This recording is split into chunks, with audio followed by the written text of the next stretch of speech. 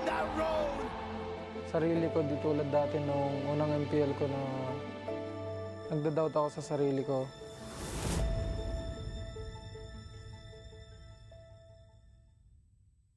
Team up, rise up. Become the next MLBB legend. Sign up MLBB Rising Open from December 9 to December 19. Don't miss your chance. Team up, rise up, become the next MLBB legend. Sign up MLBB Rising Open from December 9 to December 19. Don't miss your chance. Team up, rise up, become the next MLBB legend. Sign up MLBB Rising Open from 9 December to 19 December. Don't miss your chance. M6 Battle Night will start from December 28 to 29. Enjoy exclusive bonuses, including a limited time 25 Epic Skins trial and All Heroes free trial. See you there! M6 Battle Night will start from December 28 to 29. Enjoy exclusive bonuses, including a limited time 25 Epic Skins trial and All Heroes free trial. See you there. M6 Battle Night will start from December 28 to 29. Enjoy exclusive bonuses, including a limited time 25 Epic Skin trials and All Heroes free trial. See you there!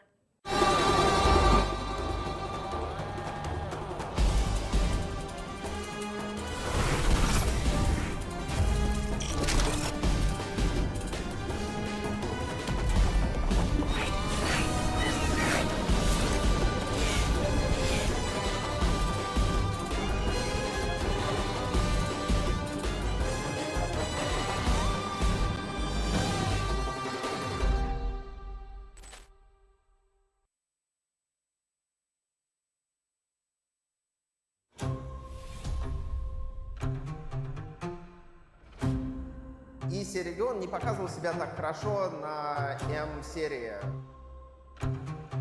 начиная с М1 до М3. Только недавно на чемпионате М5 они совершили камбэк, они заняли 4-е место.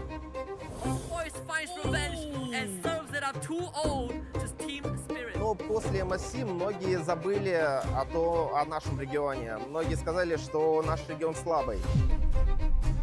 After the last top 12 MSC and then M5, I said we'll come back stronger, so I want to keep my word. I'm going to be bringing back the bomber mentality by showing everybody that actions speak louder than words. I hope more players from Western Europe come forth and show that they can beat stronger teams and going to be able to showcase the strength of European teams. If Team Spirit wins, it will be a sensation for the world of Mobile Legends. It will mean that the ESA region is as strong as Malaysia and Indonesia and Philippine region. That's a triple for Hiko. That's a double Hiko! With a maniac. See, running around Hiko! Gets the savage! And after so many years, Sawa and Sunset Lover will have this trophy. I really want Savo and Sunset to be champion. They've been playing for such a long time. You know, I really want to help them get to the top. So much unnoticed talent just getting wasted with time because you can't escape time. Savo's 25, Sunset's 23. I really want them to win something by now, you know. Really want to show everybody that they're also top tier. Здорово, Team Spirit! Я первый раз в жизни вижу наш регион в такой шикарной и обалденной форме. Мы топим за вас всем регионом, следим за вашими каждыми катками. В Сбере нет сильнее дракона, Спирит — гордость региона. Team Spirit, welcome to top 8. I think every team understands here that it's kind of like a war. You need men in war, so I'm trying to be the winner of the war.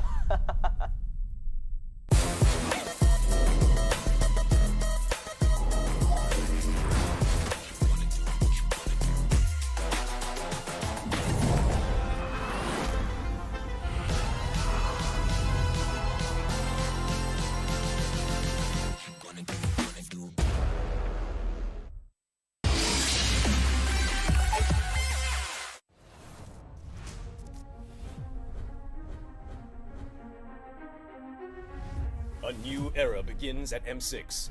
But who are the rising superstars leading the way?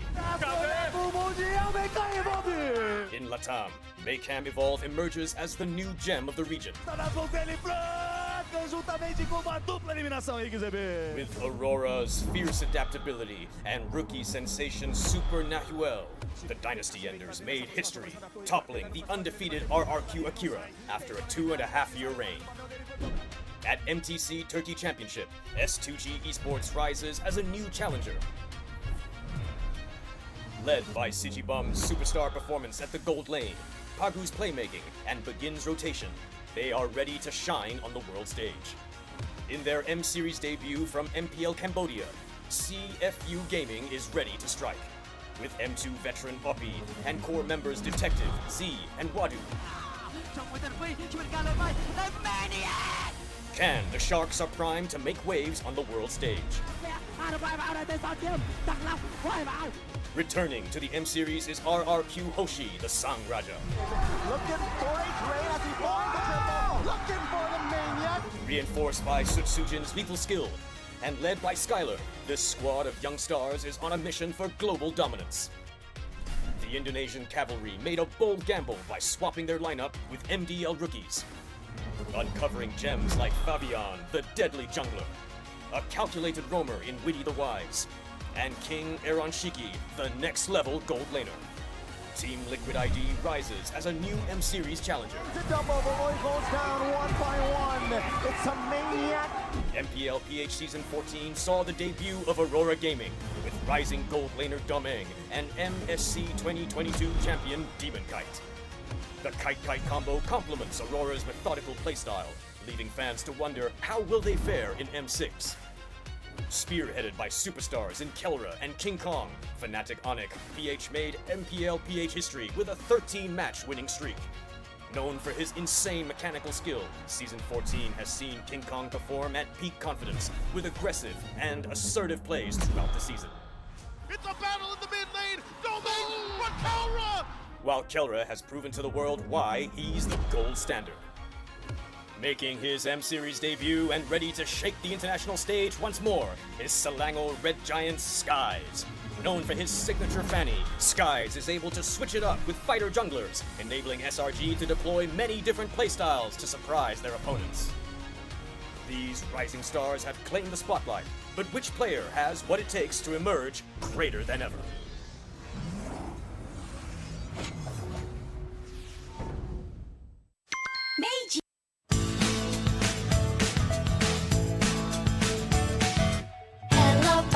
Hello Panda, semua suka biskuitnya. Biskuitnya enak, isinya lezat, rasa coklat dan strawberry. Hello Panda, semua suka biskuitnya. Biskuitnya enak, isinya lezat, rasa coklat dan strawberry.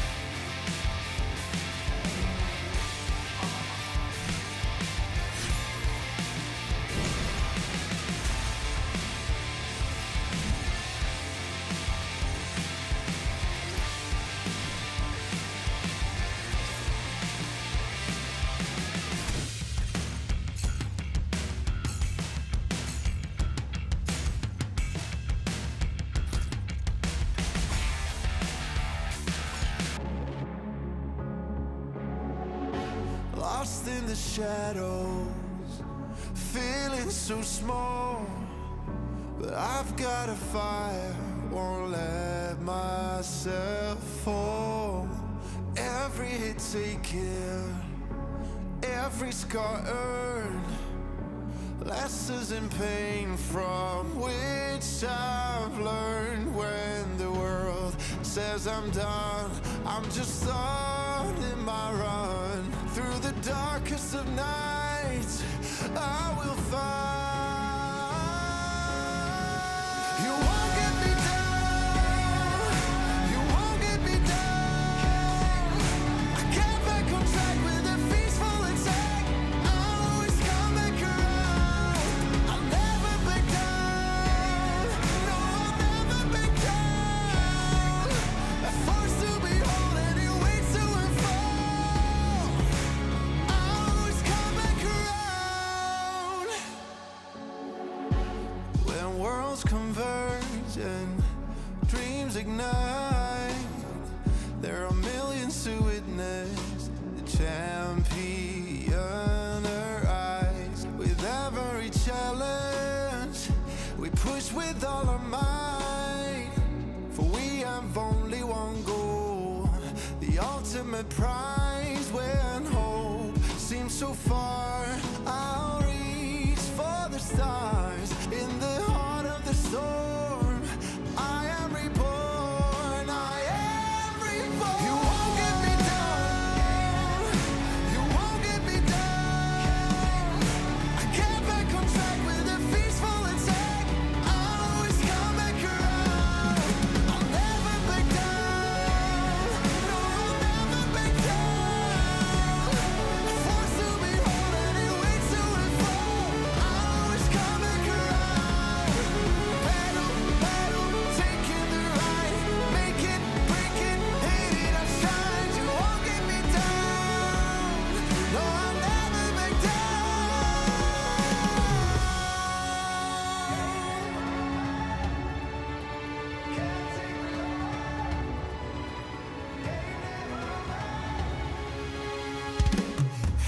You won't get me down, you won't get me down.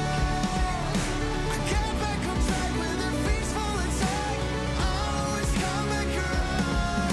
I'll never back down, no, I'll never back down. A force to behold and it waits to unfold. I'll always come back around. You won't get me down, you won't get me down. I get back on track with a peaceful attack. I'll always come back around. I'll never back down, no, I'll never back down. A force to behold and it waits to unfold. I'll always come back around, always come back around.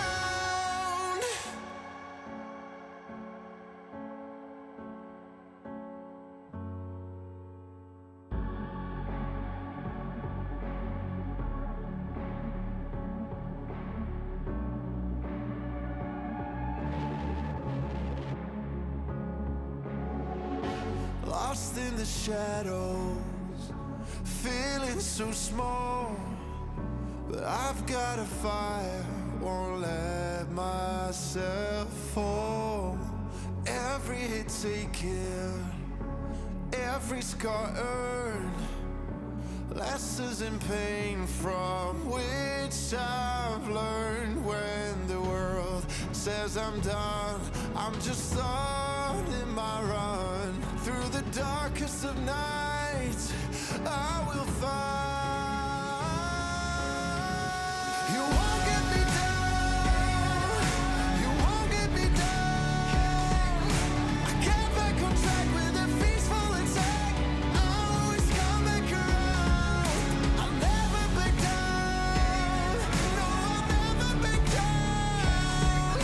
A force to behold and it waits to unfold. I'll always come back around. When worlds converge and dreams ignite, there are millions to witness the champion arise. With every challenge, push with all our might, for we have only one goal, the ultimate prize. When hope seems so far, I'll reach for the stars. In the heart of the storm, I am reborn, I am reborn. You won't get me down, you won't get me down. I get back on track with a peaceful attack. I'll always come back around. I'll never back down, no, I'll never back down. A force to behold and it waits till we fall. I'll always come back around. Battle, battle, taking the ride, make it, break it, hit it, I shine. You won't get me down, no, I'll never back down.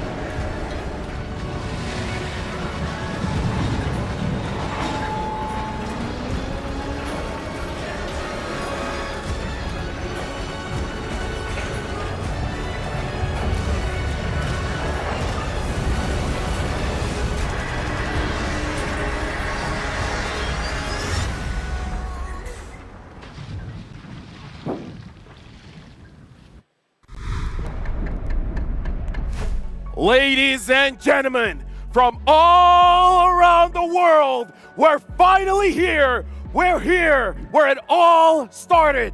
We're here where champions are born. This is the world stage. This is Axiata Arena. And I'm here. I'm proud to open the show with my panel. My name is Lafell, and alongside with me is the guy that's been here since the very beginning. He started in M1. He is my friend, my mentor, Gideon Q. And alongside him as well is my friend that's been here with me on the M6 stage, around the Swiss stage, Trex. He's been here since M4. And the newcomer here, Steph Wheezy, M5.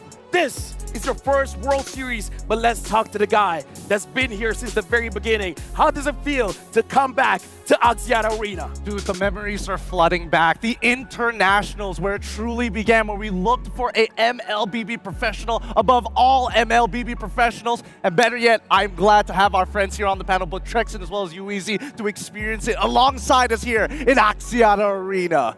Yeah, I mean, it has been a road from wild card to Swiss to knockouts to here at Axiata Arena. We finally made it. Final 4 teams. I'm speechless, essentially.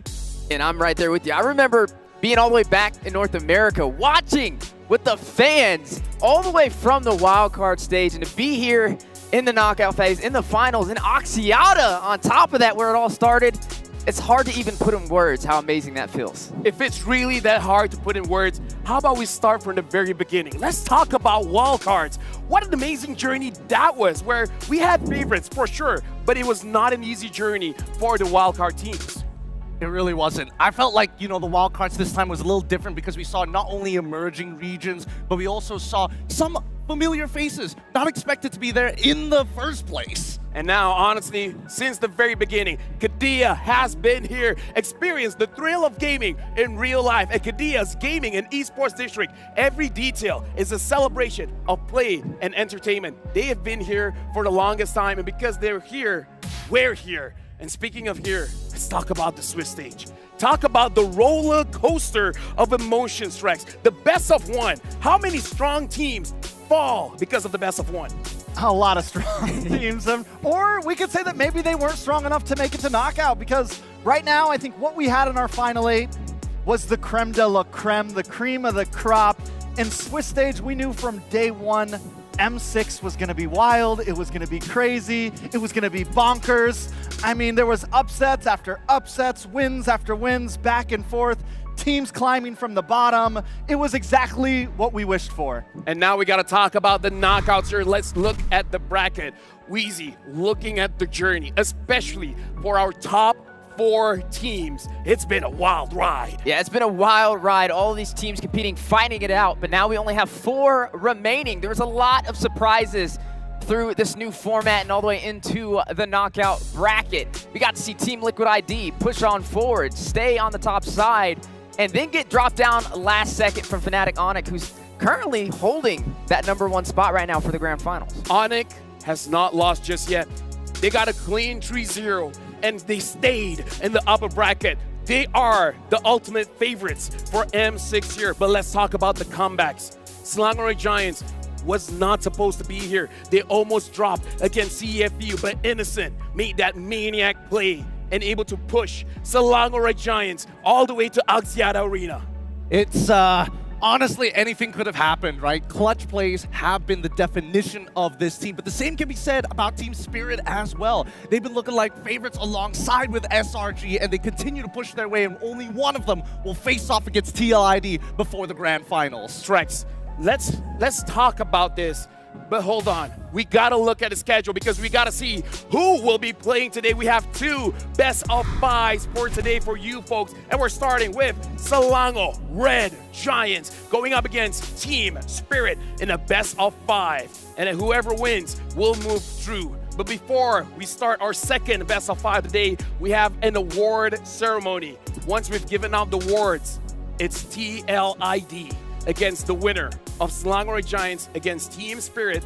And then when it's all done, we have something special for our Magic Chess lovers. We will have a Magic Chess Go-Go All-Star match after the final best of 5 of the day. Yeah, I mean, it's whichever team wins this first one, they got to run the gauntlet, right? It's a lot of games. It's essentially you could run a whole 10 games today. So there's going to be a lot of stamina tested. Luckily, they do get a break with the award ceremony. And then we all get a little bit of sigh of relief at the end with the Magic Chess Go-Go. Yeah, definitely metal will be tested today. As all these matches will be best of 5. SRG up against Team Spirit, and then we're going up against TLID. TLID was the team that knocked down Team Spirit to the lower bracket, so maybe they get a revenge story. There's just so many stories to tell from each side. Let's talk about this story here, Trex. Let's talk about how we're at the top 4, sure, but we have 4 major regions here.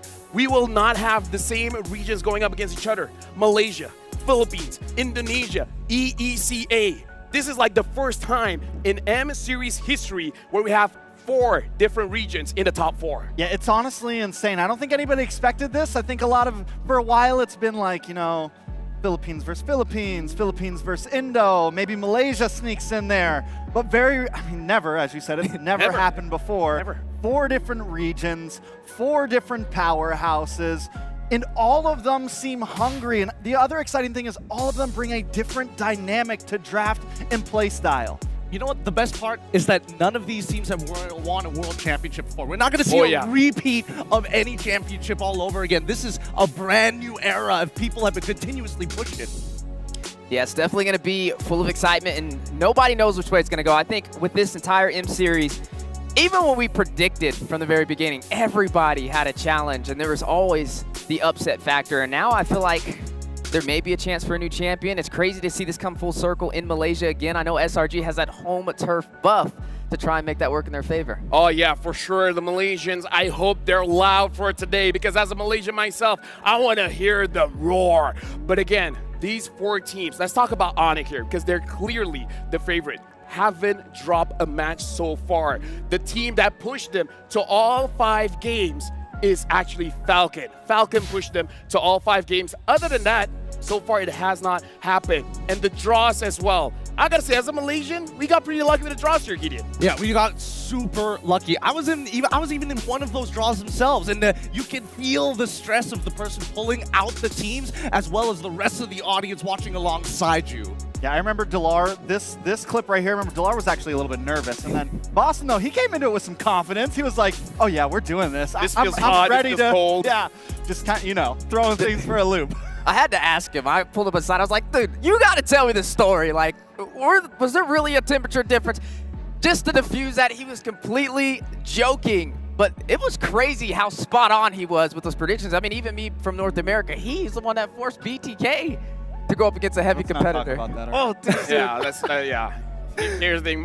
That team got eliminated too, so it's like, whatever. But the Swiss stage format, the first of its kind here in M6, and I gotta tell you guys, I don't care if I'm alone in this, but I love the Swiss format. You're not alone, brother. I used to be a hater of the Swiss format. I thought maybe it was a little too much, but considering the schedule, considering the competitive schedule, not only for the teams, but the talents, the rotations, and not to mention the amount of time they have to actually prepare for a month-long tournament, this might just be the best one so far. Yeah, I think this, honestly, it's not a might. I'm on the road that this is the best format we have had yet. Essentially one of the best M series we've ever had. And no matter what, the grand finals is destined to be hype with the 4 teams that we have lined up here. I mean, it's just, it has not disappointed. It has truly been, you know, greater than ever. Yeah. Honestly, the best of 1. We got to talk about that. That really threw the teams for a loop where they feel like, we're fine. We play best of 3s, best of 5s, best of 7s. What's the big deal about a best of 1? Everyone got a rude wake-up call for that.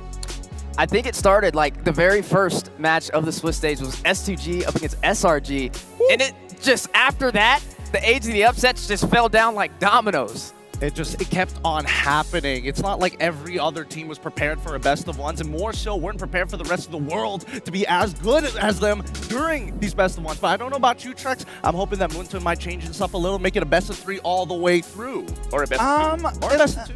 Best of 2, best of 3, I'm ready for whatever. I was not completely against the best of 1. I think just the surprise factor of best of 1s, not knowing who your enemy is going to be tomorrow, all of it really pushed the mettle of so many teams, and we saw that come out in the format. With the results we saw with those best of 1s and that random draw every day did to certain teams, certain regions that just weren't fully prepared. I think we really saw coaches put to the test this time. We saw players put to the test this time. Right now, gentlemen, honestly, I want to talk about something a little bit different here. We have a first match of the day, but I actually want to talk about TLID, where they have a chance to potentially watch 5 games of Team Spirit as well as the Langore Giants, because they only lost against FNOP in the upper bracket. Do you guys think that TLID has a big advantage for today? They have to play, sure. They get to see a lot of matches before they themselves start. I have to agree with you that, yes, they do get to research upon their opponents, make some last-minute adjustments if necessary, but at the same time, when they fought against FNOP, it's not like they've battled it out multiple times already at this point. I feel like that stage has already been set, but at the same time, between SRG and as well as TS, I don't think we've seen the full playbook just yet.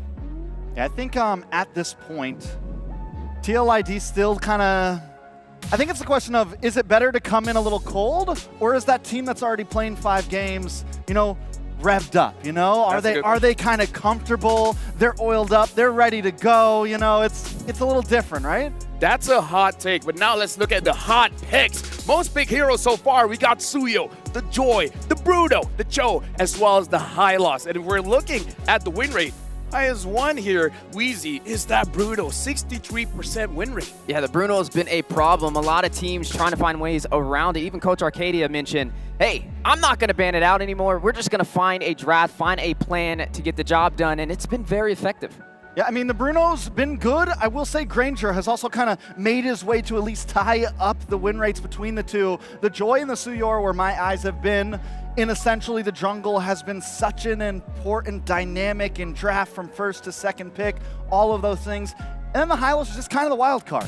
You say wild card, but I think Cho and Hylos has been the pivotal flex picks of all times. And I think, you know, throughout the wild cards through the Swiss stage, we've seen an evolution of what should be first pick and how the jungle has not only been first pickable, but also second phase worthy. But something that we have to know, out of all the heroes here, Suyo has won the most. 32 wins. It is out of 60 picks, but again, 32 wins so far for Suyo. So Suyo definitely has to be a character that we have to look at. But now we got to look at the great M6 stats so far. And I see Innocent on both of them. Most kills in the game, 19 kills, 0 death, by the way. Highest average KDA, Kelra, has been surviving all the attempts of kills, 12.5. The highest assist in the game, Kid X at 20. And Innocent, highest average goal per minute, 837. Ezekiel, most unique heroes, 10. What do you think about this, Rex? I mean, the first thing to notice is Innocent's got his name up there twice. He moves fast, he gets gold fast, he kills fast. Right now, he has been a monster so far in the knockout stage. Yeah, we got to keep our eyes on Keller as well, right? He's definitely seasoned. He has all the talent, all the experience, and it's going to be a good challenge to be able to see both of them face off in the gold lane. Yeah, that's going to be an exciting time. But I mean, Yehezkiel, come on, 10 unique heroes, especially in a lane that we thought was extremely narrow, and that's the mid lane of all places. The Xavier, the Novaria, as long as it's got range, Ezekiel can use it well. Heck, he's the ghost of Jakarta, only dying once. That man is special for sure. Now, we're here and looking at, oh, okay, now I'm happy to look at the crowd. The crowd is building up. Firstly, for me, today is going to be an amazing day. Looking at the venue here, I got to say, whatever happens, I'm a happy man. But you, this is your first M Series. How does it feel, Weezy? I feel like this is going to be hard to top off, right? I mean, I feel like I stepped into the best M Series that we have ever had. It might be. It very much might be. Since M1, have we improved, Gideon? I think, you know, looking at the stage, looking at the crowd, looking at all the things that have been coming together, yes, I would say that this has kind of broken that romanticized idea of M1 and taken it to a whole new level. What about you, Trex? Come on, we got to know how you feel about the whole experience here. I love it. I feel like I have a, you know, being here, it's almost like I have a piece of myself at M1. There is that comeback. There is that feeling of being part of the original, that full circle. But M6, by far, this stadium, the crowd, I mean, it's beautiful down there. When we first came in and we saw it, we were like, whoa. I mean, there was nothing really to say about it. It was just, they have truly outdone themselves this time. Yeah, we're really teasing you guys here, but you guys can see a little bit of the background. You guys can see the screen is on fire. We got floating screens like this. This is insane. And the thing is, I know that the matches are going to be just as great because so far, since wildcard, up until here, everyone has grown. Everyone has become great. But this is M6. We're just looking for that one team to be greater than ever. And I gotta say, Onyx, favorites. But the challengers are looking very good. There's a chance that Team Spirit could also be the champions, really representing EECA at that point. I mean, there's a level of polish that needs to be had, which we've been seeing throughout the Swiss stage and overlapping into the knockouts. But I'm looking for that perfect storyline. Of course, I'm a little going to be biased on my own, so I'm going to throw it over to Trex. What would make M6 really stand out to you in terms of the narrative? Come on. I mean, for me, I'm scared to say this, but I feel like it's SRG or Team Spirit getting to that grand final slot. That is the storyline. One of these two teams, I mean, you have SRG on the Golden Road. You have them really not performing their greatest in the beginning of M6 and just getting better and better and better. And then their lower bracket crawl. But then you have Team Spirit, the new hungry region on the block, promise, right? The promise, so much just built up. No matter what, I'm going to be happy. No matter what, I'm going to be crying. Yeah. And now the stage looks amazing. And because of that, we got to go to the court side. We have a special reporter to show us what's going on around the stage. So let's throw it there. Hey guys, it's Eterna. It looks like the SRG Ultras are here. You can hear them chanting, you can hear the drums coming through, and they are on their way to make it into the Axiata Arena to support their team. It's an amazing feeling, it's electrifying, and we're gonna see if we can actually talk to one of them right now. But it looks like they're full force, hang on. Give it a second. Wow, that's amazing.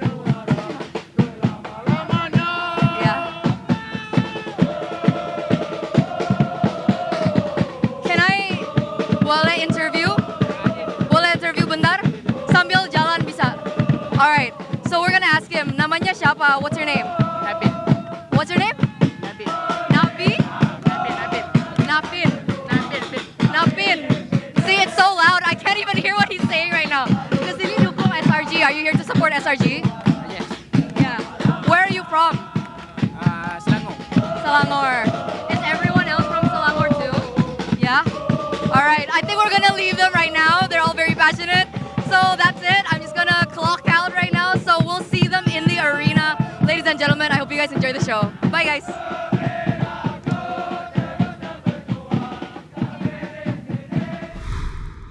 And that is the Selangor Red Giants Ultras, where even Eterna is having a hard time talking to them. And I don't blame her. I don't blame her. Because honestly, let's get it. They're very loud. They're so loud, and I can only imagine, because after being to so many M series and seeing the fan bases of some of the favorite teams coming in, especially the local teams, holy cow, you can barely hear yourself. You can barely hear yourself think as well. It's a good thing we're this high up. Oh, yeah. So that I know the stadium is going to be loud, but at least we have some headroom so that we can hear ourselves. Because trust me, Trex, Wheezy, when we're casting, dude, I can barely hear myself think. They're that loud. Especially once this place fills up and the games get going and the drums get pumping and the kills start happening, you know, maybe Innocent breaks the record again. The Savage? The crowd just goes crazy. Hey, he's going up against Hiko. Let's talk about this. Skylar had the highest kills in M series. And then Innocent just came up. It's like, I heard you have the highest kills. Let me challenge that, good sir. Hiko got a Savage this M6. Maybe he's like, you know what? I'll take that challenge, good sir. I will get a Savage against you. Now that would be a storyline. That would be the storyline. And honestly, I would be more interested if Hiko can actually break the record altogether, because the record is 19, and that's kind of like an awkward number. Let's make it 20. 20 seems like a nice all-rounded way. Yeah, solid way to say this is the current standard. Talk about going for the stars. 20 is, do you think 20 is achievable? I think that's a bit much. Honestly, I would say that, but after seeing Innocent get 19, and then he went, what, 11 the next 13. game? 13 right after. So I feel like with the higher we get in M6, anything's possible. Right now, honestly, I love the energy that the panel is giving me. But now, looking at the stage, I want to see the energy of the host. Let's throw it over to the stage. Axiata Arena and the greatest esports fans from around the world. Introducing your hosts for the momentous days of the M6 World Championship. Malaysia's trilingual queen, Rose. Indonesia's esports girl, Clara Mongstar. And making his M-Series hosting debut, Adam C.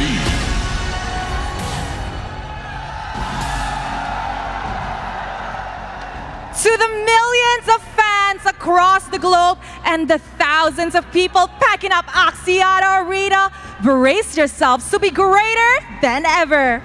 Because for the next 2 days, we will witness the dawn of a new legacy. For the thousands who'll be filling up this arena today and tomorrow, for the thousands who are watching literally across the globe, ladies and gentlemen, hello, welcome to the M6 World Championship! And of course, to our international audience, maligayang pagdating. Apa kabar dan selamat datang. I also have to say ni hao, bonjour, and every other language imaginable. Just now, the sound wasn't good enough. I said it one more time. Ladies and gentlemen, welcome to the M6 World Championship! That's better. That's what I like to hear. Amazing. Goosebumps. I love the energy. And guys, I'm pretty sure you all know that me and Clara have been in the MLBB scene for quite a few years. However, join us as we introduce Adam to the scene of Mobile Legends Bang Bang. So, Adam. Welcome. Thank you.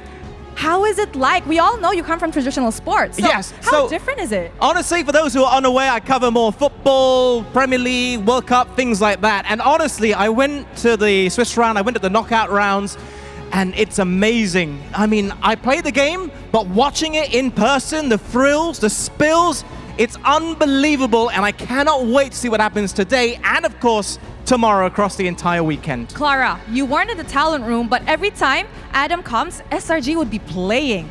Oh, so you're an Ultras now? You could say that. I mean, I'll be honest, I am from Selangor. It's where I was born. So I'm going to be supporting SRG. There's no question about it. But if I stand a bit closer here, we're both Malaysian. Uh-oh. So you're a bit outnumbered.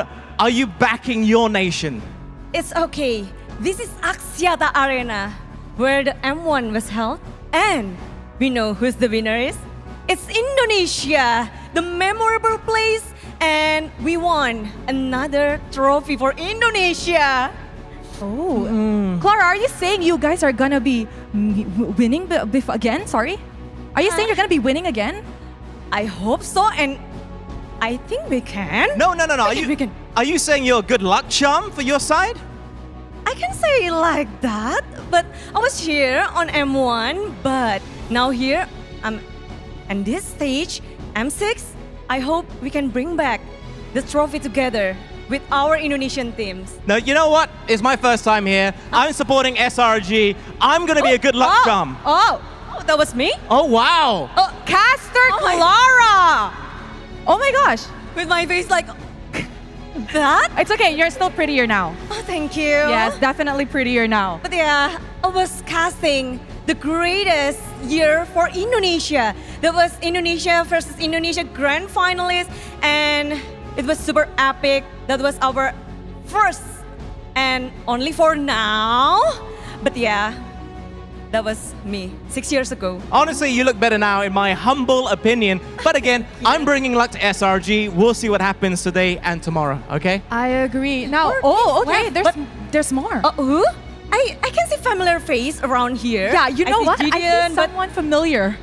Is that Where? Is that Poji? It is. Your Poji? Wow, what a glow up Poji has had. Oh. Yes, it is I, Poji! Back then, I was just a normal audience supporting for Toda, cheering for them, but unfortunately, we lost. But now, I'm here again in the same arena, level up as a side reporter. But then again, I'm not here alone.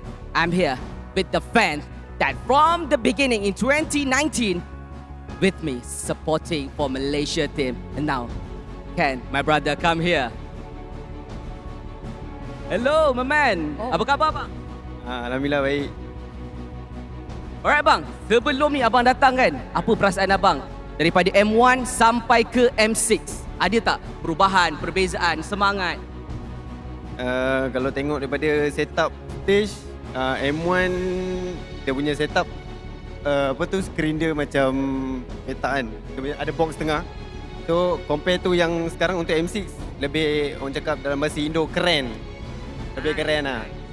So I was just asking him, so what's the difference from M1 to M6 for Malaysian side? He said, previously back in M1, the screen is flat and square. But now we already have a curved screen. We already have things upgraded.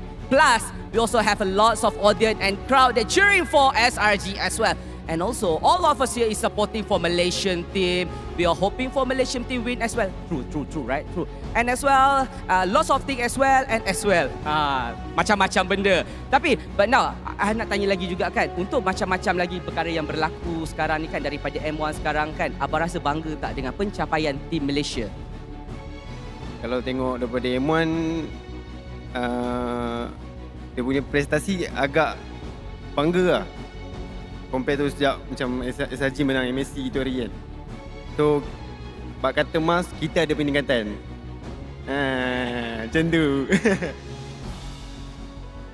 Alright.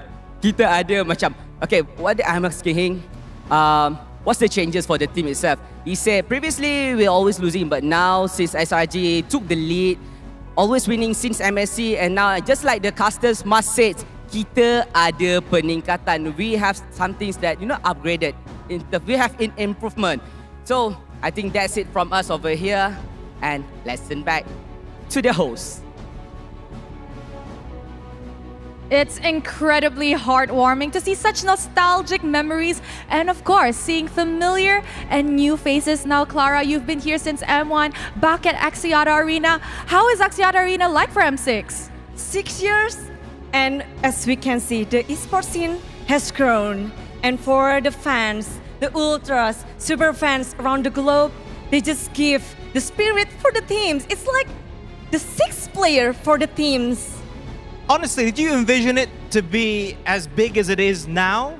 From all those years ago to here we are in 2024? I couldn't imagine it because it's super packed. Their spirit is super huge and it's breakthrough the player's heart. Okay, well honestly, when it comes down to the growth of Mobile Legends, the growth of M6, it comes down to you. It comes down to the fans who have made it what it is here today. Of course, the players play a role, but you, the support you've shown either by coming on ground to the carnival, streaming online, going to the qualifiers, going to IOI City Mall, this is why we're here today, and we prepared a little tribute for you, so enjoy the video.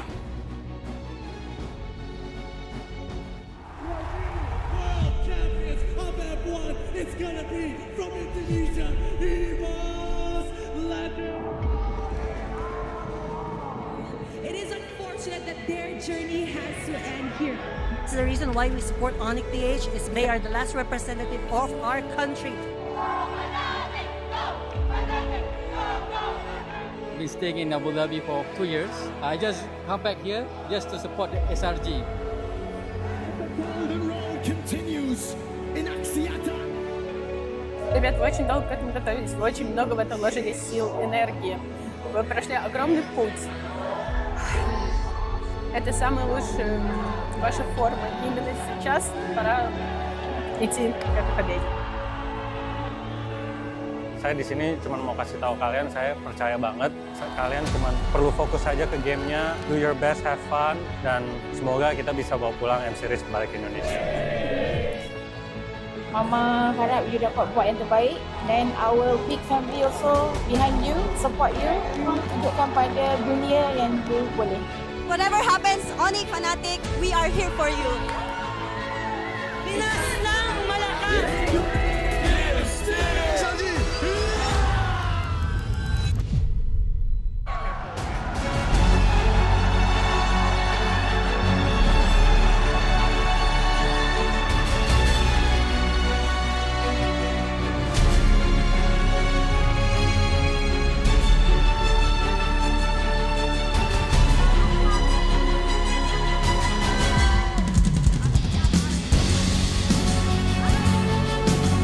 The hometown heroes' ongoing journey towards the end of the Golden Road has not been easy. Buffed by the home crowd's cheers, they now stand taller than ever. Merah, Kuni, Lambang, Bangaan, Selangor, Red Giants!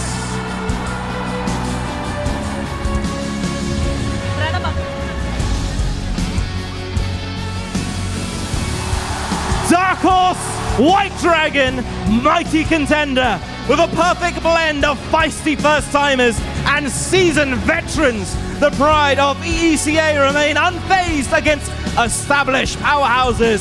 Svenja Netsilny, Dracona, Team Spirit!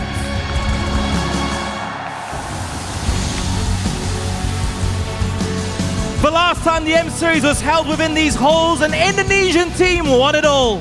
As the World Championship returns to where it started, these young stallions look to repeat history as their nation's last hope. Generasi Baru Indonesia, Team Liquid Indonesia!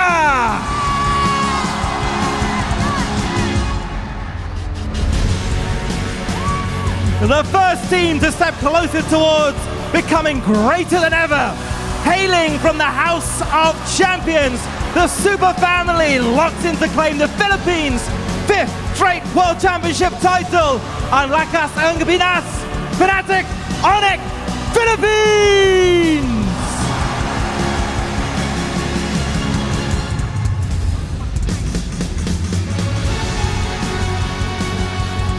The stage is set and the crowd is hyped and lively. Brace yourself as we witness history unfold. Greater 4, welcome to the place where legends are born!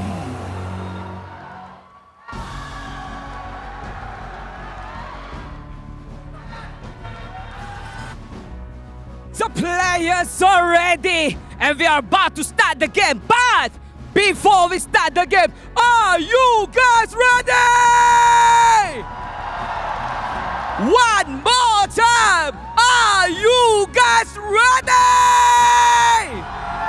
Woo! That was fire! And now we're about to head for the game. Now let's go back to the dash. I love you so much. Thank you very much to our hosts. Thank you very much to Poji. But right now, gentlemen, this is Malaysia. This is me and Gideon's hometown. Na minta tolong semua orang. Hopefully the crowd here at Axiata Arena, I'm talking to all the fans. I want to hear you guys scream. I want to make you guys roar. So, to everyone here, to the fans of M6, doesn't matter if you're supporting Selangor Red Giants, Team Spirit, TLID, or Fnatic, Onyx, Philippines. I want to hear you roar. Axiata Arena, make some noise! And that is the roar we have in Malaysia. Oh boy, what a time to be alive. All the memories are just flooding back. Seeing the way the crowd moves, seeing every single nation having just a piece of legacy to hold on to when they come back here to fight one more time for a world championship.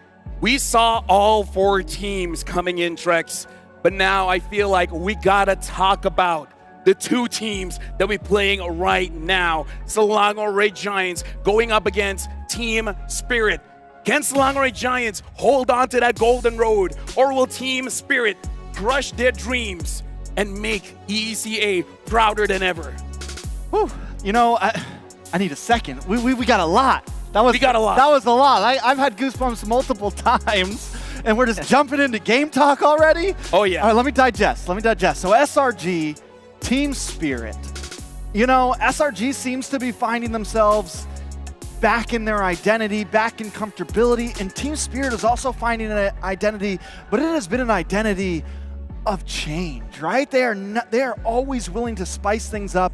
They're always willing to bring their own flavor. So it is a steadiness of SRG versus a chaos of Team Spirit. I am excited about it. The Golden Road under siege. We gotta talk about Hiko Mania versus the half-man, half-beast Innocent. So right now, Weezy, what do you think about this matchup of the gold lane? Well, Hiko, one of the youngest gold laners in M6, going up against the half-man, half-beast, breaking records every step of the way inside of M6. Definitely a lot on the line, even when it comes to Team Spirit. Their logo, right?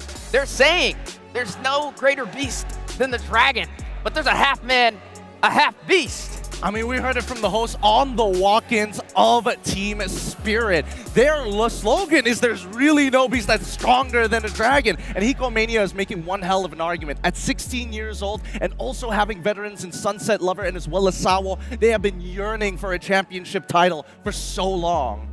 Listen, Hiko wants to let Innocent know he's just getting started. This is first M series for him. He's been to MSC. He's been honing down the craft.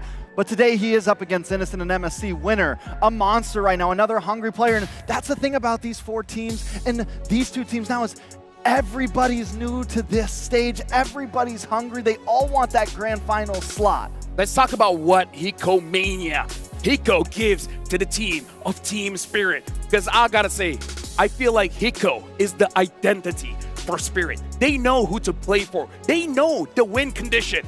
And that's man right there, Hiko Mania. I'm telling you, it comes down to 2 simple things. He is unstoppable in lane. Nobody has really taken him down in a 1v1 matchup. He is insane during team fights. You never really see him miss position. And with a team that's looking to cover him, he's comparable to even Innocent himself. And right now, the M6 Innocent. Guilty as charged? Nah, man. He's way too damn innocent. You can't get him. Can't get him. There's no way to put him in a cage. A half-man, a half-beast. May go full beast as we jump into the match against the Dragons. And man, he has been a monster, breaking records left and right, taking Skylar's title. Yeah, I mean, like we said before, you're innocent until proven guilty. You're innocent until you're caught, and Innocent has not gotten caught, man. This guy has been a monster, and I can't express it more. He's just gotten better and better along with the team right now.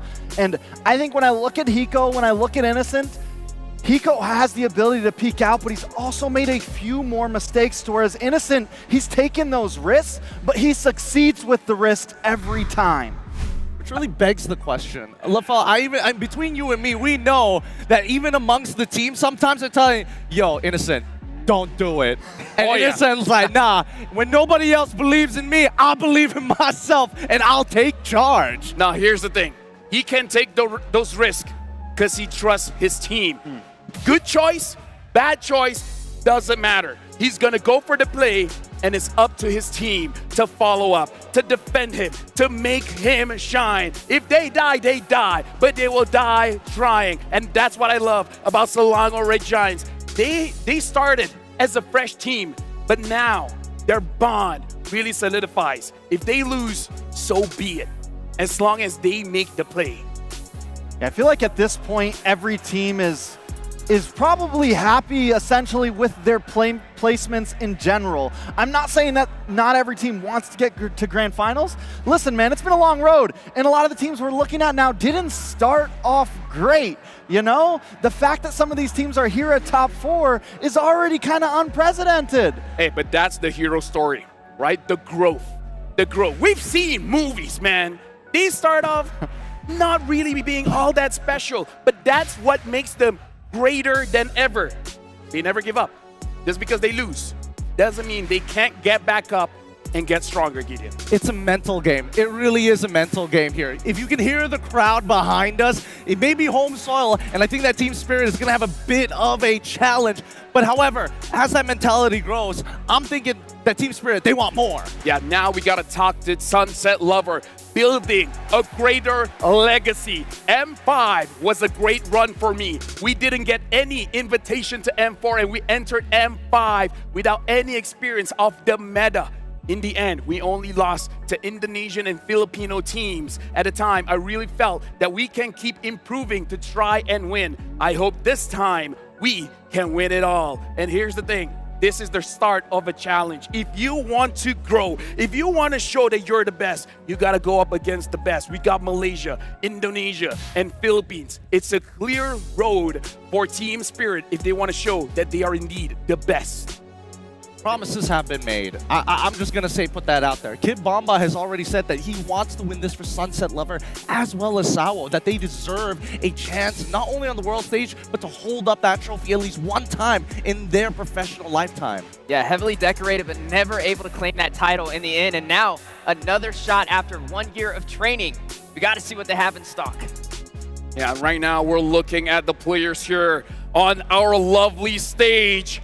We're looking at Team Spirit, and alongside with them is Selangor Red Giants. You guys see the timer there. We're 3 minutes in, going into the draft. Gentlemen, we got to talk about the draft here because both teams have showed that they can play the joy. Sakai's has been having a great time lately, but we got to talk about that mid-joy Sunset Lover. When he gets the joy, I think even Innocent will have a hard time running away from the piece. Yeah, it's such a spicy pick that they did that, but hold on a second. We got an M chat popping up. Yep, we talked to Kid Bomba. How did the team manage to defeat Falcon Esports? And he said, I think their match against Phnom showed up their strength, but also their weakness. We targeted Dax 2 because we was the strongest point of the team. We used that knowledge to execute our plan into the game. As a result, they couldn't play like they usually do anymore. Accurate to Kid Bomba's voice. Great Bomba impression. Oh, Best one I've heard in years. Thank you very much. Thank you very much. I tried. Look, if I was facing that in the XP lane and he was speaking like that, man, you can have the game. Take my tower. Take it. I don't need the lane. I don't need the tower. It's Just too give much me away. to handle. Keep him away from me, man. You're not in lane with me. If you're talking about that, right, let's talk about the lane matchup here. Kid Bomba going up against Cram. And I got to tell you guys, since the Swiss stage started, win or lose, Cram has been a rock for the team. I have to agree with you. Cram has been a rock for the team, and I would say that even Kid Bomba, depending on the matchup that he gets, could really have a up or down performance, but generally his baseline is consistent. That's why the draft is going to be so important, because Team Spirit, their hero pool is so very, very deep. There's a lot of drafting feints, and it looks like the audience is also just as excited to get into that draft to see what that matchup is going to be. That's right. As the drums are beating, so are the hearts of the players getting ready to jump into the draft. And yes, the XP matchup is definitely going to be something we keep our eyes on. Yeah, you guys can get the code as well. Apparently the code is I love MRO. Scan that code, get your goodies right now. But as we're about to jump into the game here, I gotta tell you, gentlemen, personally for me, I feel like Team Spirit will have an advantage in the draft just because of their deep hero pool and that flexibility. Here's the thing though, SRG also has brought in a lot of interesting picks, things like the Veils. They're not scared to spice it up. And when I look at these two teams, there's a lot of similarities. Both mid laners are willing to kind of go outside of range. Both the XP laners want to get to the back line, want to try to bully. Both gold laners, aggressive, monsters, and both junglers are able to throw in assassins to the mix. I mean, these are two teams with similar clashing play styles. Yeah, you're gonna have to watch out for the Sawo Sunset Lover special. But then on the other side, Cram and Humes, right? Able to get to the back line. We've seen just within the last few matches of watching SRG play, they like to create chaos. They like to create separation, and that's where they punish. I mean, the big difference between these two teams is really going to boil down to, I want to draft a composition that's safe, that's all-rounded, and then this SRG. Let's put a little bit of risk in there because the reward is just too sweet. Now here's the thing. We know Arcadia. He understands the matchup. He's willing to let go of very strong heroes because he knows how to fight against them. And with that, ladies and gentlemen of Axiata Arena, we're jumping into the drafting phase. The first draft of Axiata Arena, the first game of this match. Selangor Red Giants going up against Team Spirit. Team Spirit is up first in first pick. Selangor Red Giants down in the second pick. Looking at the bands here. Drex, talk us through this. Okay, so this is something I was kind of expecting from Team Spirit. They've been common, especially on first pick, to be one of the teams that ban out the monster gold laners. They feel comfortable with Hiko on the Wanwan. They feel comfortable with Hiko on the Beatrix. They also get rid of the Joy. I'm expecting a Blue Yo pick right up front here. I think that's totally understandable. A couple of other picks that we should point out is probably the Yi that could be handed over to SRG as second pick, but that's not all. The fact that Team Spirit has not only gotten rid of the Droid and Ranger as well as the Bruno, they want to make sure that this is a traditional matchup. So they immediately slot in this Hilda, which is another big risk, but here's the spice. We immediately go for this Hayabusa, which honestly, without Joy, not a bad pickup at all. Yeah, but with the Hilda, at least, Blue Yo, we've seen, even especially in the earlier levels, can take some level of punishment, and that information is valuable for gold laners and mid laners. And not only that, but it also punishes whatever Hiko wants to bring into the field. Also true, but that's on the assumption that he's not going to have the support system, and I'm still not seeing a Yve bed just yet, and it hasn't been picked up by TS as well. And right now, honestly, looking at the crowd reaction, they love SRG's pick, but I gotta say, we don't see a lot of Hayabusa on Sakai's, and one of the most bad heroes here, we got the Phobius. Phobius in the hands of Kid Bomba, one of the best EXP laners in the world, and one of the best picks in the world. And now, even that Belleric. I gotta talk to you, Wheezy, here. How do you feel about the first 3 picks for Team Spirit? Now, the Belleric's a little interesting, but definitely can provide the crowd control. But when we're looking at this Hayabusa, right, highly mobile, it gives you the 50-50 when it comes to the retribution plays on the neutral objectives. And SRG already has a great hero, the Hilda, to be able to get to the backline. Normally we see the Humes and the Cram special come into effect with these backline heroes to be able to create that chaos. Something that we do have to note, the Cho is open, but we do have to see if that is what Humes wants to prioritize here. Going up against the Belleric, it will not be easy because with the Wrath of the Dryad, it can catch you off guard. Now, Trex, looking at the third pick here, give me your thoughts on the heroes picked by Selangor Red Giants. So I was expecting maybe the Cho as well, because then at least you both need gold laners, you both need mid laners, but this is kind of a switch up. We take away the Wanwan from Hiko. Now we go into fine. You wanted to start off banning Marksman? Well, we're going to finish off banning Marksman and just really dig into Hiko's hero pool. Okay, so right now, Wheezy, looking at the picks here, do you agree with Trex? Do you feel like Selangor Red Giants should look at that gold lane and start batting them out? Yeah, definitely want to find an answer to kind of deny that power pickup in the side of the gold lane. So I think with the Wanwan, it'll be good for the setups. Got to watch out for that crossbow tank. I don't know. I'm gonna play devil's advocate here. I'm seeing a lot of dashes on the side of SRG within that first rotation in Wanwan as well as Hayabusa, and that's really good for someone like a Phoveus. So if Phoveus not only wins out his lane, but is able to, you know, unlock himself from that side of the map, he's going to cause a lot of problems for the back line. So maybe they're thinking too hard on what we can take from them instead of thinking about how we're getting countered with these picks. Like, SRG's idea of stealing is okay, but the picks maybe aren't working into what they're drafting against. It's a possibility, but at the same time, since they're banning out the Harith, they really want to hammer down on Hiko Mania, give a good matchup, and then maybe we'll look to play some early game nonsense, right? Warcry and Hayabusa works really, really well, and we've seen Hayabusa plus Hilda do a lot of work with the help of a mid laner who can push. Right now, honestly, looking at the draft between Team Spirit as well as Slagmoray Giants, I feel like they have a pretty good understanding of their win conditions for both teams. The only thing is, Team Spirit, they kind of have a win condition in creating space. The question is, what are they creating it for? Looking at the draft, looks like they want a long-range marksman as well as mid laner. And so far, the thing that got banned was the Harith. So this honestly looks to me like Team Spirit they have the potential to get an ideal draft for themselves. And you know, I'm looking at the other side of the court, right? I'm looking at SRG. When I see a composition such as a Beleric and a Phoveus and a Suyo, these are all frontline heroes.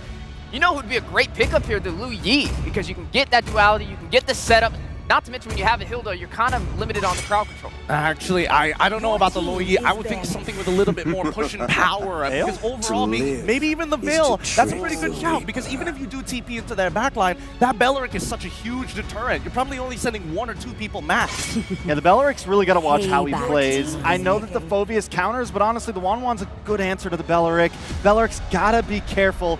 And I really think the Veil could be clutch here. I mean, don't get me wrong, the Yve is calling. It's just a powerful mage overall. But with this frontline dive that Team Spirit has brought, some sort of stiff arm, some sort of blockage, it's what I'm looking for. A little bit of crowd control to kind of slow down what TS wants to bring. I really like the Faramis band here because they have the Hayabusa, they have the 1-1. They want to fight, but they want to end the fight as quickly as possible. And Faramis is a good counter towards the 1-1, not just in terms of defense, but offense as well. Once the Faramis have 3 items, even the 1-1 can't survive the Ghost Bursters. Selangor Red Giants, they have another win condition. Pick off here. Drex, how do you feel about the Jawhead? I mean, it's been their aggressive Kickstarter pick for a lot of games. They love it in second phase, and especially with the Hayabusa, they just get this early game aggression. I mean, this is an SRG special, right? Having the double offset potential to be able to get to the backline. I was wondering, when were we going to see the Hiko special? And there it comes, Beatrix slotted in. All right, looking at the composition coming in specifically from Team Spirit, it's a very wombo combo-esque. You have an instigator in the Phoveus, and maybe when you're talking about the Suyo as well, but generally you want to stay back, wait for the right opportunity, and look for choke points to combo off with the Beatrix. However, I will say that SRG, this composition feels like it's paying homage to our fallen warriors in Vamos. Oh yeah, for sure. Now I gotta say, something that we have to note about a Jawhead is not just about picking people off, but the jungle speed as well. The Hayabusa wants 1 level up. He wants 1 kill advantage. And this Jawhead really complements the Hayabusa well in that aspect. Selangor Giants, now they see the full composition here, and they got a lot of range. They got a Vexana, they got a Beatrix. So now, SRG, they have a choice. Whatever Stormy picks up can either deal with the front line or the back line. This pick is going to be very crucial for Stormy in this matchup. I feel like they got to double up on that burst in mid lane, right? Yeah, I'm still on board with the Veil right now. I'm still on board with the Veil right now. That's where I'm at. Yeah, give me bursts. I don't want chip damage. I don't think the Yve's a little too stale, a little too still. Also shadows. They go for the Lu Yi, so good call on Wheezy, and it does work. It adds more aggression overall. So now Wheezy looking at drop. You called the Lu Yi. How do you feel about Selangor Giants as well as Team Spirit's composition overall? I like both, but honestly with SRG having this Jawhead and having the Lu Yi combination, you have the element of surprise, and that's going to have Team Spirit needing to kind of be a little bit more predictable, right? They have to find ways, check every single bush, because you got to expect the unexpected from SRG. Right now, I want to talk to Trex because surprise factor is huge. but we gotta think about the Beatrix. Having the Renner, you can open up the map. So as long as Hiko is very proactive in ensuring that everything is clear, will that be a deterrent for Selangor Giants to actually go for that surprise play? Yeah, I think it's definitely, Hiko's going to be extremely important, but also one shot. If one shot can pop off early before SRG does, I think it's a clear win con. Either early game aggression so they don't get to a macro point, slowing SRG down as much as possible. What do you think about that, Gideon? I think that it's going to boil down to the early game. SRG's comp doesn't scale as heavily compared to the raw team fighting from Team Spirit, right? So again, we've seen how they like to play, lean into the river a little bit more, and Sawo extremely careful, but he's most likely going to bring Revitalize. So that first Lithal Wanderer, if we don't see first blood from the side of SRG, they're going to miss an opportunity. You have any thoughts on that, Steph Weezy, before we jump into the game? You can't play too tight, though. When you have a Luyi on the other side, you definitely don't want to group up. You want to separate. While we're talking about all of this, the crowd is cheering. They are going wild before we jump into our first game. I mean, here's the thing. I don't blame them. Looking at the drafts, I feel like both teams have drafted a very good win condition for both sides. Trex, you were talking about one shot can potentially get an advantage in the early game. Yeah, Selangor Giants so far, how they've been doing it, they have lost the early game, but somehow they can come back in the mid game. Do you think with this draft, is it possible? I mean, with this draft, it's very different, right? They still have macro capabilities in the end game, but having the Jawhead, having the Hayabusa, they're looking for a nice mid-game spike and looking for those early pickoffs. I think they can do it. I mean, this is their rubber band draft, right? This is where they use the Jawhead to get to the backline. They use the Hilda to get to the backline, and the Hayabusa as well. And normally when we see this kind of composition from them, that mid to late game is where they start to take over and take control. Well, here's the thing. There are two big concerns, both of which separately for each team. SRG, if they miss out that early game, their composition won't have as much clutching power. Yes, there is outplayability, but in terms of raw clutching power, it's not going to be the same as the other comps we've seen them play before. From the side of TS, my big concern is like how they played during their match, specifically against TL. No, it wasn't TLID actually. Just before, against Falcons, they dropped a single game with a composition that wins extremely heavily, very much around team fighting, and it comes down to the individual laning phase. I feel like if they drop the ball during that laning phase, this is going to snowball way too quickly for them to actually catch up. If that's the case, I just want to ask a very simple question, and that question is about Hiko Mania. He got a Savage because you can't get onto him. Beatrix, the range, the lifesteal, the damage, everything S tier. The Selangor Giants, with the Hayabusa, is there a chance that Sakai's or Saki's can actually get onto Hiko and make Hiko a non-factor? Yes, but there's a bigger factor here, and I think that's an innocent in this Wanwan pick. He knows for a fact that when Hiko plays the Beatrix, he likes holding up Bennett. He likes throwing bombs, and with the movement, he'll be able to dodge around it. He's got to duck and weave between the blows. I think there's a bigger worry for Hiko, honestly. It's not as much as Sakai's. It is, we've seen when they have this Luyi, they will send Cram solo diversion.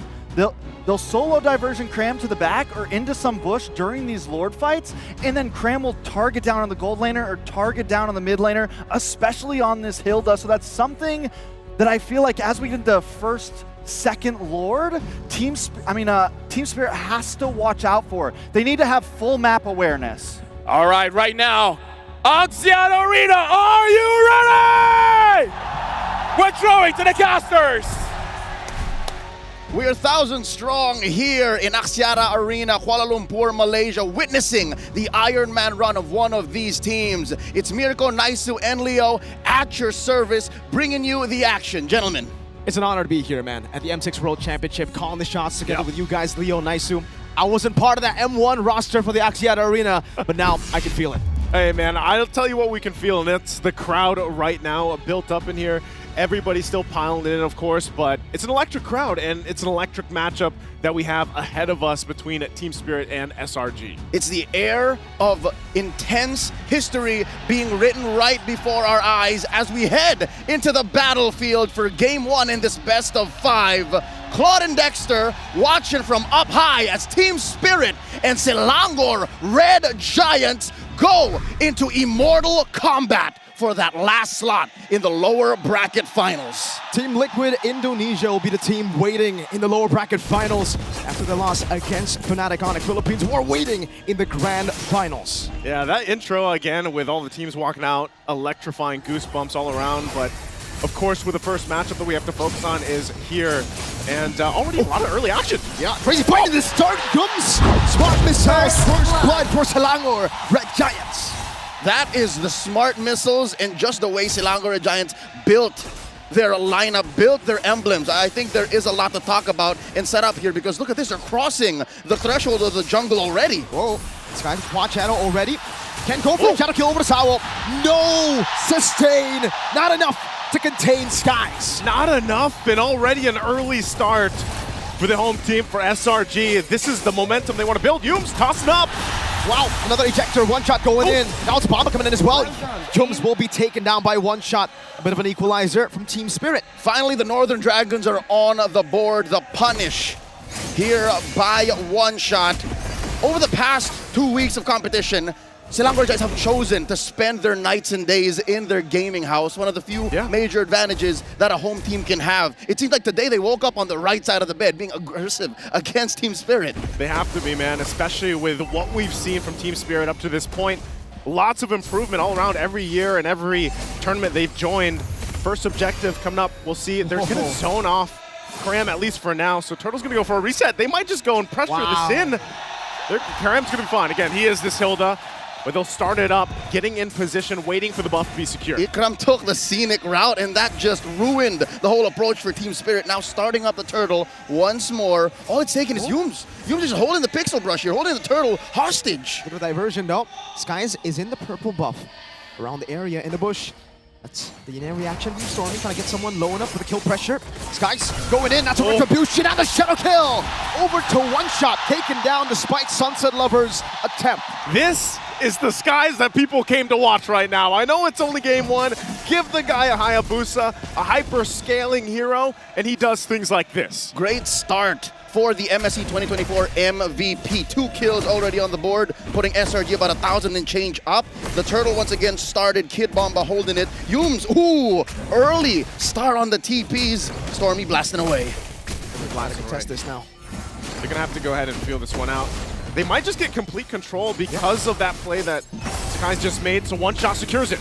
Unstoppable force coming down from Yums, a good flicker out from Bomba, and they will just be happy with the neutral objective. One shot claims it for them. Diversion. All right, no one takes it. A lot of these, this is the utilization that you can do, obviously, with the diversion. You can either fake it out or obviously follow that up. Keeps them guessing, and that's what Stormy's going to go ahead and do here, at least with the Louis for now early on. But this is always the thing. Every time we've seen the Jawhead, I don't know. Oh, whoa. No flicker. Bomba, though, coming down against Skies. He's on a killing spree. 3 minutes in. More than half of SRG are so in the paint. They're so aggressive that Stormy can just take his time. TMP, I think this is his most chill early game we've seen all M6 long. The crazy thing about it is Yums, most of the time, is just posting up like this. He's going to go ahead and toss up. In that reaction, over to one shot, has the blink. Yums is going to go for the chase. Stormy flickers forward, claims the kill. One shot, third death in the 4th minute of the game. 4 minutes in, and the Smart Missiles are still dealing significant damage. That's what you're going to have to do. And like I said, you know, sometimes he's just posting up on these choke points. Diversion going to be used. 3v1 in the bottom lane. Infernal Pursuit trying to get away. Kid Bomba will do his best. Will get a kill in return.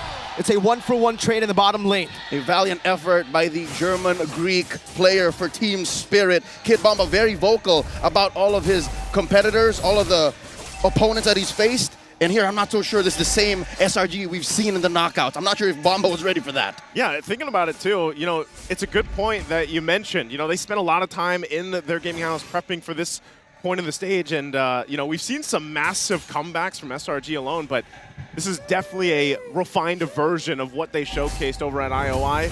And it looks like they're all locked in. I know they've got a series to go through, but for game one, off to a great start. Team Spirit's going to want to start to figure something out to deal with Sakai's especially. A little bit of a silver lining for fans of the ECA team, and another one!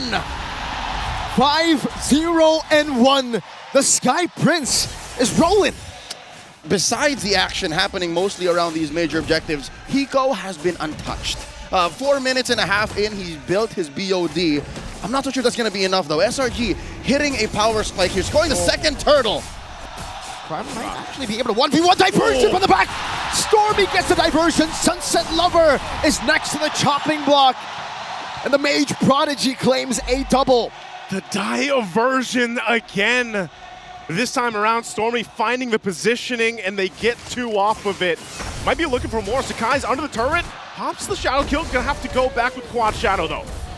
Out of range. Hikomania knows the limits of one such Hayabusa. He knows that he is currently the pinata that once popped will propel SRG out of range of a comeback. Team Spirit now looking down the barrel of a 4,000 gold lead 6 minutes in. It's a bad 4,000 gold lead, but whenever they're caught in a position like this, well, at least in the knockout stages, when Spirit was caught in a bad spot like this, I heard some of the comms backstage. Yeah. Protect the boy was what they were yelling.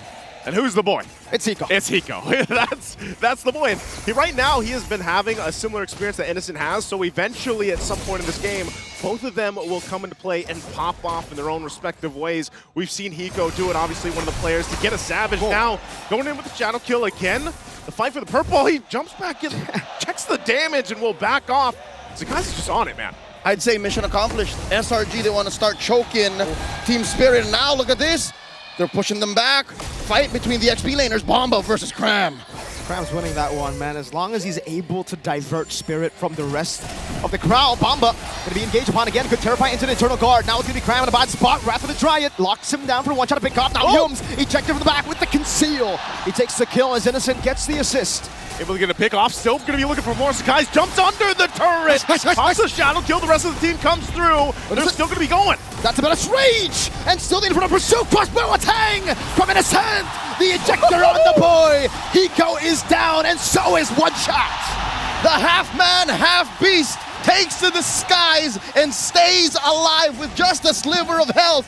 3-14, 3-14, high as pie here. 7 and 40 seconds into game 1. To say they have synergy is an understatement right now, because that was about as perfect of a team fight and counting on each other than it gets. A great play under even the tier 2 turret. Let's check out the instant replay. It all started with a 1v1 with those XP laners, and then eventually through the help of Innocent, ult, and the Shadow Kill through the back. How do they survive this Nibiru's passion? It was the crossbow attack just in time. He got away from the Menace Ray, just a pixel away, and even the Soul Sever there. It was so close from being enough. Now, another skirmish as SRG continue. Innocent crossbow attack ready. Bomba's gonna be taken down. Sawo will take a brunt of that damage as Innocent will be forced to pull back again, but that should be the green light to go for the Lord. Yeah, body down here, that's Kid Bomba. That's a major part of the front line for Team Spirit, so this is just a green light to take the Lord and get ready to march in, furthering the gold lead and power that SRG has on the map right now. Hometown heroes, major advantage, no contest from Team Spirit. Just 3 times they were able to get a kill on SRG, the defending MSC champions. Now approaching the 9,000 gold lead in 9 minutes. Again at this point. The skirmish, Sawo revitalized, doesn't even matter. Innocent bursts him down. I don't believe he got the crossbow attack. No, it's just up on cooldown now. So the 1-1 can deal that much damage without the ultimate. You're in big trouble. You're in big trouble right now as the turrets are going to be falling down too, and SRG, even without the Lord, will make plays like this. And that's your front line again. Gentlemen, trouble might be an understatement. Team Spirit, I don't think I've seen them this down all M6 long. And Innocent, the rest of SRG now out of what, 12,000 gold lead, and they're popping Holy Shields. Man, as they approach this, Holy Shields are already down. Team Spirit backs further against the wall. Oh no. Shadow Kill over, One Shot will be able to blink out. Skies styling, going back and forth with the Quad Shadow. Lord up top, coming down. Yums with the conceal, already with the ejector as well. Bomba's gonna be caught now as Innocent goes in. Unstoppable force, and it will be a flicker up from Bomba. Good terrify from Sunset Lover. Quad Shadow in. Skies will play it safe. Man, you just don't know. You know, is Sakai's gonna go commit to it? Is he just gonna go ahead and whittle them down a little bit for the rest of the team to come in forward? Still waves pushing in. Now on the top side, they want to get this turret down. Again, the check, Sakai's will get that one. The Sky Piercer proc. Renner Apathy into the back line, the Wrath of the Dryad over to Yums, but he will be taken down. Now it's Hiko, gunning them down. Crab still able to take a damage, guys. Oh, he gets that one. The double kill One shot will jump in, so Zephyr isn't enough to take out Skies. Team Spirit kicking SRG out of their base, but the damage has been done. A massive 12,000 gold lead. Checking the items. 4 big ticket items on Innocent. And the boy, Hiko. Hiko Mania's taken. It's time to take off. He barely just built his Wind of Nature.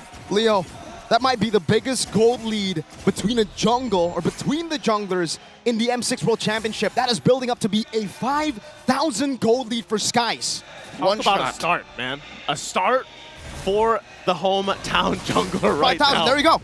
What is One Shot thinking right now? It's a struggle. You saw that he almost took down Sekais. Yeah. If only he's built his Blade of Despair. I'm guessing that that's where he's going right now on his way. But with a 2-5-0 line, what can you expect? It would be an understatement to say that this is a utility Suyo. Yep. He's barely hitting the U. And on the other side, Skies is dealing so much damage, I thought he had Sky Piercer. Yeah, it's kind of crazy that he doesn't, but the lead that he built himself, then he's got the Warcry Emblem. I mean, that's why he's been able to actually poke down so much too, and a lot of it is just, you know, before you know it, Team Spirit's like, man, where's our health bars? So as this next Lord comes up, I just don't think they have much of a choice, man, to just kind of wait for this. Even if they approach this, someone's going to get picked off by Yums as this Lord is already started up and quickly secured in. Hiko is doing more damage to himself by attacking Cram than he is doing damage to Cram, and that's going to be a free Lord. I believe it still is the non-enhanced version, though. It still is going to be a Lord that marches through top lane, and that should be Team Spirit watching their backs. Confirmed, it was not taken post the 12-minute mark, so it will not jump into that base. A lot of space for Team Spirit to work with. They can actually make this work for them. Again, when you have this kind of deficit to work against, you need to buy so much time for this game to slowly turn back in your favor. And right now, as SRG preps up for the siege, I'm not sure if they're going to get that chance. There's the conceal already. Focusing on the mid, turret Skies on the off angle. Lord making its way now. We'll see what they decide to do from this one. Still got to deal with the Lord. Mid turret's going to stay up, bottom as well. SRG though, retribution going to be used from One Shot too, but they keep it together for now. Turrets just a hit away on this mid lane. Skies goes in to check things out, but that wave will push into the mid side. Valiant effort here by SRG. Pushing in, looking for a fight. Ejector over to Bomba. No crossbow attack just yet. Stormy gets the kill in the back. Skies now with the quad shadow over to Hiko. He knows he has the Wind of Nature. Winter Crown bot already. And now 3 base turrets taken down. Shadow kill to the back. Hiko will be able to pop in the Wind of Nature as Skies jumps back and forth with the quad shadow. Renner's apathy goes wild. Skies jumping with the quad shadow again. Oh, he jumps back in. Still going to be clearing the waves. One shot's gone. Sunset Lever and Salo left. But that's all. That's all for game one. A dominant game one for SRG. The Immortal Giants draw first blood in this best of 5. Up to the expectations of the hometown crowd. That was a stomp. 13 minutes in, 22-4. Man, that was a 15,000 gold lead? Yeah. Need to check the numbers, but this could possibly be the biggest lead we've seen that a team has garnered in such a short amount of time in all of M6 so far. Great work by SRG. Team Spirit got to go back to the drawing board. They are going to have to, because after a game loss like that, you got to start somewhere. And where do you start? Honestly, even that early game, the Hayabusa was just rolling for Sakai. It's not like the draft was bad. I think our analysts have a little bit more to say about that now that we've seen the game come through. Let's head over to LaFell, Trex, Gideon, and Steph Weezy to break it down. There's a lot to talk about here, but folks, I want to talk about the draft because Team Spirit has fought the Jawhead Hayabusa combination when they went up against Vamos. But Selangor Giants, they took this draft, they took this combination, and they made wonders with it. Trex, tell me, what happened between this Jawhead and Hayabusa that really won the game for Selangor Giants? I think those early kills onto One Shot were extremely important. It immediately slows down the composition that Team Spirit brings. They need to buy time to get Hiko online. And the Jawhead Hayabusa, I mean, Hayabusa can sometimes lack in those first few minutes. It's hard to get those immediate kills. But with the Jawhead buying that 1 or 2 seconds with the toss-up, it helps Sekai secure that initial gold rush. that damage as well. Jawhead is one of the most damaging roamers that we have in the game right now. And I gotta say, I was worried a little bit. What will Sakai's be using? Because so far he's been using the Joy. The Joy got banned up. I think he showed that he can use the Hayabusa. Yeah, and it was definitely a problem, right? I mean, he was leading the way in kills on the game, and I'm right now saying SRG, they have mastered all elements to create chaos, right? You have the backline dive with the Hilda, you have the Jawhead for the setups, you have the crowd control from the Lu Yi. Everybody played a major part in that. Yeah, now Gideon, I gotta ask you, right? Because before we even jumped to the game, we were talking about how Team Spirit could potentially have a good snowball going. Is it because of the early aggression from SRG that really prevented that from happening? I mean, yes and no. I think, a lot of it just comes down to which side of the map that you're looking to attack.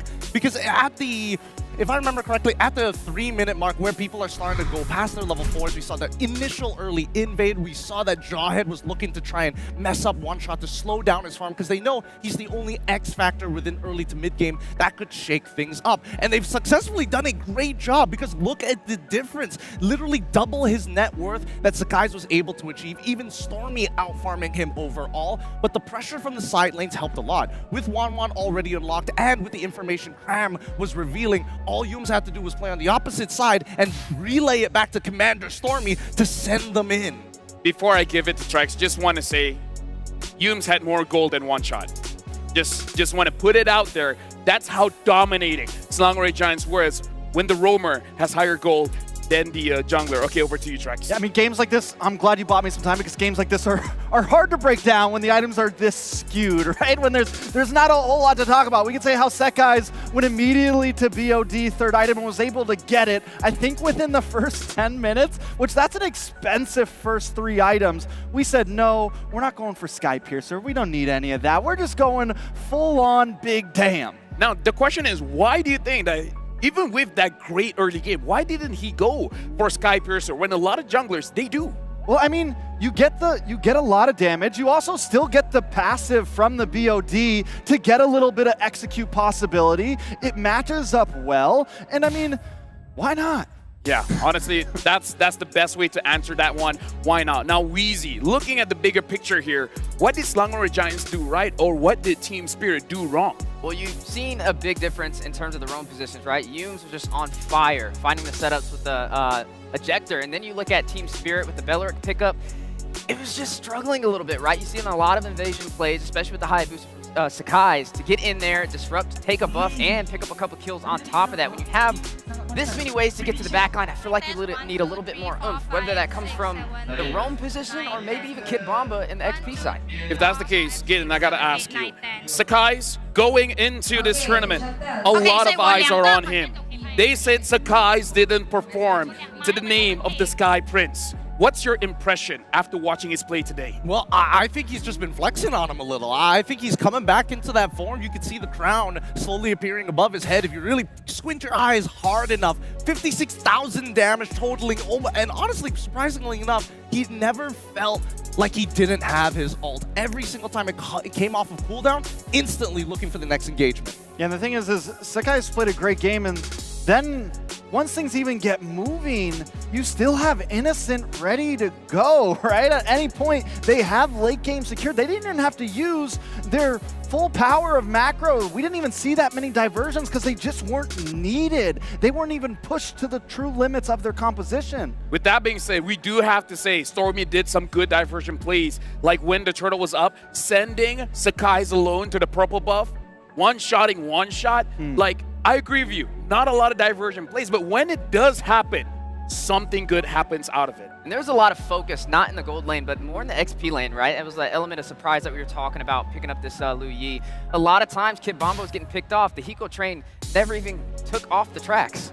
Yeah, and I gotta say, Selangor Giants, they did amazing. But now, ladies and gentlemen, the MVP of this game is the Sky Prince, Sakai's on that Hayabusa. What a way to start off the day, Trex. Yeah, I mean, overall, Sakai's has showed that he is ready to make it to that grand finals position. He came in strong. This is game 1 in Axiata Arena. And like I said, it's just an aggressive build. Warcry, everything on top of it. Assassin Emblem. I mean, this is how you build an aggressive Hayabusa right here. Let me just say, Gideon, this is a homage to Chibi as well. Been using Hayabusa a lot for this M6. He even has a very high GPM, 921. Just short of 1,000. Just a few more kills or getting those minions. Sakai's gonna hit that 1,000. Yep, he was hitting crazy numbers. And here's why. Most people are gonna be thinking, oh, it's because he got so many kills in the early game. Actually, if you look in the item progression, he goes Fury Hammer first, straight into the Ogre Tomahawk just to make the War Axe first. And then power farms and then continuously fights because he knows, at the very least, the numbers are telling me, with the help of a couple of members, I don't need the Sky Piercer.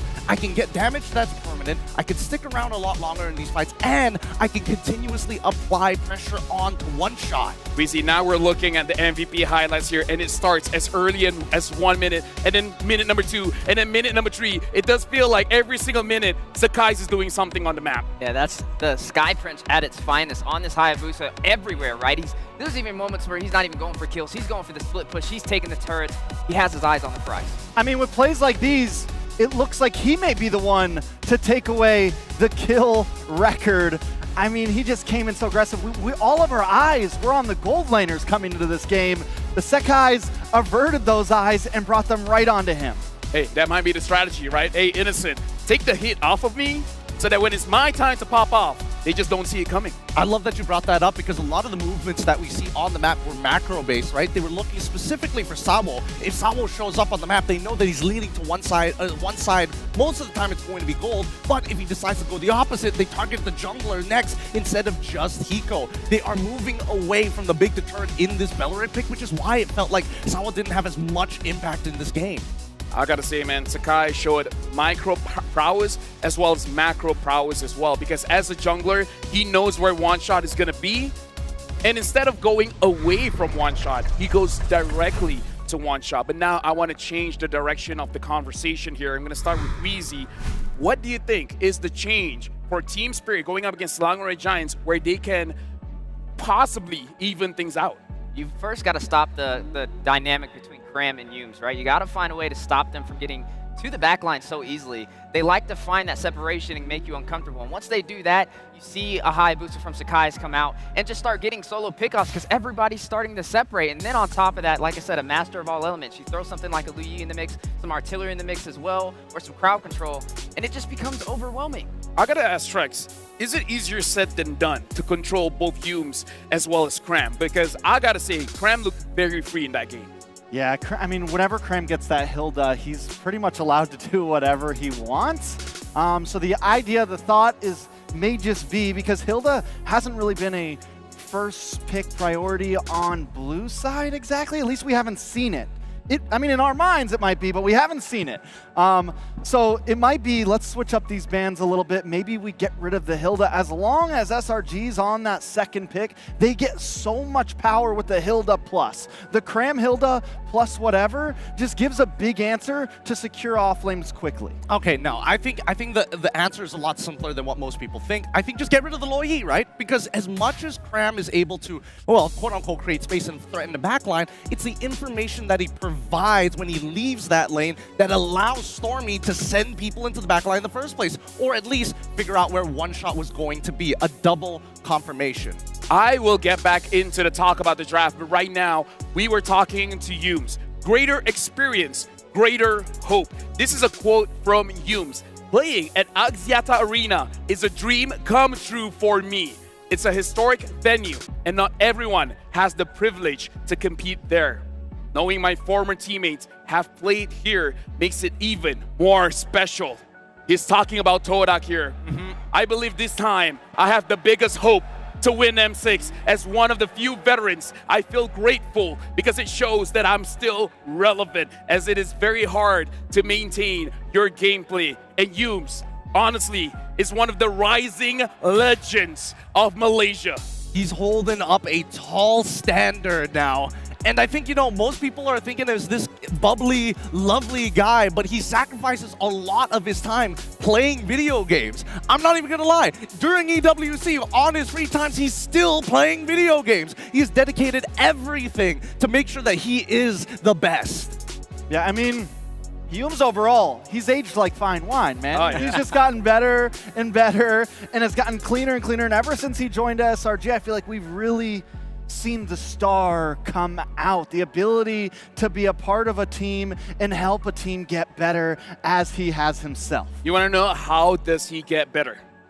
It's honestly the equipment, folks. As great as you are with the game, it's all about the phone that you use. ROG Unleash unmatched gaming performance with the ROG Phone 9 Pro, a mobile masterpiece. If you want to be the best of the best, your equipment needs to be the best of the best, and that is ROG Phone 9 Pro. Make sure you guys grab that for yourself. And of course, you need energy. You need Hello Panda. Fill your game with Hello Panda crunchy biscuit filled with creamy chocolate, strawberry. We got a whole lot of Hello Panda here. It looks like this is cocoa biscuits with milk flavored filling. There's two different flavors here, folks. So I'd say let's open it up. Hold on. We have a long day. One at a time. Put it back. I haven't tried that kind yet. No, this is new. This is new. This is something that we have to review here as we're talking about the game. And let me just say, the game is phenomenal. This is the best of 5, mind you. Yep, there are adaptations that need to be made, though. Coming into game number 2 at the very least, while they try out the Hello Panda and get a little,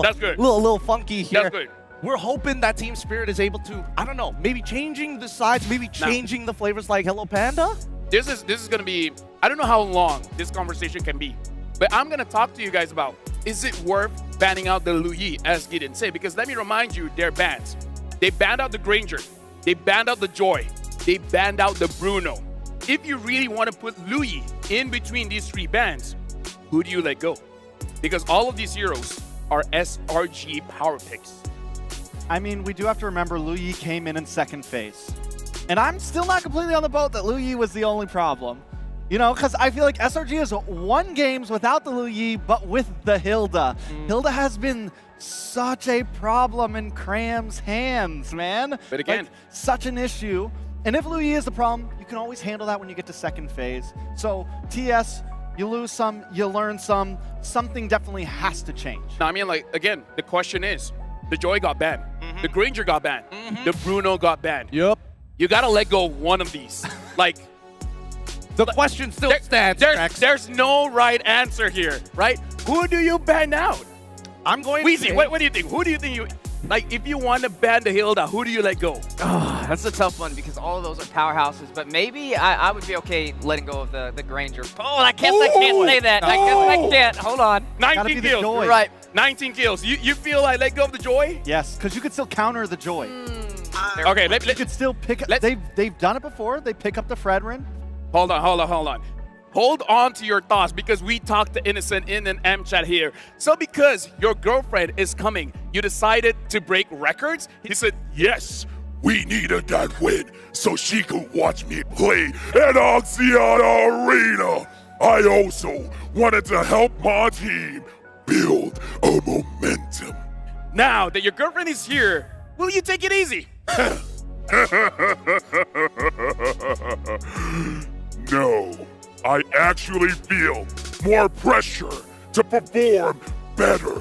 I want to impress her and show her that I am the best. Is that good? Yeah. That deserves like, oh man, that's pure cinema right there. I feel like I should be a voiceover artist. But yeah, you were talking about the Joy. Now I'm going to let you preach. I'm going to give you 30 seconds to convince us that Fredrin can beat the Joy. 100% win rate against the Joy. I don't even need 30 seconds. Dang. All right, well. He's got a good point there. All I'm saying is that people are going to try to tell me I'm wrong, but the numbers speak for themselves. All right, Wheezy, bring out your point. I'll tag on that as well. We've seen Kid Bomba run the Fredrin in the XP lane as well, so it doesn't necessarily have to be your jungle. It can still be a flex pick as well for some versatility. I don't know. I've got counter arguments for both. Yes, Joy is currently looking like one of the better picks here coming into M6, but at the same time, it does come at a little bit of a cost, right? It does need a lot of farm, and the early game also coming in from Fredrin in the EXP is quite the hindrance. And now, ladies and gentlemen, we're about to jump into the second drafting phase of the day. Game number 1, Selangor Red Giants was able to win out the draft. Can they do the same for game number 2, or will Team Spirit is able to find the clues? Team Spirit, first pick. Selangor Red Giants, again, second pick. Here's another big thing. Well, the joy's on anyways now, Yeah, so it doesn't really matter. We'll jump to a new point. Maybe they you gotta remember, Team Spirit is first pick. They can essentially let any of these through. They can let the Bruno through, first pick Bruno, but then they could ban out the Hilda, not give it over. I mean, they have options being first pick. I almost feel like maybe they're being too targeting and taking off too much meta when they are up front. Or they can just move the pick order of the Belric, right? Wait for more to show before locking it in. Because initially when you're looking at SRG's side, I don't think there was enough incentive other than just the Hayabusa, and that could have just been countered with a simple Cho. Yeah, the Belric was a little off, I feel like. It's not going to catch the Hayabusa. Even that, it's a tough catch. Much harder of a catch than a Joy or something of that nature. Yeah, and then it's just overwhelming when you have the Hilda, when you have the Jawhead to be able to rush in, and it kind of makes the Belric a little weak, providing that sustainability, providing that front wall to deny the invasive plays by a hero like Sakai's on this Hayabusa. Now, something to note here is that Selangor Red Giants is respecting the Matilda, and now Team Spirit respecting the Hilda. How do you feel about this, folks? How do you feel about Team Spirit taking away the Hilda from Crab? I personally feel that, like, it's a good idea, but then now you're giving Suyo over to the side of SRG, and we might just see a different composition altogether. We might not see that early aggression style snowball play. Okay, but what if Team Spirit goes for something similar? We know the one shot can pick up the Hayabusa still. We know that Sabo could play the Jawhead if he wanted. Okay, that's fair. So I mean, there's Team Spirit also has a similar hero pool and can pull out some of those things. So I'm not counting them completely out. This is definitely choice number C that we didn't even really talk about. But the Hilda, we'll see how it works. And there it is. Ooh, they want to go for the Hayabusa this time. I wonder if they also want to pick up the Jawhead alongside it just to really stick it to them. Or do they take the Wanwan? Oh, they could take the Loyi as well. There's a lot of good options all across the board. So they can be like, hey, you know what? The heroes that Selangor Red Giants use, they look kind of good. They're kind of dope. How about we try it? But yeah, they got the Hilda, they got the Hayabusa. So 2 stolen heroes from Selangor Red Giants. Not gonna be a third one here because they pick up the Aurora, so a little bit more control. Weezy, what do you think about the 3 early picks from Team Spirit? I think it's great crowd control, great backline dive, and the 50-50 on the Retribution from Team Spirit. But keep in mind, the recipe's still pretty similar for SRG having this Kata. You still can get to the backline. There's still a Cho on the table as well. Yes, still a lot of options on the table. SRG, do they go for this marksman third pick again just to keep themselves comfortable? All right, now we have a fun fact here. After scoring 3 kills S11 in the prior game, Innocent becomes the first player to score 100 kills at the M6 World Championship. Another record breaker. Innocent, the first to hit 100 kills. Man, an impressive record. He just keeps on breaking them. Might as well get Guinness World Records to come on over and solidify it. And even the crowd excited for it, doing the wave as we are drafting. Moskov locked in for SRG. Do you like the picks coming in from Selangor Red Giants, Trex? Yeah, I mean, like I said, they take up this marksman, slightly different approach, but I think the Moskov fits well with their composition right now, because now that you don't have the Hayabusa, you have another frontliner like Suyo. You can do a bit more dancing, hanging out in the box. Let's not forget about the knockback, right, against Assassins. If Hayabusa comes on in, tries to go for the shadow kill, you knock him away. Oh, sorry, buddy. You're going to have to do it all over again. Yeah, definitely going to be a threat. I'm a fan of the Moskov as well. It's just another element in SRG's toolbox, but still some threats from the side of Team Spirit. We got to see what the mid lane matchup is going to be. What is the response back? What will Stormy be pulling out here? Because the Lu Yi, it is still technically on the table, but will it be as effective when you have this Hayabusa on the other side? Personally, for my opinion, I feel like whatever Stormy picks up has to be a hero that he can take care of himself. Because you got the Hilda, you got the Hayabusa, there's a lot of backline dive here. So either go for something like a Valentina, which has been banned out, so even Team Spirit saw this, where you can move forward and essentially dive with your team. Another hero I'm thinking of is the Eve, because the Eve has the shield that might help out. Or the Farza. Or the Farza. Farza's a little dangerous for the Hayabusa. I think SRG looks for something that's going to stay close. I think the Lui works well. The Valentina would have worked okay, mainly because anything that's too long range is that prime target for the Hayabusa, is that prime target for the for the Hilda. At least the Eve does give that shield, so it does, as you said, Lavelle, help a little bit at least against the Hayabusa. But now we get to see. So essentially, stay close to your team. Don't get separated here. Keep it tight. Keep it as tight as possible. I mean, even the picks that we're expecting him, that we know from his hero pool, I think even the Veil is a good Jawhead as well. Ooh. Jawhead, so therefore Gato goes into the EXP, and now they've got setters, combo starters. Where's the big payoff? I'm thinking, I don't know. I don't want to be, kicking the dead horse, but it could just be Veil once more. Hey, you know what? Until that pick gets picked up, we might as well keep on shouting it out. Selangor Giants, I agree with you. They have a lot of setups. Now we got to look at the payoffs. Team Spirit completes their draft with the Natan. We have not seen this hero for quite a while. And then with the Hylos, Wheezy, do you like the picks coming in from Team Spirit? I do, specifically the XP and the Roamer, right? Kid Bomba and Salvo, they're definitely going to be a threat when it comes to providing a little bit more protection for the jungler, right? One shot, he was having a very hard time getting online. There was a moment in the game where we got to see Sakai's double the amount of gold. I think there was a point in time where Mirko even mentioned might possibly be the biggest gold difference we have seen so far. Oh, for sure. Selangor Giants, 20 seconds away from completing their draft. Once again, the final pick is going to be that mid laner. Whatever Stormy picks up will be the glue to really solidify the team. Trex, looking at the heroes here, he's going to pick it up soon, so I'm just going to ask you off the bat, what do you think about the draft coming in from Selangor Giants? There you go, the Veil. It took a game. It took a game. It took a game. Honestly, Stormy could have picked just about anything right there. It would have felt okay in the draft. The Veil feels very good, sits inside of the box. Team Spirit, major win con. Don't die early, man. They have a Natan now, heavy late game. They need to make sure that they don't get picked off by the aggressive Jawhead and Suyo. And now Axiata Arena makes some noise as we throw it to the casters. Game 2. Team Spirit looking to get back on track and equalize. SRG just iterating. Gentlemen, how do you feel about the draft? You know what? I am feeling pretty good about it for Team Spirit this time around. They're doing the double revitalize strat this time around. They know there's a lot of burst, especially after the Veil pick. They're going to try to out-sustain it, which teams have failed in the past to do.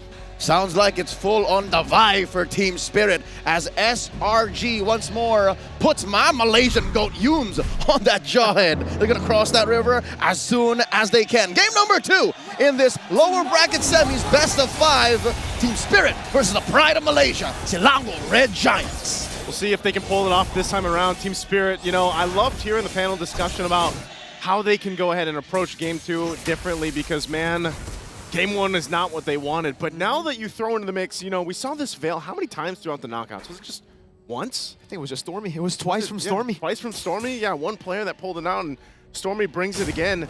This is going to be troublesome to deal with. Ladies and gentlemen, before the action unfolds, reminding y'all to check out the M6 Pass. You can get it until the 29th of December. Now check out the Pixel Brush, visited by One Shot real quick. Folks, you could get your free rewards if you get the pass upgraded. You can get skins as far back as Beatrix's M4 exclusives. Down bottom, check this out. Innocent winning the lane against Hiko. Yeah, Hiko's trying to get farm. Innocent bullying him. One shot going to hit level 4 very quick. Jumps in on the skies, has a sax on him. Shadow kill going to come through. Spear of Misery from Innocent in the Soul Sever. Not exactly, he just grilled him. I'm almost surprised that he got caught there because, yeah, Innocent was right around the corner. He had to expect the Spear of Misery. But, man, that's not the start you want here if you're one shot. Moments like that make you wonder what exactly is going through. Hiko! Soul Sever under the turret, skies slashing Hiko to bits. As I was saying, Suyo's kit is so deceptively tanky that you can get away with things like that. Gentlemen, right now, this is nearly the same first, 2 minutes? Even better. Whichever team you're talking about here, this is a tough one to deal with. And once more! Ejector the Queller, the Soul Sever, there's even Innocent, who's a late game, mid to late game pick, who's joining the fights. You said your GOAT, right, Leo? You said the GOAT, Yum's here. He's my GOAT.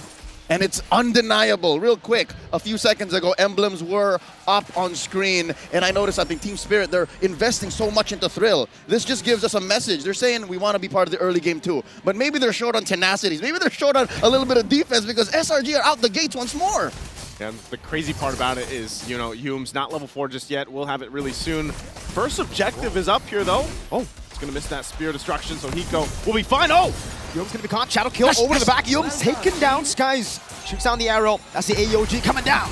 Comes down. There's the setup. Now they're in trouble. Pops the Revitalize. The double one falling through. Frigid Glacier with the Windstorm coming down as well. Krem still able to get out for a bit. Sky shoots the arrow down. Bomba goes on the chase. Takes the chase down, and that will be one shot who picks up the turtle for Team Spirit. That's Team Spirit coming back, though, with a vengeance, at least in that exchange, so they get the objective and some kills. Like a sledgehammer with a phalanx right behind it. Team Spirit putting up the firepower to defend. One shot's turtle take. Team Spirit on the board, taking down that gold lead down to about 100, 200 gold. SRG protecting Stormy. Gentlemen, how do we reckon Stormy's going to approach this? He does pick up the penetration boots. Does that mean he wants to join fights much sooner? Because when you're playing with a Veil, you kind of want to get your abilities leveled up first before you, get into the thick of it. Yeah, I think at some point, you get a little bit of that penetration, but more so it comes with the crowd control, but just the burst is what really highlights here from the Veil, and I think part of it too is just you want to be able to continue to fight early on, if you will, but also just burst through that Revitalize, the double Revitalize that Team Spirit brought to this game. But it's a great adjustment with what Team Spirit's done. And see, if SRG don't get that snowball going, it looked really good at the start. Now it's going to be a problem to sustain the double Revitalize. Early on, if you shut them down, especially the high-lows with the nerfs, yeah, you can actually still one-shot them. Now, if they stack in together, we saw how deadly the sustain was. I was thinking that maybe Stormy should have prioritized the glowing one. We'll see if it bites them in the behind right now because they're maybe 1,000 gold away from it, looking at Stormy's item progression. Turtle spawns in the upper quarter in about half a minute. Look at the presence of Team Spirit down bottom. Is this them just clumping up because they have no eyes on any members of SRG? They're respecting the sudden aggression they can pop out from. Yeah, they don't. And also taking a look at the gold lane difference. Wow. And that's why we saw Hiko actually trying to put some pressure on getting some of that extra gold from the turret because he's down a little bit. Nothing too crazy. Might have to rely on the his team here, but he gets the Feather of Heaven. But so far, so good. SRG maintaining the taunt in, though. He's going to crash down. It's Kid Bomba on the hill that he's going to be fine, but the turtle isn't coming up here. And now we get to see, because they're probably going to rotate also with Stormy now in this Veil. Great priority for both teams here, but SRG first to the pit. Cram running into Salvo. Kid Bomba pushing him back. All they need to do is get the Jawhead. They need to find him, always have vision on him. If Yums is able to catch him by surprise, ambush him, it'll be very tough. It's going to be started up here once again. Kid Bomba at the front of it all. Takes a brunt of damage, though. Revitalize coming down, though. Kid Bomba still able to survive. Frigid Glacier over the tube. Now, SOD not connecting. Shadow kill from one shot. AOG. Bang! Right on the mark. The passive are there, and they just wait for it. A good fight. And now SRG looking to take the turtle. 2 men down for Team Spirit. EECA watching from home, thousands of miles away, reeling as SRG scores a turtle of their own. 5 minutes, 40 seconds in the game number 2 end. Stormy, wow, what is this? He's not building the glowing one. He's just straight up genius. More penetration, base penetration. If you want to go burst in the early game, I get it, I see it. Innocent will trade the turret down below for another turret up top as well. And man, Innocent failed the SOD, like he missed it, yet he still walked all the way up top.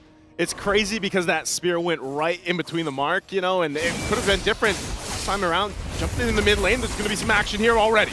Shadow kill over the skies, very low, one shot, unable to get it. Now Frigid Glacier over the Crab. He's isolated and taken down. You can see the Spirit supporters here in Axiata as well. Windstorm and a Wind Blade, Salvo. He's able to get away. Sliver of health. Oh, the spear too. Won't land that time. So Team Spirit keeping things at least to somewhat under control this time around. Esan currently 0-0 on the SODs. But if we've ever seen anything from Innocent in the knockout stage alone, it's clutch time for him. It's clutch time for him. No one can stop the half-man, half-beast.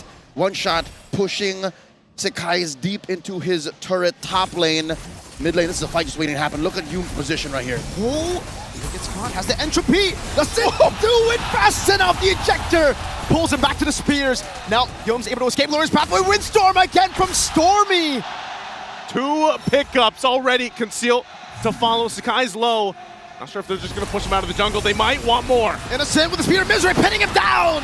It's Skies with a kill. Sawa with Revitalized against 4 of the Selangor Red Giants as they take the tier 2 up top. Get some! SRG bring the fight to Team Spirit. This is SRG Langar if I've ever seen it. Man, not even the Revitalizes enough to keep you together. And now in the mid lane, they'll take the tier 1. Cram holds up on the front side, and you're seeing where this Veil really fits into this lineup to make situations like that work. Currently, Selangor Giants 4,000 gold ahead, and we still have 1 turtle left. Sakai's deep into the pit as the rest of SRG hold mid. Look at that! An ejector on a Stormy keeping our harms away. Yoom is locked in. Mind you, he's only got a One second! Whoa! From down below, he goes over to SOD. Connecting onto 2. Again, Sawo's in trouble. Here comes Sakai's. Hiko with entropy, looking for the kill. Cramson able to sustain. Hiko taken down by Skies as he goes in. Now Soul Severed out the Bamba, and he escapes. Innocent got the SOD from downtown, and he finished the 3-item power spike at 8 minutes. At 8 minutes, Innocent locked it in, and now they're ready to lock in this Lord. Innocent, I told y'all, he's missing these SODs, but he's never missing the mark. Free Lord for Selangor Red Giants, and down bottom, look, Innocent's up picking a fight with Bamba. You ban out his Bruno, you ban out his Granger, he pulls out the 1-1. The 1-1 gets banned out by SRG, they go for the Moskov. This young man, Ehsan, has infinite weapons walking into the lower bracket semis. Oh man, and I mean, look at the deficit now. The gap between the gold laners specifically. You're gonna need a lot more time here for Hiko to build up. We know that Nathan does build up late game, but are they gonna get there? Because right now SRG is looking to close in towards the base of Team Spirit. The boy is rushing a Holy Crystal. I don't know if that's the smartest idea. I'm not a gold laner, but I'd reckon with the aggression that SRG's bringing, maybe a Bloodwings first? There's too much damage to deal with it anyway. You have to just go Glass Cannon at this point. Gamble on your damage compared to the enemy damage. You have to gamble on yourself. Mechanically, you need to dodge from all these shots. So it's all or nothing. Hiko, Mania, or bust. SRG 1 game away from match point and ejector. Ensemble force. Bombas able to survive with the Revitalized Cram with the AOG defensively. That's a Rose Gold Dog from Innocent. Skies gets away, tier 2 taken down in mid lane. They're looking to the bottom lane again. Innocent on it, tier 2 down below, taken out. Able to push it away, a couple shots here from outside of the base. The Spear's gonna land, Innocent jumps in! Gets the pin down onto Hiko. No entropy used just yet. Sawo! Executed by the Soul Sever. Bomba with the Revitalize as well. Now, it's gonna be the Wind Blade. Constantly poking them down. Lord taken down. One shot. Jumping in. Spear of Israel. Oh! The fade away from Innocent. He's able to find it. Sakai's now on the run. Still working on the turret. Taking a couple shots. The taunt from Cram though. Cram coming down. Oh, Windstorm from the Glacier onto Yomes. Innocent piercing down. Passive down. Power of the Wilderness to bonk Innocent back. And Team Spirit, despite it all, will still hold on to that turret, but they lost bodies. It cost too much for Team Spirit to defend. But SRG are relentless. Amazing work by the MSC 2024 champions. Gentlemen, they counted the amount of Revitalizers left. They checked where Hiko was. And yes, they did not find the boy, but they eventually made Team Spirit pay. They are approaching an 8K gold lead right now, and they're living in Spirit's jungle. Sawo with the glorious pathway still poked down a bit. Entropy from Hiko. Both teams, well, just TS. They're looking to disengage every time SRG make a move. I think at that point, man, you just don't want to take the fight. Even when you have, that Revitalize, you're seeing how overloaded the damage is right now for SRG. It's going to be up to Kid Bomba to go ahead and scout some of these moments out here if they can actually move around the map, but they're kind of stuck in a bad situation to be in here. Unless now Hiko has the damage profile on this Natan, but you can just see the placement. One shot, sees Innocent. Oh, locked in SOD. They're gonna go for it. Quad Shadow into the Shadow kill. Innocent gonna be very low. Stay able to kite away now as Bomba jumps into the Power Wilderness, but Innocent survives. One shot in the back, gets caught by the Storm. One shot's gone, and now Sunset Lover has to get out. They'll hold on together. The Lord is up, and SRG knows what to do from here. A perilous attempt by Team Spirit to catch Innocent off guard, but in the end, it was the half-man, half-beast who was playing bait, and SRG bit down hard once they saw Team Spirit overcommit. Entropy, Hiko gets the kill. The boy has finally gotten on the board. Got on the board, man, but is it too late? This is going to be another major objective. The Lord going in the hands of SRG. A power spike for them and to move into the base now. We are in real time witnessing a coming-of-age story, a rite of passage for Hiko Mania. He was popping off in IOI, but now in front of thousands in Axiata, can he take off? Can Hiko Mania run wild in this historic ground? Cram here checking the bush. This is, I think, what Team Spirit's looking for, these free pickoffs, but they're not biting. The fact that they don't see where the rest of the Giants are means they have to respect this 9K gold lead. Because that's the thing, you know, even if you said Kinbomba or you send one of your tankier members, you're always at the threat of being tossed by Yums. And if at this point, with this kind of lead and this kind of itemization that you see from SRG, your tankiest heroes from Team Spirit are going to be taken down. That's a Divine Glaive now for Stormy, who, you know, later on he built that glowing wand of Divine Glaive. It's just so tough. SRG 10,000 gold lead. It's not an enhanced Lord, but this could be an end angle. Glorious pathway. Oh, the pierce from Innocent, almost catching him. A knockup onto Bomba. That is just Stormy's damage. Yums looking for a target to possibly toss up, but they already get that top and mid turret down. Still the wave being patient to push in on the bottom side. They're going to clear out these waves, still going forward. And right now, Team Spirit on the defense. Slowly but surely, SRG building the siege again. Bottom wave. This is a miserable position for Kid Bomba. There are no bushes to use his passive, so he has to use space. And with this last inhibitor standing down bottom, SRG can approach this from a very, very precise angle, scalpel-like in their approach. SRG happy to hold his 10,000 gold lead. A minute and change before this Lord spawns. Upper quarter. Innocent picking up, I think, the icing on the cake here. Wind of Nature. The only one who can really touch him. Oh! Ejector, Windstorm, that's the combo. Say goodbye to Bomba with Revitalize or without, it doesn't matter. One shot, going to the back skies, slashing his swords to zone the ninja away. And down a member. Does SRG actually look to close out the game? They have no waves pushing in, so even with that pickoff, that might be all they get.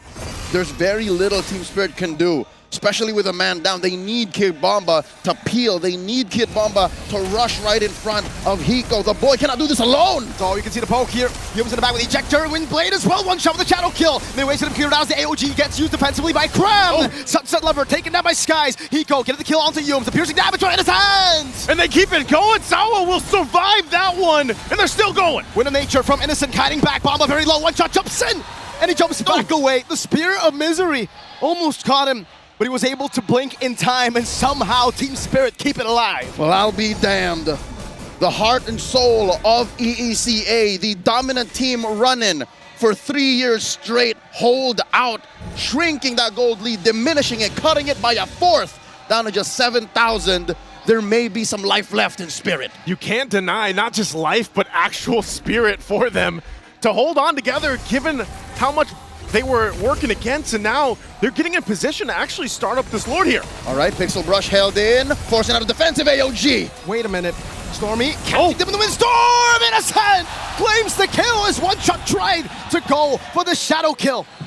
They're going to back off here. They don't have their jungler, and just like that, again, an interaction that we've seen so many times from SRG will get them the advantage on the Lord. Kid Bomba in the front.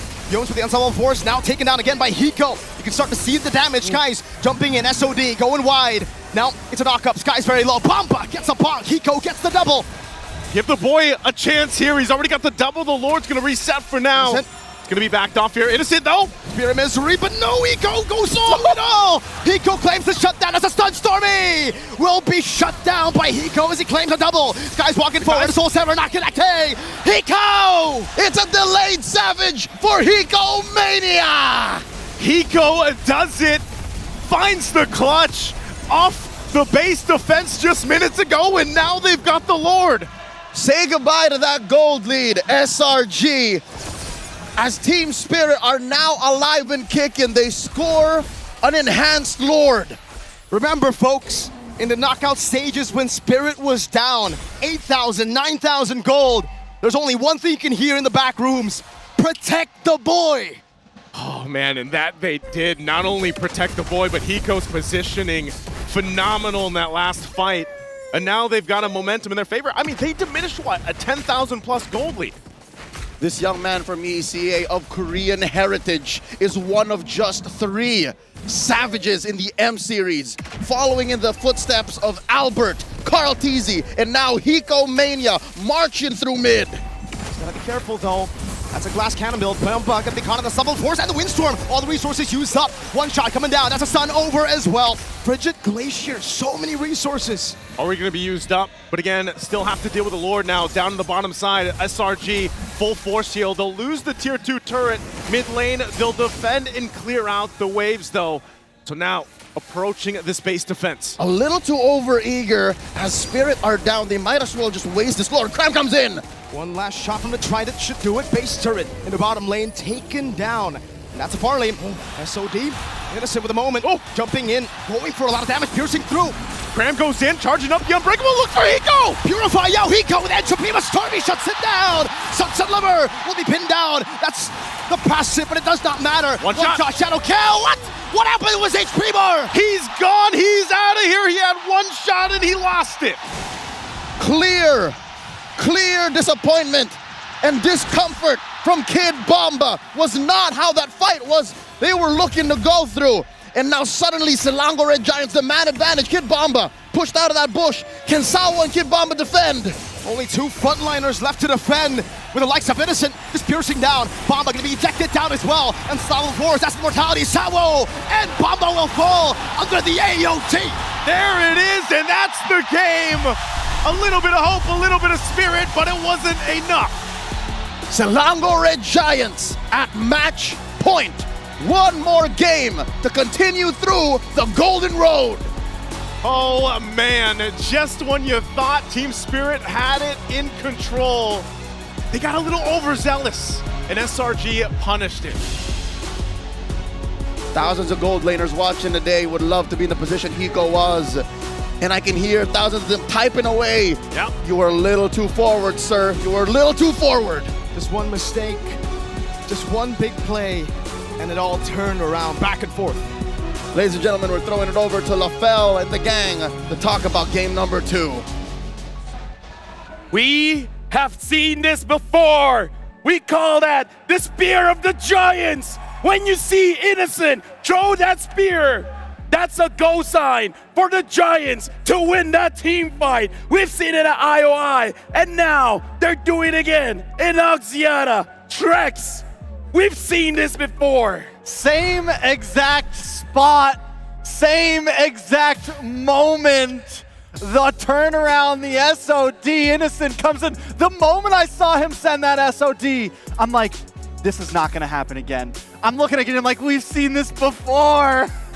Happening. Pure insanity. It is crazy how both of these teams are really going back and forth. It's great to see that at least for Spirit, they're putting up quite a bit of a fight, right? They found a couple of clapbacks and really punished SRG to drag this game out. But overall, I feel like SRG are currently, all of the players are heated up and are on fire thanks to our arena as well as the supporters. Nobody's missing abilities. But again, looking at the kid, AKA Hiko Mania. He almost won the game for Team Spirit. Like, game number 1, we were talking about the junglers, but how can we talk about game number 2 without talking about the gold laners? Oh man, there's so many good arguments that can be made there, right? As much as you have everybody kind of protecting their own, and obviously One Shot who's really taken a lot of hits, including Kid Bomba, Hiko, once he got his 3 items, he becomes a problem. And that's something that SRG addressed it in multiple different ways, but the 2 most effective ways, either you get Jawhead to kind of waste this entropy, or you have Stormy specifically with Flicker to cover the distance, knock him up for a full combo. Man, what a beautiful game. The Hiko train started rolling, but I guess we see what happens when a half-man, half-beast jumps in front of it.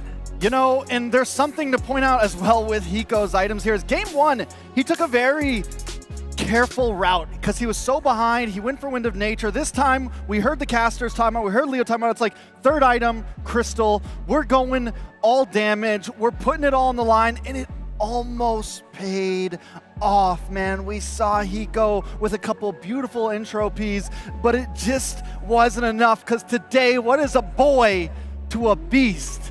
Innocent right now I mean, every time they need him, he shows up. Gentlemen, I know this is too soon to talk about this, but if SRG becomes the champions of M6, there's a lot of iconic heroes.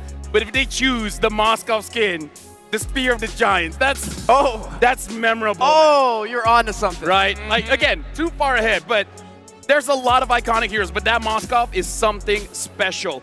But now we got to move on. And again, we got to talk about Team Spirit. They're slowly climbing. They're learning. They're downloading. It's only a matter of time for them to understand how to take down Selangor Red Giants. The question is, will they have enough time for game number 3? I hope they do. I really want to see more of this team. I feel like they haven't showed their full potential just yet. We only saw a little bit here right now, but I feel like One Shot has not been able to play the game at all. I think maybe after he got like 3 items, there were a couple of moments that he just had to try and just clutch up in tandem with Hiko. But at the same time, he is getting targeted so often in the jungle. I think that TS might have to restructure how they protect the jungle alongside with Hiko. Yeah, because this is interesting. The other day we saw SRG play, they had a rubber band effect, but I'm feeling like we're starting to see a little elasticity from Team Spirit as we go through this series. We are jumping into game 3. Game number 2, it was more of a SRG game toward that mid to late games where you start to see Team Spirit kind of turn things around. The Hiko train starts rolling. You start seeing Sawo. You start seeing Kid Bomba match the pace of Yums and Cram. And I think that if they can use that same method but apply it earlier in the game, it could be an entirely different situation. Yeah. Yeah.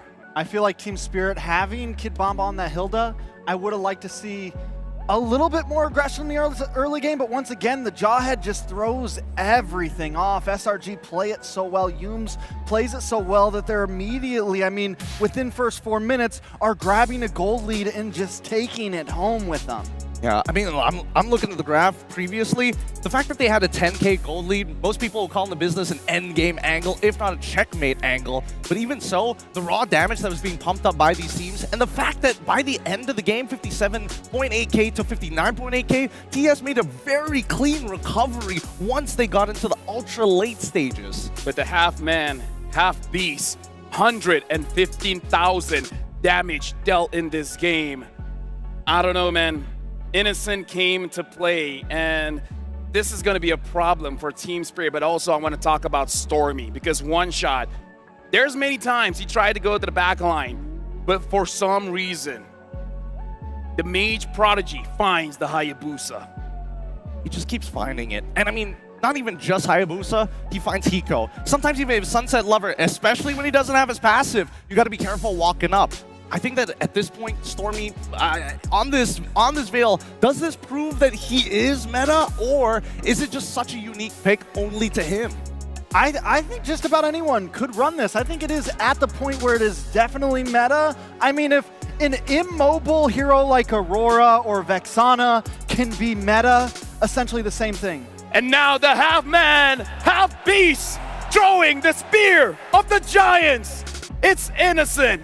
And again, he is a problem that Team Spirit has to conquer. Because like you said, what is a kid to a half-man, half-beast? Oh, I think that Spirit, the only way if they're going to be able to curb the half-man, half-beast, the Innocent problem, they got to have some macro fakes in there. So far, the compositions have been very, very honest. We're going to play on this side of the map. We want to be on this side of the map. We want to move in this direction every single time. There's not enough flexibility and diversity to be able to keep up with SRG in a lot of those moments. And whoever is on the opposite side basically is just let loose. You're seeing a way more aggressive nature from SRG compared to Team Spirit. When it comes to Innocent, he's doing a great job, right? They can't even outban him. They're going for this Bruno, this Granger ban in the first phase, and then he's pulling out things like the Wanwan. He's pulling out things like this Moskov with the Spear of the Giants and getting it done. So maybe a little bit more effective in the early game is a way that they can disrupt that synergy. But man, what a game, what a Spear.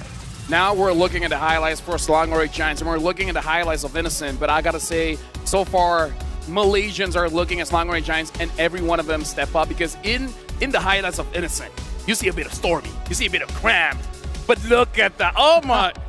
Oh, that's nasty. That's House of Highlights right there. That's House of Highlights. That's TikTok. That's TikTokable right there for sure. Innocent. You know, I like what you said, Wheezy. This guy, it almost feels like Team Spirit's drafting against themselves, but here's that final moment. The same exact spot, man. When you're running away from SRG's base, don't go towards the purple buff. Spear of the Giants, man. Spear of the Giants. You know, it feels like it's just too big to miss. It's too big to miss. However, there are a couple of things that could have changed. Again, I don't think that a couple of members from the side of Team Spirit should have completely disengaged there. I don't think they should be looking for trades at that point of the game. More importantly, you're already missing a bunch of inhibitors. You have to play for the fundamentals. As Innocent once said, the moment he hits it, he's like, we can go. Anyone says no? Nah, fam. Nah, fam. Bole. Game number 3. What other adjustments can Team Spirit do? Because they took away the Hilda, and they even took away the Hayabusa.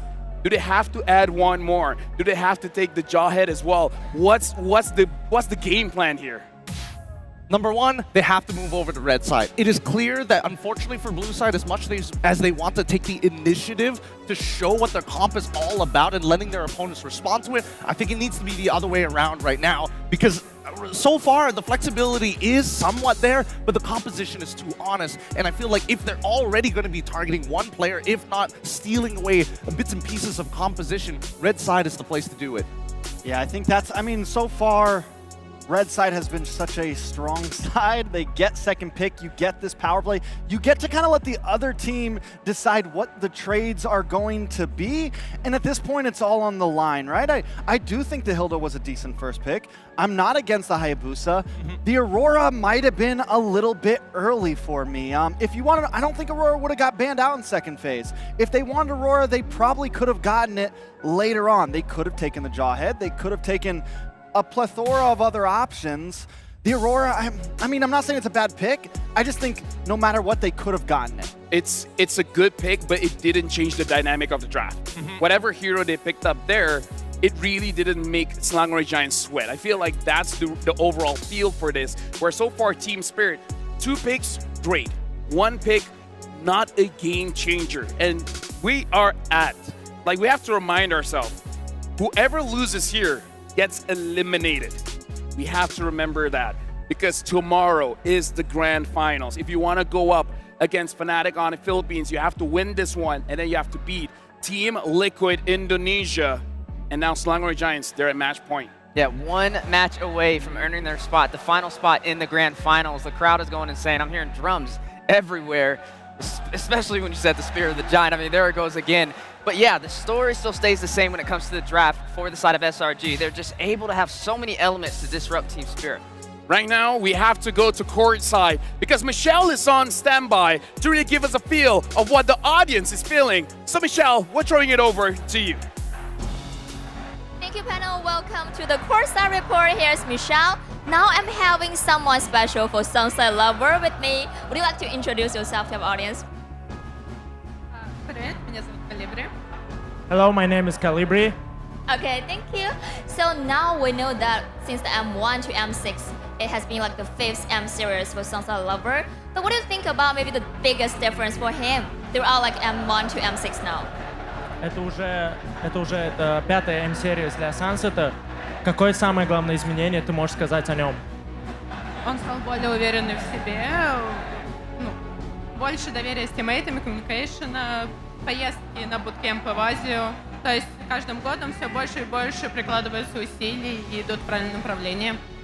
So he became more confident, more trusted with the teammates, better communication with the teammates, and better play style because he's playing a lot of boot camps in Asia. So yeah, I think he improved a lot throughout the whole, from the 1st to the 5th M series. Sure, they got a very good synergy right now with his teammates.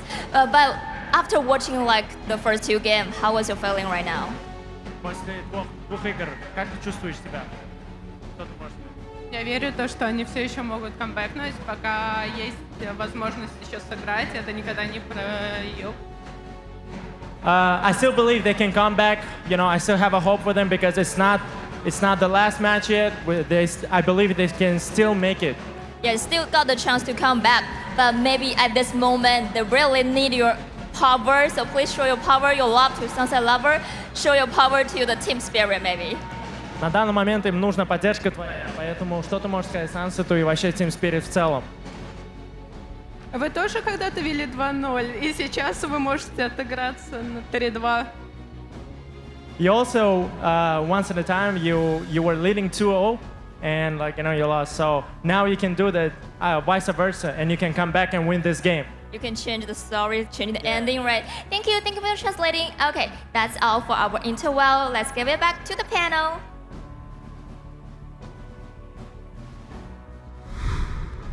Thank you very much, Michelle. And I gotta say, yes, Sunset Lover across the years has truly improved. Honestly, even though they're down 0-2, Sunset Lover has been very, very solid. But now we gotta give a big shout out, and we gotta give it to Qiddiya. Discover the beating heart of Qiddiya City, the gaming and esports district, the world's first real-life gaming hub and a beacon of gaming culture. Qiddiya has been with us for a very long time, and because of Qiddiya, a lot of players' dreams are coming true. They have really supported us here. And we also want to celebrate all of you guys, 1.5 billion registered MLBB players. And because of that, from the 6th of December all the way to the 23rd of December, join the event and complete the task to get epic skin, a random epic skin for free. Thank you for your support, because 1.5 billion, I gotta say, that's a big number of supporters, of fans of MLBB. Yeah, just so many fans, even in the audience, so many fans. With all of this going on, man, how can you not be a fan of all this excitement? And one more game. Yeah. One more game for SRG. Honestly, because of that, because of the unwavering support, we're going to give you guys a little bit more. From the 22nd of November all the way to the 29th of December, M6 support chest will be alive. But again, it's for a limited time. Purchase the support chest for 50 diamonds. That's a good way for you to complete the task for the M6 pass as well. And you guys can get pass EXP with a chance to obtain basic M6 pass. Hashtag greater than ever, hashtag MLBB M6, hashtag Mobile Legends, bang, bang. Grab the support chest, and sooner or later, you'll get this quad. What do we even call this? Figurine. Figurine. Thank you very much. Call it glorious. Glorious figurine. But Greater yes. than ever. But yes, thank you very much to 1.5 billion players. Thank you, Qiddiya. And again, we're giving you guys the support chest as a sign of thank you. But you were guys, right now in terms of the prediction, I don't believe any of us came here with a 3-0 in mind. No. The Selangor Giants, they're making that look very much possible. How do we feel about this, Gideon? I mean, the way that they're doing it is more surprising to me. You know, obviously, I like to joke around a little bit, say, it's gonna be an easy 3-0. But deep down, I think that Spirit had a lot to bring to the table. I was thinking 3-1, 3-2 is definitely something possible for SRG. But the fact that it could go the full length of it, I'm hoping that this early game aggression isn't something that's hurting the mental of TS at this point. Yeah, I mean, I expected Team Spirit to come into this a little bit different. They're almost playing it a little too steady for my liking. You brought up Sunset Lover when this all first started, and I wanted him to be a bit more aggressive, but we got some words from Coach Arcadia. Yeah, we asked him, the current top 4 teams are mostly new faces. What are your thoughts on that? And Coach Arcadia replied, seeing new faces is healthy for the community. It means that the level of competition is rising. Next season is going to be even more competitive because others now see that even new teams can make it in the M series. And I believe this is amazing growth because this is the first time 4 regions, only 4 regions, is in the top 4. And for me, that's impressive. It is impressive, but at the same time, it's awe-inspiring. Yeah, it's just history in the making, right? A lot of new faces means a lot of fresh talent and surprises that we have yet to see. And today alone, we've already seen some. We're only in game number 3, and you already see just how talented each and every one of them are. Keep in mind for SRG, back in Axiata, home ground turf, they have the home court advantage, and it's been working in their favor. When we look at a team like Team Spirit, you know the promise with Kid Bomba, Desawo, Sunset Lover. He's trying to keep that under wraps. He's trying to maintain his composure and find a way to disrupt the synergy and potentially take it to another game. And I always say, just take it one game at a time. Honestly, that's the mindset that you need to have. If you want a reverse sweep, you got to take it one game at a time, and it has to start now. If it doesn't, it's game over. And now with the Countdown going down. We're jumping into the drafting phase of possibly the last game of this match. Game number 3, Selangor Giants against Team Spirit. Well, Team Spirit, they will still be in the first pick. Selangor Giants in the second pick. Gentlemen, no changes in the band so far. How do you feel about this, Trex?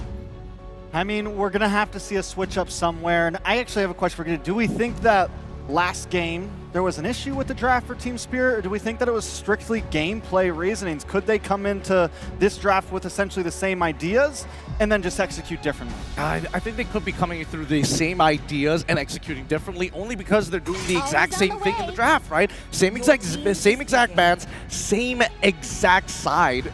I don't see them going over the red side at this point. Now that they're in their potential final game, they're locking in that Hilda and running with it. Yeah, I like the way it's going so far. I don't think the draft was the issue. I just think it was a little bit of the macro and micro in the early phase. And if they can tighten that up, like we've seen toward the later swing of that game number 2, I think Team Spirit has a good chance. But this should be the Katat response from the side of SRG. My big thing for Team Spirit is I want to see Sunset Lover on something a little bit quicker, a little bit more aggressive, somewhere that if Hiko can't pull off, or if they put Hiko on something super late, at least Sunset can maybe get a mid-game spike. A mid-game spike? I mean, I was leaning into that Joy, but they're the ones who batted out, right? But what about like maybe Faramis, maybe, or even the Valentina form, something that we've seen him perform very well on and can help the team? I think it's a good shout, but at the same time, it comes at a cost, right? Because it's Suyo, and this time, Jawhead, not Gatot. So it's not about just about lane pressure. It's clearly, we're going to keep hitting you in the early game. Something that I do have to say, honestly, looking at game number 2, just to answer y'all question, I really feel like it's SRG outplaying it. Like, I legitimately feel about that, because I think the draft is honestly good, but they found windows of where they can catch the mistakes. But now Team Spirit, 3, I would say S-tier picks here. The Hayabusa, the 1-1, the Hilda. We were talking about their second pick not really bringing an impact, but this time the impact is there. Yeah, I like the 1-1 pick this time. Instead of the Aurora, personally, I think Hiko's been getting strangled in the gold lane lately, and prioritizing him is big for Team Spirit. They want the boy to prosper. Let him prosper. Yeah, and I think, you know, the mid and as well as support pick as the counter follow-up probably is a little more important here, considering that at least SRG is playing for early game. I think they're deciding whether or not to, you know, pose a different question in the lanes or get the direct counter pick. And it looks like they pose a completely different question with the Farsa. Now, in the previous game, we were talking about it. It might be dangerous because you're going up against a Hayabusa as well as a Hilda, but Stormy's my boy. Stormy's my boy. I believe that he can do it, and we know that his Farsa is to answer the 1-1. Yeah, we still got to see the KY special, right? The Cram Yung special. We see the Jawhead in effect, possibly the Gatot sneak up in here. That's what we've seen in the previous game up against the Hilda, and I feel like it performed A-OK. When it comes to Team Spirit, there's a lot of mobility to kind of work in their aspect, right? You have the Hayabusa, you have the 1-1, and you have this Hilda as well, which means they can match the KY special. They can match that momentum.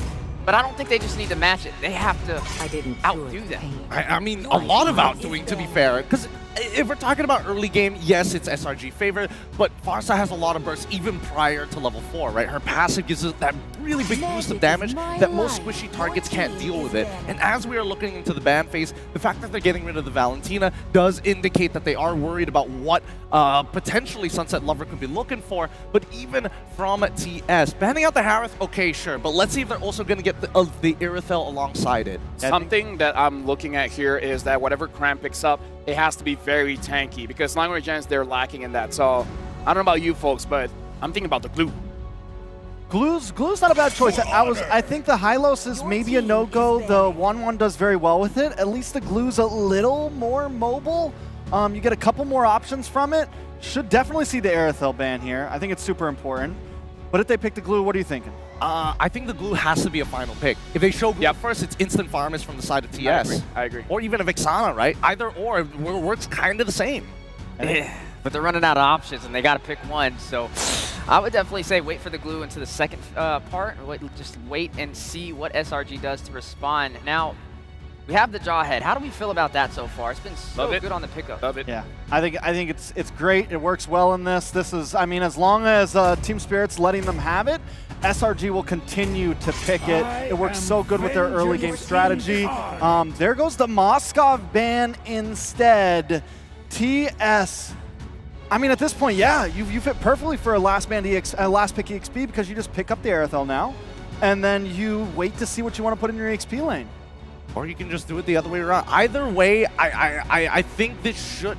Is there any concern for picking up Aerithel, right? Does that mean that TS now skew their entire composition to always be attacking the gold lane? Because Aerithel has only 1 or 2 battle spells. It's either Purify or most ideally Sprint. Because that's a large part of her damage kit. Oh, they go straight for the Gatot. Still hiding Innocence Hero, but yeah, I mean, maybe they just don't want to take that risk. So far, Gatot has been doing good. Just stick with it. Team Spirit, how did they finish this out? Yeah, that's the million-dollar question right there. How are they going to wrap this up? You already have the Hilda. It's going to most likely be in the XP lane for Kid Bomba. So that raises the question, what is Sabo going to do from here, right? Is he going to go for the setup potential? He needs to find a way to deny the explosive KY combination from SRG. They find ways to disrupt and get to the backline each and every time, and they need that Hiko train to get online as soon as possible. And there you have it. There goes the pickup. It will be the Hylos. I like the Hylos. What do they put for Mage right here? Even when all is forlorn. Pick up back, so you get some crowd control, you get some stiff arm, you get some ability to still work around.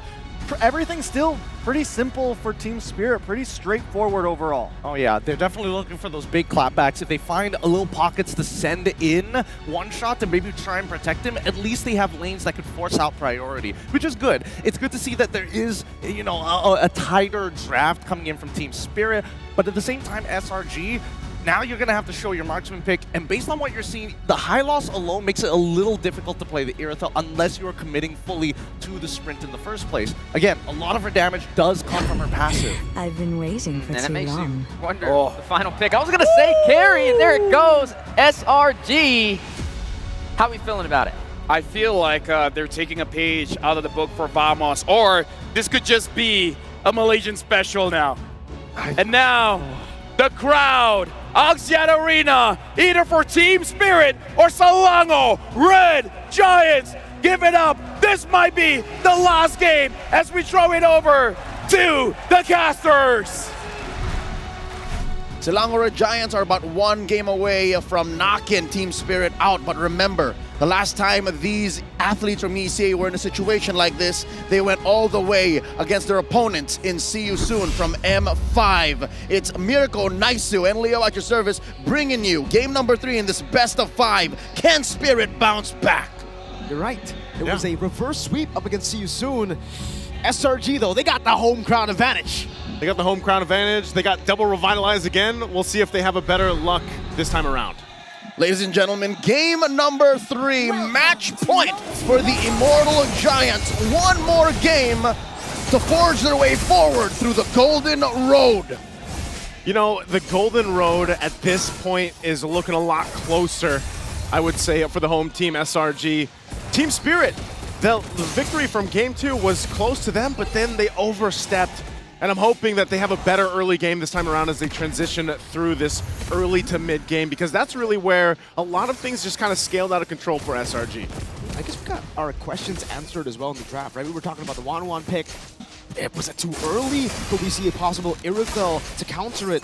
And no, we didn't. Not even Pan actually here, one shot. Dealing a bit of damage to Skies, going back in with a quad shadow this time, gaining a bit more confidence. Very similar matchup from game number 2 as Sekai is playing the ever-cautious utility Suyo over one-shots Hayabusa, Sunset Lover, blasting Stormy from that river brush. One shot, look at this. Gutsy moves, crossing the river, taking that small gap away. Ejector by Yoon. No, that's a punish for sure, Skies. Soul Sever, first blood. Deja vu to game 1 and 2. Cram just reading into the moves from Team Spirit. Yums will continue to do this, man. I mean, this is now the 3rd time that he's had the Jawhead, and he makes it look so easy because, in essence, all he has to do is he catches someone off guard, throws him into a turret, and that's almost an automatic kill at that point. We're a few World Championships removed from the days of the TikTok plays on the Jawhead, and Yums has just been playing it clean. How does Team Spirit not allow that from happening once more? Kid Bomba jumps in. Walking up to Cram.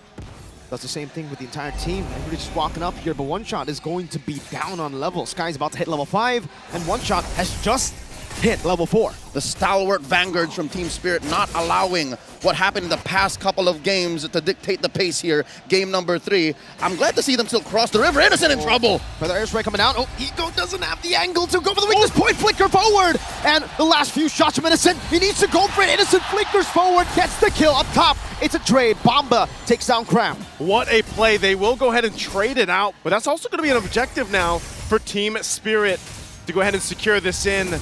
But what a play. One Shot gets that turtle. Sakai's, meanwhile, will go ahead and take some extra minions here from the jungle. So I was might give this a go. Retribution. Sakai's keeping them away. That's one way to use your battle spell. So far, so good. Selangor Giants keeping up the pace despite giving up that first turtle. Able to get wins across the map. Team Spirit, though, look at this. Pushing Sakai's in. Shadow kill. Kibamba with the power of wilderness as well. Sky's taken down. One Shot picking up that kill. This time, Team Spirit has adjusted properly. I mean, able to go ahead and pick up kills where they can. This is a better start than they have had in the previous 2 games. So if they can go ahead and bring the momentum in their favor, and even if that's One Shot, then he might be able to go ahead and start things up to a better mid-game for Team Spirit. Armchair analyst incoming. I do believe this is how Team Spirit should play this game. Yeah. Straight up Davai Gaming. Throw yourselves at Selangor Giants. Throw yourselves at Innocent before he hits his mid-game power spike. This carry, sure, in the 10, 11-minute mark will start hurting Sawo, but right now, you have the major advantage. Hiko can actually just take to the skies. And that's why they should throw themselves into SRG, because of they have, these tankier heroes. But not only that, essentially they will have 6 bodies in these team fights too when the Eternal Guard is dropped down. But then you got to double Revitalize to help up on extending the fights, if you will. And I think right now, honestly though, Spirit, as much as I would want to agree, you want to just throw yourself at SRG, I think playing for the mid-game is fine too, as long as they are able to control the neutral objectives like they did for the first turtle, and as long as Hiko farms up to that mid-game power spike, it should still be very, very good for them. It's just SRG have a lot more oomph to their ambushes. And this is the push and pull, these internal voices that's going on through Team Spirit's mics right now. Comms, how to recover, and look at this, the interception, the ejection! Oh, unstoppable force too. AOG coming from the back as well. Sawo able to go for the stun. Punch Shadow with the shadow kill. Over. Stormy very low. It's an assassination over the Skies. 1 for 1. Bomba for Skies. A trade that Team Spirit, I'd say, is happy to take, especially the fact that it goes to One Shot, and now they can go ahead and scale in further by taking this turtle. One Shot will do exactly that. I don't think there's going to be an answer from SRG for this one. I'll take that trade twice on weekends. Kid Bomba for Sakai's, Sakai's for Kid Bomba over and over again. EEC now scores their 2nd turtle in Game 3. Is it just me, or does Team Spirit just need time to warm up, get themselves accustomed to Axiata Arena? Hiko in Innocent's face. Baiting out the flicker, doesn't use the Inspired. Good trade from Hiko. Yeah, already getting that trade. You can see some of the focus here too. If they decide to go and follow through, knowing that now we have the information, Innocent doesn't have a flicker, that would be great for Hiko and just the overall game plan of Team Spirit. If they can get Hiko online faster on the 1-1, because we know how decisive a good crossbow tank can be for Hiko. Team Spirit, their jungler, One Shot, a veteran of the M series. For those who don't know, this is not his first rodeo. Playing his best game right now in the series, 2-0 currently. I'd say close to where Sakai's is, maybe just down about 150 gold. And that's what's keeping Team Spirit in this game. The fact that One Shot is actually playing MLBB.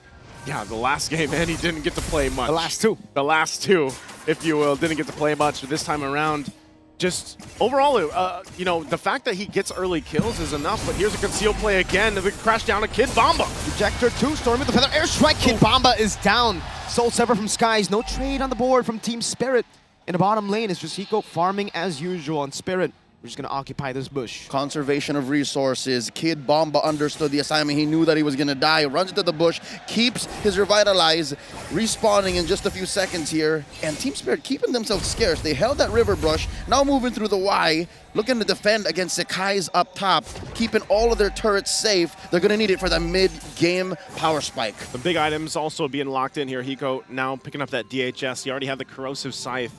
So rushing the Trinity at this point That's what I meant by, you know, Team Spirit really wants to go online quick here, and now they might force a fight here. Oh, there's Pathway. Ejector coming out, and Innocent able to go for the damage as well. Whoa, AOG locking him down. There it is now, still going out. Sawo in trouble, getting focused down. Double for Cram. Hiko got all the weakness points, but it's only on to Cram.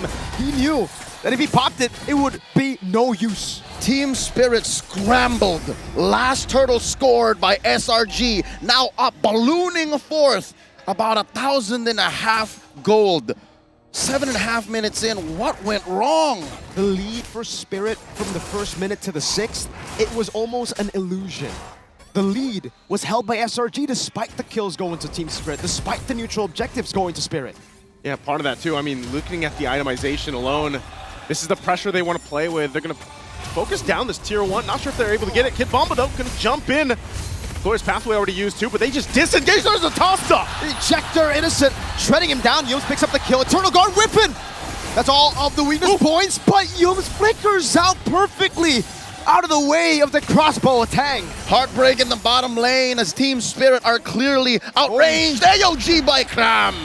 And Yums, though he is low, he wants to go in, concealing in the back. Feather airstrike over to Sawo. That's the horse down. Innocent takes the kill. 8-3, 3,000 gold lead. Unstoppable force. Now the quad channel back and forth. Yums very low, still able to escape again. Revitalized from Cram. Come here, buddy. I got some healing. How does SRG just keep getting away? How does Yums keep getting away with this and not going down? Immaculate tower juggling. Selangor Red Giants pushing the mechanics of the game to their utmost limit. 4,000 gold ahead now. 8-40 in. Innocent going 1v3. No, he can't do much more here. Innocent able to escape. Oh my goodness. Stormy helps him. Cram comes in, but it was Innocent. All Innocent. You can always rely on Stormy, and the connection between him and Innocent has been on point all throughout M6. The Mage Prodigy guilty of accessory to murder. One by one, they're all falling like flies. SRG are picking them off. Oh, it looks like they're going to actually focus down on this tier 2 now. It just seems like they just went full force in the last minute or two. My goodness, flickered from Stormy. Almost catching Hiko in the fadeaway there. Innocent claiming the turret as Stormy zoned him away. Oh man. Over and over again, every single game in this series, SRG seem to find a way to get Innocent to bait something out from Team Spirit. How is the Vanguards of ECA not learning from this? I don't know, man. Every single time! Every single time it happens. It looks like they actually want to go ahead and try to brute force themselves into this fight, but it's going to be taken. Glorious Pathway to drop down. Indecisive, punish for it. One shot on the back, going in with the shadow kill as well. But it's only on to Innocent, who's able to flick around. Innocent guiding away. One shot on the back. Stormy survives again. AOT. Hiko going back under the turret, and one shot's already taken out of the picture. Does SRG want more? They load in. Oh, that's a crossbow attack over the sky. Sunset Lover picks up the kill. So at least it's a trade. But somehow, some way, divine intervention has its way. Innocent and Stormy are just untouchable. They're untouchable. And it seems like, again, it's just they want to fight. Team Spirit wants to take these fights, but it just doesn't. It seems like they haven't learned. Selangor Red Giants, every single athlete feel it in their fingertips. They're approaching the point of no return. Lord marching down bottom. Stormy with a pre-fire feathered airstrike, clearing that wave. Second tier turret in mid taken down. These Holy Shields are up next. Holy Shield's already going down here. They're going to work on this Lord. Should be able to clear it out just fine. We saw even a bigger lead from SRG previously, and they still took the discipline route. Oh, good Terrorite. Town shutdown picked up by one shot. Innocent. Okay, so they get the kill back. That is but one of the few ways that Team Spirit can actually reach SRG. Without Sawo's glorious pathway, they are 9 out of 10 times outranged by Selangor Red Giants. By Stormy. By Stormy. By Stormy alone. The artillery is a whole lot to deal with. Look at the player head-to-head here right now, especially for Innocent. But again, Hiko, throughout the series, this has been the story. This has been the trend for him, where you got to see him catch back up. The boy's got to get the items and the gold that he needs here to match against Innocent. Struggling to have Hiko Mania take off. Team Spirit seem to be lost here in this best of 5. but one game away. You can hear Axiata Arena, all of the Ultras shashing their way towards the point of no return. A minute until the Lord spawns, upper quarter of the map. Sekai's keeping himself scarce. A big item pickup. Innocent grabs his Wind of Nature. That's a massive power spike, and not the normal kind, you know, not damage, but for SRG, the main source of damage that they have to deal with is physical. It's just Sunset Lover who can now maybe look to deal damage onto Innocent, but by that time, Innocent should already probably have enough damage to tread through the front line. And once more, another bait play setting up here. Cram leading to where Sekai's is. It's leading him, providing so much vision too. And right now, SRG doesn't really have to do anything until this Lord comes up. It's just playing around the macro, the vision that they can provide themselves, spotting out Team Spirit on where they are and how to set things up, because again, Team Spirit is going to go ahead and throw themselves in this team fight. I don't think we see them give this Lord up as they go ahead and make their way still up there. Now Lord spawning in. That is just the ebb and flow of battle. As long as Team Spirit don't score anything on the map, Selangor Giants stay ahead. Cram pulling them in. Pixel brush past, River brush as well. In comes Stormy. Man, half HP. Oh, one shot goes into the back. Nah, doesn't even matter. Stormy wings by wings out. There is no threat. Stormy can stand and feathered airstrike against a Hayabusa, no problem. He's going to be fine, and now, knowing that some of those resources down, this is just that green light once again for SRG to secure the Lord, and that they do. They'll go for a reset, get locked and loaded and ready to now march into the base of Team Spirit, who doesn't have those shields left up. Infinite sheeshes, confirming that we are not in deja vu, not a loop, not a repeated performance of game 1, 2, and 3, because right now, Cram is feeling it. Sheeshin throughout Axiata Arena. Look at this almost unkillable Gatot Kacha. Got physical defense, got magic defense. That's all you need. He's got Revitalize. Even Higo's gonna think twice about it. And we already saw him think twice about it. A couple of times, all weakness points on him. And the thing is, Cram can walk up. It doesn't even matter if you get the crossbow attack, he can just AOG. How do your boys reckon? He picked up the Malefic gun, so maybe that should help him close the gap. Help him take off a little sooner. He's going to close the gap with that, but at the same time, it's just dealing with this concealed play already going to be used. They're going to force in, setting up in the mid lane, Glorious Pathway to cut off the wave, but that top turret's already gone. A slow and steady approach by Selangor Red Giants. They've got a massive 6,500 gold lead, putting Bomba at about half health. This is the same spot Bomba found himself in game number 2. A Hilda with no bushes. Innocent sieging down the mid lane. He checked her. Bomba gonna be isolated from the team. Now one shot jumps into the back, but it's only on the skies. Revitalize from Cram. It's enough damage. No Winter Crown. Cram gets away. The curse blast missed time. Airstrike from Stormy. Stormy finds the mark with the feathered airstrike.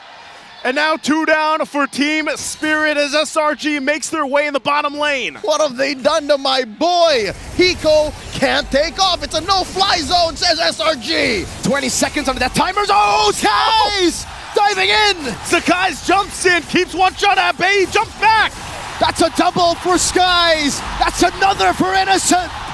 If not now, when? If not them, who? That's who. You can hear the crowd here. The Giants will sweep the Dragons of the North. They stand their ground strong and push forth. Selangor Red Giants are moving up to the lower bracket finals. Ladies and gentlemen, this is not an ordinary win. This is a full sweep. This is a stomp. This is a declaration of war from SRG to Liquid and perhaps the ones who wait in the grand finals. SRG came into this one and they said, let's get it. And that they did. As for Team Spirit, I'll tell you now, it's free to dream. And they wanted to push forth further than they did in last World Championship. But here, they have to bow out. Let's throw it over to their hosts on stage. The Dragons of the North has stood their ground to be one of the world's best. Unfortunately for the Dragons, their journey to be greater than ever ends today. Team Spirit, UNA, now take your final bow. We'll be looking forward to your comeback next year. Hold on. Guys, a round of applause for Team Spirit from the EECA. They will be finishing off as top 4 this M6. proving themselves as one of the world's best. They can hold their heads up proud. One more time, ladies and gentlemen, Team Spirit! You may give your final bow. Thank you very much to Team Spirit. We hope to see you guys again next year. And with that, the hometown heroes, Axiata Arena, make some noise for Selangor Red Giants!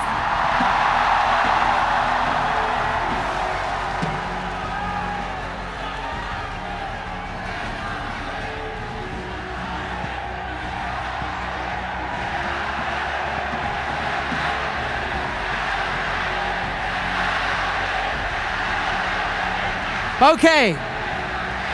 Ladies and gentlemen, first, Stormy, I'm going to ask you a question, Stormy, but before I do that, I want to hear everybody in the arena right now who's supporting Team SRG make some noise! All of you feel that, but for Stormy, how do you feel about this? How do you feel having this crowd supporting you, thousands of fans packing Axiata Arena? I feel happy and proud with myself and my team because it's our first time in this biggest crowd in my life. So yeah, we're just happy. Do you love the crowd here, Stormy? Yeah. Very different, huh? Yeah. Do you have anything to say to them first? Oh, I think Innocent. Later. Later, don't worry. Later. Anything you want to say to the fans? Look, everybody's supporting you guys. They're here for you.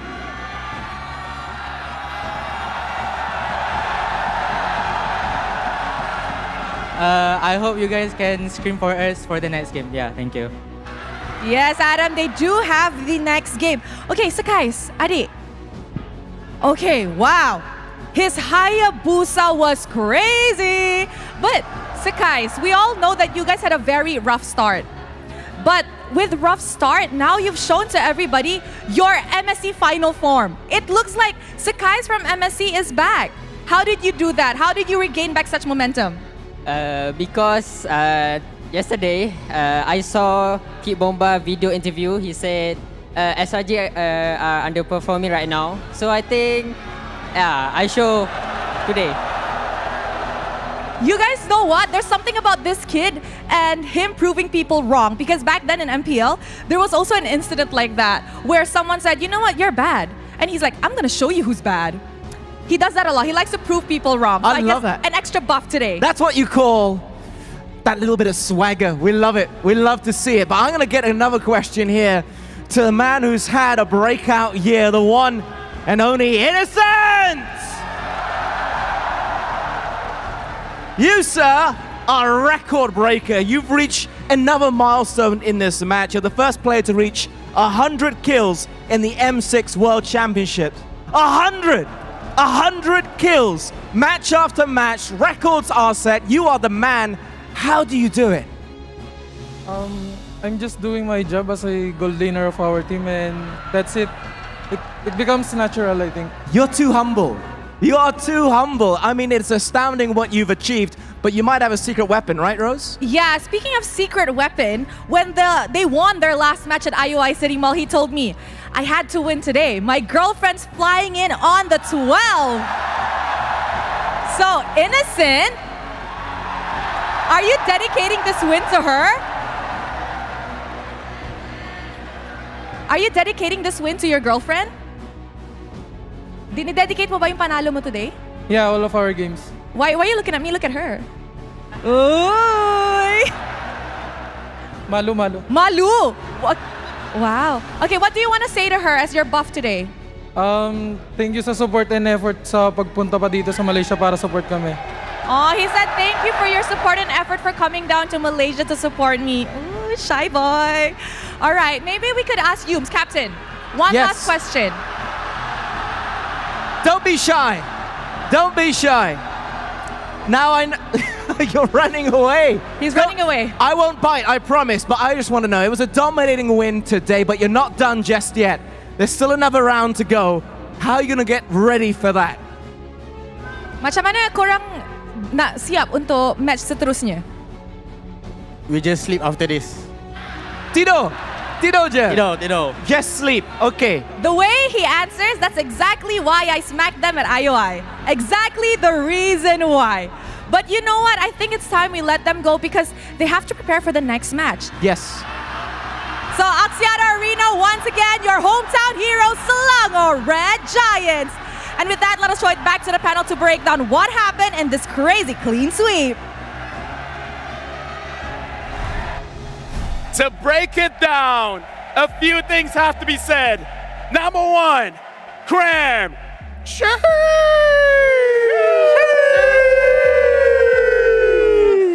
Oh, boy. I love when the entire stadium just like, yeah, let's just go with that. Let's go. There you go, there you go. And here's the thing. A player that we don't always highlight, the moment maker, Yums.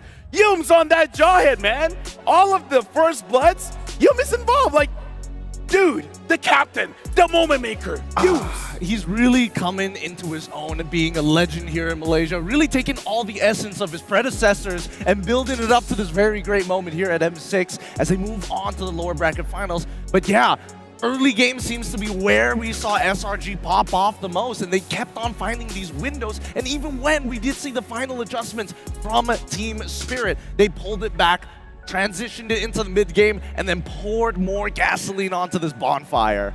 Yeah, I feel like at this point, you know, it's eyes on Innocent, it's eyes on Sekai's, but Yums now is also a problem. Every single member of the team continues to be a problem. And as we try to dissect the draft and things, it's like now it's like, was the jawhead the problem all along? Was this the problem? Is there an answer right now to what SRG is bringing? And what Yums couldn't accomplish, Cram got it done. We even got to see a winner crown play. Yeah, dude, I gotta say, everyone from Selangor Giants, they're really providing a problem, and that causes confusion. When it comes to the macro play, when it comes to the draft, it's like, where do we attack? Because every single answer feels wrong. But now we're jumping into the itemization here. And again, let's talk about my boy, Stormy, Mage Prodigy, going up against a Hylos, a Hayabusa, a Hilda, a lot of dive, but zero death. Zero death on this Farsa. How does he do that? How does the Mage Prodigy survive against 3 dive heroes? Well, a lot of it just goes to how much money do you have in the pocket, right? From this item build, the fact that he is still trying to be utility, making sure that he has at the bare minimum glowing wand. He's picked up a genius wand of all things, adding on to the penetration, making sure that his main goal, one-shot that backline, whoever Yums catches must die. Yeah, and I mean, in the meta just complements these backline mages right now so well with the taunt from Katat. And then you have this, then you have Yums on this jawhead for more peel. And then even if you get through all that, either a Feathered Airstrike's gonna get you, he's gonna wings by wings out, or here comes Suyo, here comes Sekai's. It's just the perfect package to complement Stormy. And he was almost tied up with Hiko in gold as well. And the range of the Feathered Airstrike, very hard to close that distance. There was a lot of situations where Sawo was caught out of position. Kid Bomba caught out of position. Without that glorious pathway, without that Hilda to be able to chase you down, the range of the Feather Airstrike was very hard to deal with. He was just controlling the entire map. Can I just say, even though we're looking at stats, numbers here, Gideon, what is it with Malaysian teams? If you talk smack against them, they take it personal, man. Like, Don't remind me. All of a sudden, like, here's the thing. I thought it was a Vamos thing. But yeah, looking at the interview, even Rose reminded me when they said something about Sakai, like, he's not all that great. And he's just like, come again? Excuse me. Say that one more time to my face. Say that one more time. Oh. Like, I feel like at this point, we gotta let TLID say something against SRG. That's the best case scenario for a good matchup. Oh, I have to cough at that one. I don't know if they're going to give him that now that they've heard it out loud, but I have to agree. Something about internationals and the fact that, you know, if they're getting talked down upon, they get that buff. I feel like at the very least, it just shows how young these kids are, and they are maturing in a sense where they are looking to beat the haters. They are looking to not only deal with social media, but even in their own careers where they were considered to be tier 2, tier 3, and now here they are at a tier 1 competition. I mean, it goes all the way back to not just now, but MSC, where even fans, they were coming out on stage and hearing boos, essentially. People were not supporting SRG, and they have continuously proved people wrong, and now they're on home turf where the fans are cheering for them. The fans got their backs. They're sheeshing for them out there. Yeah, the support system behind SRG is more alive than ever. You've got girlfriends flying out. You've got fans in the stadium cheering them on as they compete. And what a performance from them so far to be able to earn a spot in the lower bracket finals, a step closer to making their dream. Yeah, honestly, looking at SRG's performance, I feel like TLID probably got a lot of information in these 3 matches. So we're going to see what they will, I would say, respect when it comes to their match against Langora Giants. Because team spirit, game number 2, they got really close. Might I remind you, game number 3, not so much, but game number 2, they were really, really close. But SRG, they just learn again. It's like, oh, we see what went wrong in game number 2. Game number 3, we're not going to let that happen. Now I want to put your attention, honestly, in the composition as well. Where this time, Innocent played 3 different heroes in the game, and every single one is suited for that draft. And now, we got to instantly jump into our MVP, the moment maker, the captain, Use. I mean, in all 3 of this game, his Jawhead has been the difference maker. Every single time he gets his hands on this hero, he's making play after play after play after play. Better yet, not only is he making a play on his opponents, literally saving teammates. It's not very often you get to see a Jawhead pull it off successfully because there is no way to be precise with the ejector.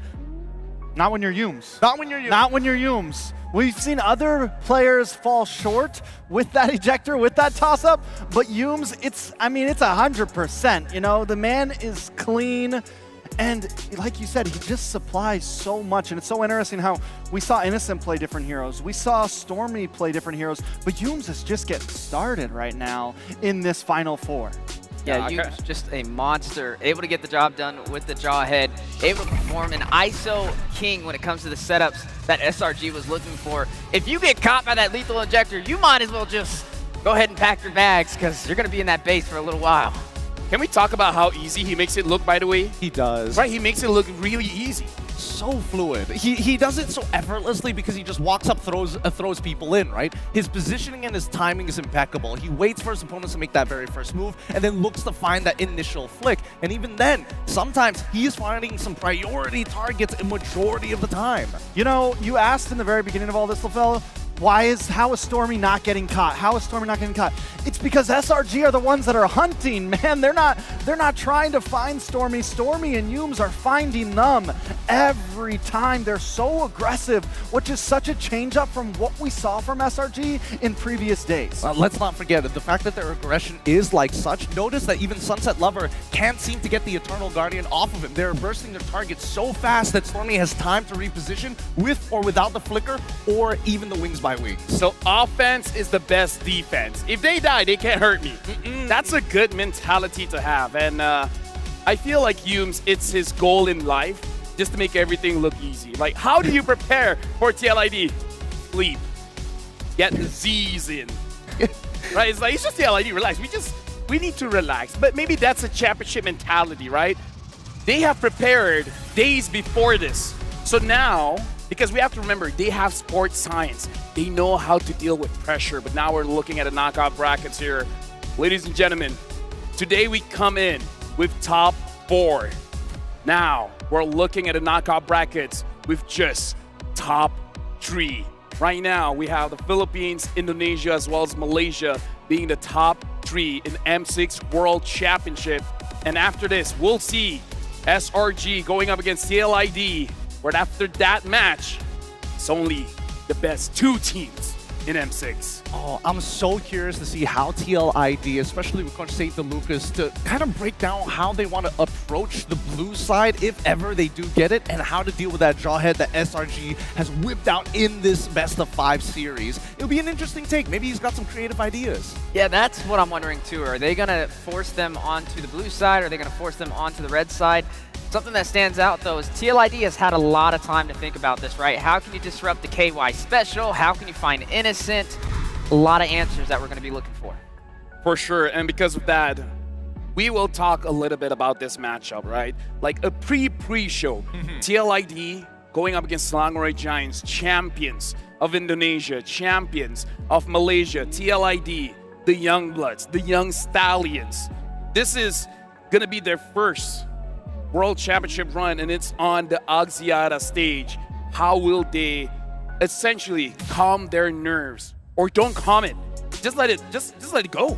And then just use that to fuel you. Well, here's the thing. I feel like the next generation of these Indonesian stars are ready to go because I was there during their playoffs, and I would say that their population and size, even though they were in a smaller state within Indonesia, was almost this amount, this level of excitement where the floor is shaking. I'm not concerned about their stage presence. What I'm concerned about is how do they recover if they make a bad play. Like, it's not due to the draft. It's just, oh, I pressed the button at the wrong time and the game was over. That's where the mentality that I'm hoping for sticks around for them because they've done plenty of best of 5s and best of 7s. Yeah, I think they're rookies, but they're definitely no rookies to big crowds, big stages. This is all comfortability for them. I think at this point, we've seen TLID kind of be on and off. They're hot and cold. They've had great moments and they've had poor moments, whereas SRG seems to be just getting more and more momentum. So just like if TLID messes up, how will they recover? I think a big thing for them is they have to try to put a stop immediately to SRG. Come out in game 1 with a win and make SRG the team that has to recover. Yeah, but they just gotta take it a little slow, though, right? We got to see when they in that. They just I don't see, come in. You remember that first game up against Fnatic Onyx? They got 2 minutes. Hey man. I mean, it's TLID though. Do they go slow, right? Brawl server. If you're in first, you're last. That's their mentality. I mean, like, I kind of agree with what you're saying, but knowing the teams, like, I feel like there's a bit of allergy there. Like, if you tell me to go slow, I'd be like, ugh. Not feeling good. Yeah, fair point. It feels like you need to get the opposing team onto your terms in this brawl, right? In this fight, this knife fight. Yeah. So right now, here's the thing. We want to let you guys feel. How does it feel being here at Axiata Arena? And with that, we have Michelle helping us out. Let's see how Michelle shows us the on-ground activities here. Here we go. Merchandise booth, so you can see the jersey for our championship from M1 to M5. But for M6, I'm pretty sure it's gonna be like greater than ever. Oh my god, look who is here. Beloy, hello. Oh my god. Say hello to our audience here. Hello. Hello, Beloy. So you were just looking around here, right? Yeah. Have you been to the carnival yesterday, maybe? The carnival? Yeah, it's good. Have a lot of good food there. Good food there, right? Yeah. Did you see like the show for the night, like the fireworks and the singers? Yeah, it's so good. I saw it. Okay, so, The drone, right? So like today you are coming for which team? Onyx. Today? And today? Today? Only today. SRG. Oh, you're coming for SRG? Yeah. Yeah. So like why for SRG? SRG. I want to see their ground load. No one has ever done it, so I'm really looking forward for it. So you believe maybe SRG can take the team spirit down, right? I'm Filipino and I know Onyx will win it. Oh, okay, so okay. So like, do you enjoy the vibes here for our like grand final vibes? Yeah, it's so good here in the exhibition. You guys should come here. It's a lot of history here. Even the medals is here, so you need to see it, guys. Okay, so like, any words to your supporting team SRG? Good luck, have fun. Good luck, have fun. Okay, thank you. So like, can I ask for a prediction about our championship? Onyx. Okay. Yeah, Onyx 4-2. Okay, thank you, Beloy. Bye-bye. Okay, we can just look around here. Oh my god, excuse me? Can I take your time for an interval here? Can I take your time for an interval here? Interval, sure. Okay. So I think you will just have to pay your attention to our TV. What are you looking for? I'm just looking forward for SRG. Oh, you're coming here for SRG? Yeah, SRG, yeah. Which player is your favorite in SRG? Right now, probably Yums. Yums. Why is him? Yeah, he's a roamer. He's basically the backbone of the team. Yeah. The best roamer, right? Yeah, for now. So, like, do you enjoy our vibes here for the M6 Grand Final? Yeah, 100%. Just yeah, 100%.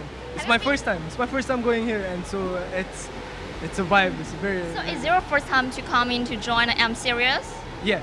Oh, Yeah. very first time. Yeah, it's right? my first time. Like I've been playing this game since I was 20, a long time ago. But this is my first time coming here and watching this. Yeah. So, like, do you enjoy like does the vibes or atmosphere or everything just meet your expectations? Yeah, Or over 100%. your Yeah, I didn't go inside yet. So Oh, you haven't gone yeah, I inside, haven't gone right? inside yet. So I'm expecting a bigger thing in there as well. Okay, you're gonna surprise your expectation, baby. Like, so, any words to SRG here? Good luck to SRG and yeah, have a good time basically. Okay, have a good time. And enjoy your time here. Thank you, thank you. Okay, so now that's all for the courtside report from Michelle. Thank you very much, Michelle. And imagine that here, when you come to the M6, you get a brief history of Mobile Legends, of the M series. Imagine that, Gideon. When we came in, it was all fresh. It was all new. It's about creating stories. Now we even have a history. We have stories of the past that now we're telling in the present. I hate the fact that you singled me out on this one because you know for a fact that they were gunning for me for the job for tour guide on that. And I'm like, no, I need to be on the desk to see these games. But it's true. It's great to be able to witness these moments here, to see all of these teams with their own individual stories come together. And now it truly feels, before this we were like, it's a celebration. Now it really is a celebration of professional play. And now we're gonna make another history here because we have a huge announcement for Magic Chess Go Go, because in conjunction of Magic Chess right now releasing in Malaysia and Singapore, we're launching, well, it's gonna happen after the TLID match where the first competition will happen here. It has solos, Just No Limit, Kelvin Fugo, Bass, Beloyski, Chico Guys, as well as Din Gaming. So make sure you don't miss out the Magic Chess Go Go All-Star competition happening today on the 14th of December after the TLID as well as SRG matchup. And believe me, folks, this is gonna be the first of many Magic Chess Go Go competitions happening all around the world. But for you guys that don't have access to Magic Chess Go Go, don't worry, it'll be releasing very, very soon. But for those of you in Malaysia as well as Singapore, you guys have early access, which I have over 20 games and still over a 90% win rate. Oh, wow. I'm not kidding. Oh boy. I have over a 90% win rate. And here's the thing, don't miss the M6 Battle Night as well, happening from December 28th all the way to 29th. So it's just those 2 days, 28, 29 of December. Enjoy exclusive bonuses like 25 epic skins, and all heroes are free during that time. All of this is trial, so make sure you guys use the chance, 28 and the 29 of December. I swear everybody's going to start replicating M6 compositions, right? They're going to play all 5, we have all the heroes, and we have epic skins alongside to make it look good. And here's the thing, we even have more competition here. If you guys log in into the game, you'll see a tournament that everyone can join in. The new MLBB Rising Open mode is, well, it has launched because I saw it in my client. It features a lower entry barrier, simple participation methods, as well as flexible mechanism and abundant of rewards for you guys participating. Whether you win, whether you lose, there's something for you. As long as you participate, you can earn exclusive tournament honors to display on your personal profile and profile name card, showcasing your skills to the world. And again, win or lose, as long as you participate, you will get a lot of goodies like permanent skins, exclusive afterborders, as well as other valuable rewards when you gain the MRO coins. We hope the MLBB Rising Open brings you a fresh competition experience, continuing the passion as well as excitement brought to you by M6. Hashtag Mobile Legends Bang Bang, hashtag M6, hashtag greater than ever. And we would like to improve as well. So your feedback means a lot to us. So we will have a QR code here. Make sure you guys scan it and let us know what are the things that you guys like. What are the things that you guys don't like? What are the things that you guys would like to see in the future? Am I doing a good job here? You're doing a great Amazing. job. Thank you very much. Thank you. Phenomenal job. But yes, we do want to hear your feedback, especially about our stage, especially about everything that's been happening with the formats and our competitive scene. Once again, we want to thank you to everybody who's been showing our support, whether you're from the eastern side, or the western side. East or west? East, west, north, south. Everything in between. Now, after this, we will be going for a short break. So just to remind you guys, after this, we do have an award ceremony, which is something that we do have to look forward to see the players that shine throughout the M6. But coming up next, TLID going up against Selangor Red Giants after the award ceremony. So for today, for those of you that were able to grab tickets, you guys have a full packed day. With that being said, thank you very much, gentlemen. But now we're going for a short break. And after this, award ceremonies, the games. We'll see you guys after this.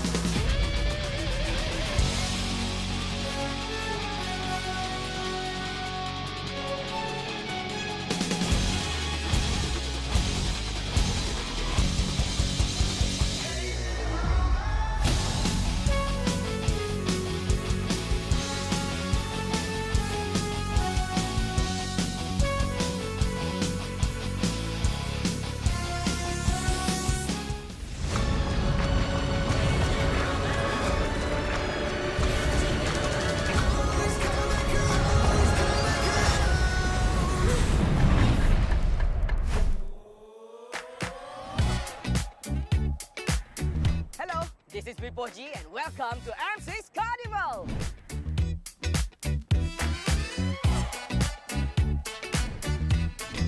What do we offer you here for these 3 days?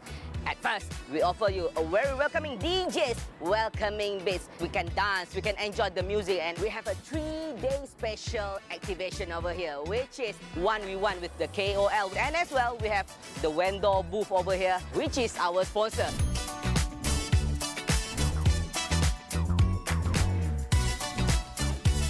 On the first day, we have Dola. See Dola below here? Dola is dancing with their special song, Damilo, Damilo, Damilo. So let's check inside. What do we offer here? Let's go.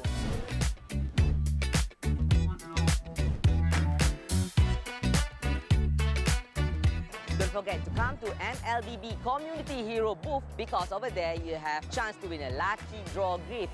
Plus, they have 2 special giveaway every single day, including ROG phone. Hi, how are you? I'm good, I'm good. So, can you explain to me a bit? What do you offer? What do I have to play and win the game? Okay, so basically we have a lot of games here, and those who come can just come and play the games, and so you'll be getting a chance to play the lucky draw. 9, 10, 1000 diamond free pumping. Can you show me one more time? One more time. One more time. Oh, can go higher. See? Don't play that game if you don't have the anger inside your heart. You have to have so full of rage. You can punch it as hard as possible, and the score will be higher. Simple as that. All right. And last game, just a football game. Easy. So easy. We got so many activities today. Today is got M6 Carnival today. Everybody just come around, join us together. Meet and greet with KLP48 on this Sunday, 50th of December, starting on 4 o'clock until 6 o'clock. This is where all the magic's gonna happen. The concert, the watch party, and as well, the food festival. It's a little bit of reminder, if you want to have a very nice view and angle of watch party and concert, you have to come early. And the best sitting area is in front. If you're feeling hungry after playing all of the games, welcome to Tuk Tuk Thai Food Festival. We offer food, we offer drink, and what's matter is we offer plenty of good-looking food for you to try. Let's get over here. See, look, so special over here. So please come and head to Bukit Jalil Axiata.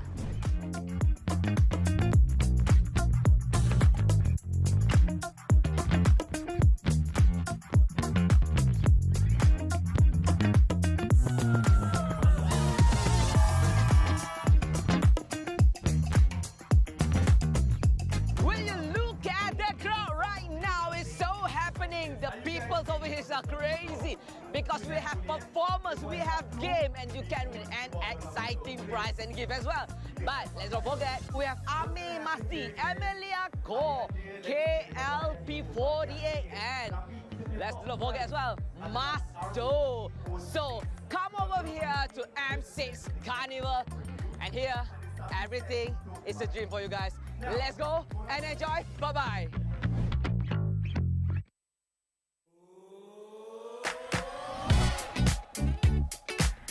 Hello, this is Bipoji and welcome to M6 Carnival.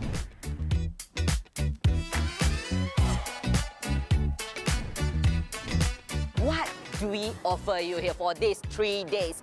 At first, we offer you a very welcoming DJs, welcoming beats. We can dance, we can enjoy the music, and we have a 3-day special activation over here, which is 1v1 with the KOL. And as well, we have the vendor booth over here, which is our sponsor.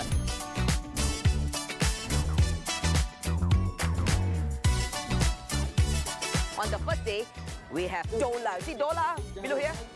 Dola is dancing with their special song, Damilo, Damilo, Damilo. So let's check inside. What do we offer here? Let's go.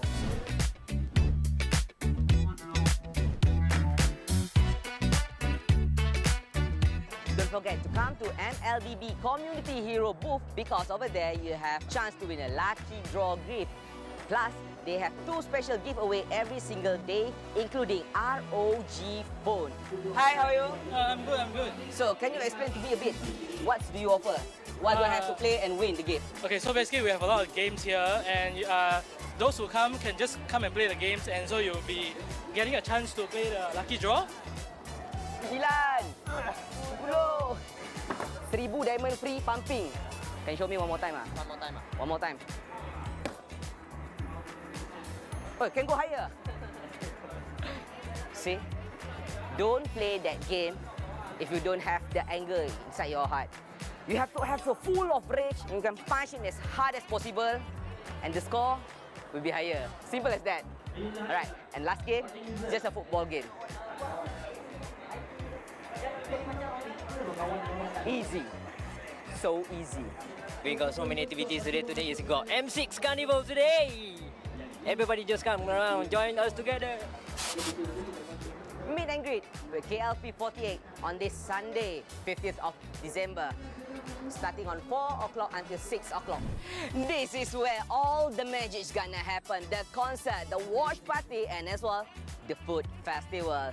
It's a little bit of reminder, if you want to have a very nice view and angle of watch party and a concert, you have to come early. And the best sitting area is in front. If you're feeling hungry after playing all of the games, welcome to Tuk Tuk Thai Food Festival. We offer food, we offer drink, and what's matter is we offer plenty of good-looking food for you to try. Let's get over here.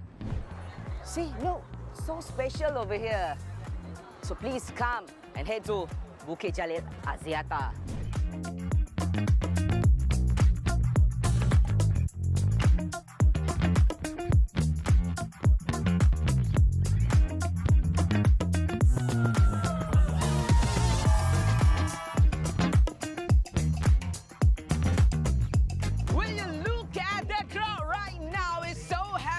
The people over here are crazy because we have performance, we have game, and you can win an exciting prize and gift as well. But let's not forget, we have Ami Masti, Emilia Ko, KLP48, and let's not forget as well, Masto. So come over here to M6 Carnival, and here, everything is a dream for you guys. Let's go and enjoy. Bye-bye.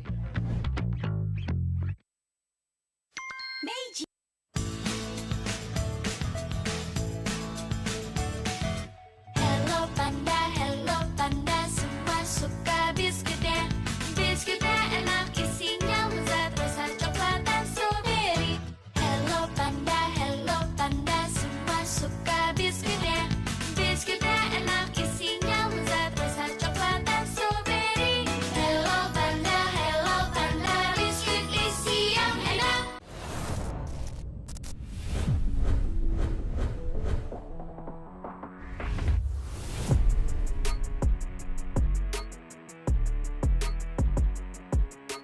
While many consider M6 to be the dawn of a new era, these veterans are still fighting hard to be greater than ever. With 5 appearances each, Sawo and Sunset Lover hold the record of having the most World Championship appearances. They have been the cornerstones that push the West on the world map, steadily putting up better results. At 4 appearances, there's Edward and Shark. Making their debuts at M3, they have since been mainstay regulars in the M Series. Shark is remembered with BTK's memorable M3 third-place run, the farthest a non-C team has gotten. Edward went on to win M3, becoming a world champion. Other notable players with 4 appearances are JPL and Alien. Making his first appearance at M1, JPL is the OG Singaporean representative. With JPL, EVOS SG gave Singapore their best M-Series achievement at 4th place, while Alien is Ulfandar's stalwart EXP laner since his debut at M3. Representing Turkey in every M-Series since then, proving himself a worthy contender. At 3 appearances, many more talented veterans joined the mix. Yums, SRG's moment maker. Smooth, Famus's reserve EXP laner. Skylar, the Sky Prince with a kingdom at his wings. Diablo and Lolzy, the Singaporean demon and his playmaking tactician. And BTK, NA's ambitious representatives. M6 is the battleground between the new era and the old, and become greater than ever.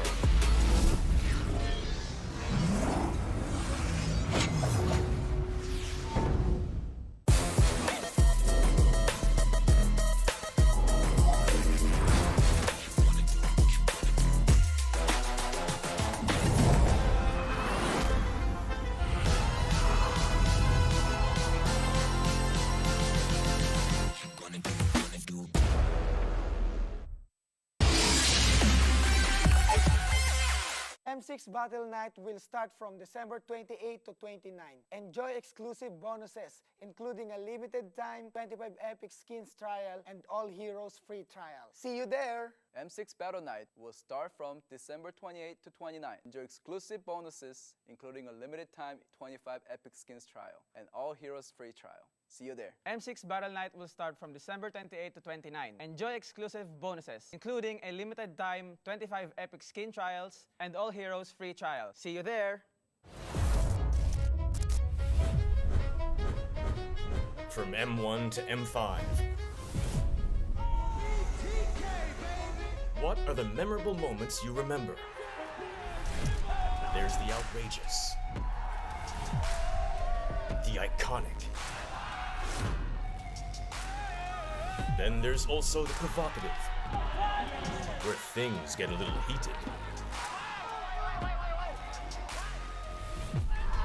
There's also the sentimental, stories of friends turned rivals. Bonds that stand through competition and victory. Then there are the heartbreaking moments, when giving it your all isn't enough.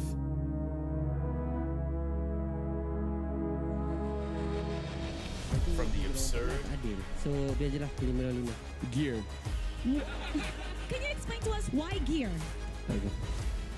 He said that Gear is such a good player and he's a real playmaker for his team. That's what he said. I think we are very, very excited. To the unscripted. You better take that jacket! I swear to God! Hungry to be champion. Snapshots that turns the M Series into something greater than ever. What is your favorite moment from M1 to M5?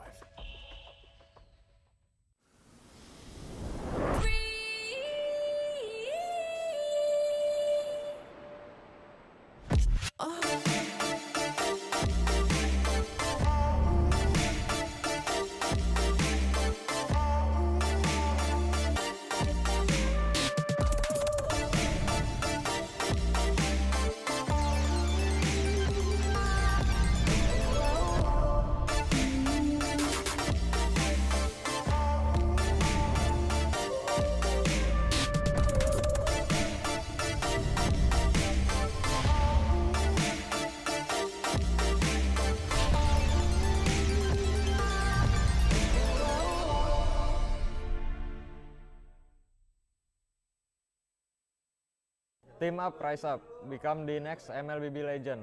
Sign up MLBB Rising Open from December 9 to December 19. Don't miss your chance. Team up, rise up. Become the next MLBB legend. Sign up MLBB Rising Open from December 9 to December 19. Don't miss your chance. Team up, rise up. Become the next MLBB legend. Sign up MLBB Rising Open from 9 December to 19 December. Don't miss your chance.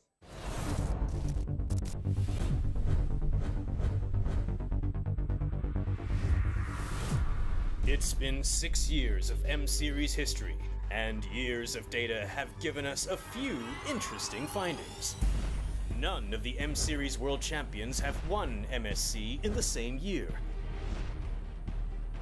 This means that in 7 years, no one has ever achieved the Golden Road.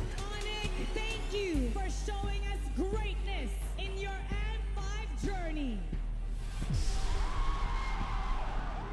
Will history be rewritten this year? Your new champions of the mid-season, our first ever back-to-back champions in MPL Malaysia. Did you know that only EVOS Legends had a smooth M-Series run in M1? Every other world champion has dropped to the lower bracket. Blacklist International moving on through the lower bracket, the longest crawl an upper bracket team could ever make. This is the journey for the M4 Echo. As soon as AP Ben dropped down to the lower brackets, we saw possible turnarounds looking to rise up. Will the trend of the lower bracket run continue? Speaking of legacy, this M6 will be a clash where past world champions won't be participating. What do you think?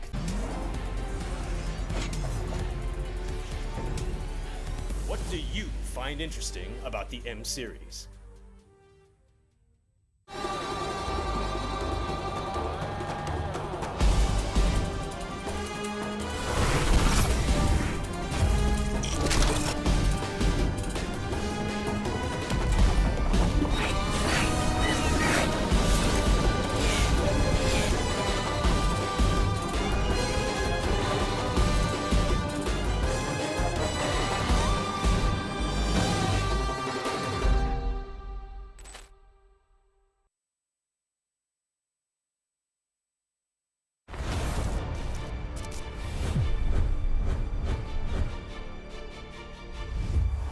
No matter the game or the series, every game has an MVP.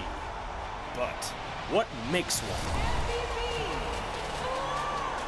Let's look into how an MVP is being selected.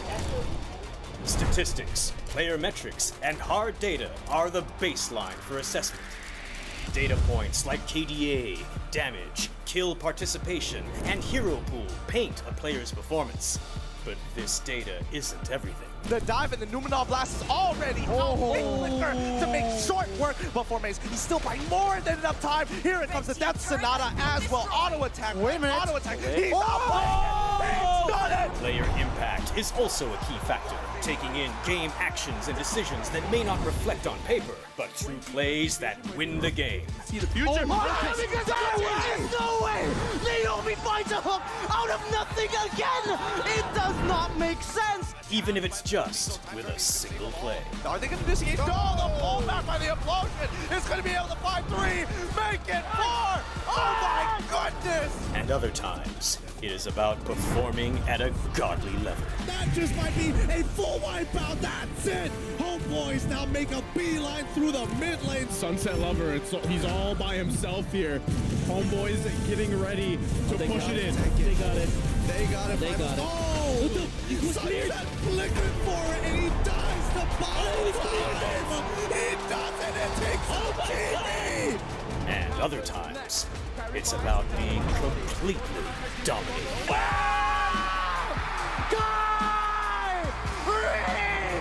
Weaving in and out, stinging like a bee. There's a knockup. Down goes Edward. Huge punish from on it. But the Filipino sniper takes one from the back. Can he though? Give it to him. 3 members chasing him down, and there's only so much alone Khalid can do. There's the wipeout. There's the last takedown. How would you decide the MVP?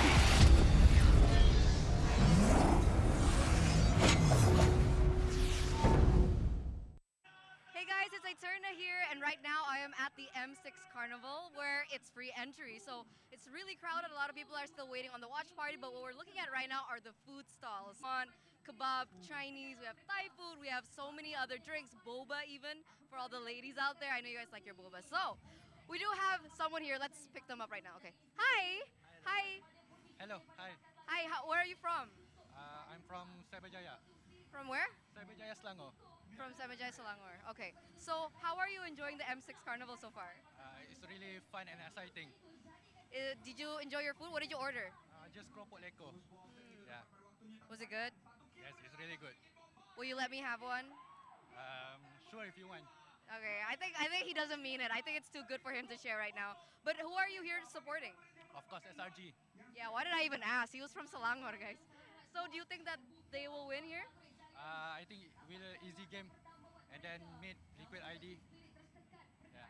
Liquid ID for the grand finals. Well, I'm going to let you enjoy your food and I'm going to let you enjoy the show. So I'm going to leave you right here. I'll see you later. So there it is, guys. Don't forget to head over to the M6 Carnival because not only is there food, but there's so many other fun activities that you guys can actually join in. So that's me, Eterna, signing out for now. Bye, guys.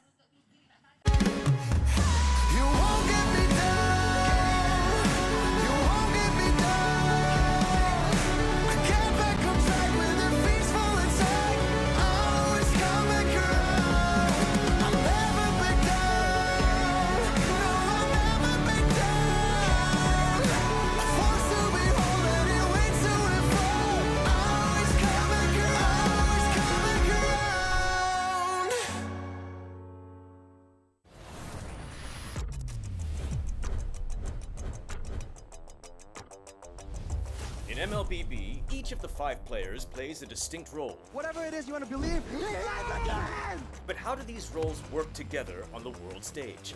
Go is Sans, who picks up the... Mid laners and roamers are the bedrock of the team.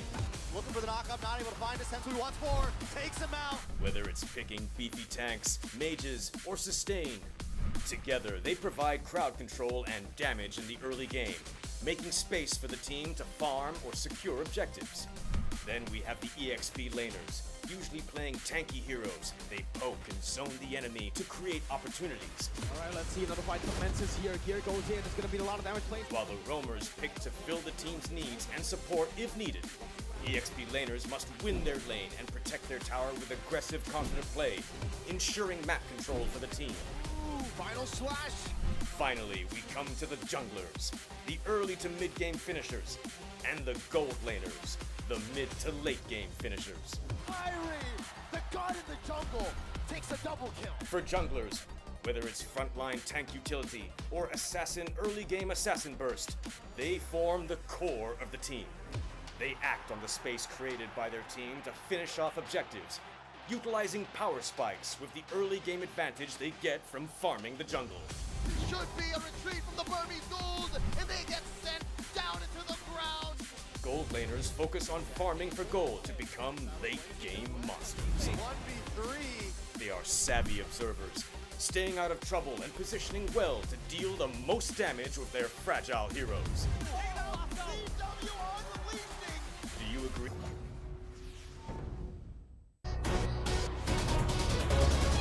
Fight for ultimate glory starts now.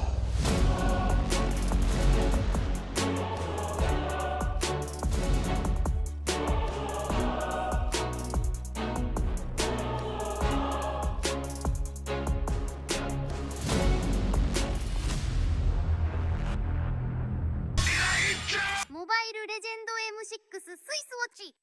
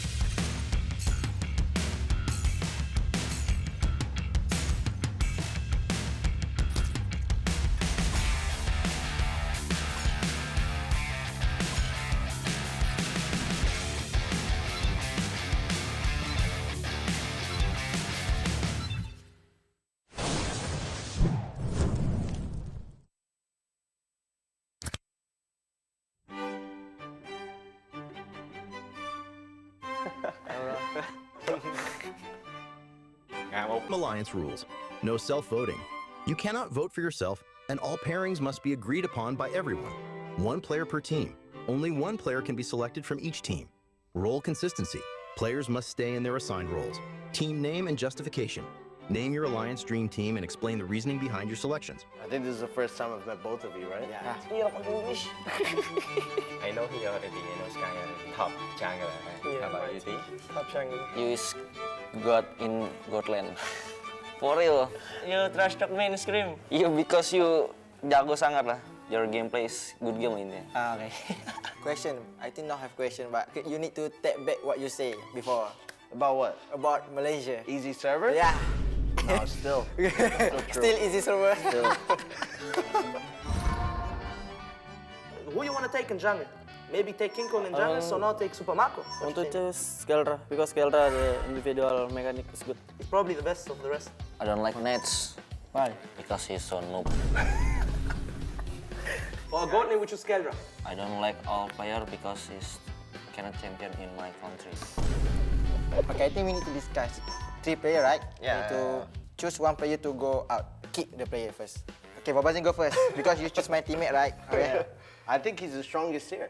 So strongest on table right now. I think I beg to disagree. I like Yums more. I think Yums is more good than Zorn. I want to kick Yums lah. Kick Yums? Yeah. I agree. You agree? Yep. How about you? I think I want to kick Zorn.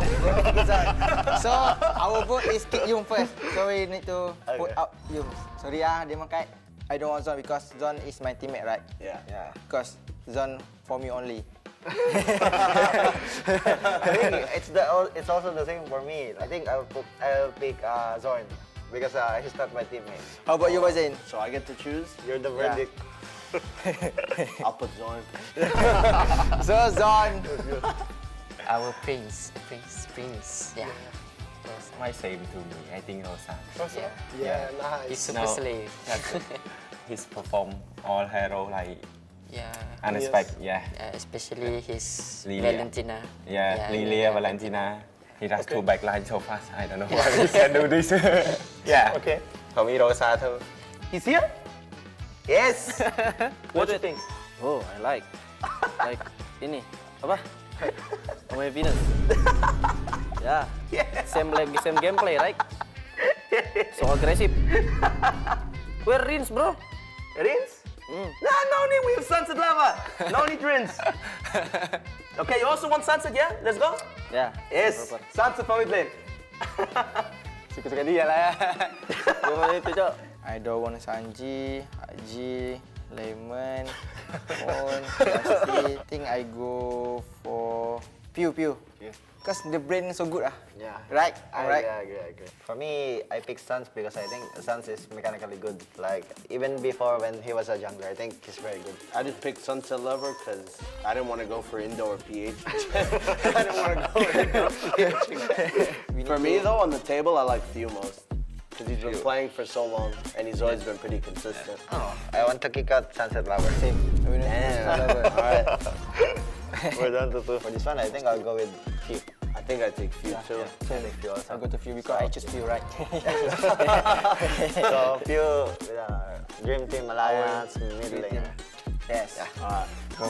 Yeah. Okay, we choose here. Yeah, Okay, choose here. yeah. Cool. Later I will story to him. Guys, why? Why choose you? Oh, I think definitely he is my teammate and I really trust on him. And for me, he's the best, for Roma. I think right now, best Roma. For me, I think he too by Roma right now. I play Rome too, I also watch he play. And what he do one by one is so clearly. Yeah. Against Yums, so super annoying when he plays you. This your idol, yeah? You sure? Yeah. Okay, this also your idol? No, this is my motivation go to playing Mobile Legends, bro. Really? Okay, let's take him out. So who do we take out? Maybe Crump? I think Luke. No need Luke. Boots also. Boots not playing anymore. Yeah. Hey, You playing at X-Milan? Yeah, okay, let's. Bye-bye. Bye-bye. Now we have here, Tyron, no need. So, what do? We choose your idol or your friend? Idol or friend? Rusak kali ya. Sanford, take him out. No. Wait. Easy, who you want? Hey, I don't like him. You don't like him? Okay. Bye, Flip Team. Because you cannot use the same kit. Like, What? Oh, nga pala. Oh. You guys want to go for Sans instead? Yeah, sure. So again, Sans, we need to put Sans. So Sans is our bench player, and then Pew is sick, and then we need to change. Pew is sick. To check this out, right? I'm right. Couldn't travel. Yeah. I want him out. In all time, I choose Aura. Really? Because he good in experience. That's my idol, bro. Okay, let's play rock, paper, scissors for Aura. 3, 2, 1. 3, 2, 1. 3, 2, 1. Okay, Aura. Aura for XP.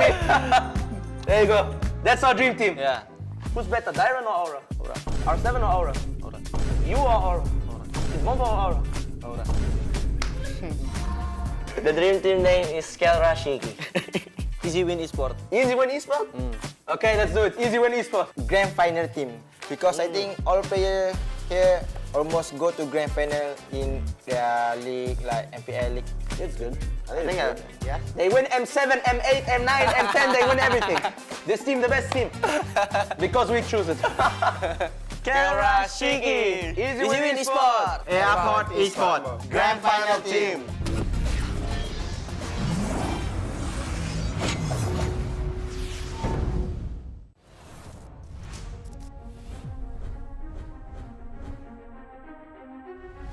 A new era begins at M6. But who are the rising superstars leading the way? In Latam, Maycam Evolve emerges as the new gem of the region. With Aurora's fierce adaptability and rookie sensation Super Nahuel, the Dynasty Enders made history, toppling the undefeated RRQ Akira after a 2.5-year reign.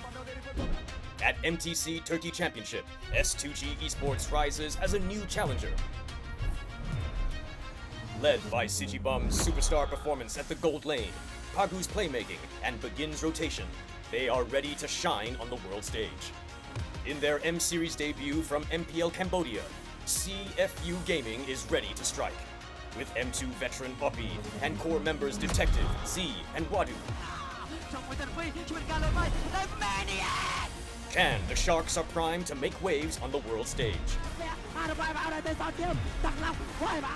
Returning to the M-Series is RRQ Hoshi, the Sang Raja. Looking for a train as he finds the triple. Looking for the maniac. Reinforced by Sutsujin's lethal skill, and led by Skylar, this squad of young stars is on a mission for global dominance. The Indonesian cavalry made a bold gamble by swapping their lineup with MDL rookies. Uncovering gems like Fabian, the deadly jungler, a calculated roamer in Witty the Wise, and King Aaron Shiki, the next level gold laner. Team Liquid ID rises as a new M-Series challenger. The double, the Roy goes down 1 by 1. It's a maniac. MPL PH Season 14 saw the debut of Aurora Gaming with rising gold laner Domeng and MSC 2022 champion Demon Kite. The Kite-Kite combo complements Aurora's methodical playstyle, leaving fans to wonder how will they fare in M6. Spearheaded by superstars in Kelra and King Kong, Fnatic Onyx, PH made MPL PH history with a 13-match winning streak. Known for his insane mechanical skill, Season 14 has seen King Kong perform at peak confidence with aggressive and assertive plays throughout the season. It's a battle in the mid lane. Domain for Kelra. While Kelra has proven to the world why he's the gold standard. Making his M-Series debut and ready to shake the international stage once more is Selangor Red Giant Skies. Known for his signature fanny, Skies is able to switch it up with fighter junglers, enabling SRG to deploy many different playstyles to surprise their opponents. These rising stars have claimed the spotlight, but which player has what it takes to emerge greater than ever?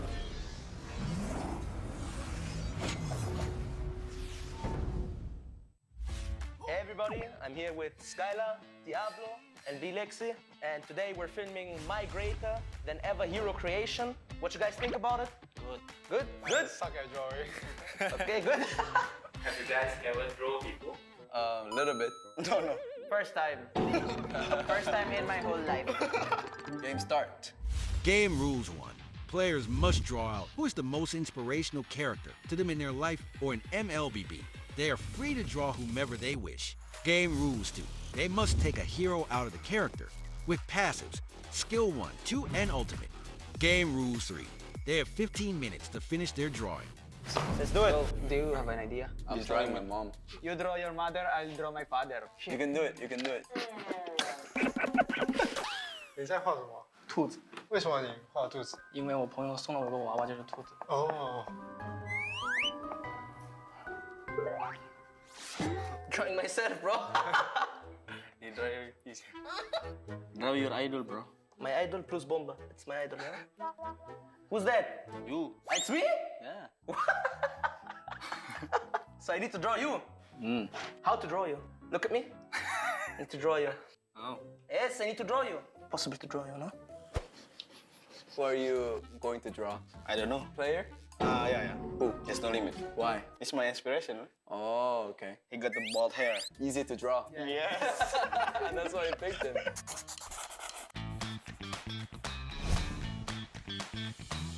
Who are you drawing? My father. Why? He's my inspiration. Oh. But stickman. Sorry. This guy's actually good at drawing. Respect, bro. What? Respect. Hey, look good. Good. The drawing is nice, bro. Thank you. My mom's holding a sleeper. He's gonna slap you. Hell yeah. A few moments later.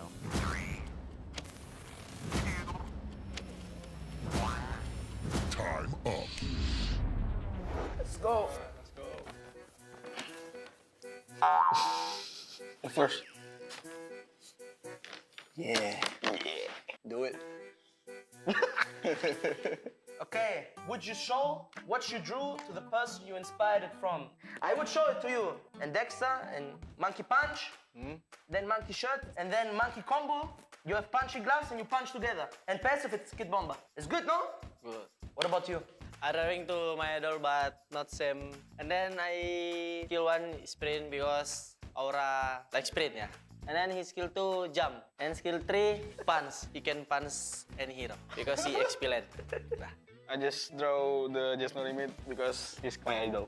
Skill 1 full power. Second one is swimming ball, and the skill is Siskakwa. 这个是我一个比较好的朋友送给我来祈求我比赛胜利的。他的1技能是可以抵挡一下那个飞行物，然后他的2技能是就是吃东西，然后恢复一下生命值。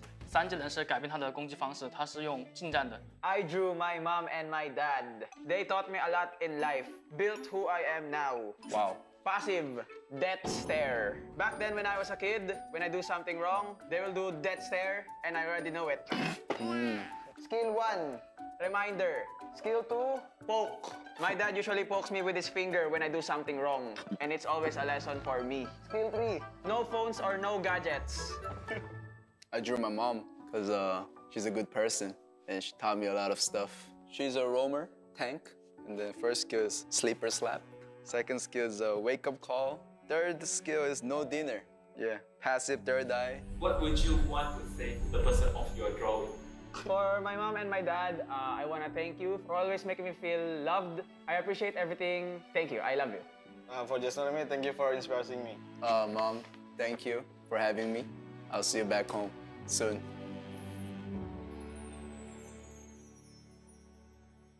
For the last question, who has the best drawing? I think everybody made very nice hero, you know, very good hero. Yes? Yes? Yes. Yes.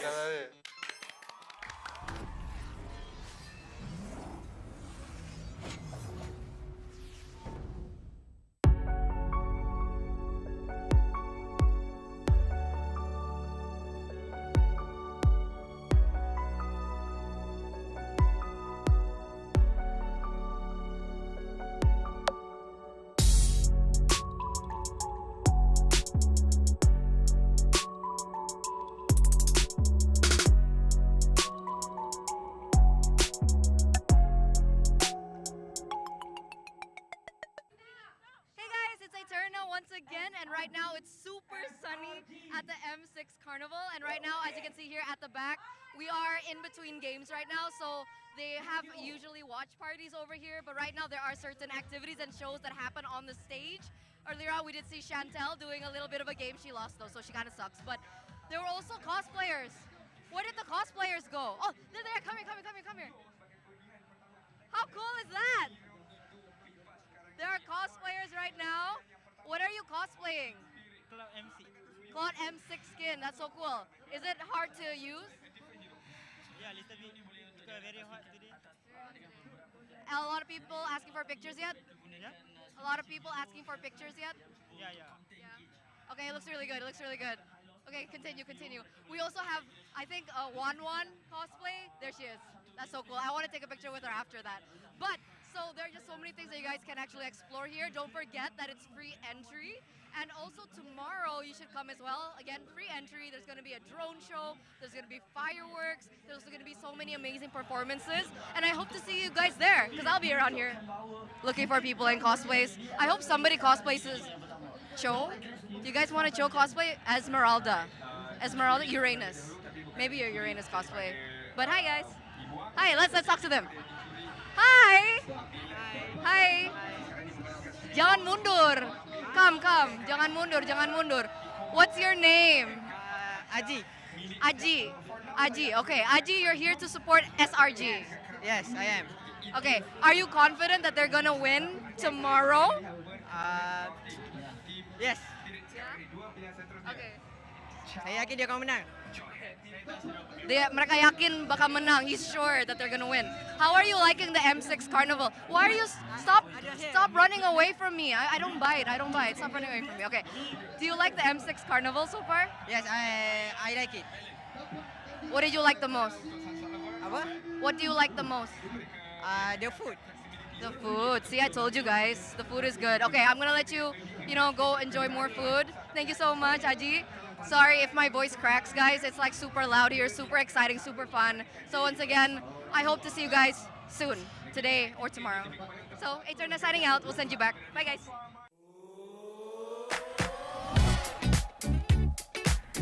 Hello, this is Bipoji and welcome to M6 Carnival!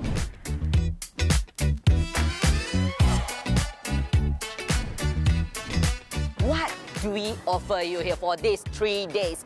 At first, we offer you a very welcoming DJs, welcoming beats. We can dance, we can enjoy the music, and we have a 3-day special activation over here, which is 1v1 with the KOL. And as well, we have the vendor booth over here, which is our sponsor.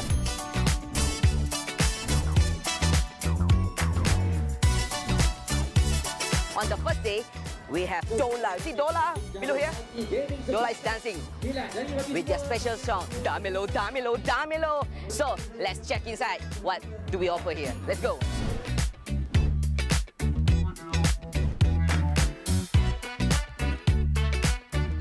Don't forget to come to MLBB Community Hero booth because over there you have chance to win a lucky draw gift. Plus, they have 2 special giveaway every single day, including ROG phone.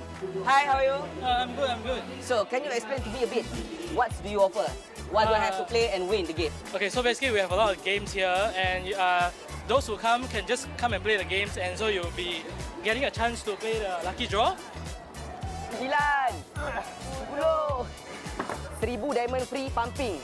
Can you show me one more time? One more time. Oh, can go higher. See? Don't play that game if you don't have the anger inside your heart. You have to have so full of rage, and you can punch it as hard as possible, and the score will be higher. Simple as that. Alright, and last game, just a football game. Easy. So easy. We got so many activities today. Today is got M6 Carnival today. Everybody just come around, join us together. Meet and greet with KLP48 on this Sunday, 50th of December, starting on 4 o'clock until 6 o'clock. This is where all the magic's gonna happen. The concert, the watch party, and as well, the food festival. It's a little bit of reminder, if you want to have a very nice view and angle of watch party and concert, you have to come early. And the best sitting area is in front.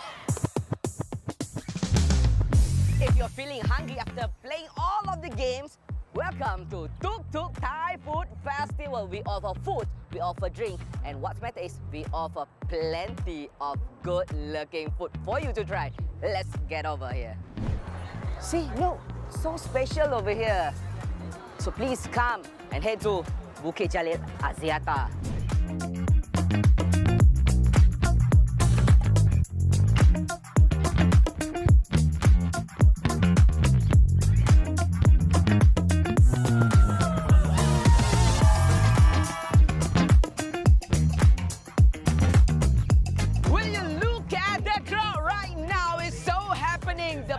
Over here are crazy because we have performers, we have game, and you can win an exciting prize and gift as well.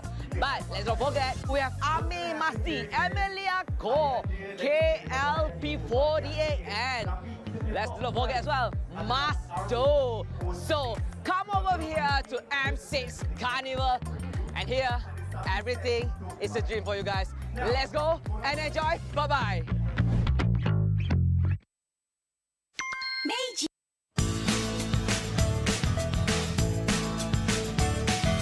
Hello panda, semua suka biskuitnya. Biskuitnya enak, isinya lezat, rasa coklat dan strawberry. Hello panda, semua suka biskuitnya.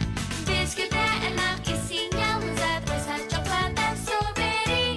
Hello panda, biskuit isi yang enak.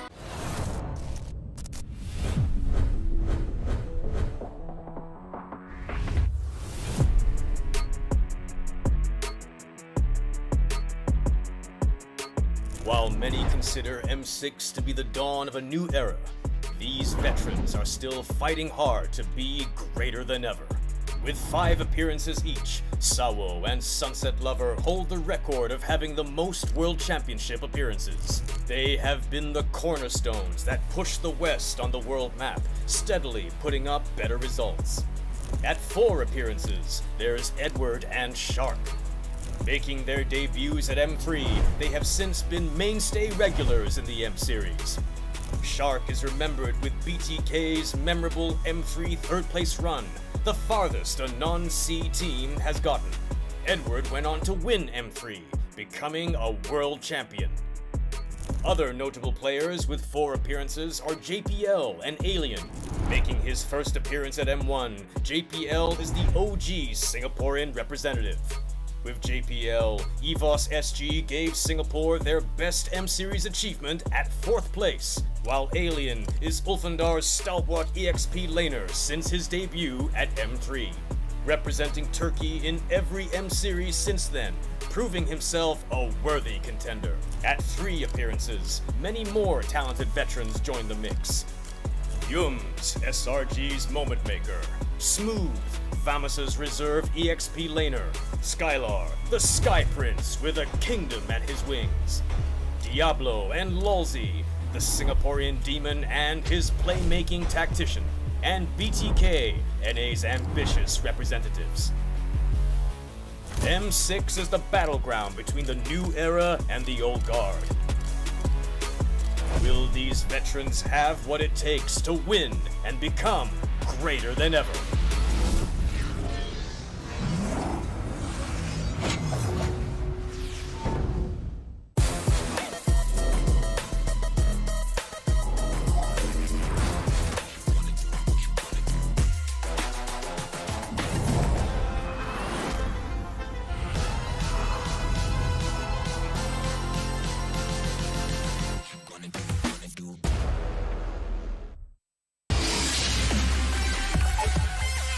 M6 Battle Night will start from December 28 to 29. Enjoy exclusive bonuses, including a limited time 25 Epic Skins trial and all heroes free trial. See you there! M6 Battle Night will start from December 28 to 29. Enjoy exclusive bonuses, including a limited time 25 Epic Skins trial and all heroes free trial. See you there. M6 Battle Night will start from December 28 to 29. Enjoy exclusive bonuses, including a limited time 25 Epic Skin trials and all heroes free trial. See you there! From M1 to M5. what are the memorable moments you remember? There's the outrageous, the iconic. Then there's also the provocative, where things get a little heated. There's also the sentimental, stories of friends turned rivals, bonds that stand through competition and victory. Then there are the heartbreaking moments, when giving it your all isn't enough.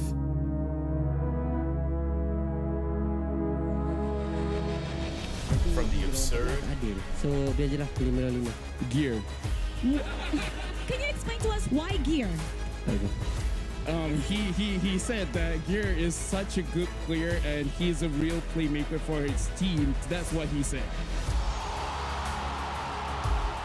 I think we are very, very excited. to the unscripted. You better take that jacket!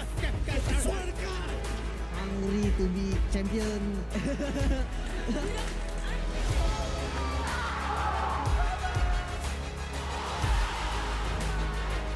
These are the defining snapshots that turns the M Series into something greater than ever.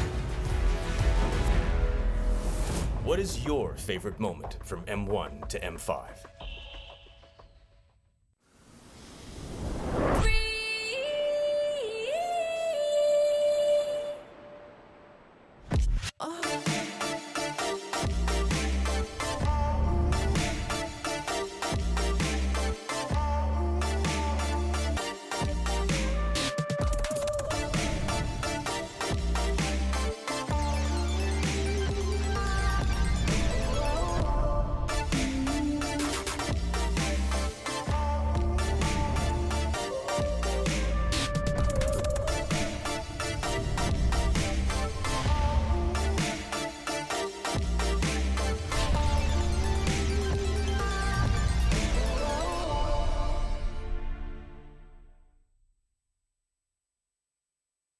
Team up, rise up. Become the next MLBB legend.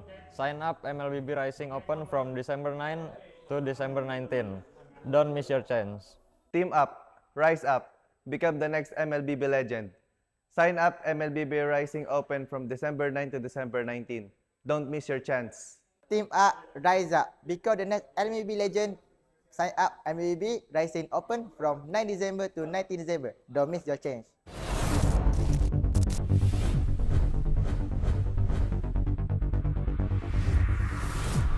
It's been 6 years of M Series history, and years of data have given us a few interesting findings. None of the M Series World Champions have won MSC in the same year. This means that in 7 years, no one has ever achieved the Golden Road. Thank you for showing us greatness in your M5 journey. Will history be rewritten this year? Your new champions of the mid-season, our first ever back-to-back champions in MPL Malaysia. Did you know that only EVOS Legends had a smooth M Series run in M1? Every other world champion has dropped to the lower bracket. Blacklist International moving on through the lower bracket, the longest crawl an upper bracket team could ever make. This is the journey for the M4 Echo. As soon as AP Ben dropped down to the lower brackets, we saw possible turnarounds looking to rise up. Will the trend of the lower bracket run continue? Speaking of legacy, this M6 will be a clash where past world champions won't be participating. What do you think this M6 will bring? Will a world champion rise from these new representatives to be greater than ever?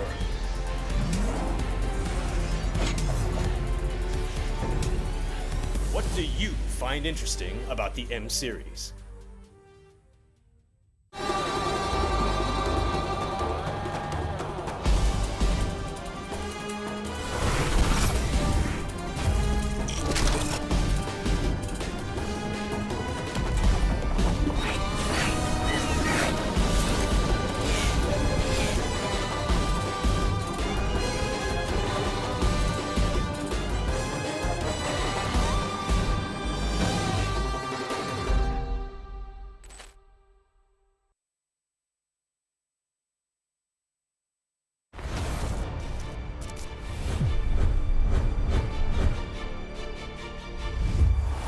No matter the game or the series, every game has an MVP. But what makes one? Let's look into how an MVP is being selected. Statistics, player metrics, and hard data are the baseline for assessment. Data points like KDA, damage, kill participation, and hero pool paint a player's performance. But this data isn't everything. The dive and the Numenor Blast is already out. Big flicker to make short work, but for Mace, he's still buying more than enough time. Here it comes the Death Sonata as well. Auto attack. Wait a minute. Auto attack. He's not playing it. He's done it. Player impact is also a key factor, taking in game actions and decisions that may not reflect on paper, but true plays that win the game. See the future. Oh my Because no way! Naomi finds a hook out of nothing again! It does not make sense! Even if it's just with a single play. Are they going to disengage? No, the pullback by the implosion is going to be able to find 3, make it 4! Oh my goodness! And other times, it is about performing at a godly level. That just might be a full wipeout, that's it! Homeboys now make a beeline through the mid lane. Sunset Lover, he's all by himself here. Homeboys getting ready to push it in. They got it. They got it. They got it. Oh! Sunset flickered for it, and he dies the bottom time! He does it! It takes out TV! And other times, it's about being completely dominated.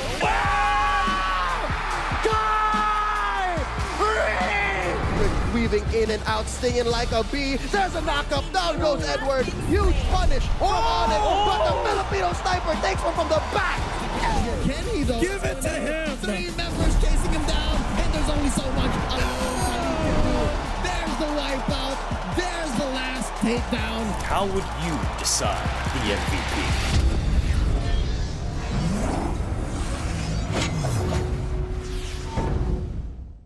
Hey guys, it's Eterna here, and right now I am at the M6 Carnival where it's free entry. So it's really crowded. A lot of people are still waiting on the watch party, but what we're looking at right now are the food stalls. So for those of you food lovers, good news because there's literally every type of food that you want.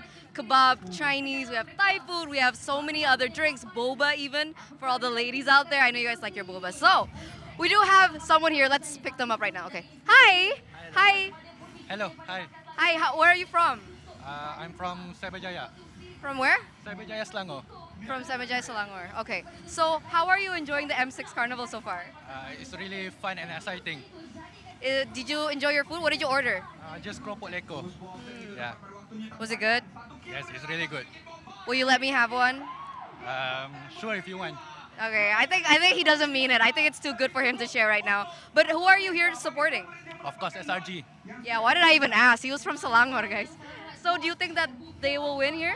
I think with an easy game, and then meet Liquid ID. Yeah.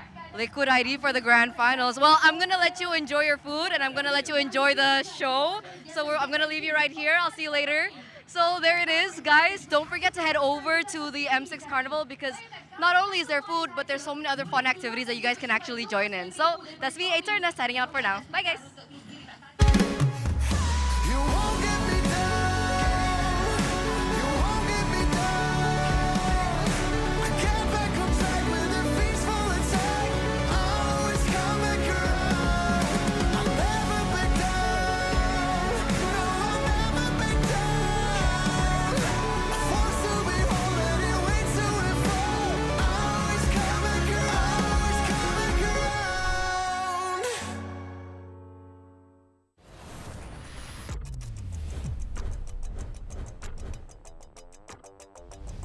In MLBB, each of the 5 players plays a distinct role. Whatever it is you want to believe, But how do these roles work together on the world stage?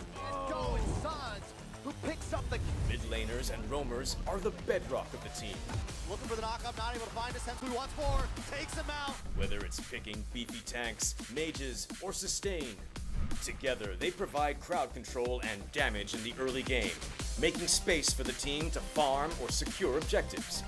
Then we have the EXP laners, usually playing tanky heroes. They poke and zone the enemy to create opportunities. All right, let's see another fight commences here. Gear goes in. It's going to be a lot of damage played. While the roamers pick to fill the team's needs and support if needed. EXP laners must win their lane and protect their tower with aggressive confident play, ensuring map control for the team. Ooh, final slash. Finally, we come to the junglers, the early to mid-game finishers, and the gold laners, the mid to late game finishers. Irie, the god in the jungle, takes a double kill. For junglers, whether it's frontline tank utility or assassin early game assassin burst, they form the core of the team. They act on the space created by their team to finish off objectives, utilizing power spikes with the early game advantage they get from farming the jungle. Should be a retreat from the Burmese gold, and they get sent down into the ground. Gold laners focus on farming for gold to become late game monsters. 1v3. They are savvy observers, staying out of trouble and positioning well to deal the most damage with their fragile heroes. Do you agree? How would you describe the roles that make MLBB greater than ever?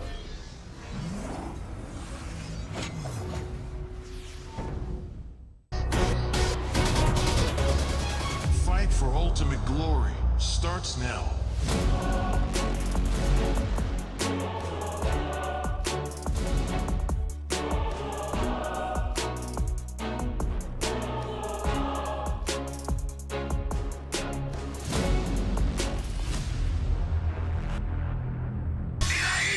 모바일 레전드 M6 스위스워치.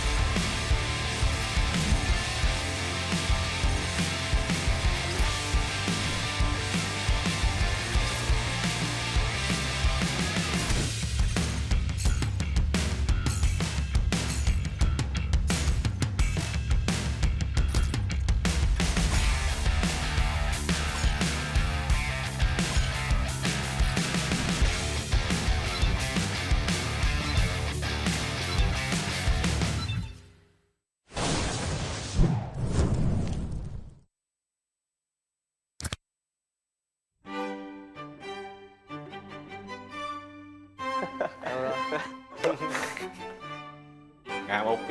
Nice to meet you, bro. Hello. How are you? Dream Team Alliance rules. No self-voting. You cannot vote for yourself, and all pairings must be agreed upon by everyone. One player per team. Only one player can be selected from each team. Role consistency. Players must stay in their assigned roles. Team name and justification. Name your Alliance Dream Team and explain the reasoning behind your selections. I think this is the first time I've met both of you, right? Yeah. English. I know he already. I know Sky already. Top jungler. Right? How about you, T? Top jungler. You is God in Godland. For real. You trash talk me in scream. You because you jago sangat lah. your gameplay is good game in there. Okay. Question. I think not have question, but you need to take back what you say before. About what? About Malaysia. Easy server? Yeah. No, still. Still easy server. Still. Who you want to take in jungle? Maybe take King Kong in jungle, so now take Super Mako. I want to choose Skeldra because Skeldra the individual mechanic is good. He's probably the best of the rest. I don't like Nets. Why? Because he's so noob. For a goat name, we choose Skeldra. I don't like all player because he's cannot champion in my country.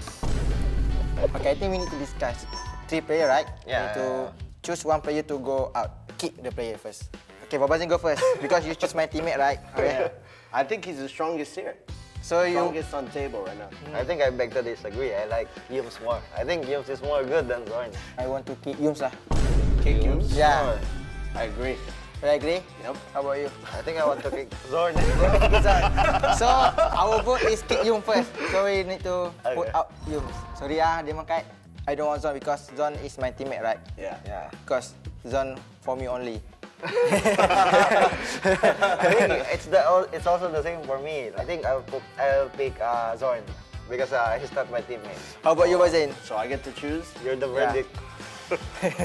I'll put Zorn. So, Zon. Our prince. Yeah. My same to me. I think Rosa. Rosa? Yeah, nice. He's super slave. He's performed all hero like unexpected. Yeah. Especially his Lilia. Valentina. Yeah, Lilia, Valentina. He does 2 backline so fast. I don't know why he can do this. Yeah. Okay. For me, Rosa too.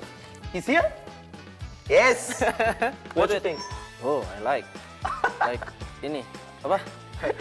My Venus. Yeah. Same gameplay, right? So aggressive. Where Rins, bro? Rins? Nah, no need. We have Sunset Lava. No need Rins. Okay, you also want Sunset, yeah? Let's go? Yeah. Yes. Proper. Sunset for mid lane. Suka-suka dia lah ya. Gimana itu, Cok? I don't want Sanji, Haji, Lemon, Mon, Pasti. think I go for Pew. Because the brain so good Yeah. Right? I Alright. agree. For me, I pick Suns because I think Suns is mechanically good. Like, even before when he was a jungler, I think he's very good. I just picked Sunset Lover because I didn't want to go for indoor PH. I didn't want to go for indoor PH. For me though, on the table, I like Theo most. Because he's been playing for so long and he's always been pretty consistent. Oh, I want to kick out Sunset Lover. Same. Alright. We're down to 2. For this one, I think I'll go with Few. I think I take Few too. I think Few also. I go to Few because I choose Few, right? So Few, Dream Team Alliance, mid lane. Yes. Yeah. Okay, we choose here. Yeah, okay. Yeah. Cool. Later I will story to him. Guys, why? Why choose you? Oh, I think definitely he is my teammate and I really trust on him. And for me, he's the best. Yeah, for Roma. I think right now, best Roma. For me, I think he too by Roma right now. I play Rome too. I also watch he play, and what he do one by one is so clearly. Yeah. Against Yums, so super annoying when he play you. This your idol, yeah? You sure? Yeah. Okay, this also your idol? No, this is my motivation. Go to playing Mobile Legends, bro. Really? Okay, let's take him out. So who do we take out? Maybe Crumb? I think Luke. No need Luke. Boots also. Boots not playing anymore. Yeah. Hey, you playing at X-Milan? Yeah, okay, let's. Bye-bye. Now we have here. Tyron, no need. So, what do? We choose your idol or your friend? Idol or friend? Rusak kali. Sanford, take him out? No. Wait, is it who you want? Hey, I don't like him. You don't like him? Okay, bye-bye, Flip. Because you cannot choose the same team. Like. Why? Oh, nga pala. You guys want to go for Sans instead? Yeah, sure. Again. Sans. We need to put Sans. So Sans is our bench player, and then Pew is sick, and then we need to change. Pew is sick. To check this out, right? I'm right. Travel. Yeah. I want him out. In all time, I choose Aura. Really? Because he good in X-Milan. That's my idol, bro. Okay, let's play rock, paper, scissors for Aura. 3, 2, 1. 3, 2, 1. 3, 2, 1. Okay, Aura. Aura for XP. There you go. That's our dream team. Yeah. Who's better, Dyron or Aura? Aura. R7 or Aura? Aura. You or Aura? Aura. Bombo or Aura? Aura. The dream team name is Kelra Shiki. Easy win Esports. Easy win Esports? Okay, let's do it. Easy win Esports. Grand final team. Because I think all players here almost go to grand final in their league, like MPL league. It's good. I think yeah. They win M7, M8, M9, M10, they win everything. This team, the best team. Because we choose it. Kelra Shiki. Easy win Esports. Airport Esports. Grand final team.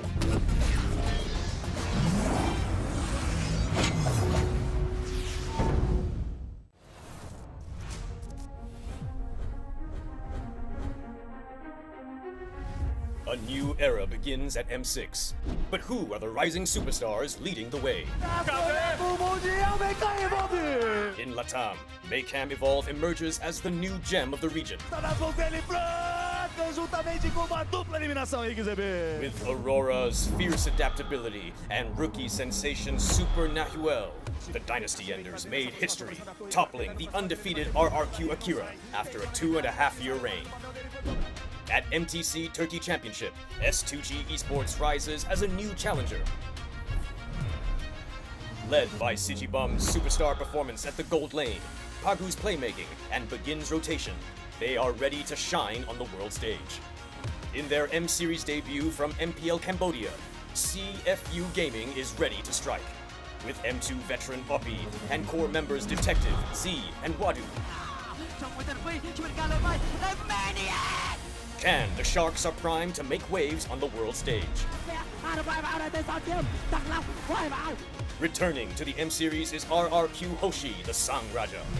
Looking for a trade as he finds the triple. Looking for the maniac. Reinforced by Sutsujin's lethal skill, and led by Skylar, this squad of young stars is on a mission for global dominance. The Indonesian cavalry made a bold gamble by swapping their lineup with MDL rookies.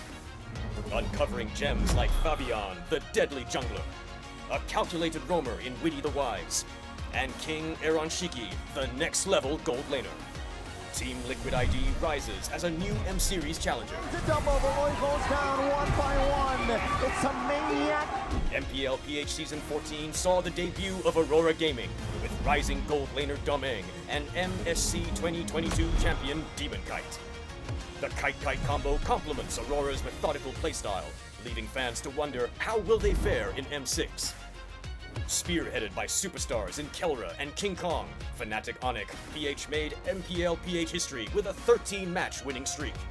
Known for his insane mechanical skill, Season 14 has seen King Kong perform at peak confidence with aggressive and assertive plays throughout the season.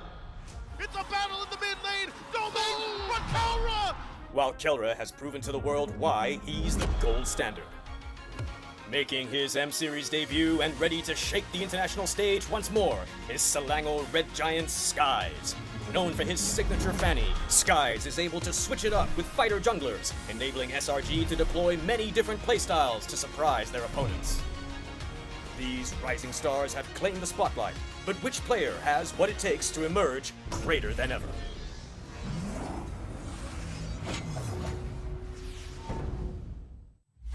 Hey everybody, I'm here with Skylar, Diablo, and Vilexi, and today we're filming My Greater Than Ever Hero Creation. What you guys think about it? Good. Good? Good? Suck at drawing. Okay, good. Have you guys ever drawn people? Little bit. No. First time. First time in my whole life. Game start. Game rules 1. Players must draw out who is the most inspirational character to them in their life or in MLBB. They are free to draw whomever they wish. Game rules 2. They must take a hero out of the character with passives, skill 1, 2, and ultimate. Game rules 3. They have 15 minutes to finish their drawing. Let's do it. So, do you have an idea? I'm drawing my mom. You draw your mother, I'll draw my father. You can do it, you can do it. 你在画什么？兔子。为什么你画兔子？因为我朋友送了我个娃娃，就是兔子。哦。Drawing myself, bro. Draw your idol, bro. My idol plus Bomba. It's my idol, yeah? Who's that? You. It's me? Yeah. So I need to draw you? Mm. How to draw you? Look at me. I need to draw you. Oh. Yes, I need to draw you. Possible to draw you, no? Who are you going to draw? I don't know. Player? Yeah. Who? There's no limit. Why? It's my inspiration. Huh? Oh, okay. He got the bald hair. Easy to draw. Yes. That's why I picked him.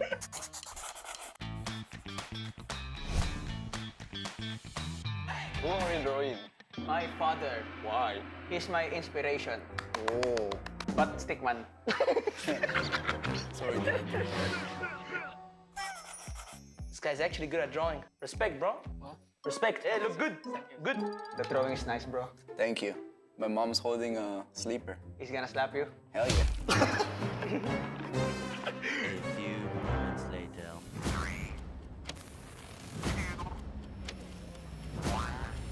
Time up. Let's go. First. Yeah. Do it.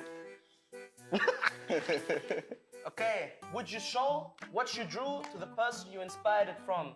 I would show it to you. And Dexter and Monkey Punch, then Monkey Shirt, and then Monkey Combo.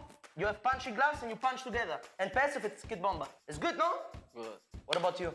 I drawing to my idol, but not same. And then I skill 1 sprint because Aura like sprint, yeah. And then his skill 2 jump. And skill 3 punch. He can punch any hero because he expelled. I just draw the Just No Limit because he's my idol. Skill 1, full power. Second one is swimming ball, and the skill is Siskakwa. 这个是我一个比较好的朋友送给我来祈求我比赛胜利的。他的1技能是可以抵挡一下那个飞行物，然后他的2技能是就吃东西，然后恢复一下生命值。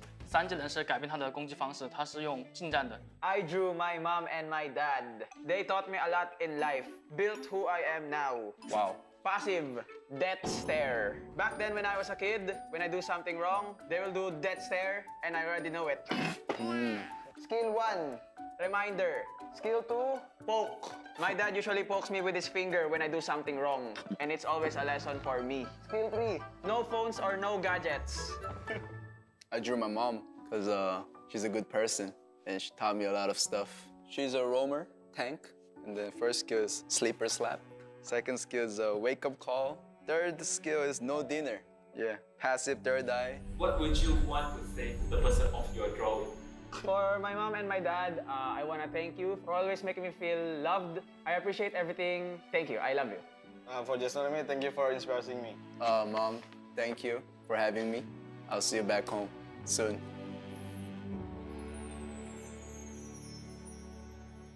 For the last question, who has the best drawing? I think everybody made very nice hero, you know, very good hero. Yes? Yes? Yes. Yes.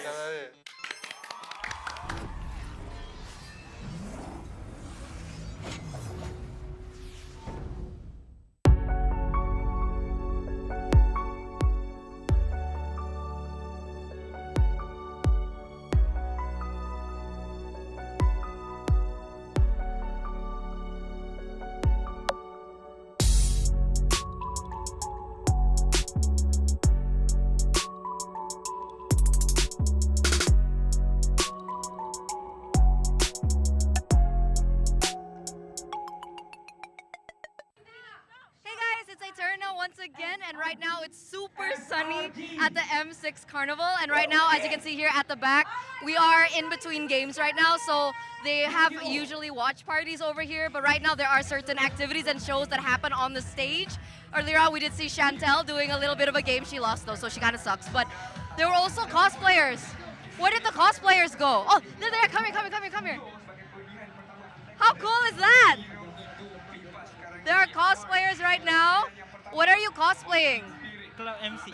Cloud M6 skin, that's so cool. Is it hard to use? Yeah, a little bit.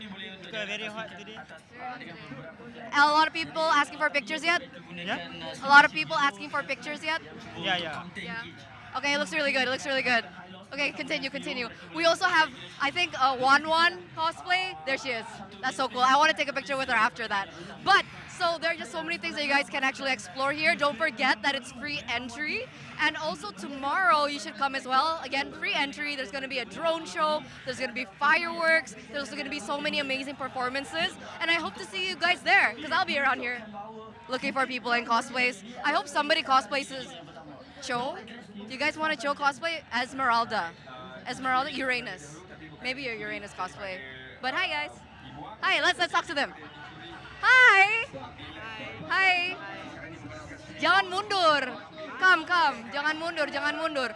What's your name? Aji. Okay, Aji, you're here to support SRG. Yes, I am. Okay, are you confident that they're gonna win tomorrow? Yes. Okay. Saya yakin dia akan menang. Mereka yakin bakal menang. He's sure that they're gonna win. How are you liking the M6 Carnival? Why are you stop running away from me? I don't bite. Stop running away from me. Okay. Do you like the M6 Carnival so far? Yes, I like it. What did you like the most? Apa? What do you like the most? The food. The food. See, I told you guys, the food is good. Okay, I'm gonna let you, go enjoy more food. Thank you so much, Aji. Sorry if my voice cracks, guys. It's like super loud here, super exciting, super fun. So once again, I hope to see you guys soon, today or tomorrow. So, Eterna signing out. We'll send you back. Bye, guys.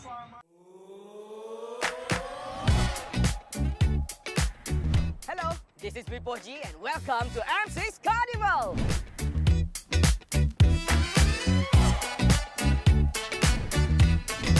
What do we offer you here for these 3 days? At first, we offer you a very welcoming DJs, welcoming beats. We can dance, we can enjoy the music, and we have a 3-day special activation over here, which is 1v1 with the KOL. And as well, we have the vendor booth over here, which is our sponsor.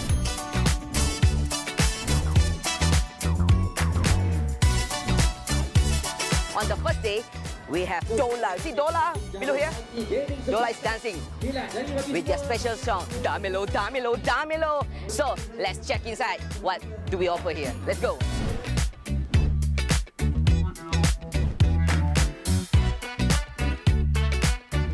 Don't forget to come to MLBB Community Hero booth because over there you have chance to win a lucky draw gift. Plus, they have 2 special giveaway every single day, including ROG phone. Hi, how are you? I'm good. So, can you explain to me a bit? What do you offer? What do I have to play and win the game? Okay, so basically we have a lot of games here, and those who come can just come and play the games, and so you'll be getting a chance to play the lucky draw. 9, 10, 1000 diamond free pumping. Can you show me one more time? One more time. Oh, can go higher. See? Don't play that game if you don't have the anger inside your heart. You have to have so full of rage, and you can punch it as hard as possible, and the score will be higher. Simple as that. Alright, and last game, just a football game. Easy. So easy. We got so many activities today. Today is got M6 Carnival today. Everybody just come around, join us together. Meet and greet with KLP48 on this Sunday, 50th of December, starting on 4 o'clock until 6 o'clock.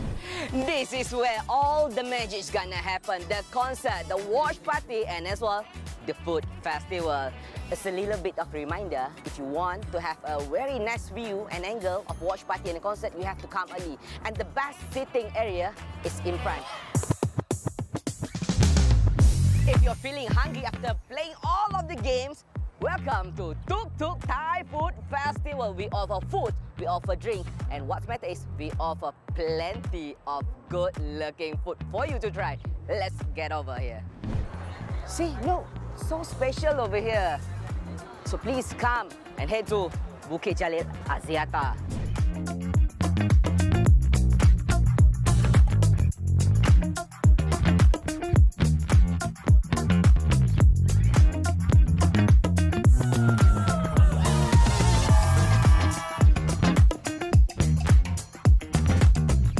Will you look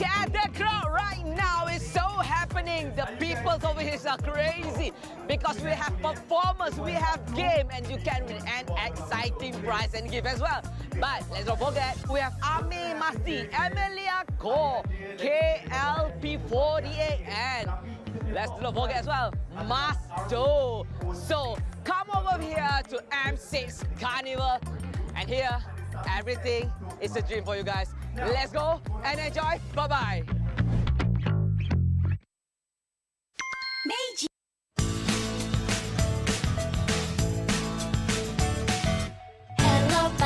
Hello panda, semua suka biskuitnya. Biskuitnya enak, isinya lezat, rasa coklat dan strawberry. Hello panda, semua suka biskuitnya. Biskuitnya enak, isinya lezat, rasa coklat dan strawberry. Hello panda, biskuit isi yang enak.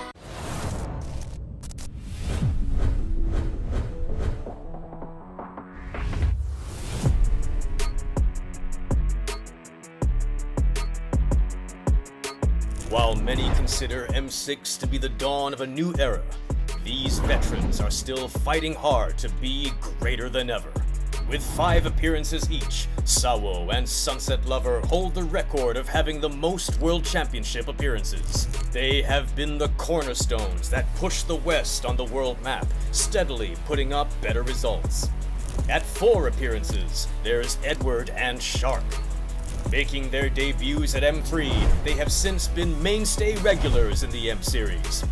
Shark is remembered with BTK's memorable M3 third-place run, the farthest a non-C team has gotten. Edward went on to win M3, becoming a world champion.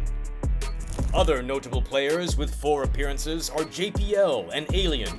Making his first appearance at M1, JPL is the OG Singaporean representative. With JPL, EVOS SG gave Singapore their best M-Series achievement at 4th place, while Alien is Ulfandar's stalwart EXP laner since his debut at M3. Representing Turkey in every M-Series since then, proving himself a worthy contender. At 3 appearances, many more talented veterans joined the mix. Yums, SRG's moment maker. Smooth, Famus's reserve EXP laner. Skylar, the Sky Prince with a kingdom at his wings. Diablo and Lolzy, the Singaporean demon and his playmaking tactician. And BTK, NA's ambitious representatives. M6 is the battleground between the new era and the old guard. Will these veterans have what it takes to win and become greater than ever?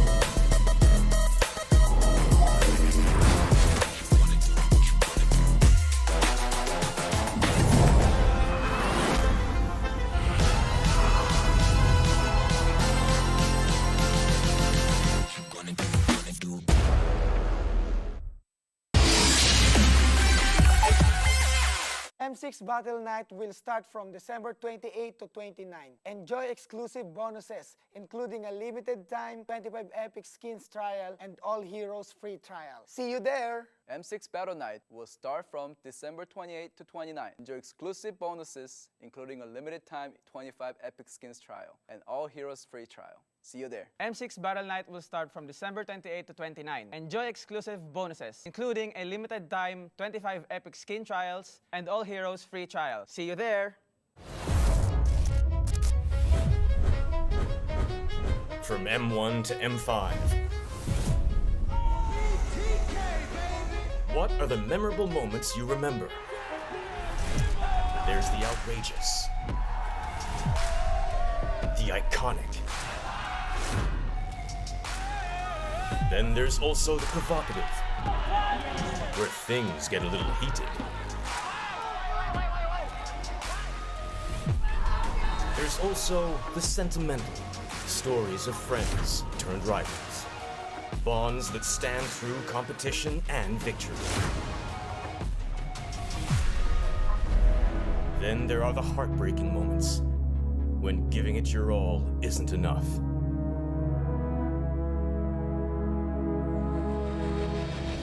From the absurd adil. So biar je lah 5-5. Gear. Can you explain to us why gear? He said that Gear is such a good player and he's a real playmaker for his team. That's what he said. I think we are very, very excited. to the unscripted. You better take that jacket! I swear to God! Hungry to be champion.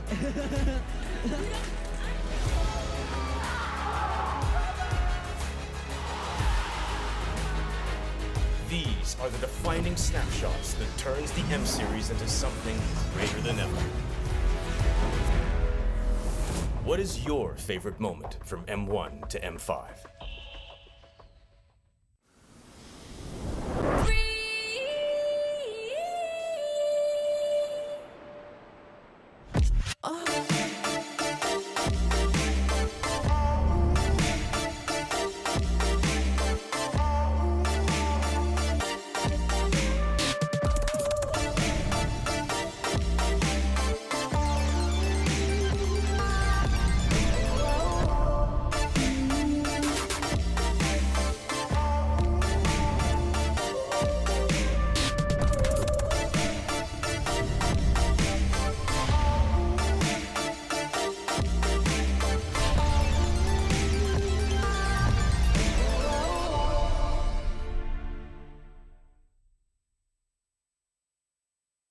Team up, rise up. Become the next MLBB legend. Sign up MLBB Rising Open from December 9 to December 19. Don't miss your chance. Team up, rise up. Become the next MLBB legend. Sign up MLBB Rising Open from December 9 to December 19. Don't miss your chance. Team up, rise up. Become the next MLBB legend. Sign up MLBB Rising Open from 9 December to 19 December. Don't miss your chance.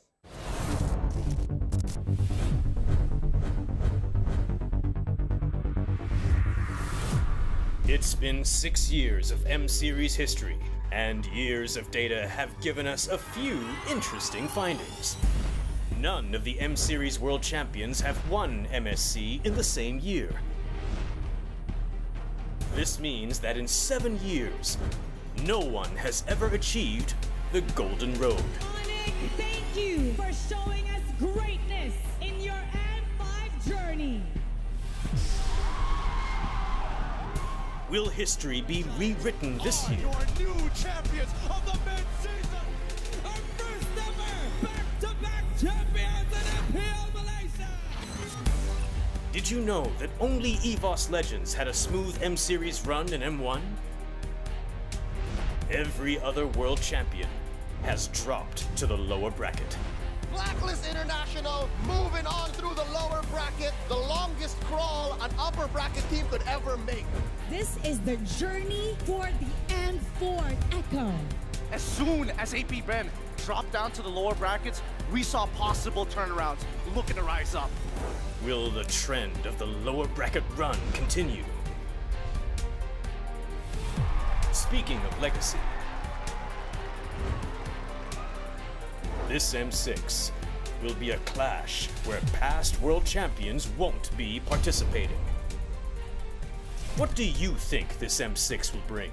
Will a world champion rise from these new representatives to be greater than ever?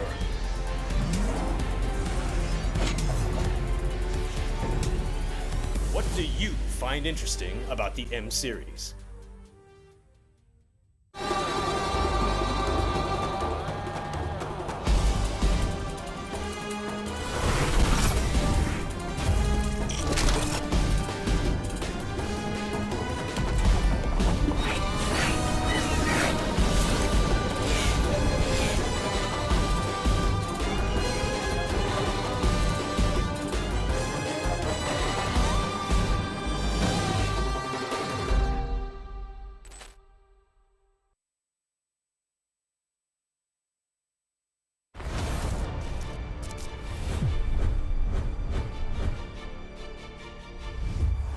No matter the game or the series, every game has an MVP. But what makes one? Let's look into how an MVP is being selected. Statistics, player metrics, and hard data are the baseline for assessment. Data points like KDA, damage, kill participation, and hero pool paint a player's performance. But this data isn't everything. The dive and the Numenor Blast is already out. Quick flicker to make short work, but for Mace, he's still by more than enough time. Here it comes the Death Sonata as well. Auto attack. Wait a minute. Auto attack. He's not playing it. He's done it. Player impact is also a key factor, taking in game actions and decisions that may not reflect on paper, but through plays that win the game. See the future. Oh my God, no way! Naomi finds a hook out of nothing again!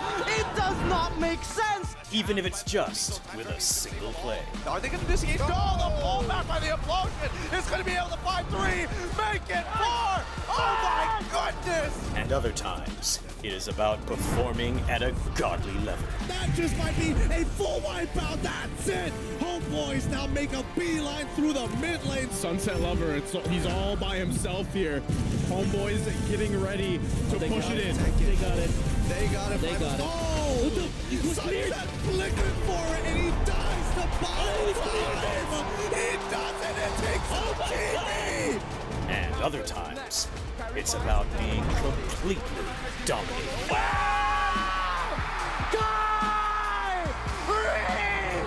Weaving in and out, stinging like a bee. There's a knockup. Down goes Edward. Huge punish from on it. But the Filipino sniper takes one from the back. Can he though? Give it to him. 3 members chasing him down, and there's only so much alone Khalid can do. There's the wipeout. There's the last takedown. How would you decide the MVP?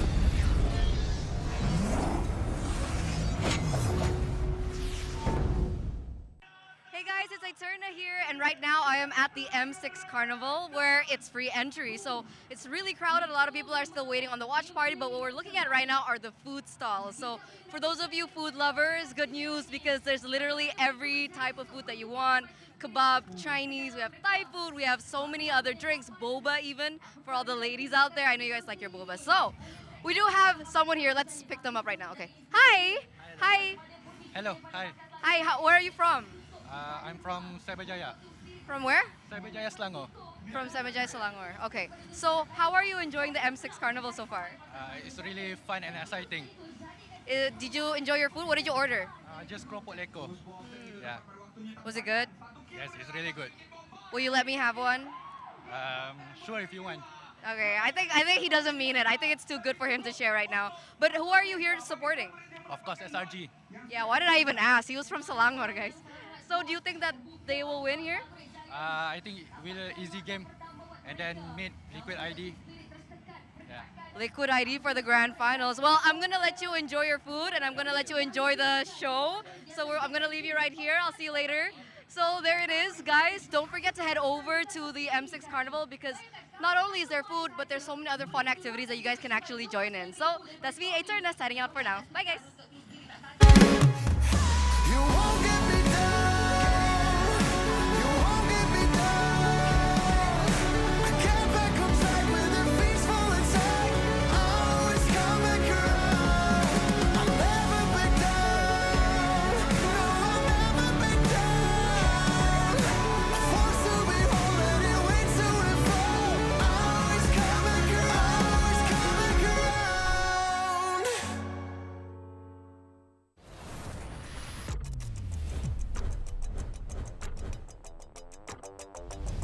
In MLBB, each of the 5 players plays a distinct role. Whatever it is you want to believe, again! But how do these roles work together on the world stage? Go, it's Sans, who picks up the... Mid laners and roamers are the bedrock of the team. Looking for the knockup, not able to find a sense who he wants for, takes him out. Whether it's picking beefy tanks, mages, or sustain, together they provide crowd control and damage in the early game, making space for the team to farm or secure objectives. Then we have the EXP laners, usually playing tanky heroes. They poke and zone the enemy to create opportunities. All right, let's see, another fight commences here. Gear goes in, it's gonna be a lot of damage plays. While the roamers pick to fill the team's needs and support if needed. EXP laners must win their lane and protect their tower with aggressive, confident play, ensuring map control for the team. Ooh, final slash finally, we come to the junglers, the early to mid-game finishers, and the gold laners, the mid to late game finishers. Irie, the god in the jungle, takes a double kill. For junglers, whether it's frontline tank utility or assassin early game assassin burst, they form the core of the team. They act on the space created by their team to finish off objectives, utilizing power spikes with the early game advantage they get from farming the jungle. It should be a retreat from the Burmese ghouls, and they get sent down into the ground.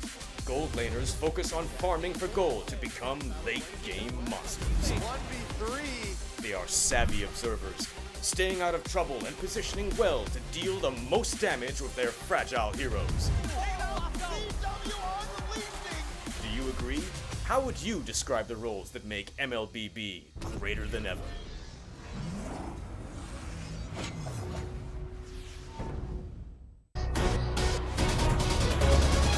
Fight for ultimate glory starts now.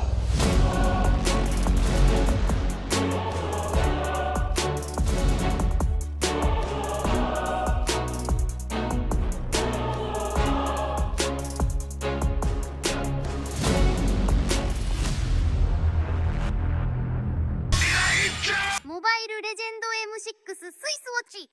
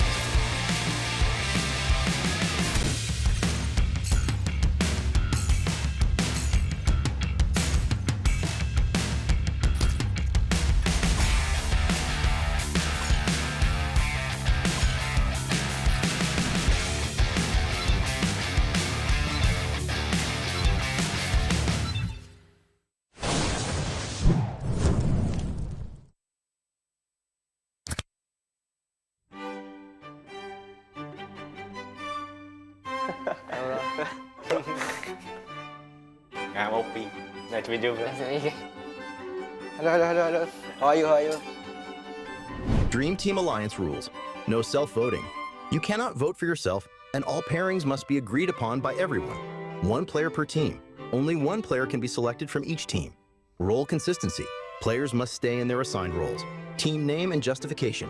Name your Alliance Dream Team and explain the reasoning behind your selections. I think this is the first time I've met both of you, right? Yeah. English. I know he already. I know Sky already. Top jungler. Right? How about you, T? Top jungle. You is God in Godland. For real. You trash talk me in scream. You because you jago sangat lah. Your gameplay is good game ini. Okay. Question. I think not have question, but you need to take back what you say before. About what? About Malaysia. Easy server? Yeah. No, still. Still easy server. Still. Who you want to take in jungle? Maybe take King Kong in jungle, so now take Super Mako. I want to choose Skeldra because Skeldra the individual mechanic is good. He's probably the best of the rest. I don't like nets. Why? Because he's so noob. For a goat name, we choose Keldra. I don't like all player because he's cannot champion in my country. Okay, I think we need to discuss 3 players, right? Yeah. We need to choose one player to go out. Kick the player first. Okay, Babazin go first because you choose my teammate, right? Okay. I think he's the strongest here. So strongest on table right now. I think I beg to disagree. I like Yums more. I think Yums is more good than Zorn. I want to kick Yums lah. Kick Yums? Yeah. I agree. You agree? Yep. How about you? I think I want to kick Zorn. So our vote is kick Yums first. So we need to put out Yums. Sorry dia makai. I don't want Zon because Zon is my teammate, right? Yeah. Because Zon for me only. I think it's also the same for me. I think I'll pick Zorn because he's not my teammate. How about you, Bazin? So I get to choose? You're the verdict. I'll put Zorn. So Zon. Our prince. Yeah. My same to me. I think Rosa. Rosa? Yeah, nice. He's super slave. He's performed all hero like unexpected. Yeah. Especially his Lilia. Valentina. Yeah, Lilia, Valentina. He does two backline so fast. I don't know why he can do this. Yeah. Okay. For me, Rosa too. He's here? Yes. What do you think? Oh, I like ini apa? My Venus. Yeah. Same gameplay, right? So aggressive. Where Rins, bro? Rins? Nah, no need with Sunset Lava. No need Rins. Okay, you also want Sunset, yeah? Let's go? Yeah. Yes. Proper. Sunset for mid lane. Suka-suka dia lah ya. Gimana itu, Cok? I don't want Sanji, Haji, Lemon, Moon, Pasti. think I go for Pew. Because the brain so good Yeah. Right? I Alright. agree. For me, I pick Sans because I think Sans is mechanically good. Like, even before when he was a jungler, I think he's very good. I just picked Sunset Lover because I didn't want to go for indoor PH. I didn't want to go for indoor PH again. For me though, on the table, I like Theo most. Because he's been playing for so long and he's always been pretty consistent. Oh, I want to kick out Sunset Lover. Same. Damn. Alright. We're down to 2. For this one, I think I'll go with Few. I think I take Few too. I think Few also. I go to Few because I choose Few, right? So Few with Dream Team Alliance, mid lane. Yes. Yeah. Okay, we choose here. Yeah, Okay, choose yeah. Later I will story to him. Guys, why? Why choose you? Oh, I think definitely he is my teammate and I really trust on him. And for me, he's the best, for Roma. I think right now, best Roma. For me, I think he too by Roma right now. I play Rome too. I also watch he play, and what he do one by one is so clearly. Yeah. Against Yums, so super annoying when he play you. This your idol, yeah? You sure? Yeah. Okay, this also your idol? No, this is my motivation. Go to playing Mobile Legends, bro. Really? Okay, let's take him out. So who do we take out? Maybe Crown? I think Luke. No need Luke. Boots also. Boots not playing anymore. Yeah. Hey, you playing at XP London? Yeah, okay, let's. Bye. Now we have here. Tyron, no need. So what do? We choose your idol or your friend? Idol or friend? Rusak kali ya. Sanford, take him out. No. Wait, Easy, who you want? Hey, I don't like him. You don't like him? Okay, bye, Flip Team. Because you cannot choose the same team. Like. Why? Oh, nga pala. You guys want to go for Sans instead? Yeah, sure again. Sans, we need to put Sans. So Sans is our bench player and then Pew is sick and then we need to change. Pew is sick. To change this, right? I'm right. Travel. Yeah. I want him out. In all time, I choose Aura. Really? Because he good in XP London. That's my idol, bro. Okay, let's play rock, paper, scissors for Aura. 3, 2, 1. 3, 2, 1. 3, 2, 1. Okay, Aura. Aura for XP. There you go. That's our dream team. Yeah. Who's better, Dyron or Aura? Aura. R7 or Aura? Aura. You or Aura? Is Mombo or Aura? Aura. The dream team name is Skelra Shiki. Easy win Esports. Easy win Esports? Okay, let's do it. Easy win Esports. Grand final team. Because I think all players here almost go to grand final in their league, like MPL league. It's good. I think yeah. They win M7, M8, M9, M10. They win everything. This team, the best team, because we choose it. Karashiki, Easy win Esports. Airport Esports Grand Final Team.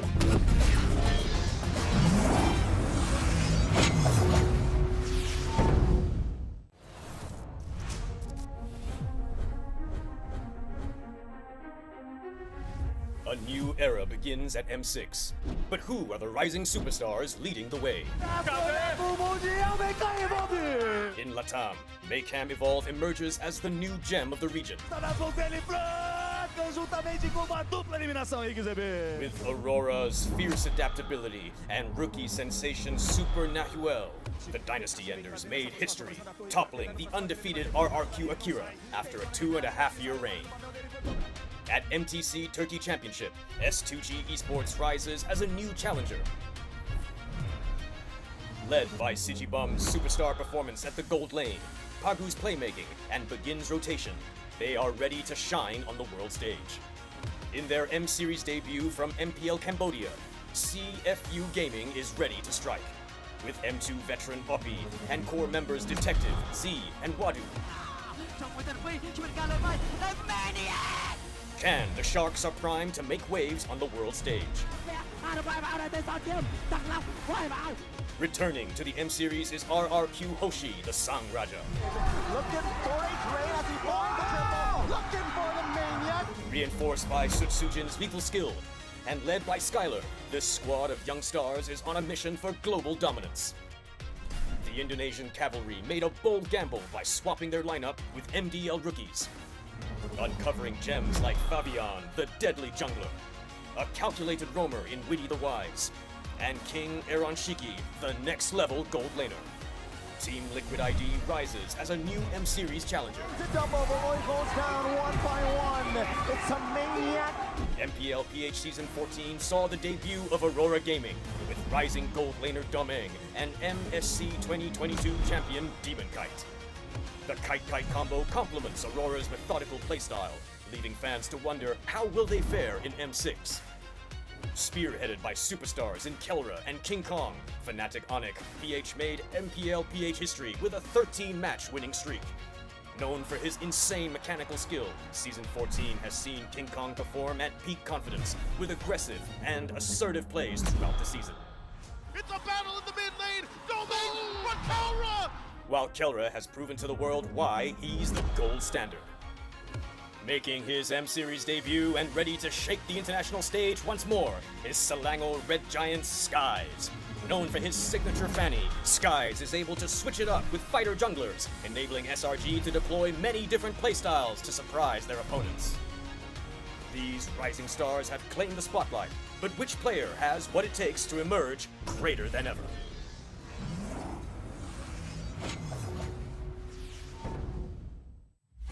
Hey everybody, I'm here with Skylar, Diablo, and Bilexi, and today we're filming my greater than ever hero creation. What you guys think about it? Good. Good? Good? Suck at drawing. Okay, good. Have you guys ever draw people? A little bit. No. First time. First time in my whole life. Game start. Game rules 1. Players must draw out who is the most inspirational character to them in their life or in MLBB. They are free to draw whomever they wish. Game rules 2. They must take a hero out of the character with passives, skill 1, 2, and ultimate. Game rules 3. They have 15 minutes to finish their drawing. Let's do it. So, do you have an idea? I'm drawing my mom. You draw your mother, I'll draw my father. You can do it, you can do it. 你在画什么？兔子。为什么你画兔子？因为我朋友送了我个娃娃，就是兔子。哦。Drawing myself, bro. You draw your piece. Draw your idol, bro. My idol plus Bomba. It's my idol, yeah? Who's that? You. It's me? Yeah. So I need to draw you? How to draw you? Look at me. I need to draw you. Oh. Yes, I need to draw you. Possible to draw you, no? Who are you going to draw? I don't know. Player? Yeah. Who? There's no limit. Why? It's my inspiration. Oh, okay. Okay. He got the bald hair. Easy to draw. Yes. That's why I picked him.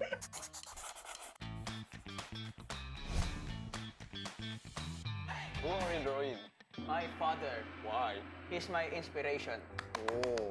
But stickman. Sorry. This guy's actually good at drawing. Respect, bro. Respect. Hey, look good. Good. The drawing is nice, bro. Thank you. My mom's holding a sleeper. He's gonna slap you. Hell yeah. A few moments later.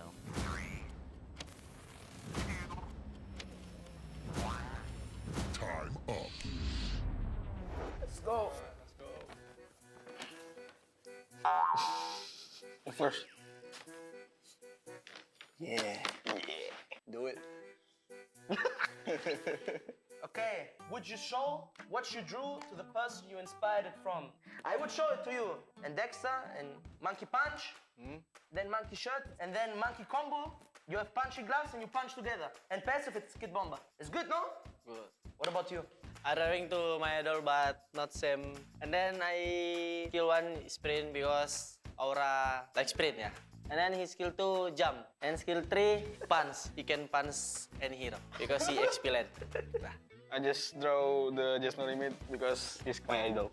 Skill 1, full power. Skill 1 is swimming ball, and the skill is Siskakwa.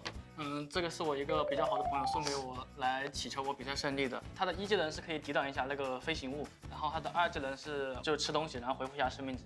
3技能是改变他的攻击方式，他是用近战的。I drew my mom and my dad. They taught me a lot in life. Built who I am now. Wow. Passive, death stare. Back then when I was a kid, when I do something wrong, they will do death stare and I already know it.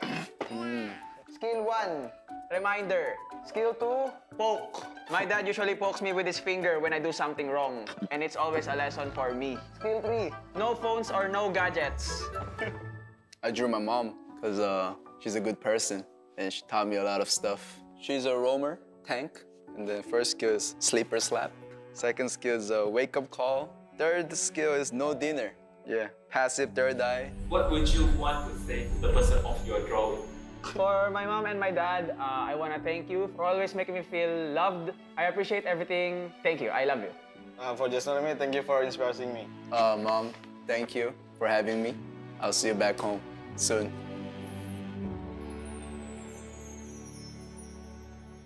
For the last question, who has the best drawing? I think everybody made very nice hero, you know, very good hero. Yes? Yes? Yes, yes.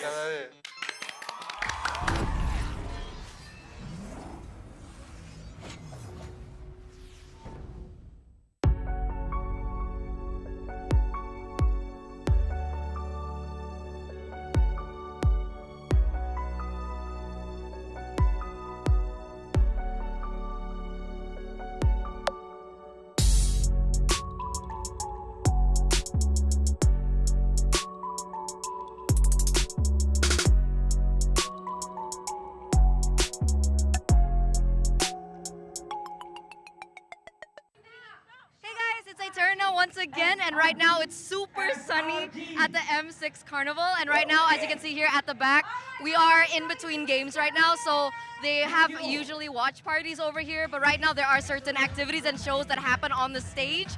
Earlier on we did see Chantel doing a little bit of a game. She lost though, so she kind of sucks, but there were also cosplayers. Where did the cosplayers go? Oh, they're there, come here. How cool is that? There are cosplayers right now. What are you cosplaying? Cloud MC. Cloud M6 skin, that's so cool. Is it hard to use? Yeah, a little bit. Because very hot today. A lot of people asking for pictures yet? Yeah? A lot of people asking for pictures yet? Yeah. Okay, it looks really good, Okay, continue. We also have, I think, a Wan cosplay. There she is. That's so cool. I want to take a picture with her after that. But, so there are just so many things that you guys can actually explore here. Don't forget that it's free entry.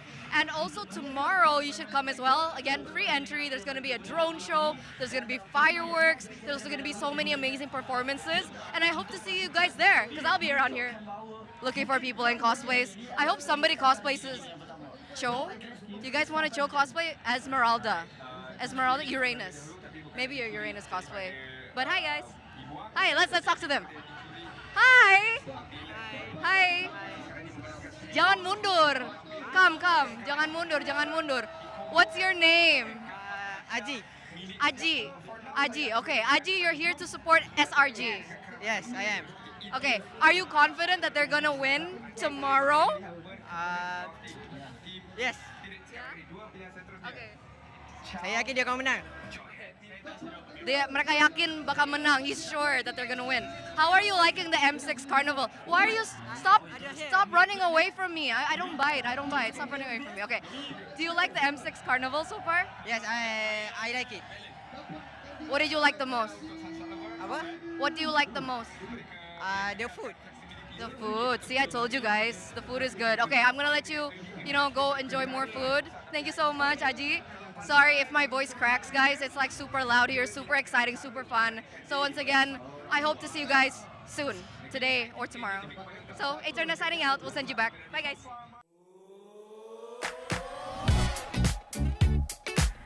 Hello, this is Bipoji and welcome to M6 Carnival.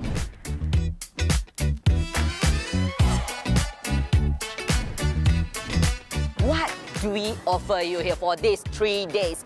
At first, we offer you a very welcoming DJs, welcoming beats. We can dance, we can enjoy the music, and we have a 3-day special activation over here, which is 1v1 with the KOL. And as well, we have the vendor booth over here, which is our sponsor.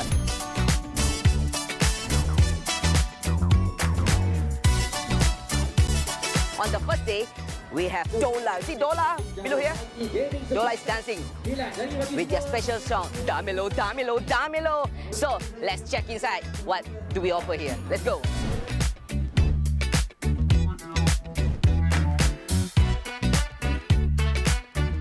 Don't forget to come to MLBB Community Hero booth because over there you have chance to win a lucky draw gift.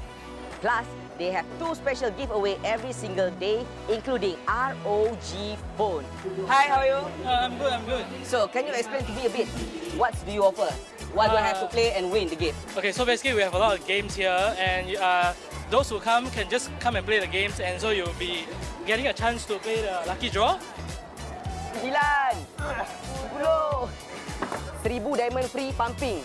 Can you show me one more time? One more time. Oh, can go higher. See?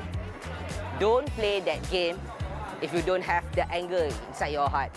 You have to have so full of rage, and you can punch it as hard as possible, and the score will be higher. Simple as that.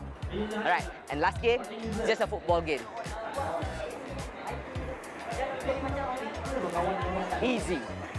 So easy. We got so many activities today. Today is got M6 Carnival today. Everybody just come around, join us together. Meet and greet with KLP48 on this Sunday, 50th of December, starting on 4 o'clock until 6 o'clock. This is where all the magic's gonna happen. The concert, the watch party, and as well, the food festival. It's a little bit of reminder, if you want to have a very nice view and angle of watch party and the concert, you have to come early. And the best sitting area is in front. If you're feeling hungry after playing all of the games, welcome to Tuk Tuk Thai Food Festival. We offer food, we offer drink, and what's matter is we offer plenty of good-looking food for you to try. Let's get over here. See, look, so special over here. So please come and head to Bukit Jalil Axiata.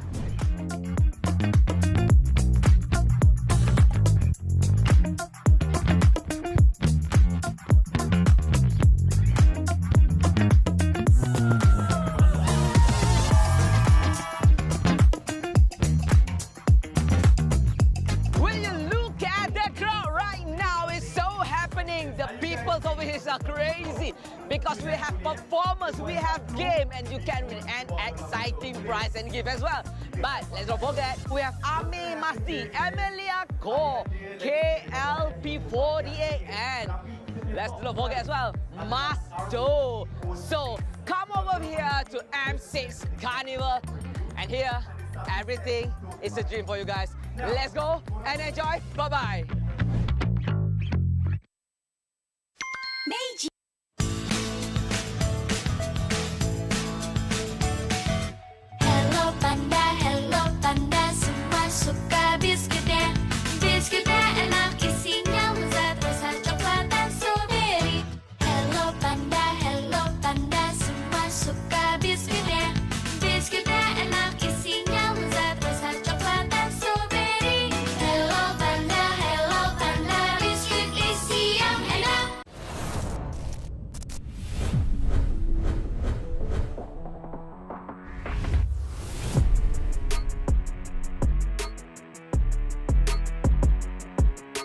While many consider M6 to be the dawn of a new era, these veterans are still fighting hard to be greater than ever. With 5 appearances each, Sawo and Sunset Lover hold the record of having the most World Championship appearances. They have been the cornerstones that push the West on the world map, steadily putting up better results. At 4 appearances, there's Edward and Shark. Making their debuts at M3, they have since been mainstay regulars in the M Series. Shark is remembered with BTK's memorable M3 third-place run, the farthest a non-C team has gotten. Edward went on to win M3, becoming a world champion. Other notable players with 4 appearances are JPL and Alien. Making his first appearance at M1, JPL is the OG Singaporean representative.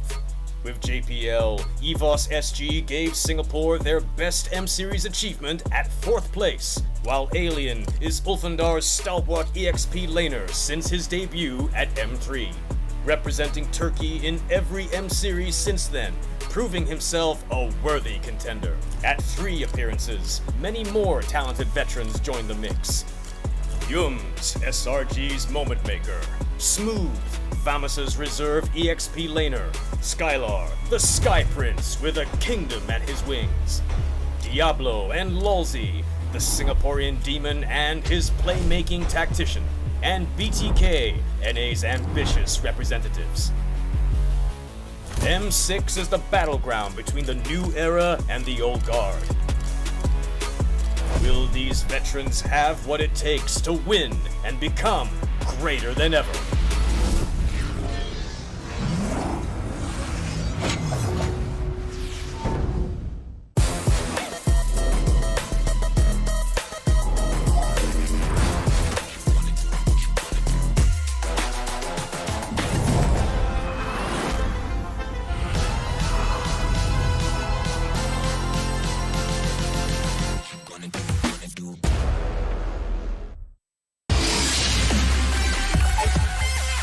M6 Battle Night will start from December 28 to 29. Enjoy exclusive bonuses, including a limited time 25 Epic Skins trial and All Heroes free trial. See you there! M6 Battle Night will start from December 28 to 29. Enjoy exclusive bonuses, including a limited time 25 Epic Skins trial and All Heroes free trial. See you there. M6 Battle Night will start from December 28 to 29. Enjoy exclusive bonuses, including a limited time 25 Epic Skin trials and All Heroes free trial. See you there!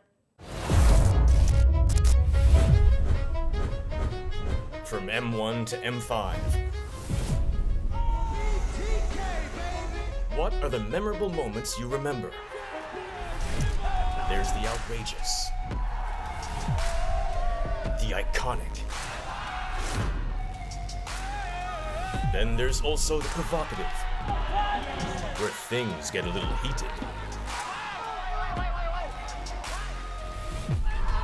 There's also the sentimental, stories of friends turned rivals. Bonds that stand through competition and victory.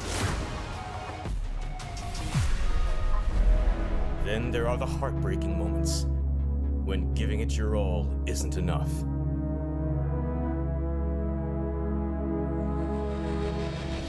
From the absurd. So biar je lah pilih 5. Gear. Can you explain to us why gear? He said that Gear is such a good player and he's a real playmaker for his team. That's what he said. I think we are very, very excited. To the unscripted. We better take that check! I swear to God! Hungry to be champion.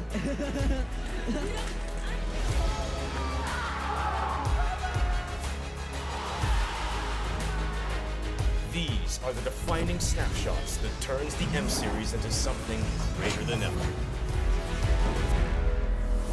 What is your favorite moment from M1 to M5?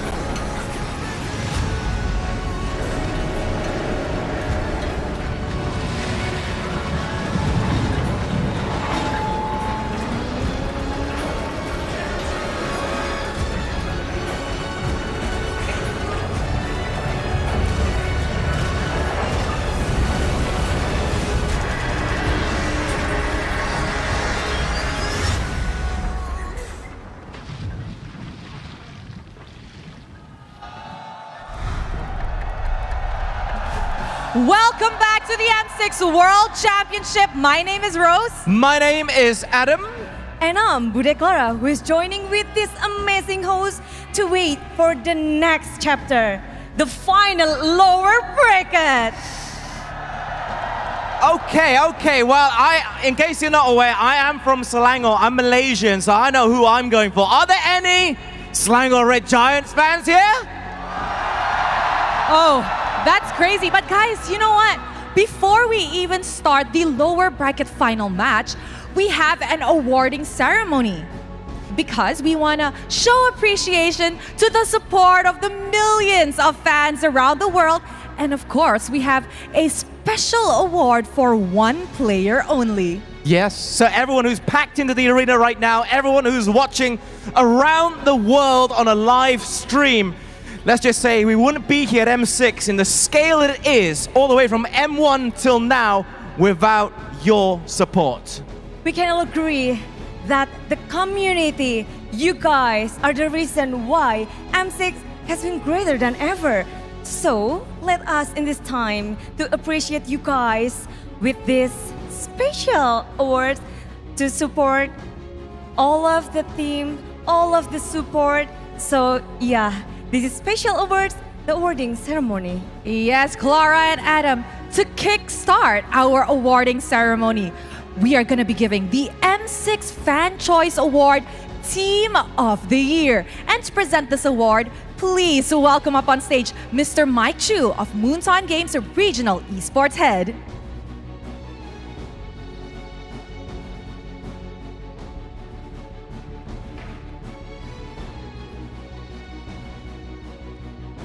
All right, ladies and gentlemen, the M6 Fan Choice Award Team of the Year goes to...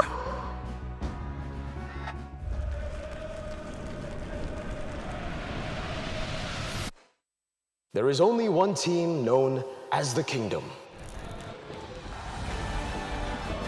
Standing strong since MPL Indonesia Season 1, RRQ's fans have been by their side. Through their ups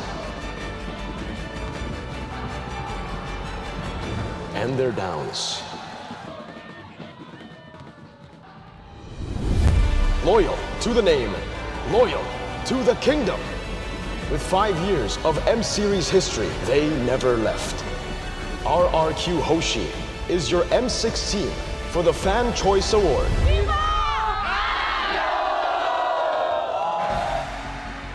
Indonesia's RRQ Hoshi! Let's scream FIFA RRQ! And with more than 100 million team supports, Indonesia RRQ Hoshi is the M6 Fan Choice Award Team of the Year. To receive the award, please welcome on stage Soso, manager of RRQ Hoshi. Round of applause, please. A round of applause, Axiata Arena. Wow, Clara, are you happy? Yes, I'm so happy because support from the fans all around the world for RRQ is always there. They're always supporting whatever comes. But here, RRQ. Do you want to say a few words first before heading off? Let me give you my mic. Here, hold on. Hello, my name is Soso, team manager from RRQ Hoshi.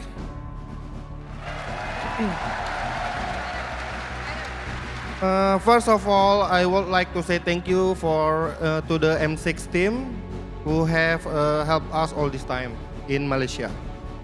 Also for our fans and RRQ Kingdom, thank you so much for your encouragement and your support to RRQ. And thank you for staying with RRQ even when you had every reason to leave. Thank you. Through ups and downs, Kingdom always be there for RRQ Hoshi. Thank you very much to Soso. And once again, congratulations to RRQ Hoshi and to the Kingdom. Now, the M6 Most Breakthrough Player is a new award that we're going to demonstrate here today to highlight the player as the embodiment of becoming greater than ever. Wow, this is something special. Yeah, someone who can get past handling all the pressure, the never-ending challenges, and exceeding expectations, and ultimately taking their team to victory. And of course, please give round of applause for Mr. Maximilian Tan, Munton Games Director of Creative Development Global Esports here. Round of applause first, please. All right. And the words. Yes. And ladies and gentlemen, here are the nominees for the M6 World Championship Breakthrough Player Award.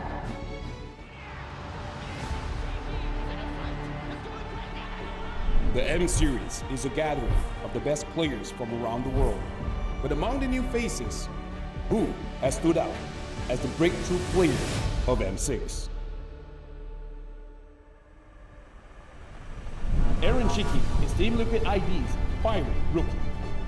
From a rocky start to a 3-game record of 0 deaths against Aurora, Twisted Minds, and Team Spirit, Aaron Shiki has proved that he is the most improved player within this M6 tournament. Last attempt, but a maniac for Aaron Shiki. Next in contention is Fnatic Onyx Philippines' fearsome jungler, King Kong. Many doubted if he had what it took to take the stage. But after crushing the strongest junglers from the strongest teams, it's hard to deny that he's one of the breakthrough players in M6. From the EECA, Hiko, he has revitalized their persistent spirit. Hiko in the top spot. CMU looking for it. Hiko just needs one more. Oh, he will fall. That's a triple for Hiko. That's a double. Oh, with a maniac. Is a new young blood who earned himself the name Hiko Mania after proving his savage, lethal instinct. And from SRG, Innocent. Serving up the triple to Innocent. He has made an aggressive comeback, rising from the brink of elimination to claiming highest kills in a single game across the entire M Series. Innocent stands as the half-man, half-beast. Evaporates Tyrant. It outruns the next Innocent. It's going crazy. Another one for Innocent. 4 players, 1 award. Who among them has proven that they are truly greater than ever?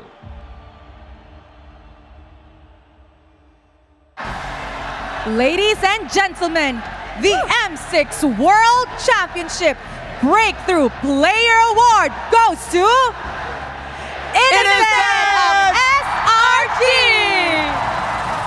Since joining SRG, Innocent has become an unstoppable force, leading the team to back-to-back MPL Malaysia titles, earning 2 regular season MVPs and conquering MSC and IESF. He's also shattered 3 M Series records, including 19 kills in a single game and the highest KDA of 24. Ladies and gentlemen, once again, Innocent! The half-human, half-beast. It is now your time to give a speech.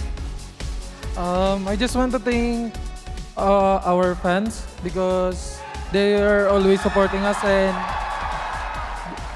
we're very lucky because we have great fans that always support us, and you all are our buffs. Thank you for that. Thank you very much. Congratulations, Innocent. We will see you later for your match. Thank you. Down there, I know he has to go and get ready. The gold laner of Guys, SRG. honestly, I'm just gonna say this. The crowd in Axiata Arena when Innocent's name was called, I got goosebumps. I know. Yes, it was you breaking. You guys love him, don't you? You guys love Innocent. Yes, everyone loves Innocent. Speaking about love, I have a question to ask you guys. Adam, Clara, do you guys like watching films? I love films. I'm watch probably 4 a week. I watch. Whoa. I watch a lot of movies. Clara? If I got lose streak, usually I go watch movie. Yeah. After 9 games of lose streak. Oh, after lose streaks. I see. Now, what if I tell you that in Malaysia, we actually have a film based on Mobile Legends? What? Yeah. Is that true? Yeah, you heard me right. Based on Mobile Legends. Not just Mobile Legends, but also someone in Malaysia that's called a legenda. Who's that? See? The crowd knows. We actually have a film based off Solos, Malaysia's legenda. Oh, the legend has become an owner team now? Yeah, he owns a team. Serious? That's good. Yeah, they were in M6. Wow. Tell Okay. of a story. I'm new to this, obviously, so you're coaching me. Now, I want to meet the cast of this film. I want to find out more about it. What say you? Oh, okay, you guys want to meet the cast? I think we do. I do. So without further ado, Axiata Arena, give it up for the cast of Solos Game of Life.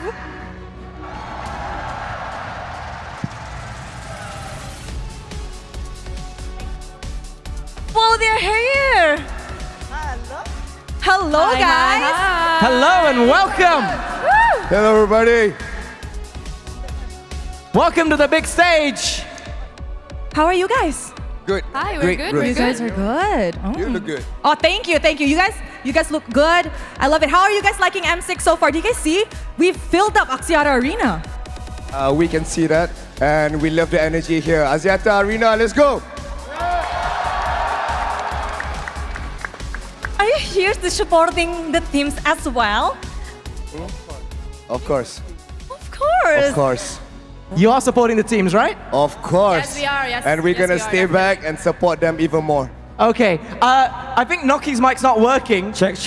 It's okay now. What were you trying to say? Just now? Yes. Of course, we are supporting SRG. Yep. Of course, we are Malaysian. Yep. Okay. The director. Hello. Are you here? Yes. No, that there, right? No, that there. That there. I want to ask a question. What's it like working for him in a very different film? All right, working with Shafiq Yusof, it's incredible. Everyone knows him, and he's been a great director to everyone. And all of his movie is very blockbuster. So you guys should watch this Game of Life soon. All right? Oh, but I want to know who are you guys and what roles you're in because I'm really curious about it. Alright, so hello everybody. Nama saya Hanakim dan saya membawa watak sebagai Solos ataupun sebagai Faris Zakaria dalam cerita Solos Game of Life. So jumpa korang dekat sana, insya-Allah. Oh, the Solos. Hai, Assalamualaikum dan salam sejahtera. Saya Noki K-Click. So guys, Noki memegang watak sebagai Safwan dalam cerita Game of Life. Yep. Hai, Assalamualaikum. Saya Hafiz Mikael. Dan saya memegang watak sebagai Daddy Hood dalam Game of Life. Hi, Assalamualaikum everyone. I am Jiha Sham. My role is as Mariam, Solo's #1 supporter. Hello guys, nama saya Ikmal Amri. Saya sebagai Irfan memegang watak sebagai anti Solos. Sabar guys, sabar. Chill guys. Hi everyone, nama saya Niatasha. I'll be playing as Emma from Team Singapore. What's up, Axiata? Hello, my name is Kao Hon dan saya memegang watak Ivan. Look, I'm Malaysian, but so I'm with you guys. But cerita ni I'll play as a Singaporean, but I'm with you guys, okay? Kita Malaysia, let's go! Let's go Malaysia! Hello guys, hi, my name is Jibril. So saya memainkan watak Jibril dalam Team Vengeance, Game of Life. So see you guys. Test mic. All right, the crowd check. M6, how are you feeling today? All right. It's Zik Empty Page playing Franco for Game of Life. Axiata Arena! Let's go! Hai, Assalamualaikum. Saya Zaid Rakat memegang watak sebagai A Rakat. So, see you guys next month, okay? Love you guys. Peace out. I just want to check one thing. Are you all supporting SRG later on? Each and every single one of you? Each and one of us. Okay, I'm sorry, Clara, you're alone here on the stage. Oh no. It's like a 12v1 here on stage. I know, it's very, very one-sided. The cavalry, where are you? They're here. But I love the spirit of the cast. I love the energy. But I want to know more about the movie, about the film. the Game of Life. Can you tell me more? Can you tell us more about the movie? Yes, sure. Alright, this movie memang adalah pasal game Mobile Legend dan diinspirasikan daripada kisah benar di mana kebangkitan kita dekat dalam Esports. Tapi apa yang saya boleh kata dekat dalam cerita ni, dia penuh dengan emosi dan inspiration yang akan diberi kepada orang dekat luar sana lah. So tolong tengok cerita ni and Malaysia boleh guys. Let's go. All right. Now he said initially it's technically a movie about, of course, Mobile Legends itself and the life of Solos as a pro player and, of course, a veteran and what Malaysia call him, a legenda. It's very emotional. It talks about the struggles of being a pro player. So, guys, in Malaysia especially, don't forget to catch this next month, right? Next month. Next month. All right. 23rd of January. It's coming very, very soon, guys. Can you repeat the date again? Sorry, January what? 23rd. 23rd of January. You know what? I feel like watching a trailer. What do you say? Let's go. You know what? Why I not? agree. Let's go. I agree. Pardon? Since Clara wants to know more about the movie, how about let's go watch the trailer of Game of Life. Let's go. Woo. Triple kill. Maniac. Victory.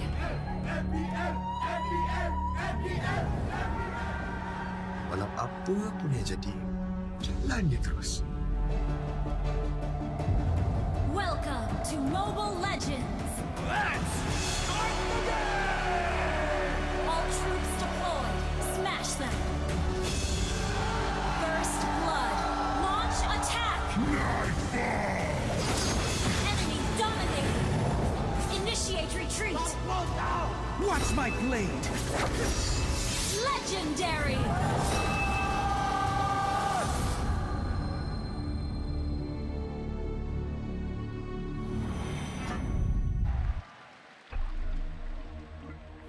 I gotta be a hero untuk semua jiwa,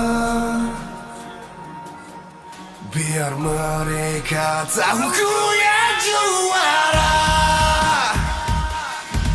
Let's go! Malaysia M6! Okay. Arena pertama di pentas dunia, bermula kau menjadi legenda. Sentuhan magika, mata memekar, setiap gerak memeta juara. Kamu Axiata Arena. Fakta, jangan hirau dengan kata-kata yang tak membina. Membuktikan dengan hasil ikut cara-cara kita. Sejujurnya aku tak kisah seberapa pun benarnya. Jadi buat barang sampai mereka tak menafikannya.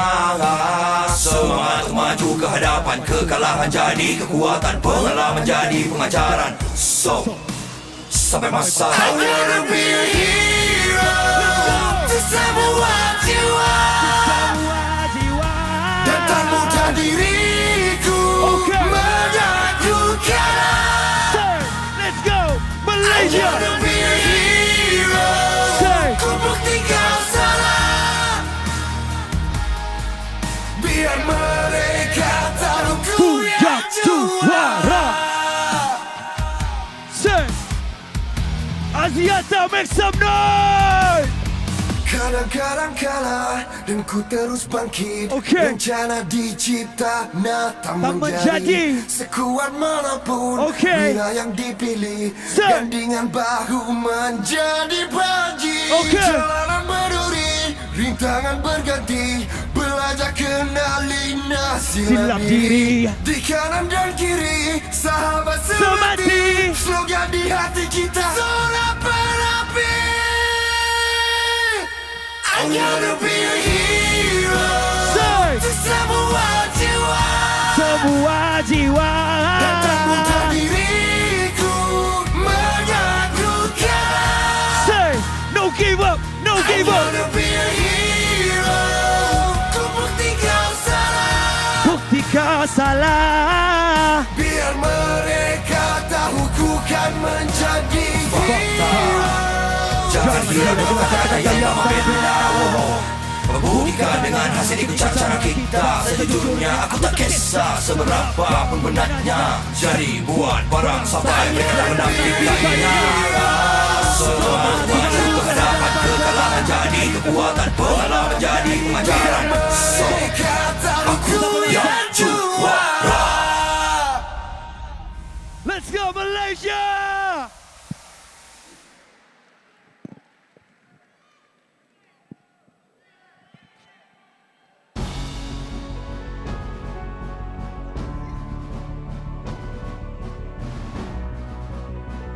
Hi, ladies and gentlemen, here it is, the next match upon us. But before that, we are gonna have a little bit of a few moments to take it with Team Liquid ID. But it looks like before that, we are gonna see how SRG are feeling. So we're gonna let you guys rest for just a little bit more. So Poji, how is SRG doing over there? It's quite epic over here. Skies, how does it feel to win 3-0 just now? So far, so good. Yeah, so far so good. Wait, Cram, I need Cram. The god of shit! How do you feel right now? I'm happy and excited because so many people here. Yeah, I'm happy. Right, but the most important of all, shout out to your friends and girlfriends. Who should I give? Girlfriend only. Not, I only have one. I'm loyal. I hope you will enjoy our game and It's alright, he's quite shy. But one more time, Cram, can you say cheese? Cheese. What a fun interview. Let's go to Eterna right now. All right, Poji. Looks like SRG are looking good over there. So let's check in with our TLID players right now. We have Aran and Witty up front, so we're gonna ask them how they're feeling for this next matchup. But my first question goes to you, Witty. You saw what SRG were able to do against Team Spirit earlier. That was a clean 3-0. Now, was that good for you? Like, did that make you learn something about them that you can utilize that as a preparation to this next match? Itu udah pasti, cuma ya senang aja sih karena kita pasti bakal ngasih pertarungan yang sengit di sini. Okay, you guys understood that. I'm gonna translate that.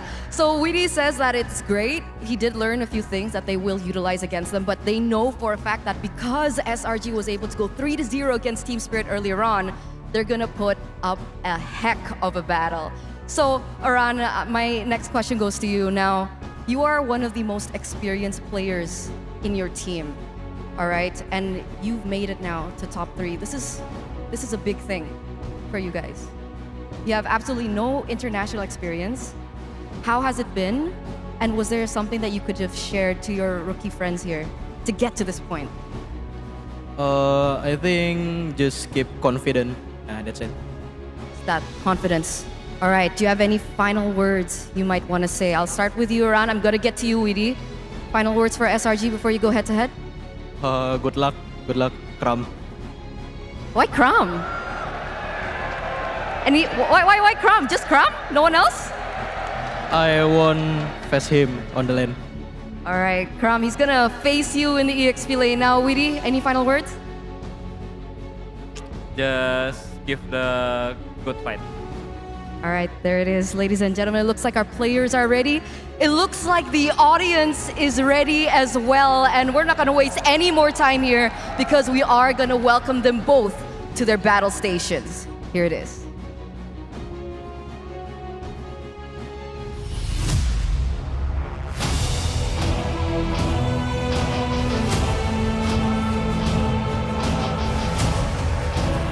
Coming up on stage are the young stallions from Indonesia. Their journey towards the Axiata Arena has been seasoned with challenges, led by the dynamic duo of Flavor Fabian and the untouchable gold laner, Aaron Shiki. The cavalry charges anew to become greater than ever. Let's go, Team Liquid Indonesia!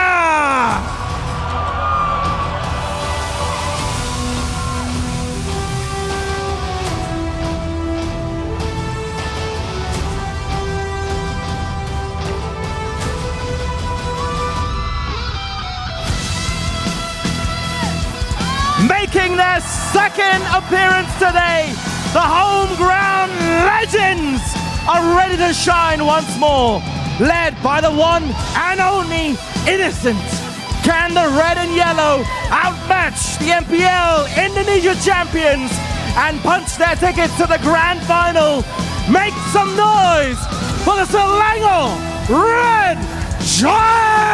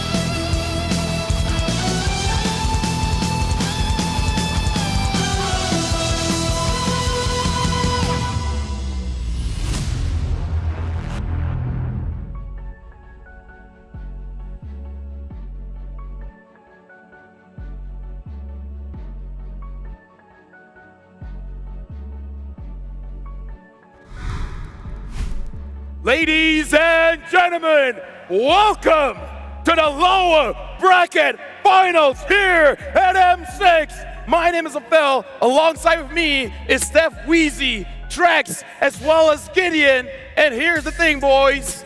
Before we begin, we need to do a vibe check of Axiata Arena. I want to see if everyone pays attention. So, in 3, 2, 1, sheesh!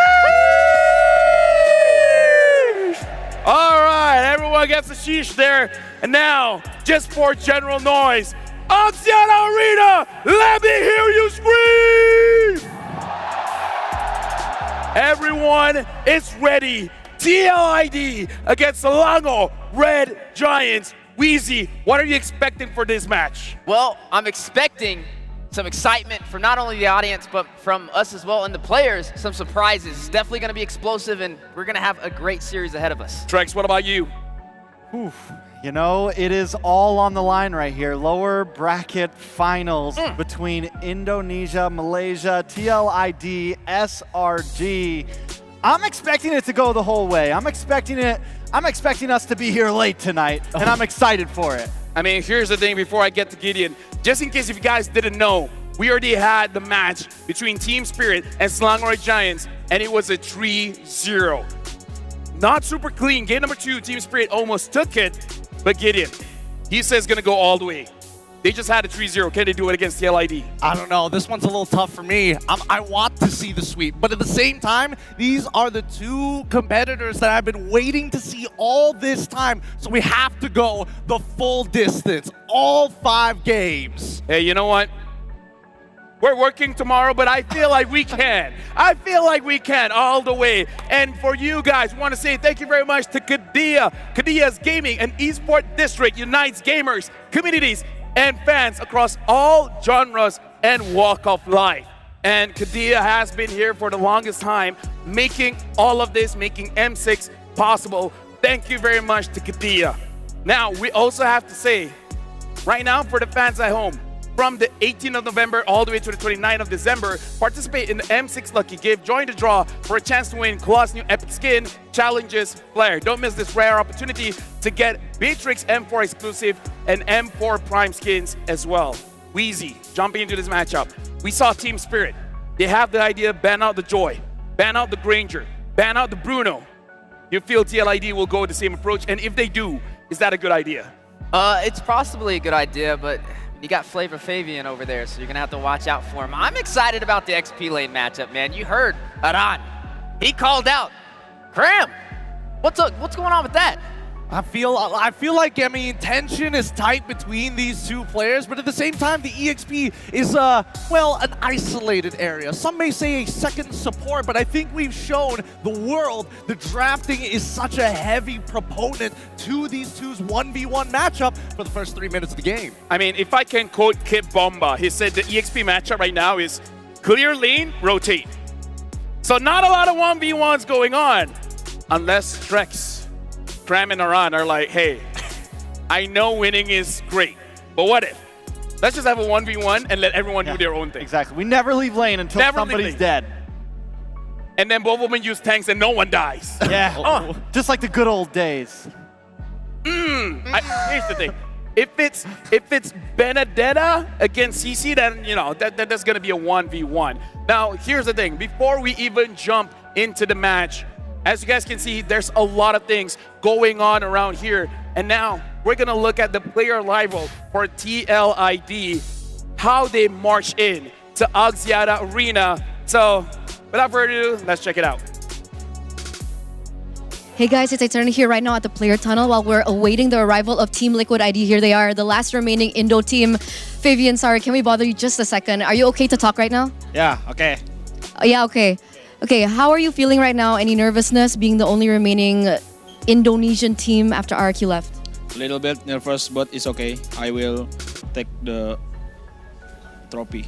You will take the trophy. Okay, that's good confidence that we're feeling. Do the others feel the same? What's going on with the rest? Are they all feeling confident too? Yes, I think so. Yeah. Okay. Confident. I super 100% confident. Okay, it looks like it's good with the TLID players. One last question. You saw SRG being able to win 3-0 against Team Spirit earlier. How are you feeling about that? Any shakes up? Maybe SRG too strong against Team Spirit. Yeah, that's all. Are you confident though to win against SRG? Yes, of course. We can beat 3-0 too. All right, Fabian, thank you so much. We're gonna let you go back. So there it is, ladies and gentlemen. I was worried, honestly, that they wouldn't want to talk to me right now. But again, TLID, they always have a really good atmosphere going on with the team. It looks like they're very confident as well to go through their next matchup against SRG. I mean, MSC champions, a lot of pressure there. So with that, Etern is gonna sign out. Maybe we'll see you in the next report. Bye, guys. Thank you very much, Eterna, for reporting for TLID. Shout outs to ROG as well, the sponsor for that. And I gotta tell you guys, he's not just 100% confident, he's super 100% confident. That's how confident Fabian is. He said 3-0. That's a bold statement, especially after seeing how SRG performed taking down Team Spirit. I don't know about you guys. Have you ever seen Fabian just hard carry a game sometimes? Like jungle gaps so hard to the point where the game is unplayable? I know I have. And I can understand where that confidence is coming from. However, that game plan cannot just center around him. M6 has showed him that it's not just about one role anymore. Yeah, it's also going to be Aaron Shiki. It's going to be Yehezkiel. It's going to be every single member, because that's what we saw from SRG last series. Everyone had a moment, everybody shined, everybody brought something to the table. And here's the thing, shine they will. But now we got to talk about the new generation of Indonesia. Might I remind you folks, back in M1, it was at Axiata Arena where Indonesia shined. It was an Indo Grand Finals. And now we're looking at the new generation of Indonesia, reigniting the M1's legacy, but this time with a team full of rookies, the young Stallions. Yeah, looking to claim a name of their own in the Axiata Arena, bringing it all the way back full circle. And again, it was EVOS. Gideon, you were there. You saw that the match go all the way 7 games. If I even remember correctly, it was like a reverse sweep. It was a reverse sweep, and we know Indonesia as a nation, their players are hyper aggressive. They are, but more importantly so, there's been a lot of criticism towards the next generation of what Indonesia needed to be. We didn't see enough growth, and TLID continues to prove why they deserve that spot. And now they are literally one step away to achieve what their predecessors have done so very often to make it to the grand finals. Yeah, TLID, I mean, essentially making history, not exactly history, but still the fact that it's 5 rookies, 5 Indonesian rookies, full roster, have made it so far. I think when season started, nobody expected this in MPL ID, and they come out on top. They beat out RRQ. They make it farther than RRQ in M6, and now they're looking for the ticket to grand finals. I gotta say, man, Aaron Shiki as well as Ezekiel, when they have the draft, for range. They play that range so well. They hit their targets. It makes it feel like almost impossible to get them. Heck, he's the untouchable Aaron Shiki. He went a lot of games, 3 games with 0 deaths. That's insane. It is insane, but he's got a support system, a crazy support system of that. With Fabian not able, well, I say not able, he is capable of playing not only tanks, but also assassins to start crushing their opponents, and Yehezkiel to ensure that the team never breaks formation. Yeah, I mean, Yehezkiel's been amazing. Aaron Shiki, I feel like, is a gold laner, though, that hasn't been talked about enough, man. This kid is on fire, and I'm so excited for the Innocent Aaron Shiki matchup. I know it's been gold laner versus gold laner. That's the highlight every time, but this time I think it's the real deal. I mean, hearing you guys talk, it feels like this game is going to set itself in history as one of the best. Yeah, definitely one of the best. Can the Stallions withstand the chaos from SRG that we've been seeing today, reign supreme up against Team Spirit? Now, they've had a little bit of a break, right? They got to watch the first series of today. Hopefully they took some notes, but right now, we can all agree SRG is warmed up. All right, gentlemen, I'm gonna ask the same question to all 3 of you. And you guys, don't give an explanation, yes or no. Do you guys feel TLID will respect the Jawhead? Gideon? No. Trex? No. No.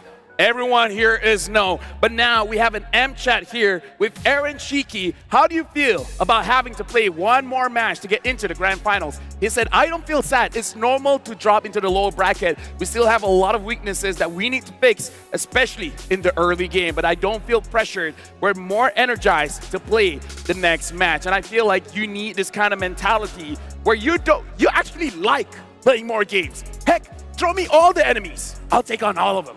I mean, there's a reason why everybody's looking at the Indonesians and saying Brawl server, because they're down to fight, whether it be full team wipeouts, whether it be 3-for-3 trades, happening in the as quick as the early game. It's surprising to me because they understand that their weakness has been the early game, and we just saw SRG crush it in the first 4 minutes. Yeah, Metal's gonna be tested. A lot of eyes in every single lane, every single perspective role. Innocent, he's been breaking records left and right, and now having a chance to go up against Aaron Shiki. Can he take him down? Can they find a way to disrupt this powerhouse that we've seen today? Yeah, I want to touch on that Brawl server idea, though, because I don't think it's just I think right now we are in a Brawl meta, man. We are in an aggressive meta. Macro has been thrown out the window, essentially. I mean, it's still there, but 5v4s are essential. Looking for that moment that all 5 of your members can have the extra man is huge. Being able to attack first, catch your opponent off guard is huge. We're seeing so many games end with these full team wipeouts before or after a Lord. Before the Lord is even coming down sometimes, the game turns around in a matter of fights.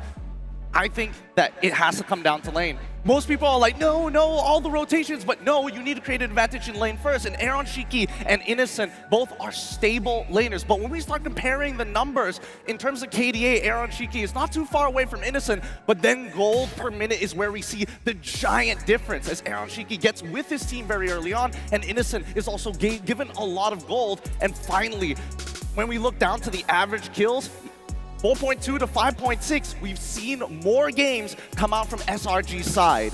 Gentlemen, if I want to bring up one point that we don't see a lot when it comes to the stats, is that between Aaron Shiki as well as Innocent, as weird for us to say this, I feel like Innocent plays better compared to Aaron Shiki from behind. And I feel like that's a special skill to have. Even when you're losing, you find ways to win. Where I feel like Aaron Shiki, like Gideon, you've said, he has a good support system. They make it so that he's in a good spot to do good damage. But Innocent, he's not all that lucky, where we've seen games where the game doesn't go as planned and he finds ways to come back. I totally agree with that. Drex, you were making a face. You were making a face. You gotta tell me why. How can you not I don't agree know. with that? I don't know. I think that with these 2 teams, if one of the gold laners gets ahead, it could be a wrap. I don't know if there's going to be time for much comeback between these 2 teams. I mean, here's the thing. I might be biased, but If Innocent, Someone's got to counter you. if Innocent gets the mask off, we're gonna see the spear of the giants. I think there's going to be a lot more problems as we're in the drafting phase already for our very first game here of our best of 5 between TLID, first pick on blue side up against SRG, second pick on red side, and Hilda instantly gone. Okay, and we asked a couple questions before jumping into this, right? We said, does TLID respect the Jawhead pickup? So far, it's still on the table, and a little bit different than the last series we saw with SRG. Not even the respect bans for the gold laners. Looks like they're not trying to limit Innocent at all. Instead, they're trying to go more traditional for those frontliners, right? They're trying to disrupt that KY special. Is that why Aran said, good luck, Cram? Because that's the idea. Ban out Cram. 2 of his heroes are already banned. I mean, we haven't seen the Phobias get banned out yet, so it's not like the hero pool for the EXP side has been broken wide open just yet. There you go, the Phobias ban. Oh, I take that back. Cram. Yeah. Oh. So that's the idea then. What did I say when they were up against Team Spirit? I said they should be focusing on Cram, not letting him get the Hilda, not letting him do certain things. And the thing about TLID is they're not worried about banning out the Bruno and the Granger. They're willing for that trade, I think, any day of the week. So at this point, I like the approach that TLID is bringing, and this is the great thing about where the meta's sitting right now is there is room to do this. The only real, I think, musts are the Fanny and maybe something else. I mean, even the Jushin we've seen slide through and lose games. Come on, I'm seeing one pick that everybody's been talking about all M series. The Bruno, question mark? I've seen another one. The Joy is still on the table. I don't know, those picks were let through for a while. And right now, the Bruno was good, but it's at 50-50 with the Granger. Granger is caught up. Drop the beat of the flash. But time to drop the beat of the flash. TLID opens up the draft with the Joy. And looking at the matchup, Joy has been winning against that Suyo. But today, Selangor Giant Skies has shown his Hayabusa. So I wonder, how does SRG respond to this Joy pick? I think I'm more interested in knowing how the EXP is going to play a big role. Because again, TLID decided, you know what? 3 EXP bans, we see the glue, we pick Joy first. Why not just go straight into the most powerful EXP laner in terms of tier list, which would be either the Khalid or even the Hylos? Yeah, plenty of options still, right? And I think you pick that up quickly. But with the Joy down, do you eventually go for the Fredrin here? And then you can go a more damaging EXP lane at some point. Or you can always flex the Cho into EXP as well at some point. But now TLID is probably going to pick up Granger. I don't see a world where Granger's not picked up here. I totally agree with you. I think that has been the trifecta of gold lanes that never kind of slip by, whether it be Beatrix, Bruno, and as well as Granger. I think the Fredrin might come a little bit later on, but there's a lot of priorities, and still, you don't want to reveal that flex pick for Roam EXPs. And we've seen before, Cram was actually the one using the Cho. So 100%, this Cho could go on the EXP, and it's not Cram's first time on that Cho. So at this point, we definitely lock in Granger, maybe a Hylos, and then you have a nice front line. You're pretty much set. I think SRG, if they are going to go the Fredrin, I think it's got to come in. Because if not, it's going to get bad. Second phase. Yeah, that's what I was about to say. You have to have an answer for the Joy definitely inside of this. I mean, yes, you have the Way of the Dragon with the Cho, but I feel like you need just a little bit more.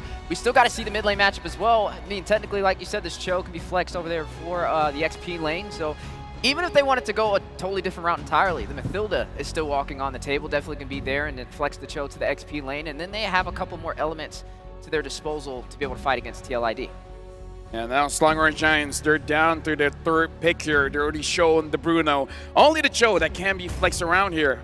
Or EXP has been banned, so the Hylos is probably going to go on the EXP. And now they still pick up that Suyo. Now that's going to be an interesting matchup, because if we're looking at numbers, the Joy has a better matchup against the Suyo. And because the jungler has been picked, if I was TLID, I'd ban out CC.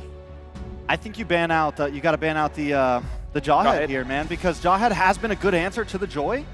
It has been when Joy tries to come in, you toss it up. It's been something that at least certain teams have been using. You also have the Belleric possibility. So if I'm TLID, maybe even Belleric and Jawhead ban.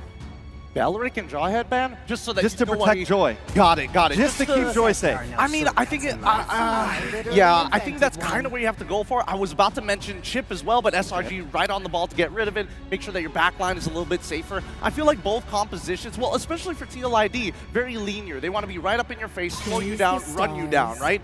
But SRG can attack you from multiple different angles. I don't know if they want to lean into that a little bit more, but it feels like TLID are trying to push them into a corner that's more linear rather than flexible. Okay, now we're seeing the element of surprise taken off the table for both sides. The Chip gone alongside the Lu Yi.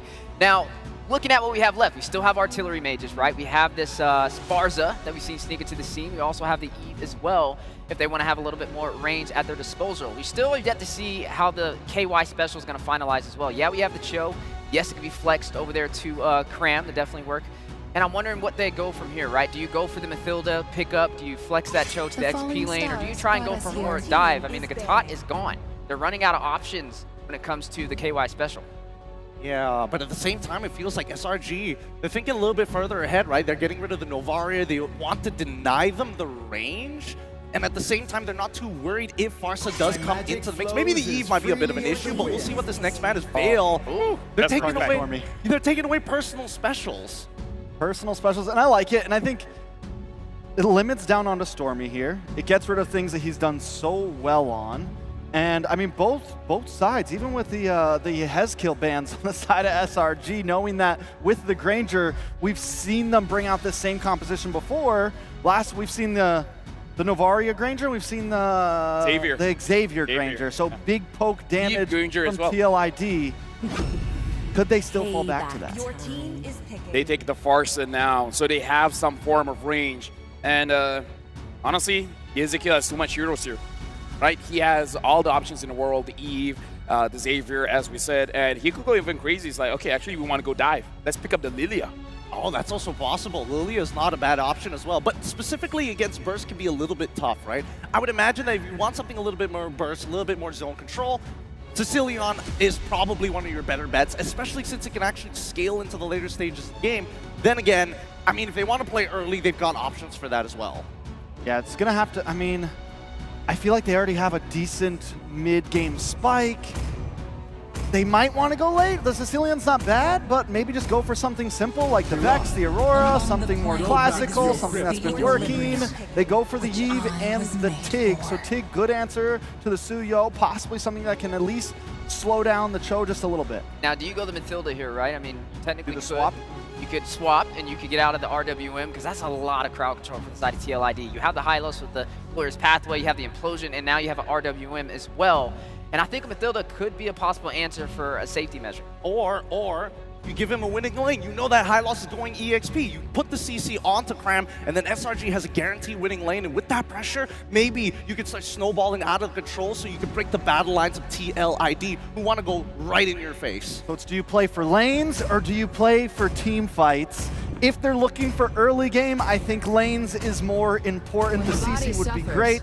If they're looking for the end, Oh! they're like, no, not today, Casper. Not today. Cram is like, we talked about this before. If you want a 1v1, CC, Benedetta, those are the heroes. And now we'll see whether this Benedetta works or not.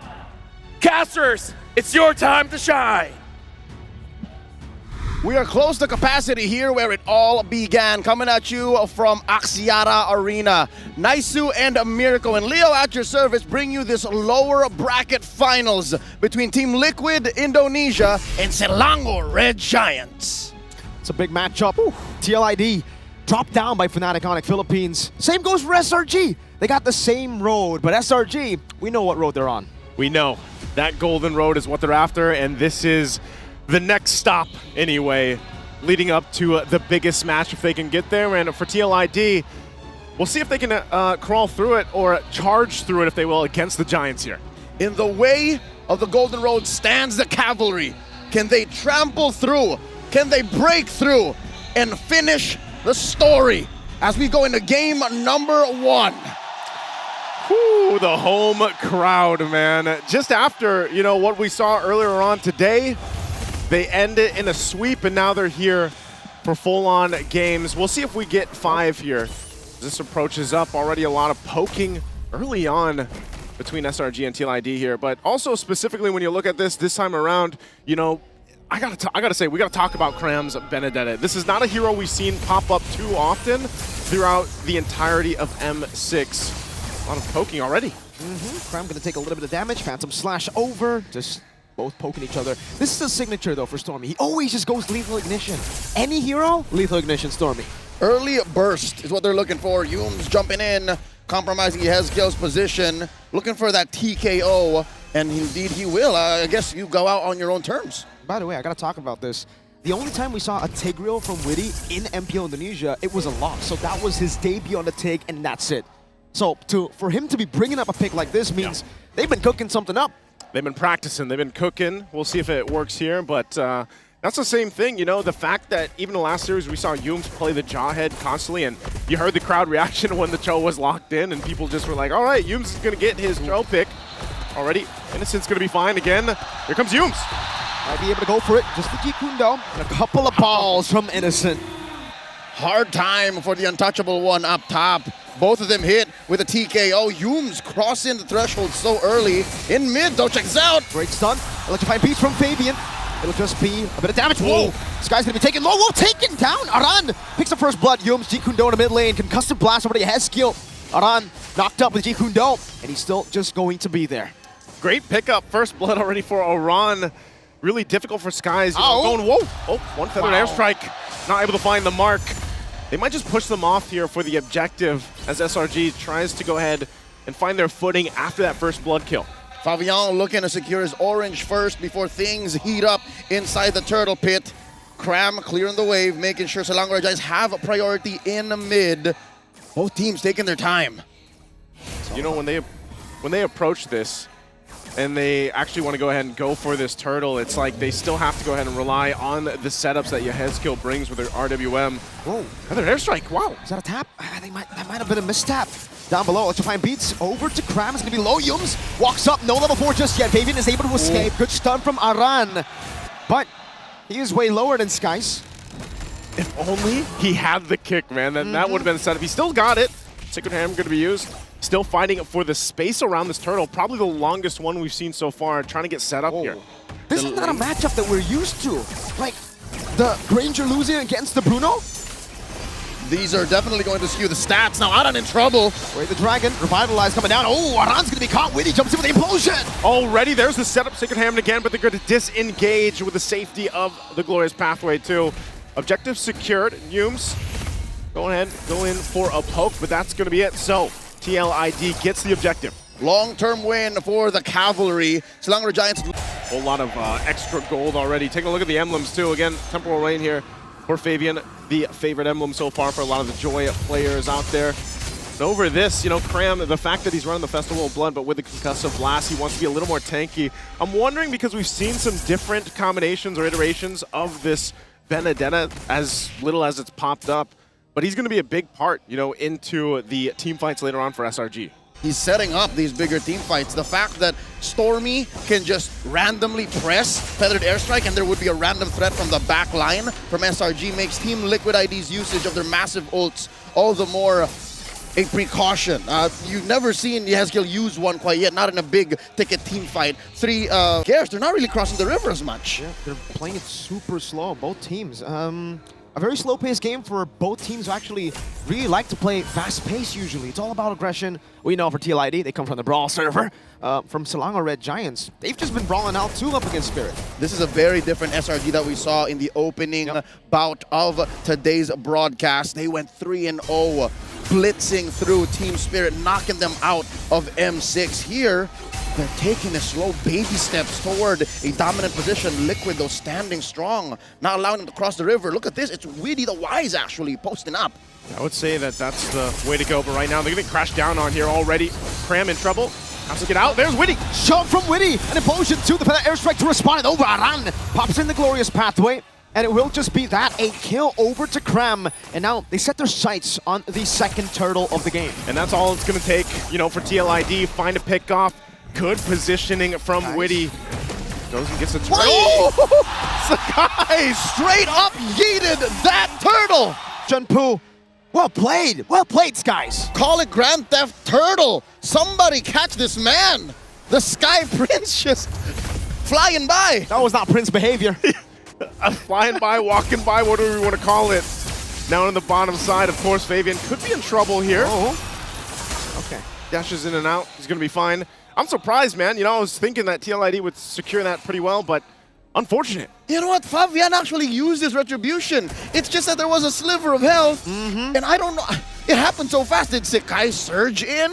Did he backwards Queller in? I believe he surged in. And then, boop! It's a blink by. Yeah. Not really a drive-by. I would be malding if I was Fabian. Hey, sometimes that happens, right? The 1 HP miscalculations. It's unfortunate, but I agree. That was a definite whiff. All right, Liquid ID now have to reset. At least they're sticking to the status quo. They are crossing the river a little more liberally than SRG. Looking at these builds right now, you can see that there's a, 800, 700 gold lead on the untouchable one. Crap. Benedetta. Sky's gonna be caught in a bit of trouble, but he should be able to escape. Aran's doing a lot of DOT, forcing Skies to blink backwards with dash, blink. I think they just disengage, obviously, from that. A whole lot given, waiting for that to come up.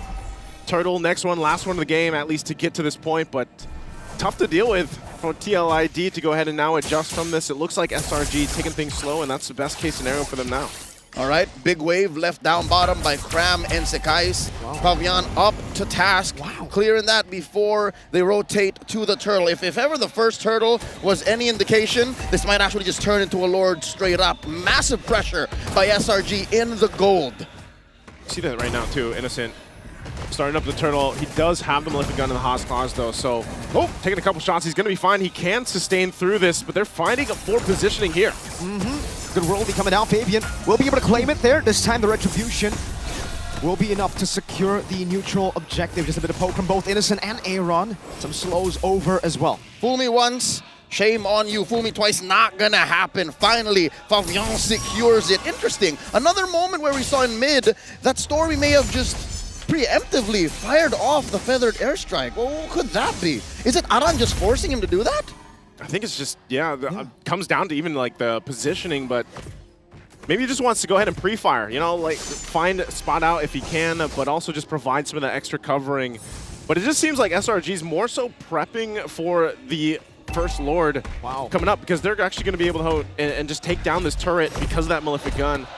And Innocent will just knock this one down, tier 1 on the top. Ladies and gentlemen, that is a second item Malefic Gun on Innocent. He knew that he was slightly behind Aaron Shiki, so he's just going to take it a little further. The straight lines on the Granger, incapable of just purely punishing the Brute. From Innocent. The fact that there has been no fights means that he can actually afford to not build pure damage with the Berserker Fury. He can afford to go for the Malefic Gun, just look for sieges. Yums, away the dragon, over to Witty. That's Skies coming in with a stun as well. Yums gonna be caught in the implosion. Skies falling too. That's a double for Fabian as he goes in onto Cram. A few more dashes over to Cram, and that should be a triple for the Usurper. Triple already, Innocent. He's gonna go ahead and slide out to safety, but what a play and what a setup around Yehezkiel with the RWM, and now after that, the triple, they'll get a turret off top. Economy seems to be the one reason why Liquid ID won that, and I'm not talking about gold. This is a very small, almost insignificant 1,000 gold ahead. It's economy of skills. Liquid ID let Witty get caught there, but it was just enough of a window for him to use Implosion. That turned the fight around. So that begs the question here. Another feather airstrike. Aaron Shiki is just going to dash out of that one, actually dealing more damage with the help of Yehezkiel. But again, the question, was it wise to kick Witty? That's exactly what I was asking myself when I saw it happen. You kick Witty, you know that there's eventually going to be a crash into it and then an implosion to follow up. So not sure, maybe this time we see Yums kind of adjust from this. Fabian going for Cram. Electrifying beats, final blow to the back. Fabian will be able to escape. Aran goes in, and Innocent slide tackles out of it. I must say, Aran's use of the Glorious Pathway has been exquisite all throughout game number 1. He's suddenly just... Whoa! Straight lines, whoa! Witty catching Skies! With the implosion blinks out, Aran is there to catch him. Real manipulation over as well. This is a winning fight for TLID. Already, again, Witty on point. This time, it just catches the jungler of SRG. Should give him the control over this Lord. Cram also just trying to cause some chaos on the backside. But it's still going to be focused on Aaron Shiki, though. Has information. Now they're going to be working. Yums is gone. Look at Innocent. Cutting him down with the balls. Now retribution from Fabian claims it. Witty walks up and now should be taken down. Krem, final blow into the back. Witty gonna be very low. Eye for a 9 for the airstrike. And he gets him, and Krem will get away as well. 3 fall for TLID. A Pyrrhic victory for Silango Red Giants. They lose the Roamer, they lose the Lord, but they are on the board. Innocent taking balls, and Aaron Shiki forcing him back. Oh man, that got close. Again, we've seen this happen before, and now Innocent full swing forward. Also just picked up the Berserker's Fury a little bit ago. So he's got the damage, but interestingly enough, you look at Aaron Shiki, he's on line 2 on the Granger here. It's not as easy to say Aaron Shiki has a free way at any of the cores of Silango Red Giants. I think that's been key for SRG. The fact that Innocent hasn't died, nor Stormy, makes this a very comebackable game. If anything, Silango Red Giants now are actually ahead. It's not so simple.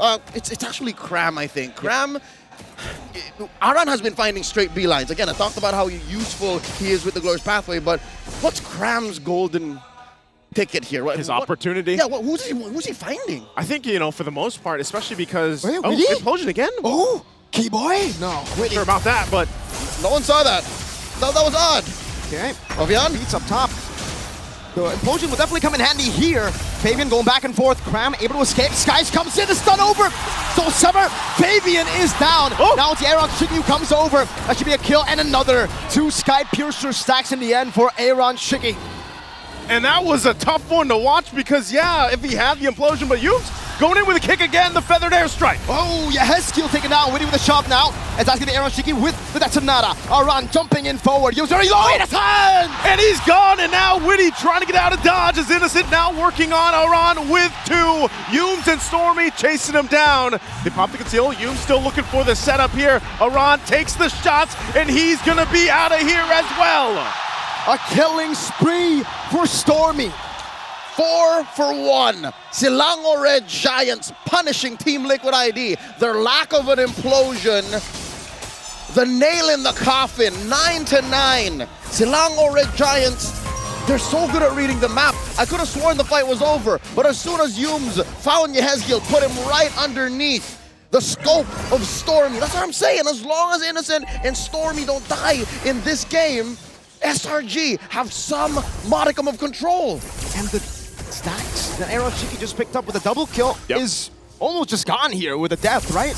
How many stacks is he sitting on now? It should have actually hurt him quite a lot. You're closer to the base 4% threshold. Yeah, he's got to rebuild those up. He does pick up a win in nature now, though, too. Gonna be crucial. There we go. 14. Yeah, 14. You start at 10, folks. Tough to see, but they're going to have to approach this one, and going back to Kram, I think his job literally is just the distraction. This time, interesting build too. He's got a Thunderbolt, Radiant Armor. Oh, the fight. Witty jumps in with the Implosion. Oh, Innocent's going to be caught. Aran walking forward. Gets him down. Aaron Shiki still able to survive. That's Sonata over the skies. Witty falling. Now Kram. Kram still trying to cause a distraction here. He's quite low. Pops the Revitalize, going to be chased down. The kick from Yumes follows on through. And now Kram on the run. Does he escape this? But Fabian will get the kill. Flavor Flav, the final touch to that team fight. 1 for 3. Finally, the Cavalry get a galloping. Oh, again, man, the back and forth. I think this is, if not one of the closest games we've seen so far for M6, just the back and forth. But this is going to be a Lord now in the hands of TLID. A green light for the Cavalry. The young Stallions score their 2nd Lord of the game. Aran, oh my God, he wants to take down Stormy. He's angry. All right, he finally decides that might be a bit too much, huh? Too deep. Not sure if I'm going to be able to catch that one. Too far off. He does have 4 legs, but wings on Stormy, keeping him safe. Again, this is key. The fact that he hasn't died yet makes Silango Red Giants such a great team on the high ground defense. Enhanced Lord marching through mid. It looks like SRG's going to take it down. They're going to be able to clear this out. Down to half HP. Glorious Pathway from Aran. They're going to get 1 charge with it at least. The Feather Airstrike now as well. Aran's actually quite low. Doesn't take the last shot. The Athena shield bot just in time. That could have been maybe lethal? Yeah, maybe. It might have been at that point, but again, respecting the damage that can come out from Stormy. Stormy also picking up the Winter Crown, and now for Sakai's gets a Malefic Roar. but they ultimately have a successful defense based off that first push from the Lord. In hindsight, the fact that Team Liquid ID are so adamant with the way they play this game, a slow-rolling Liquid Stampede, it compromised Sekai's playstyle. Sure, early in the game, he had that one flyby, stolen turtle from Fabian, but since then, he's been working hard, he's been struggling. Weird here, caught out, some balls in his face, dashing out. They baited another feathered airstrike. Know about that, Cram? Eye for an eye out, that's another. Now Ran cuts him off. Stormy's in the bush right now, goes in for Aaron Cheeky. Purify implosion from Winnie! And he does enough damage, and there's the kick. Yums now on Aaron Cheeky, they flicker back. Yums very low, Aaron, no, that's another Skies! Gets the soul sever on Yehezkiel, but Aaron Cheeky is able to claim the kill back. That's another, not connecting on the Yums. Fabian getting a bit more of the HP. Feathered airstrike, no more to come. No more to come through. Doesn't have that flicker forward, but Innocent might want more, keeping him in check, but they're gonna get back to base. Again, hold on. Still gonna go. Aaron dropping the glorious path. Gonna chase him down. Innocent at the front side. Oh, and Yums is gone. Sky Piercer. Oh, Innocent almost getting the goal from a mile away. Flavor Fave coming in like the Flash. Quick as light, punching someone and backing out. Still keeping Liquid ID in the lead. You cannot deny the damage here by Innocent. It's just that they can't finish the job. So many of Selangor Giants' counter punches, engages, lead to Liquid ID. Their members just walking away. And that's what I love about the lineup that TLID has here, because of the fact that, yeah, if Witty is a distraction or he wants to get kicked, let's say they do, but then they have the RWM to rely on, but also a glorious pathway, and that's why it's actually so difficult for SRG to cap out those kills or look for those follow-ups in certain situations. So far, the story of game number 1, SRG using the map to their advantage, but slowly and surely, Team Liquid ID understand, hey, if we ignore Cram, we leave him the devices, and we win these fights, the map will eventually belong to us. Aran catches Yums here, does not have a flicker for about 20 seconds. This should be a go signal for Liquid ID. They're going to start it up, but also the positioning. Up top. Again, up top. 1v1, Fabian up against Cram. He might actually be solo kill here. Gets up barely with Revitalize 2. So Final Blow and Revitalize, 2 big resources out for Cram. Already going to be out here, so they'll start up the Lord off of that. Aran and Yehezkiel waiting to set things up on this point. Massive bush presence here by SRG. Concealed from both sides. Dropping the Glorious Pathway. Lord at half health. No Glorious Pathway. RWM though, locking Yums down inside of the immobility field. Stormy still going over to poke Yums. Losing immortality. For that airstrike coming down. As Yehezkiel's able to escape. That's a shove. Oh, already there's a setup with the implosion. Winnie gets the implosion. Cram has kited away. Now the Lord. Fabian goes for it. Rushing. Hey! Gets the Detonata to claim the Lord. And Skies too. He gets the kill. He gets the Lord. And Innocent will be able to kick Winnie. But now Aaron Shiki might want more.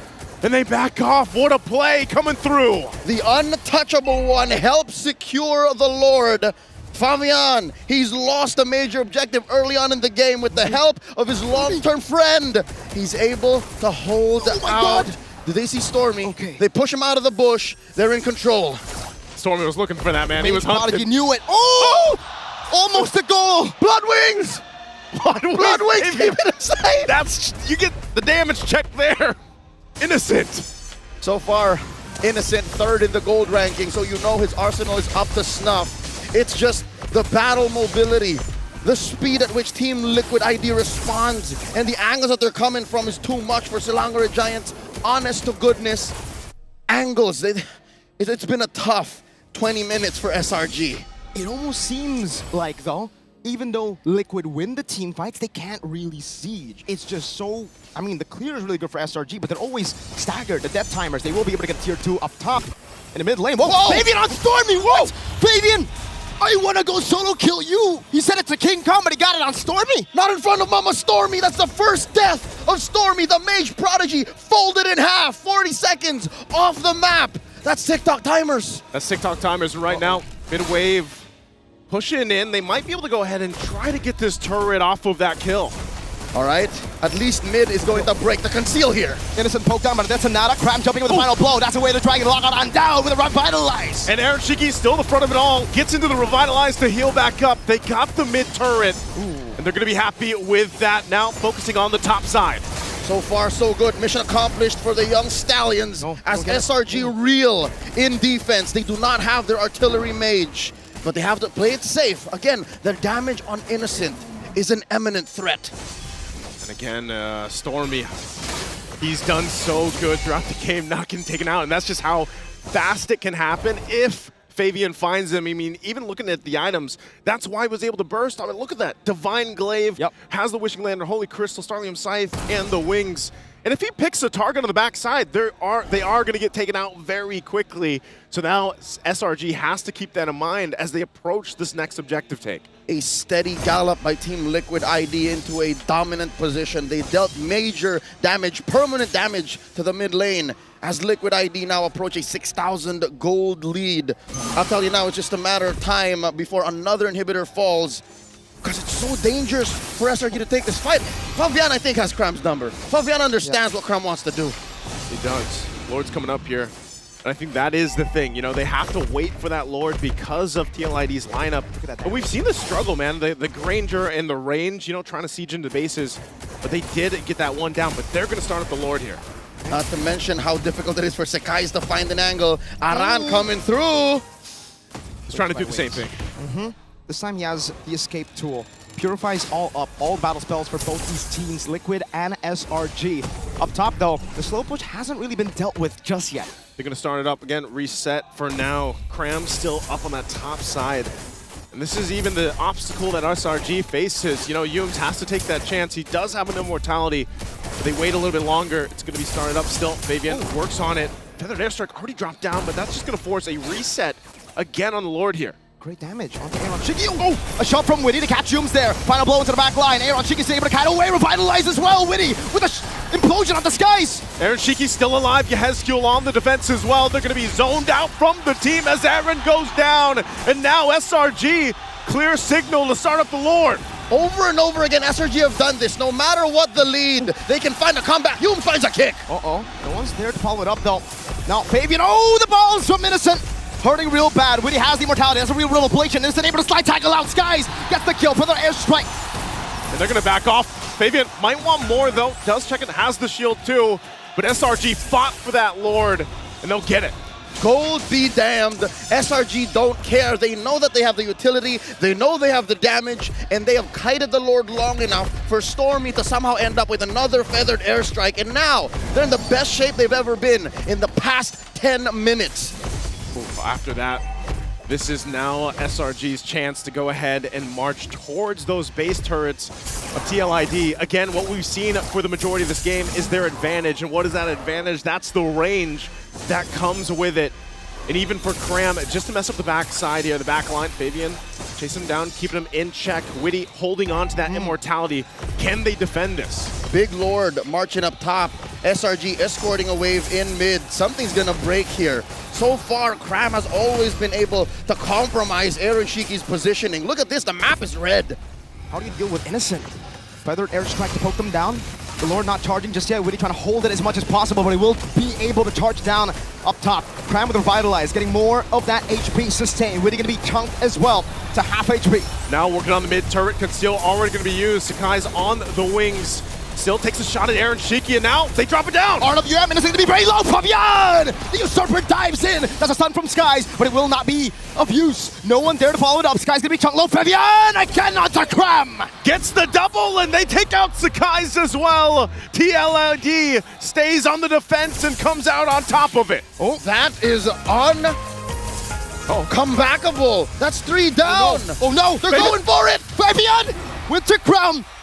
How are you gonna escape? You cannot. Fabian is an absolute monster. He's a menace right now, and they're looking to end the game at this point. They're gonna run it down the mid. Yums, can he defend? 1 versus 5. Ajay Kuno lands on 3, but TLID with the steady stampede will continue to secure game 1. There's only so much the multi-time champion and multi-time M-Series competitor Yums could do against the whole cavalry here. Team Liquid ID, first on the board, game 1.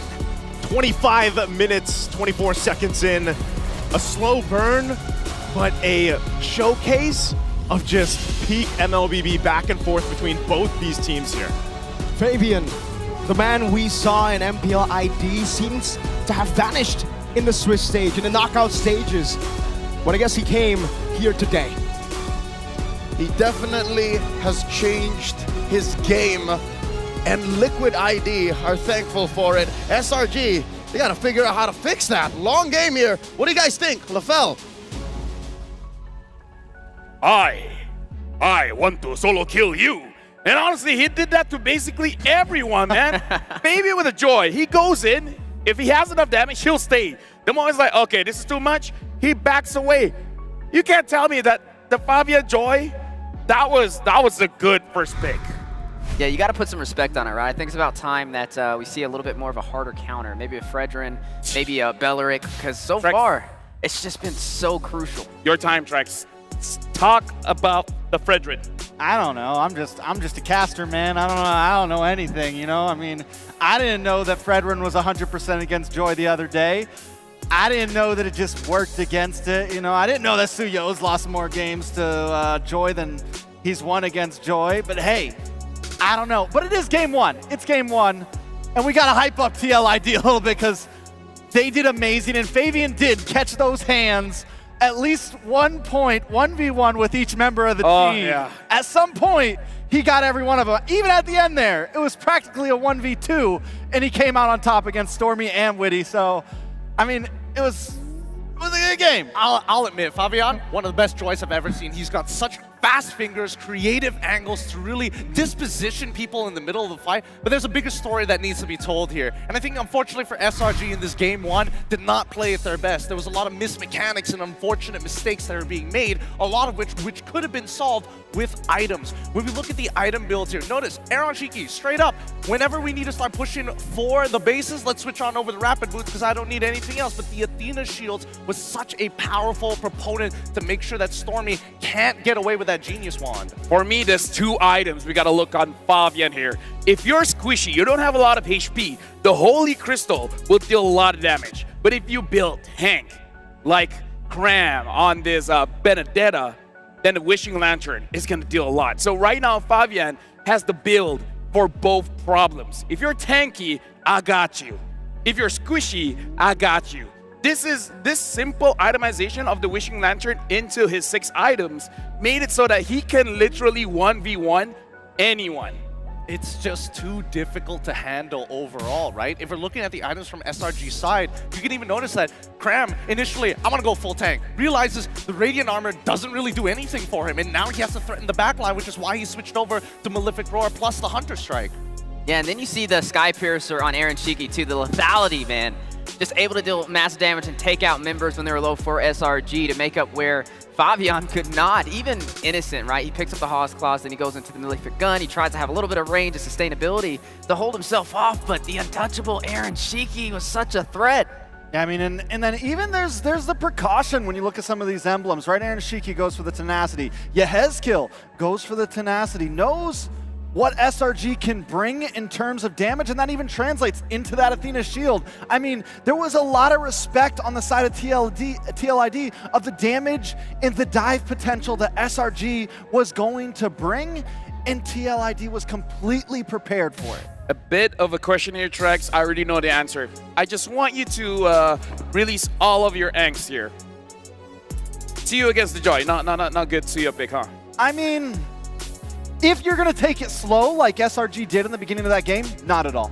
If you're gonna bring out the Suyo against the Joy, you need to somehow get a kill onto that Joy early on, or get kills into the gold lane somewhere so that the Suyo is getting ahead, because eventually that Joy is going to catch up, and if you're not ahead in mid game, you're losing out every single 1v1 you take against it. Trex, I'm gonna remind you, we paneled a game where Sakai's was 3 levels down on a Joy.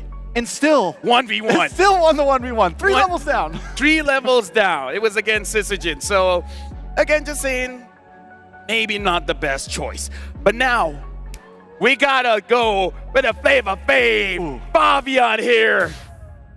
MVP on that Joy. Well deserved. I 1v1 all of you.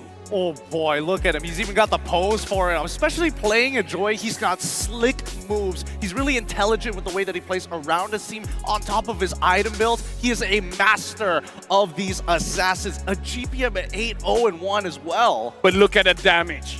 We don't always see junglers doing this kind of damage. This is gold laner damage, 124,000. How did we miss that? 124,000 damage. He wants to solo kill everybody, and I think we got to see a little bit of that today in game number 1. This is a, what, 25-minute game? Oh, yeah.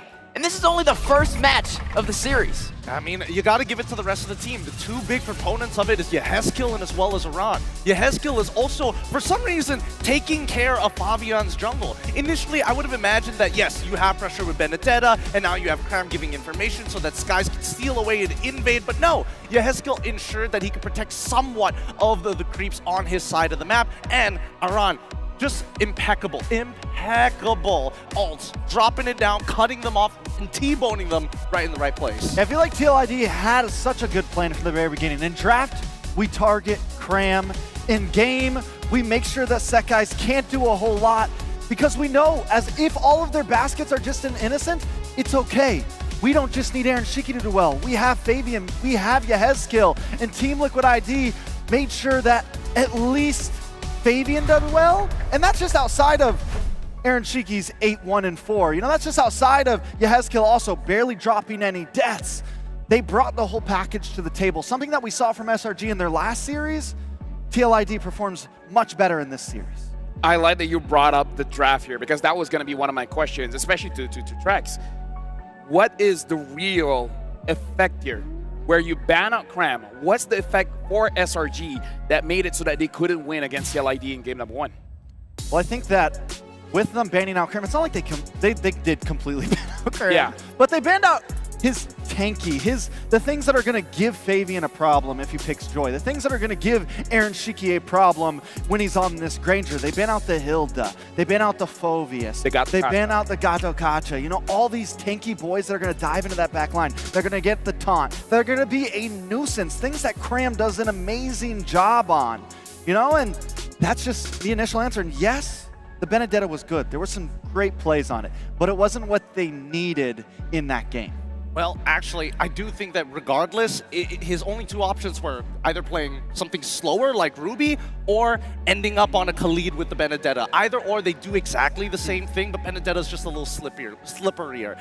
Overall, I think the biggest problem was just the missed mechanics, right? The scale of mistakes from the side of SRG is a lot higher when you have heroes with such high mechanics compared to a simpler, easier to pull off composition like TLID, with the only exception being Fabian. Yeah, now we are looking at a quote, the growing strive from the championship, as we are looking at Sekai's playing at Axiata Arena as the Malaysian representative is one of my biggest goals. Initially, I focused on doing my best and didn't set my expectations on winning the championship title. At the time, I saw M6 as an opportunity to gain experience. However, now that we've come this far, my determination to win M6 has grown even stronger.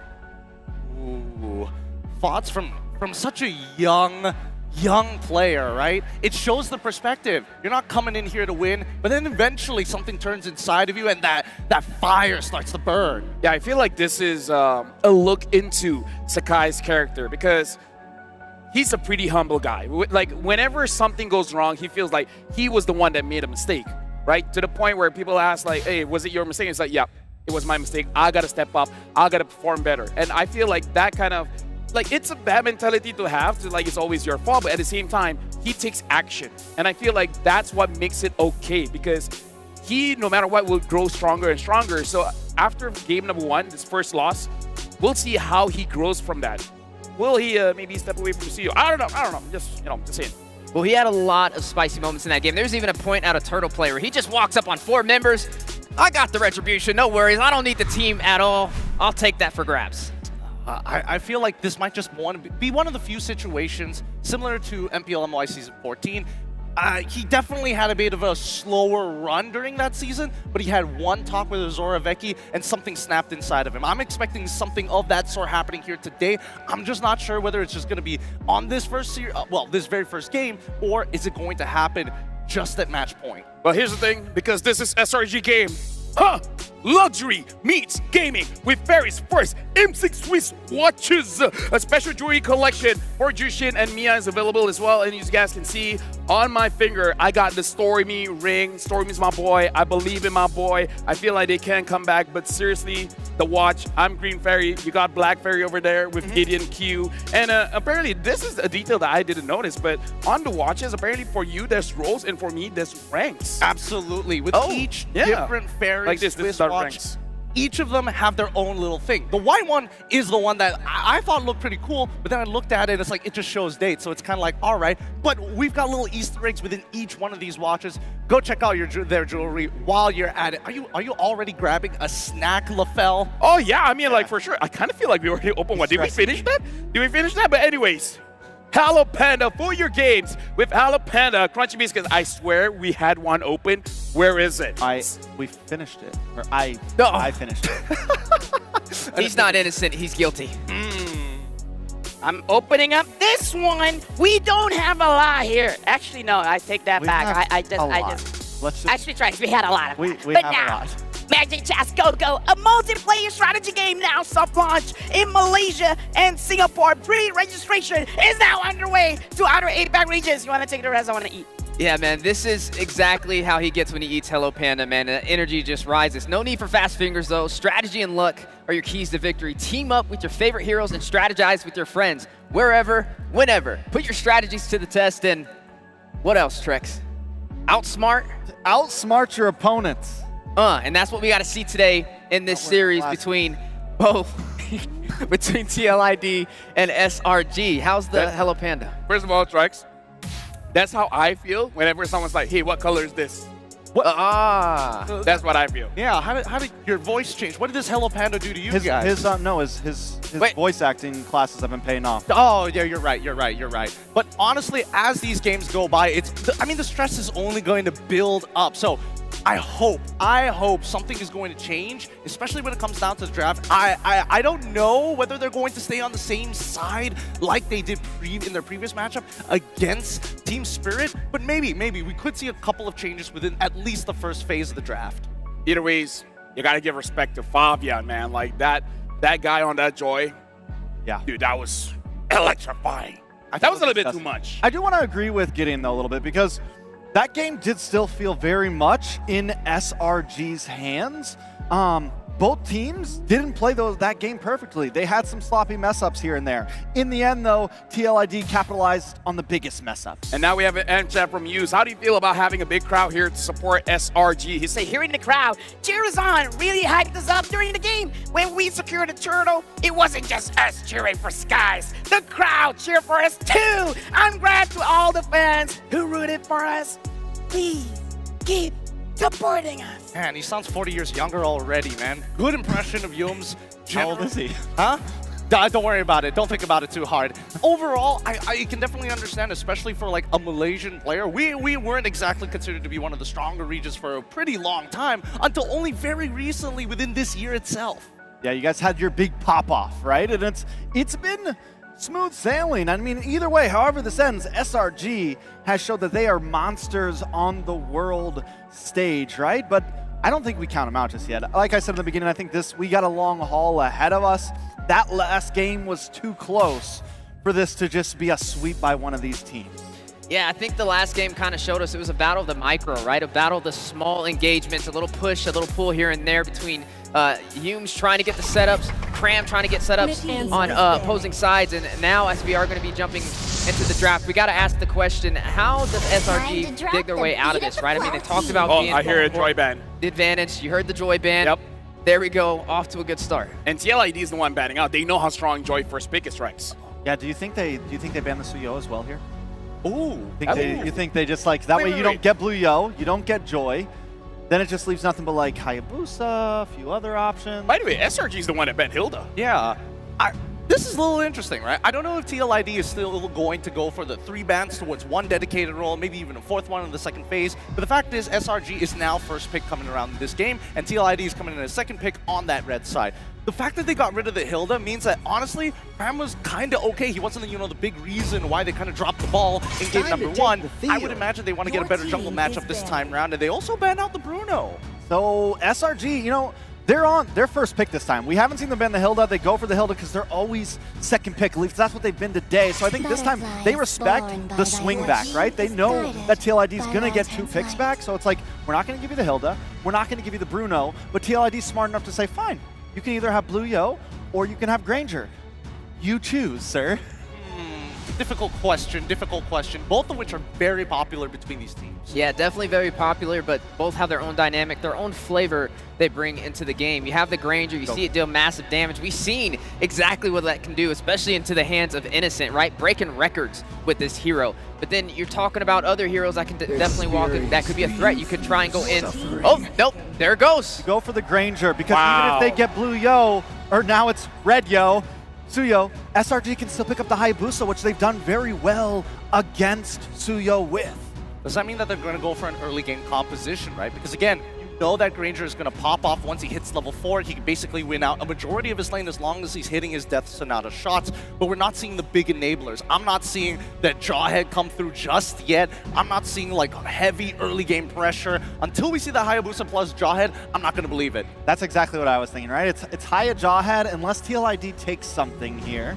It's very similar to what we saw from them on blue side against Team Spirit, on red side on Team Spirit, second pick for you, LaFell. On second pick against Team Spirit, it's just a little bit of a switch up. TLID decides to go for Yves, Suyo. Oh, okay, so the Z pickup, they're going to have some artillery, they're going to have some range at their disposal for the side of TLID. But for SRG, right, now you get the chance to get Cram and Yumes comfortable. They want to get something that can get to that back line, especially going up against this Eve. The Gatot is a hot pick, especially into the hands of SRG, and definitely up for grabs, especially with them taking off the Hilda from the board. Could be a threat. The Cho is available as well. Both the Jawhead. Be some wise decisions. The Jawhead also up for grabs. Jawhead Haya. That's where I would say. That's what they've been doing with this comp. I feel that if the jungle is flexible, I would even be okay with Jawhead Gatot, you know? Actually, that's not a bad shot because inevitably you want to still hold on to that flex pick, right? You don't want to just be so honest and say, hey, we're playing early game, counter us in the second phase. But go Haya Glue instead. But you still get some options. You can still switch up your roamer. And I think the Jawhead would have had a little bit of trouble with the Yves, kind of. So yeah, true. It's comfortable at least. And now you can still switch up, pick whatever roamer you want. You have options for mid. Cho is taken by TLID though. So now it's like aiming for Yumes then, because they already have the Cho, so they don't have to worry about their own roamers. So just take out the rest. And so what are you looking at here? Edith, the Tigreal. I'm thinking the Tigreal. I'm thinking the Edith as well. Both are really good options. But let's get rid of map presence heroes. I don't think that TLID is going to ban out Chip. I feel like the onus is on SRG. If they are worried about it, they basically lose 1 free ban on that second phase.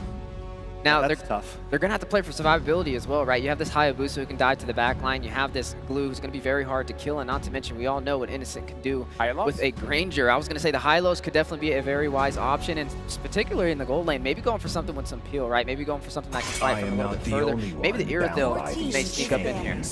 Yeah, so they waited out. They don't ban the Chip immediately. They give the option to see exactly where TLID is going from here. A lot of teams have been banning out this 3G in second phase.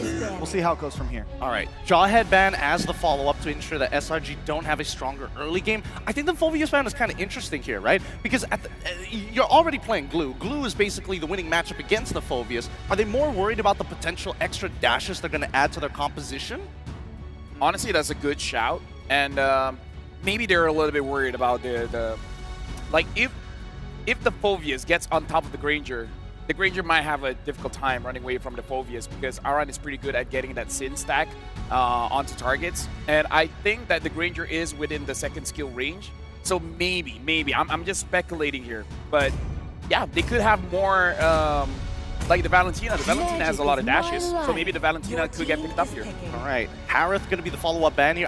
Again, really good idea, just to make sure you're getting away from the linearness, the straight lines being determined by that Granger, and that's going to be an instant Moskov lock-in for TLID. So very boxy right now from TLID, literally trying to play inside of this world manipulation, creating space, looking for small pickoffs, but not a very, I would say widespread, well-attacking. I'm excited to see Aaron Shiki on this Moskov, though. I feel like we've seen him on so many long-range poke marksman compared to something that's a little bit more up close and personal. I trust he can do it, though. I trust he can do it, yeah. Now for SRG, what do we see here, right? Because we have the glue kind of throwing things into mix, definitely keeping it interesting. Do they go in for some additional die capability, right? I mean, you have already the Hayabusa who can get the job done. Do you go in for this Hylos pickup? Do you go in for this Gatot that can jump to the back line and create some chaos, especially up against this Eve, who's already having major artillery? Speaking of artillery, we gotta see what the mid lane matchup's gonna be as well. There it is, the Vexana picked up with the Cobra. I love this. Okay, but here's the thing. It's kind of do or die, I gotta say. 100% win rate, though. Cooper's 100% win rate. I'm sure, but It's only been played twice. There's very small data pool around it, but their composition is very straightforward. Look for these big engages, poke out your opponents, and at least they have the Vexana to play for high ground if things go sour. TLID, they can play flexibly, but they need to play within the box, right? Combo off of that kick, maybe look for this small skirmishes in the early game to generate leads. I will say this, the Kufra it works okay against the Suyo. The bouncing ball helps against a lot of what TLID brought. And SRG doesn't bring this pick out very often, but these are the compositions that it brings it out again. But that is a wild card pick, a chip. honestly, very good draft here coming in from TLID. The only thing that I worry about the Kufra is if you don't get onto your target and then the real world manipulation pops up, I don't see a world where the Kufra can get out, you know? So that's just my personal opinion. TLID looks like to have a very good draft. Right now, Axiata Arena, make some noise because we're about to start game number 2 with Naisu, Leo, and Mirko. Thank you so much, panel, for breaking it down. And you know what? 100% win rate on the Kufra. 2 games, I would flex it too.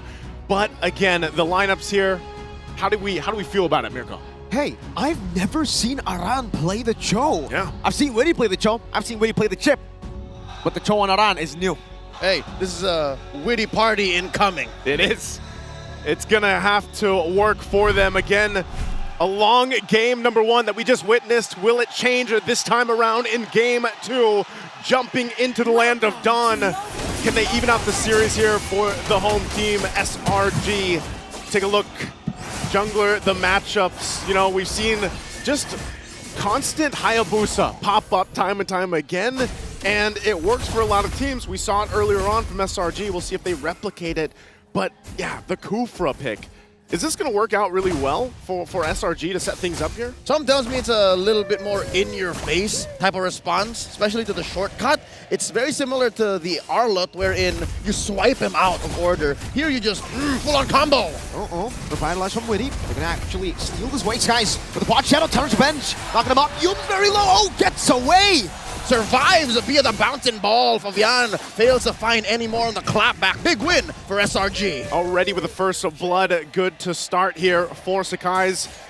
Early kills on this Hayabusa are going to help him have that momentum he's looking for, and taking a look at the emblems too. You know, he's got the Warcry emblem, so he wants that little extra damage. We saw this and how fast he scaled early on, but also to top it off, you know, Innocent playing this Granger, we saw what he did previously. He broke records on it. How many kills did we have? 19. 19 on the Granger, setting records, and also it just got one of the awards, of course, here for M6. Aaron Shiki looks to be the focus up here, but Witty is here to help back him up. Now, even for TLID, with this kind of lineup, they want to play as a team, have that front right around the real-world manipulation, and if they can get a pickoff with Aran later on, because, like Mirko said, this is not typical where you see him picking up that Cho, but they have pickoff potential for them. Slow roll on this Lord, the approach by both teams. Small lead for Team Liquid ID. They do make a B-roll line for it. Yep. It's the Blitz, the Retribution. Oh! Way the Dragon and the Flicker over to Yums, bringing him back now. RWM coming down with SOD too. Aaron Shiki not going to take it. Witty with a flank. And they go in, knocking up Cram. Not much of a punish though. Team Liquid ID spread out. Shadow kill. Instant Revitalize coming in from Witty. Crash Course 2. Sky's gonna be stunned up. Goes over to Quad Shadow and disengages. Cram caught in another Crash Course. Pops in the split. This should be the disengage unless... No, right? Okay, yeah. Aaron holding his ground there, checking where Crown was gonna go either way. Just in case. Liquid ID happy with the turtle secure here.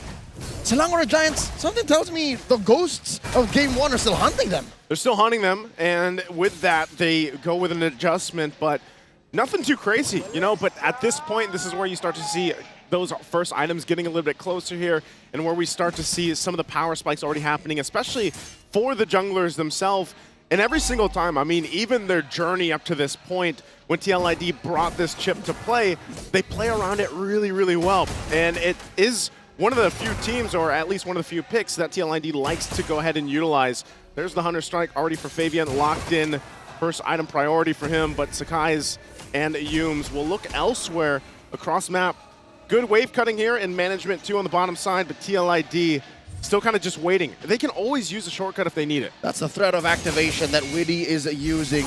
Just the mere thought of a Witty party crashing into you is enough to keep Selangor Giants on their own side of the map. This is devious. Team Liquid ID knows that they've got SRG up against a corner. And Fabian is now 2 levels ahead of Skies. He's constantly invading because Aran is cutting the wave, giving him so much tempo on the map. And, well, that's a good read. SOD in towards the top side jungle of SRG. And it spots them. Now Fabian is going to stay in the bottom lane. He's going to stay there, working forward. Yumes gets the information on Kram at least. Not sure if he's going to do much here, but it's more so just giving vision on this side of the map. They know Sakai's is actually starting things up, and like you mentioned, you know, he's falling further behind up to this point, but the rest of the team gets in position for the turtle here. A singular ult from Witty can actually pull the rest of TLID into the turtle pit, and they're just waiting for his call.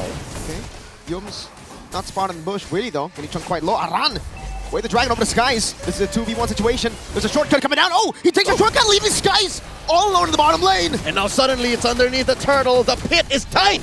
Tarjaband and the rage. That's Yehezkiel pinned down to the wall. Fabian forced to blink away. Skies now returning in. No shadow kill, but Innocent is gunning Aran down slowly but surely. Might not have been part of the plan to take Kram with him, but here we are anyways. SRG pushing into mid. Okay, should still be able to defend this. Curse Blasu! SOD into the back. Aran going in. Skies gets the kill on Witty. Aaron will blink in towards the mid lane. There's a whole lot of shortcuts happening and a whole lot of usage of that macro style and option, but TLID will lose this turtle as Sakai's secures it in. Took them a little longer to go ahead and lock in, but they get it. Now whittling down at the gold lead, so it's pretty much non-existent. So that's the thing, you know, TLID has to go ahead, and sometimes if they use a shortcut in their favor, we have also seen where sometimes it works against you. And it's all about Yumes in these fights. We've seen it many times before. Fabian, Soul Severed into Innocent. Yumes can try it. Predict it. Aran in the back, actually missing the Jikundo flicker. Bouncing ball on him. Fabian just quelling him and forcing him to back away. Hey, even if Yumes did miss, I'll still call that a win. They forced the rest of Team Liquid ID to disengage, and that allows the rest of SRG to actually build up on the lead that they got through that back and forth through the turtle, and the shortcut canceled. The shortcut made use against Liquid ID. Now the switch, look at this. This is Kram actually now putting some pressure on Aaron Shiki. Yeah, he's gonna have to. And this is also Skypiercer now being picked up by Innocent, second item after that Hunter Strike locked in. Over on the other side, Aaron Shiki just has the Corrosive Sight, so still working on his and building that up. But ultimately, it's just a whole lot. This is probably one of the most macro-level games with these kind of lineups, especially when you throw a chip into it.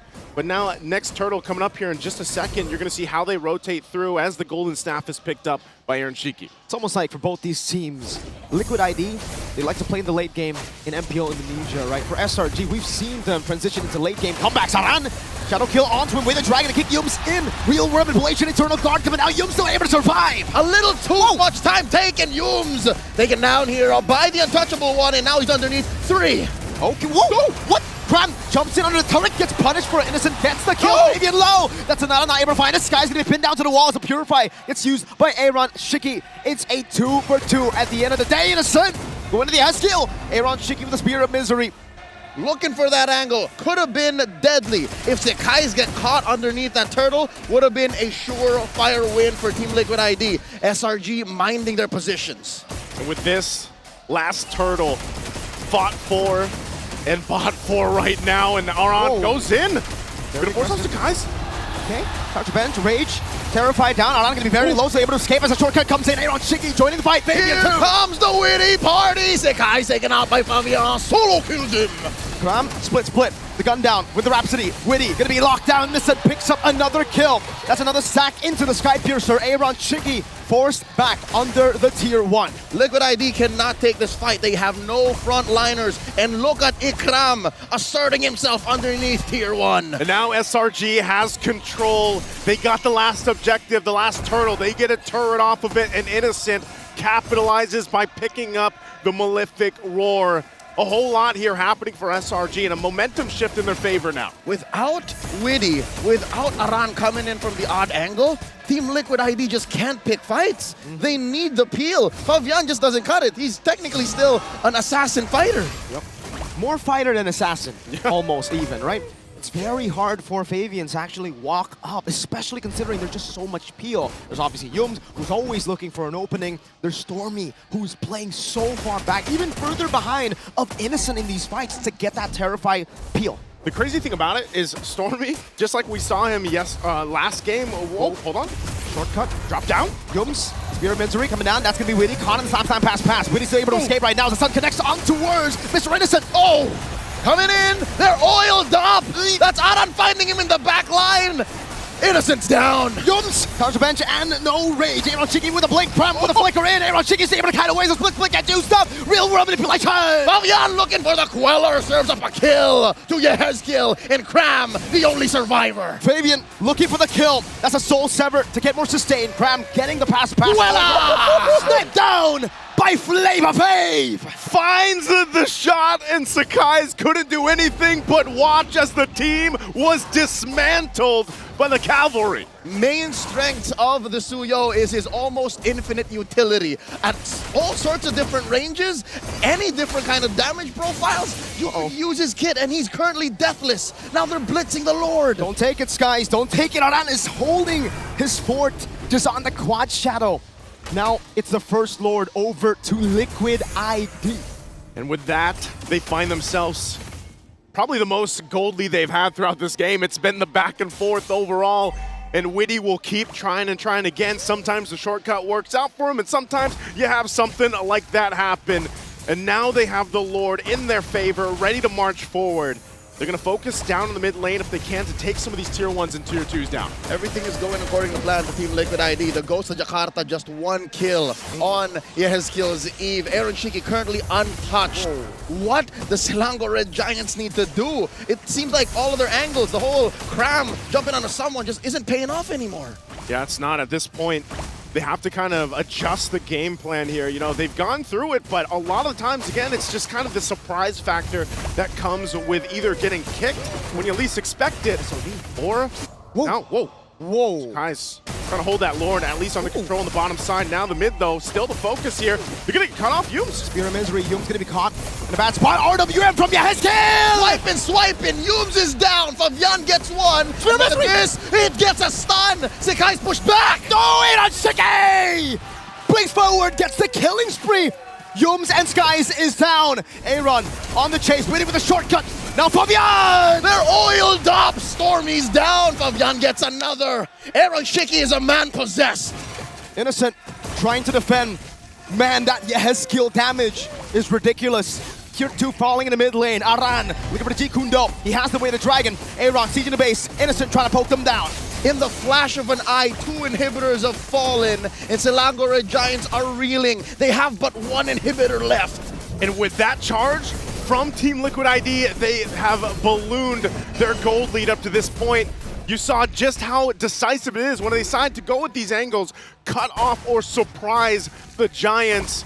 And there's not much room for SRG to breathe, and that's where they're struggling, because even Innocent is scrapping for space to be able to move around and get those Rhapsody shots, get those Death Sonatas off. Thousands of Suyu mains all around the world are salivating right now, looking at Fabian's 505 performance. He just picked up his BOD. This is a dream come true for Suyo. This is what you want to do. You just want to be able to surge in, Queller, and then just sever. Like, that's what he's been doing so far. And Selangor Giants, as soon as Yums actually finds someone to jump on, the rest of them are half health. It's a no-go. They got spotted out a lot, and I gotta give props to Aran, man. He's been the one forcing Yums into these bad spots. Earlier, you saw the Shunpu, just a little bit of a G Kundo, you know, a tango with the Tyrant.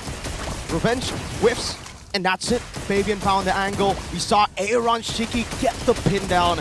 And with Yums down, there's no playmaker. It's very rare that the problem overwhelms the solution.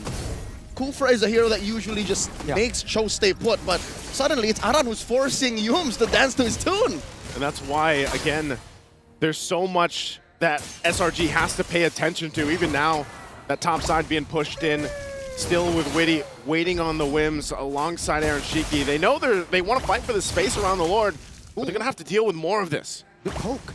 Yehezkiel's down to half. Innocent doing work here. You can see the damage dealt charts earlier. He was actually on top. Whoa. Oh, Shadow Kill in nature used up.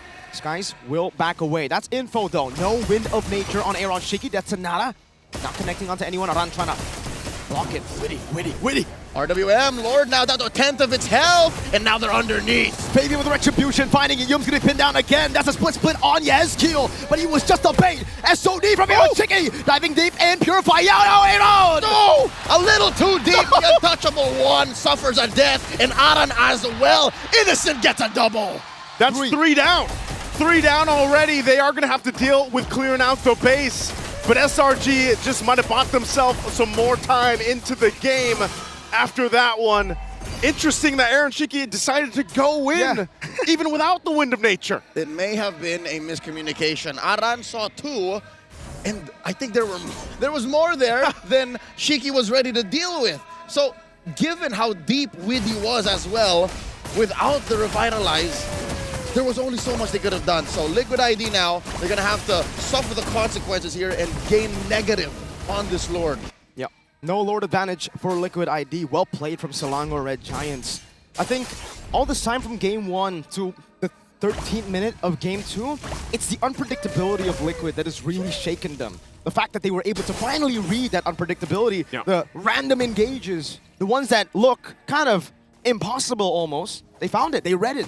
They found it, and not only that, but they also capitalize off it. And if SRG continues to do that, at this point, honestly, even with the gold lead at TLID, it doesn't matter too much because it comes down to the decisions that SRG is able to make. Game after game, match after match, SRG has proven that even if you have 6, 7, 8,000 gold on them, any fight is a fair fight, especially when you have this many items on Esan, this many items on Stormy, because I'm telling you now, Stormy's just built 3 major items.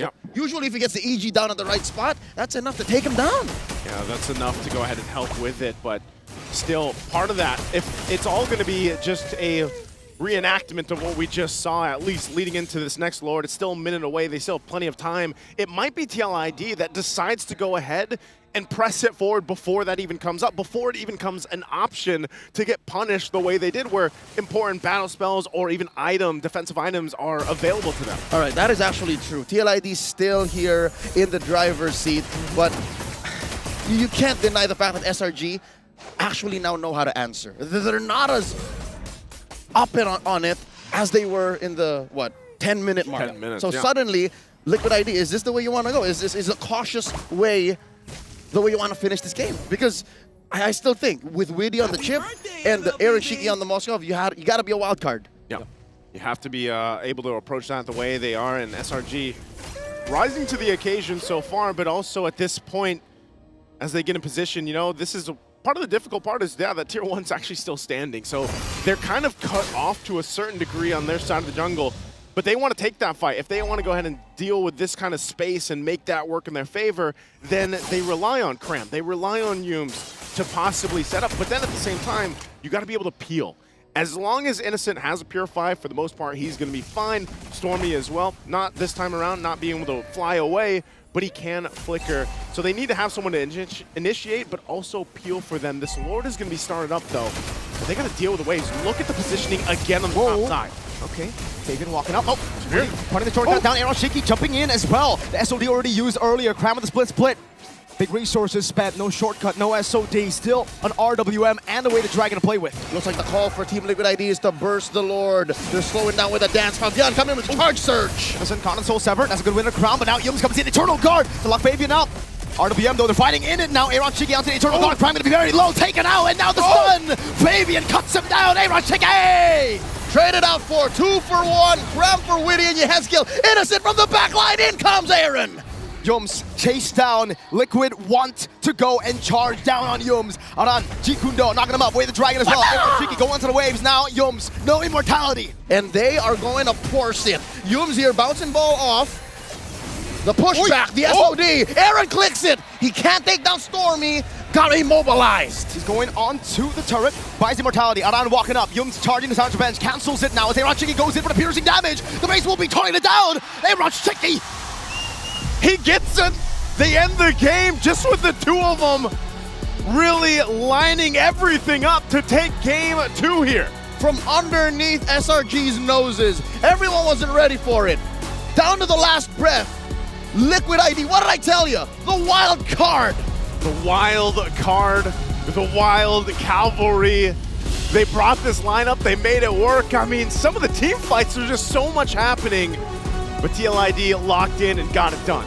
And as Witty the Wise said, after losing up against Fnatic Onyx Philippines, that's just us. We adapt. We adapt, and that they did. Again, let's go ahead and throw it over to the panel to break down game number 2 for us here. Panel, what do you think? And now it's match point. TLID, they just need one more W for them to have a rematch against Fnatic Onyx Philippines. And Selangor Red Giants, if they want to keep the Golden Road alive, they need a reverse sweep here. And I gotta say, I wasn't sure about the Kufra, and then after seeing the game, I'm more unsure about the Kufra. Yeah, a lot of whiff punishes, as I would like to call them. If you miss the initial engagement, you are going to get hurt. Yeah, it is a high risk, high reward, and that one felt like high risk. The as you said it perfectly. The Eve, the RWM, once it comes down, you're trapped, you're a goner, and no one can come in to help you, right? Everyone's just kind of stuck looking in from the window. Yeah. As Yums gets taken out. Yeah, just some spicy engagement. And right now, it kind of feels like SRG is having more of that rubber band effect that we've been seeing before, right? They start to get a little bit better online the later the game goes, but in this situation, it's just a little too late. Where you see TLID be able to close it out.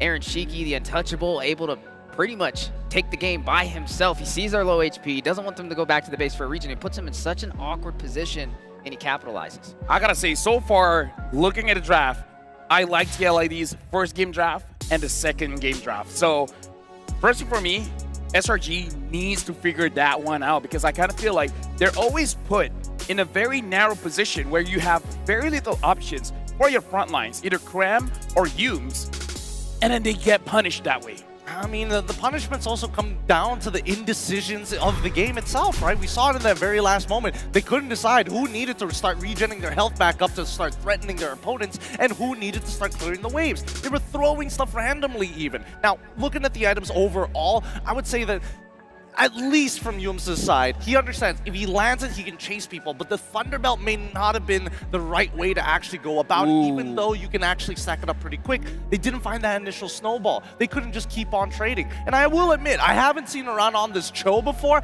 I think he did all right, but there were a couple of awkward moments. Yeah, I kind of feel like one of the problems for this one is that lack of front line because essentially you let Cram do it alone, which worked out for them against Team Spirit. But against TLID, when Yehizkiel has the Wishing Lantern, one frontliner isn't going to do it. And you have a hero like Granger, where you want to stand at the back and dish out as much damage as you can for as long as you can.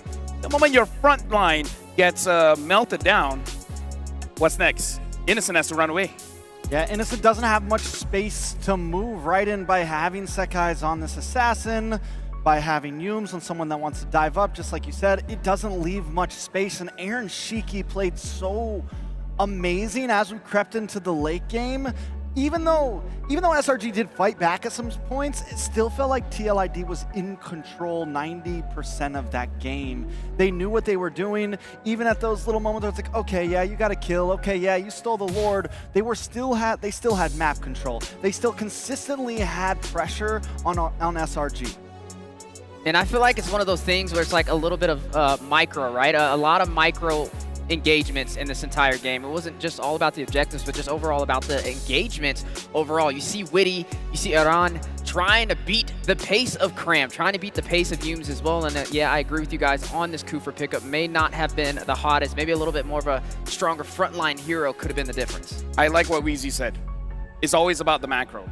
Maybe SRG needs an easier draft to execute. Because so far, their win condition is if the stars align, we're great.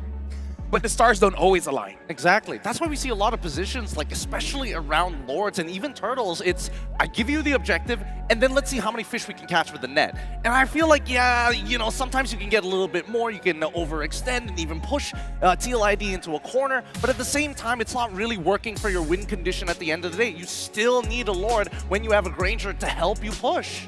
And now we got to look at the MVP, the untouchable Aaron Shiki on that Moskov. He was good in lane. He was good in the team fights. When he hits the Spear of Destruction, for better or for worse, he goes in. Yeah, you know, I was wondering how he was going to play on this, and he played it amazingly.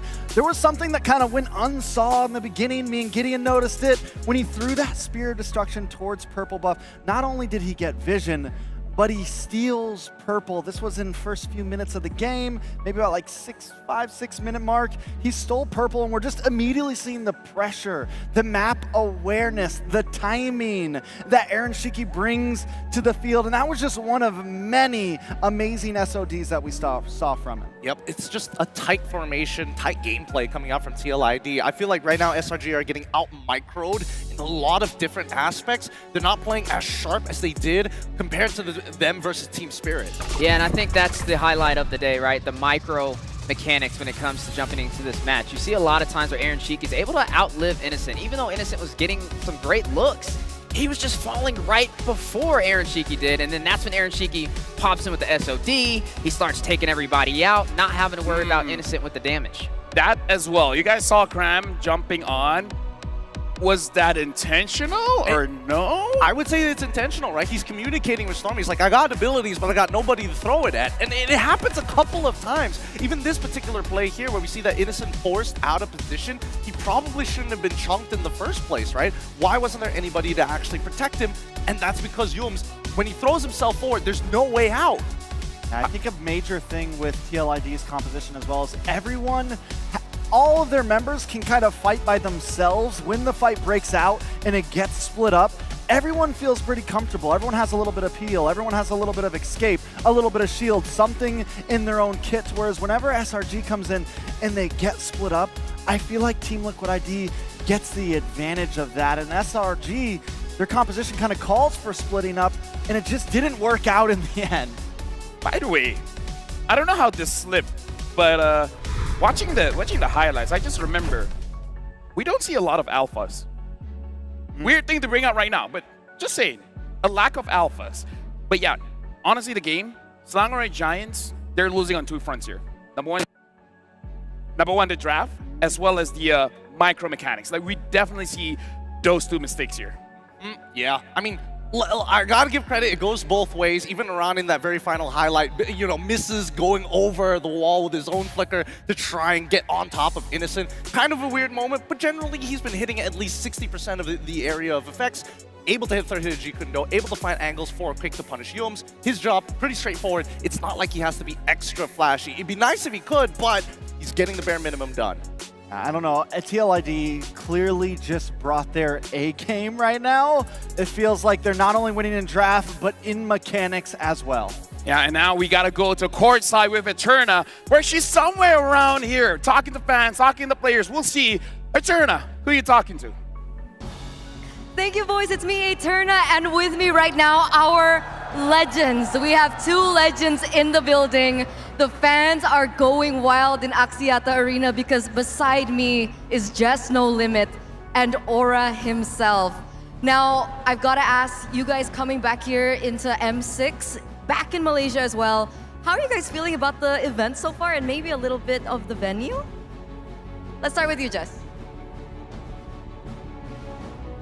It's really cool, and it brings back memory when I play as a pro player with Aura, and yeah, it's so cool. What about you, Aura? Gimana rasanya balik lagi ke Axiata Arena? Ini pasti tempat yang sangat spesial dong buat Aura. Hello guys. I'm feeling good. Feeling good. Feeling good. Ya. Mau ngomong bahasa Indo aku translate nggak apa loh. Bahasa Indonesia oke lah ya. Feelingku banyak perbedaan ya dari M1 dan sekarang M6 balik lagi ke Axiata. Pertama tuh ngelihat crowdednya sangat rame juga penontonnya. Halo semuanya. Terus juga dimana pada saat itu aku bertanding di sini juga sih. Terus lebih tepatnya di tengahnya. Ya, itu aja sih yang aku inget. Itu bedanya ya. Ya, terus menang juga kan. Oh, apa gimana? Menang Ulang. juga. Can you repeat that? The winner. waktu The itu. winner! Ya. No, it's okay. Flex that. That's amazing. Yeah. You are holding the only M Series championship trophy for Indonesia. So that's a huge feat. What he said earlier on, he did see a few differences. The first thing was the fans are crazy, right? So many more fans are in the building right now. And also he was not here last time around. He was actually in the middle playing in the 360 stage, and they were able to claim the championship trophy as well.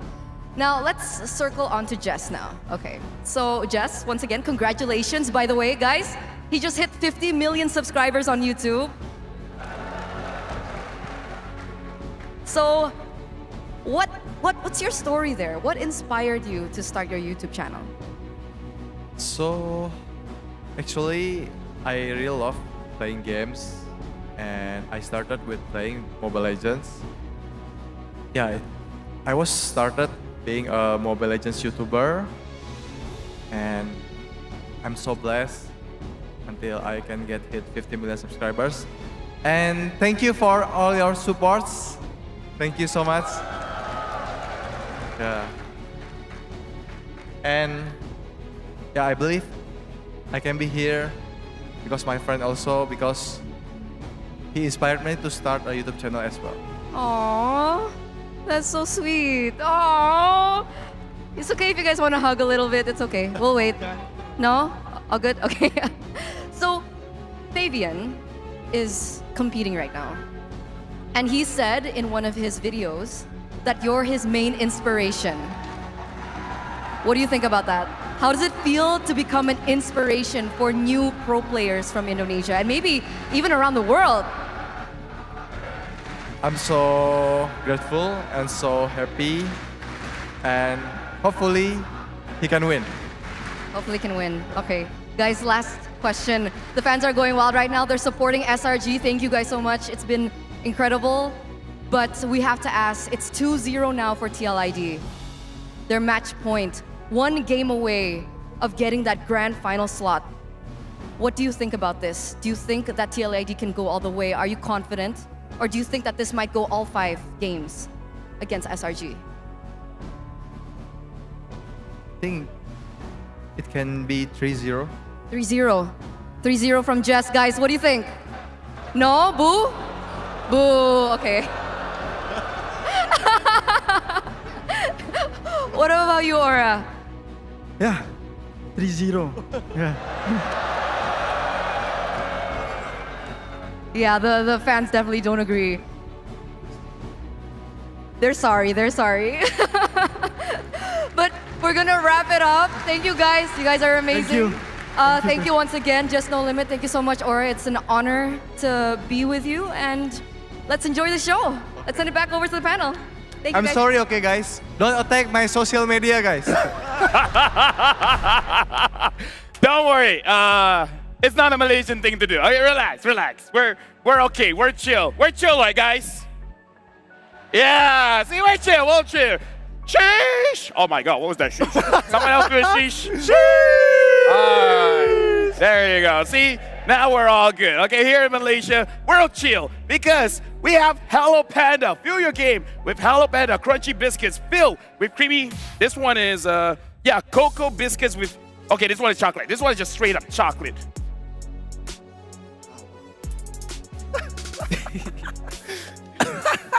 There's so much. No.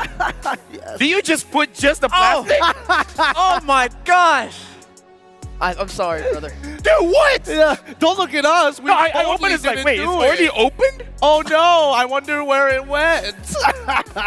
We knew you were going to be opening up to fill yourself with a delicious snack, especially for a game just like this. So we've rigged a couple of those boxes so you didn't know where they were to level up our day and not yours. Got him. Look, we got to get him back. We'll get him back. It's okay. It's like I'm not upset already. Oh, I'm sorry. Who? Anyways, what else? Okay, thank you. Okay, guys. Also, man, that was just cruel. But nonetheless, from the 22nd all the way to the 29th December, M6 support chests will be available for a limited time. Purchase a support chest for 50 diamonds to get a large amount of pass XP with the chance to obtain a basic M6 pass. Use the basic M6 pass to instantly activate the M6 pass, unlock additional pass rewards, and immediately get Claude's Challenger Spark. Hashtag greater than ever. Hashtag MLBB M6. I know we're cool, but bro, You better hold up that SRG. I had to put the trash somewhere. I had to put it somewhere. I was going to throw it on the ground. Yeah, I was planning to open that one. I was like, What am I supposed to put in my pocket? I just put it. You saw me walk over there. I set the box down. As if NA and Malaysia have enough problems already, right? Hey, look, there's plenty of problems, but I'm pretty sure that the players are starting to build up for this upcoming game. Game number 3 is where it's at. TLID currently at match point for those online international viewers tuning into the stream right now. Match point, 1 game away from the grand finals. Question. Do they swap to second pick? Does SRG go to second pick this time? So far today, second pick has won every single game. That's 5 games in a row. And the draft seems to always favor second pick. It's kind of been the thing. Does SRG do it on match point? I don't know. I mean, TLID, they won on blue, they've won on red. It feels like against this particular matchup, there's no real telling. It's a 50-50 either way. And I think it's even further than the draft, right? It's just about all the micro mechanics inside the game as well that are making the difference so far. The push and pull effect. We're starting to see a rubber band, the elasticity from SRG come alive. It was a little too late in the last game, but hey, setting the scene. This is match point. In home court, in Malaysia, the Axiata Arena, their fans, their support system, all beside them. This is their moment to set the tone. Yeah, but now looking at a player head-to-head, Sakai's looking pretty nervous here, but look at that goal per minute. 42.5 extra onto Fabian. Fabian's farm has been amazing this entire M6.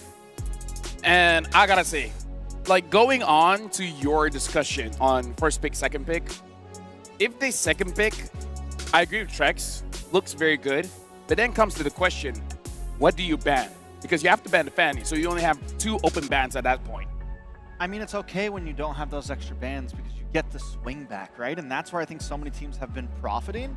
And honestly, it feels like there's more pressure on the bans for blue side right now because you have to think, if I don't target, I mean, if I only do target bans and no meta bans, quote unquote, then I risk, I have to think about what I'm trading over.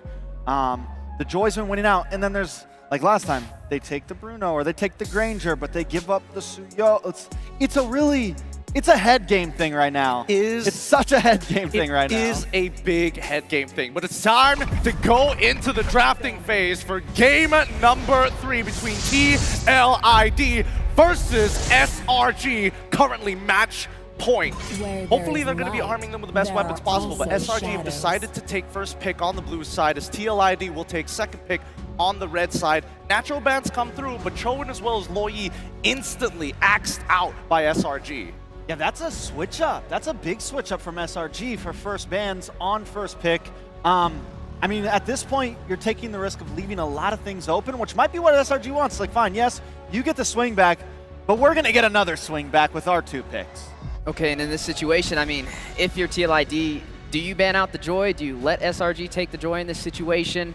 I mean, it's been such a hard hero to deal with. There goes the Joy ban, so they're not even going to waste any time on it. They respect how strong of a pickup that could be. Now, there's still marksmen's up for grabs, right? You still have the Bruno, which can be easily prio from the side of SRG, but we've seen answers like the Granger, like the Moskov. It's a nerve-wracking time here.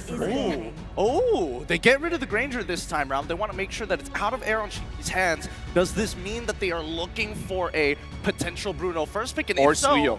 Or Suyo, that's a good shout. TLID, let's see whether or not they ban the Jushin. Or do they ban out the Bruno? Since they know that they're banning out the Granger, do they ban out the Bruno here? And then give Jushin. But then you give Jushin or you give Suyo. Either way, TLID, it kind of feels like they get a nice swing back once again here, whichever one they go for. Yeah, honestly, Slangor Giants getting first pick here. Wait a second. The Hilda is still walking right now. It could be into the hands of SRG. This could be the difference. We got to see if that's worth it. Two of my favorites. But they go for the Bruno instead. Again, a power pick here. The Bruno has been performing that well, but let me reiterate again. Cram and Humes need a good front line, but front lines don't do good against an Eve. This is a tough one here.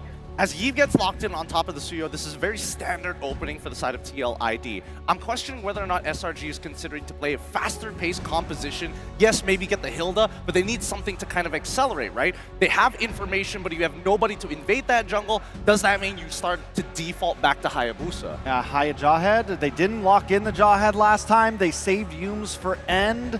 It was a problem. The Hilda also still open, so I mean, it's a toss-up, and again, SRG feels like they're in the tough situation here of having to choose these things. Yeah, I would probably go with the double H combo, right? The Haya and also the Hilda combination could work well, especially going up against this Eve. It's great to be able to dive to the back line, but wait a second. Okay.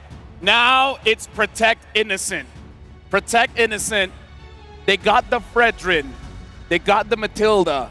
So the problem from before is that Innocent didn't have enough front line.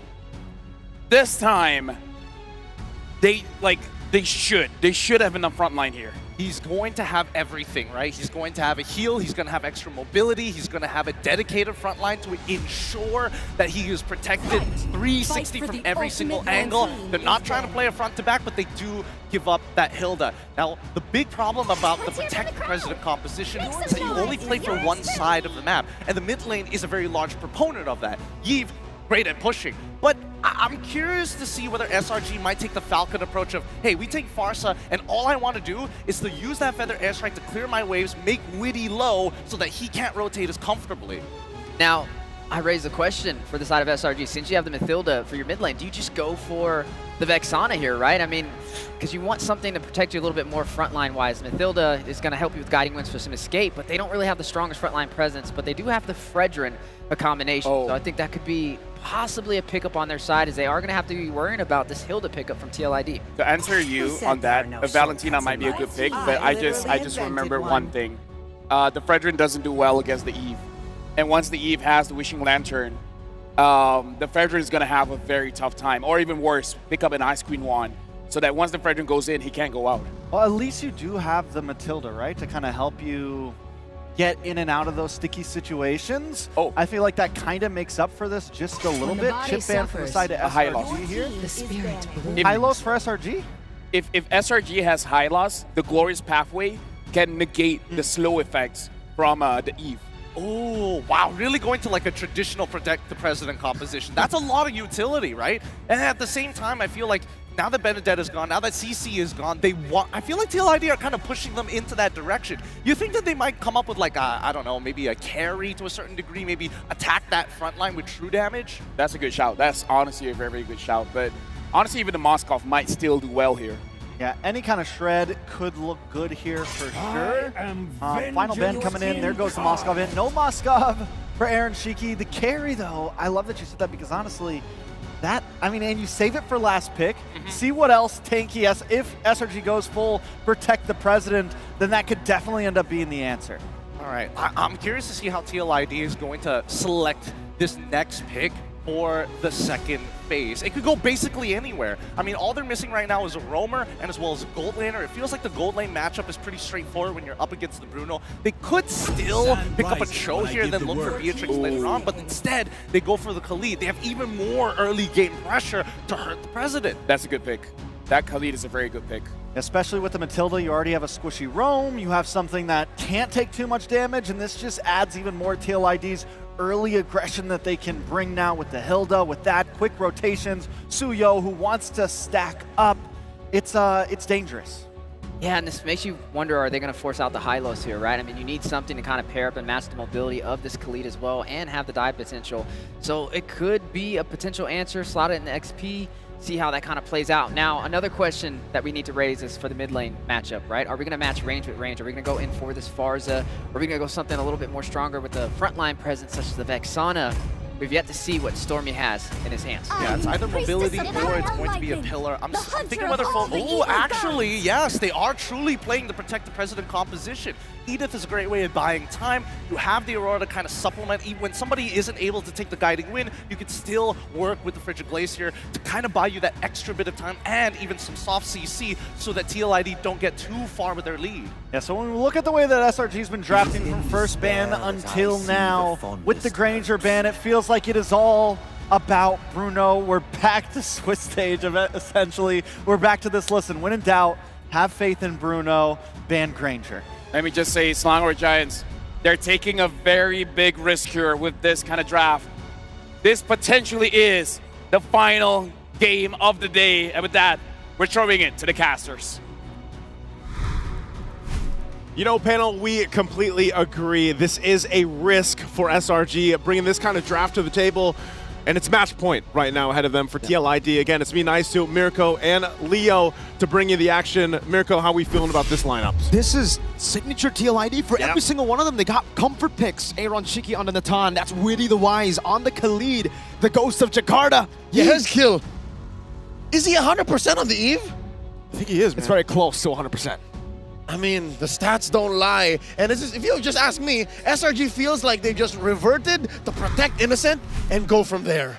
We heard it before. It's protect the president, this type of composition. Axiata's got to get ready and cheer on the team so they don't get knocked out here in a sweep against the champions of Indonesia. Right now, they get ready to get locked and loaded for Game 3. And the Khalid in Indonesia was a surefire way to shut down the Matilda.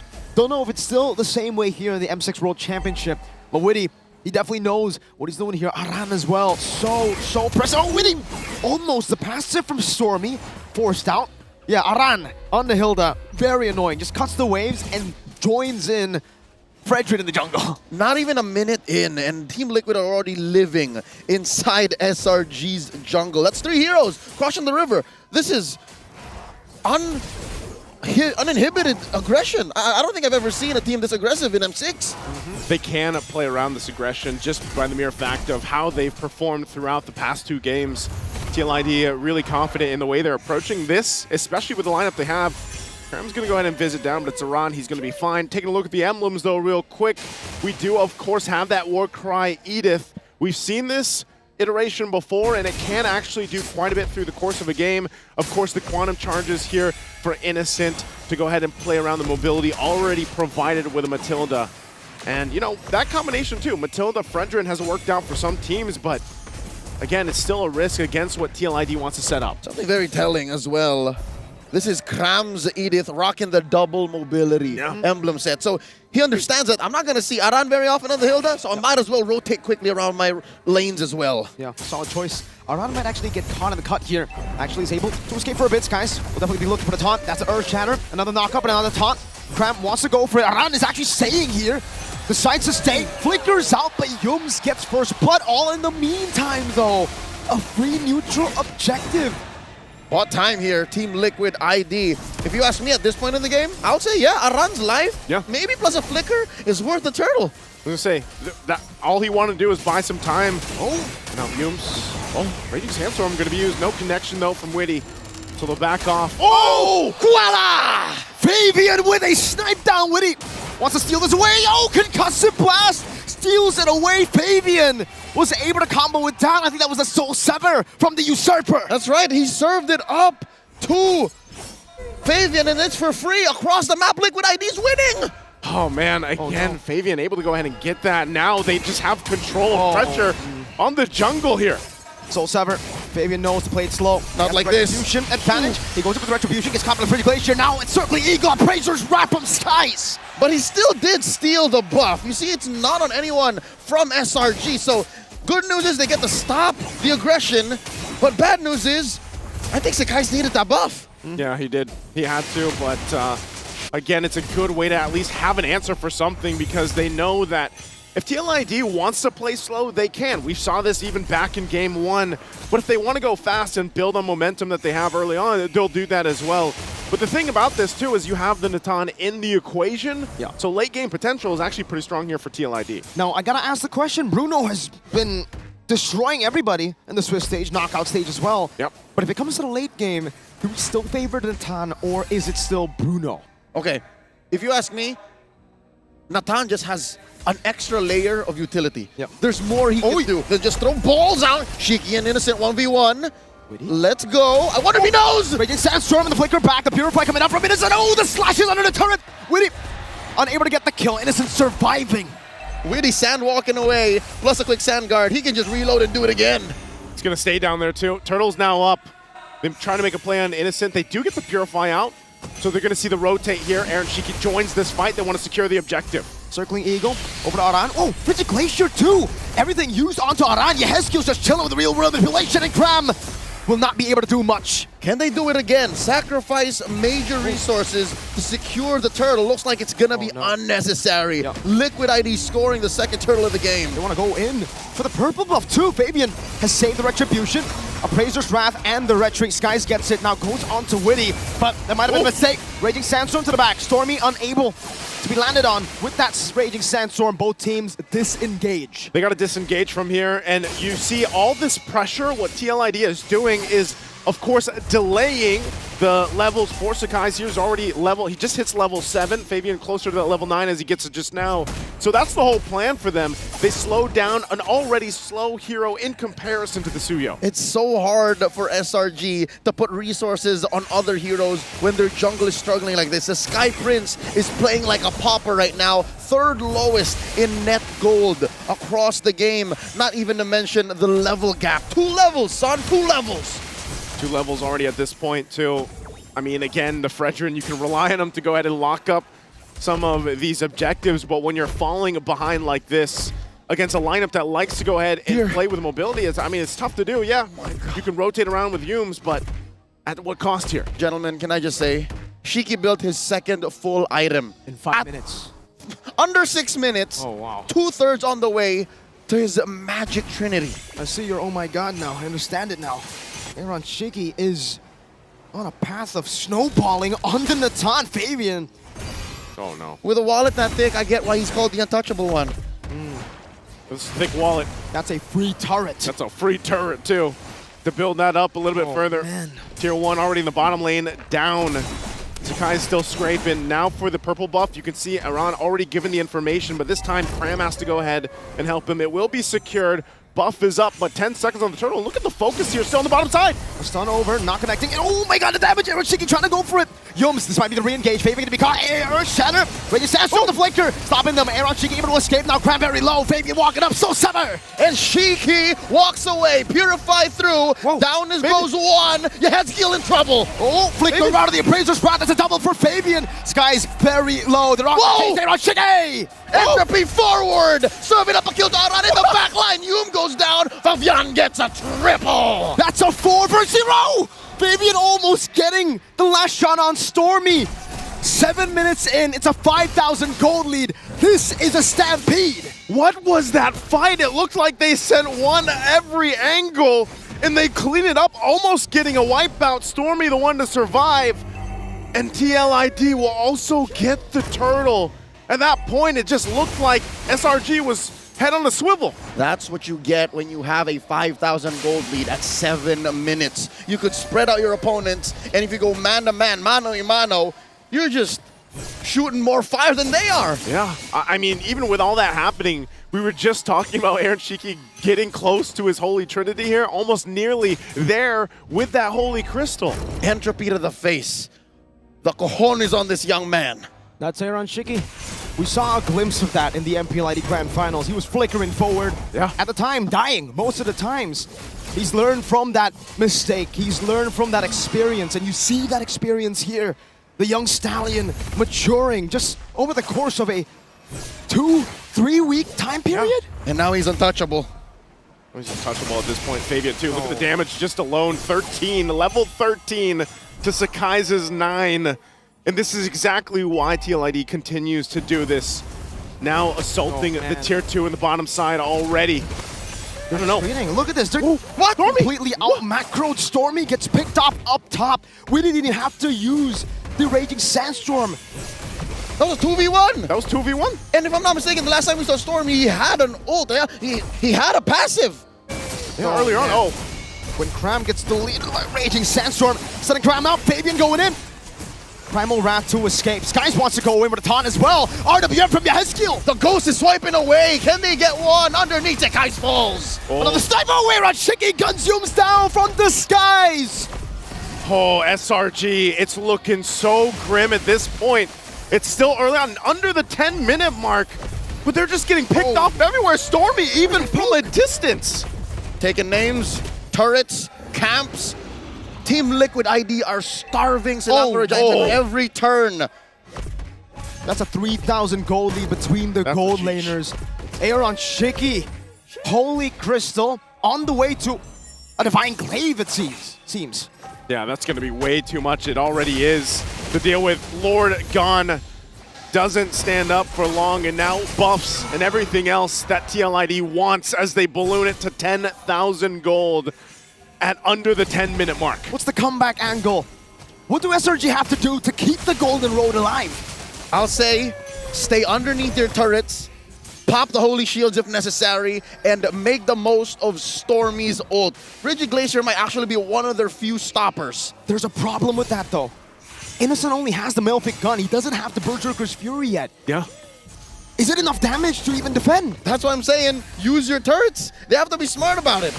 At this point, how do they juggle this? Shield defense is already going to be popped. Bottom, mid, nearly the top next. Aaron Shiki, just as we mentioned, now Divine Glaive. They are more than ready for this fight if they want to force it. They try to keep it together under the turret. Onto the Unbreaking Sandstorm from A! Going on to Innocent, slain again. Skies will get the taunt onto Aran, but Liquid want to stampede their way to a win. It might be over. The base is open. That is a wipeout. A slow death for the Red Giants. Yehezkiel, Winter Crown in the base. The Red Giants have fallen!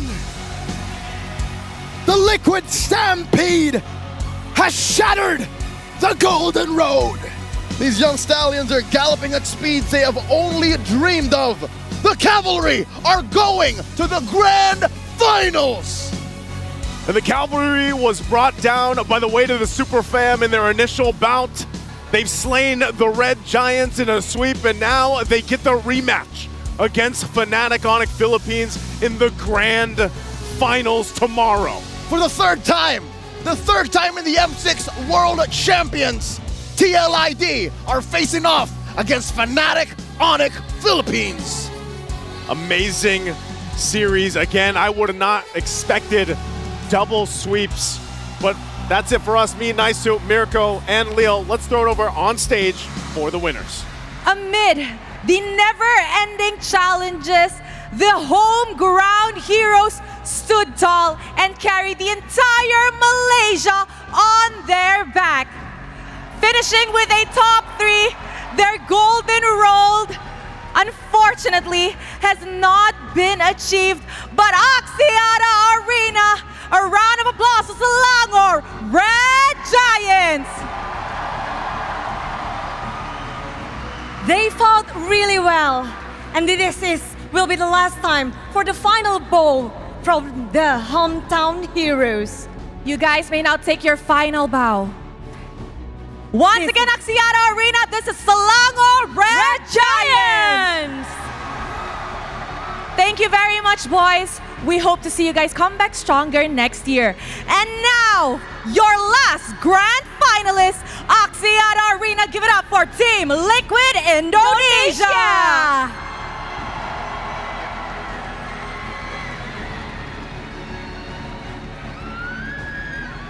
shattered crumble, but now they're come back stronger in this knockout stage. Okay, Indonesian teams, this is Axiata Arena. We did 3-0 on this final lower bracket. How do you guys manage to come back to this stage stronger? And how you guys manage to make it 3-0? Widih, kok 3-0 ini? Keren banget. Kita fokus di evaluasi kemarin sih, terus ya secepat mungkin belajar lah dari kesalahan kemarin gitu. So they learn really fast. They want to make it better for the next. But how you guys manage to learn it really fast? Because your gameplay is really strong now. Widih, gimana sih caranya? Secepat itu kalian belajar? Karena kita mau jadi juara, jadi kita harus belajar secepat mungkin gitu sih Budi. Belajar secepat mungkin. Kemenangan ini benar-benar dinantikan. Dan pastinya kalau dari Widi sendiri, seberapa susah sih untuk Widi 3-0 ini? Susah banget sih, soalnya kan kita hitungannya penggagal salah satu kandidat Golden Road kan. Jadi ya meskipun susah, cuma emang mungkin udah takdir kita aja gitu ya. Facing Selangor Red Giant, the Golden Road journey. So yeah, they say that it's hard. Yes, it's definitely hard, and we can see that they've actually prepared a lot for this matchup. Aaron Shiki. Aaron. Okay, come here. Now, Aaron, I want to ask you. You just faced Innocent in the gold lane. He just won Breakthrough Player Award for M6. Was it hard, honestly, preparing for this matchup against Innocent? Yes. Susah. Innocent so hard. Innocent. Okay, it was hard to go up against Innocent. Now, what was the challenges you faced preparing for today? Especially, look, Axiata Arena, the entire arena is cheering for Selangor Red Giants. Do you feel pressure? Saya tidak ada pressure. Don't feel nggak ke pressure maksudnya. You don't feel pressured at all. So do you think that it's more buff for you when you see everybody cheering for your opponent? Rasa buff tak? Entire arena cheer untuk Selangor Red Giants tadi. Apa? Mungkin karena ada orang spesial aja kali. Jadi ya. Oh, there's a special someone. What do you want to say to that special someone? Rahasia. No. Say. Don't say the name, but like a message to the special someone. Mau cakap apa dekat special someone? Makasih yang udah, makasih terus. Dan lagi makasih pokoknya. Thank you. Ya. Thank you. Simple, neat.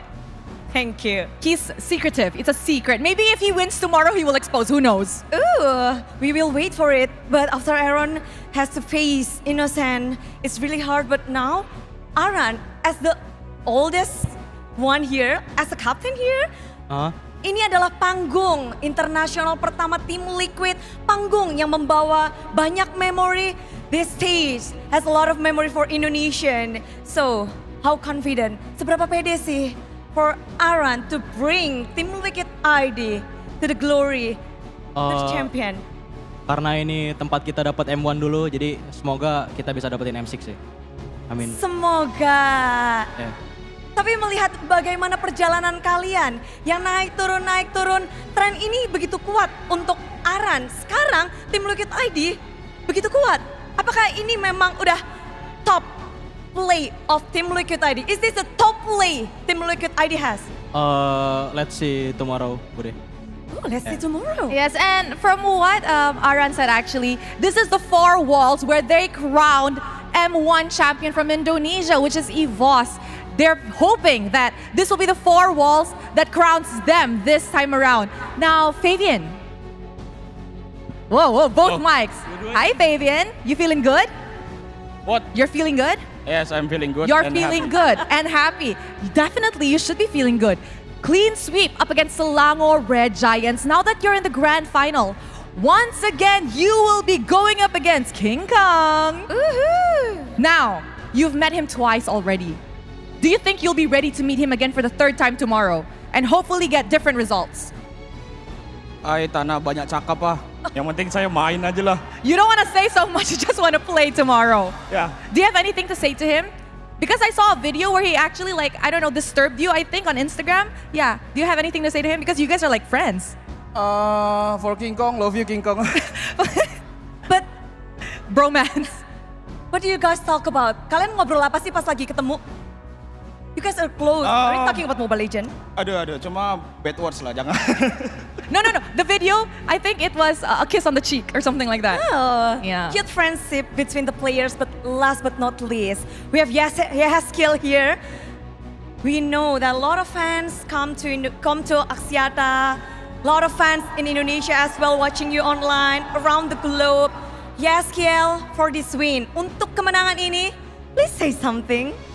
Makasih semua supporter Indonesia yang udah datang jauh-jauh ke Malaysia, terus yang nonton dari online juga, terutama buat keluarga juga yang udah support kita, tetap dukung kita di grand final besok.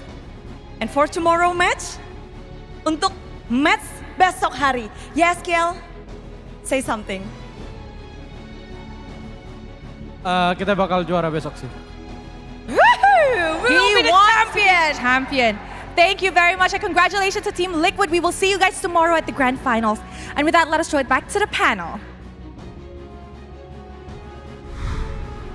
There's a lot to say, but before we even start, we gotta look at history, man, because history is repeating itself. In M1, Malaysia got top 3. That was Todak. And now Selangor Giants is following in Todak's step, getting top 3 again. And this time, TLID going to the grand finals. Before this, it was Indonesia that won, but that was Indo versus Indo. So now we have to see if what happened at M1 will happen again at M6.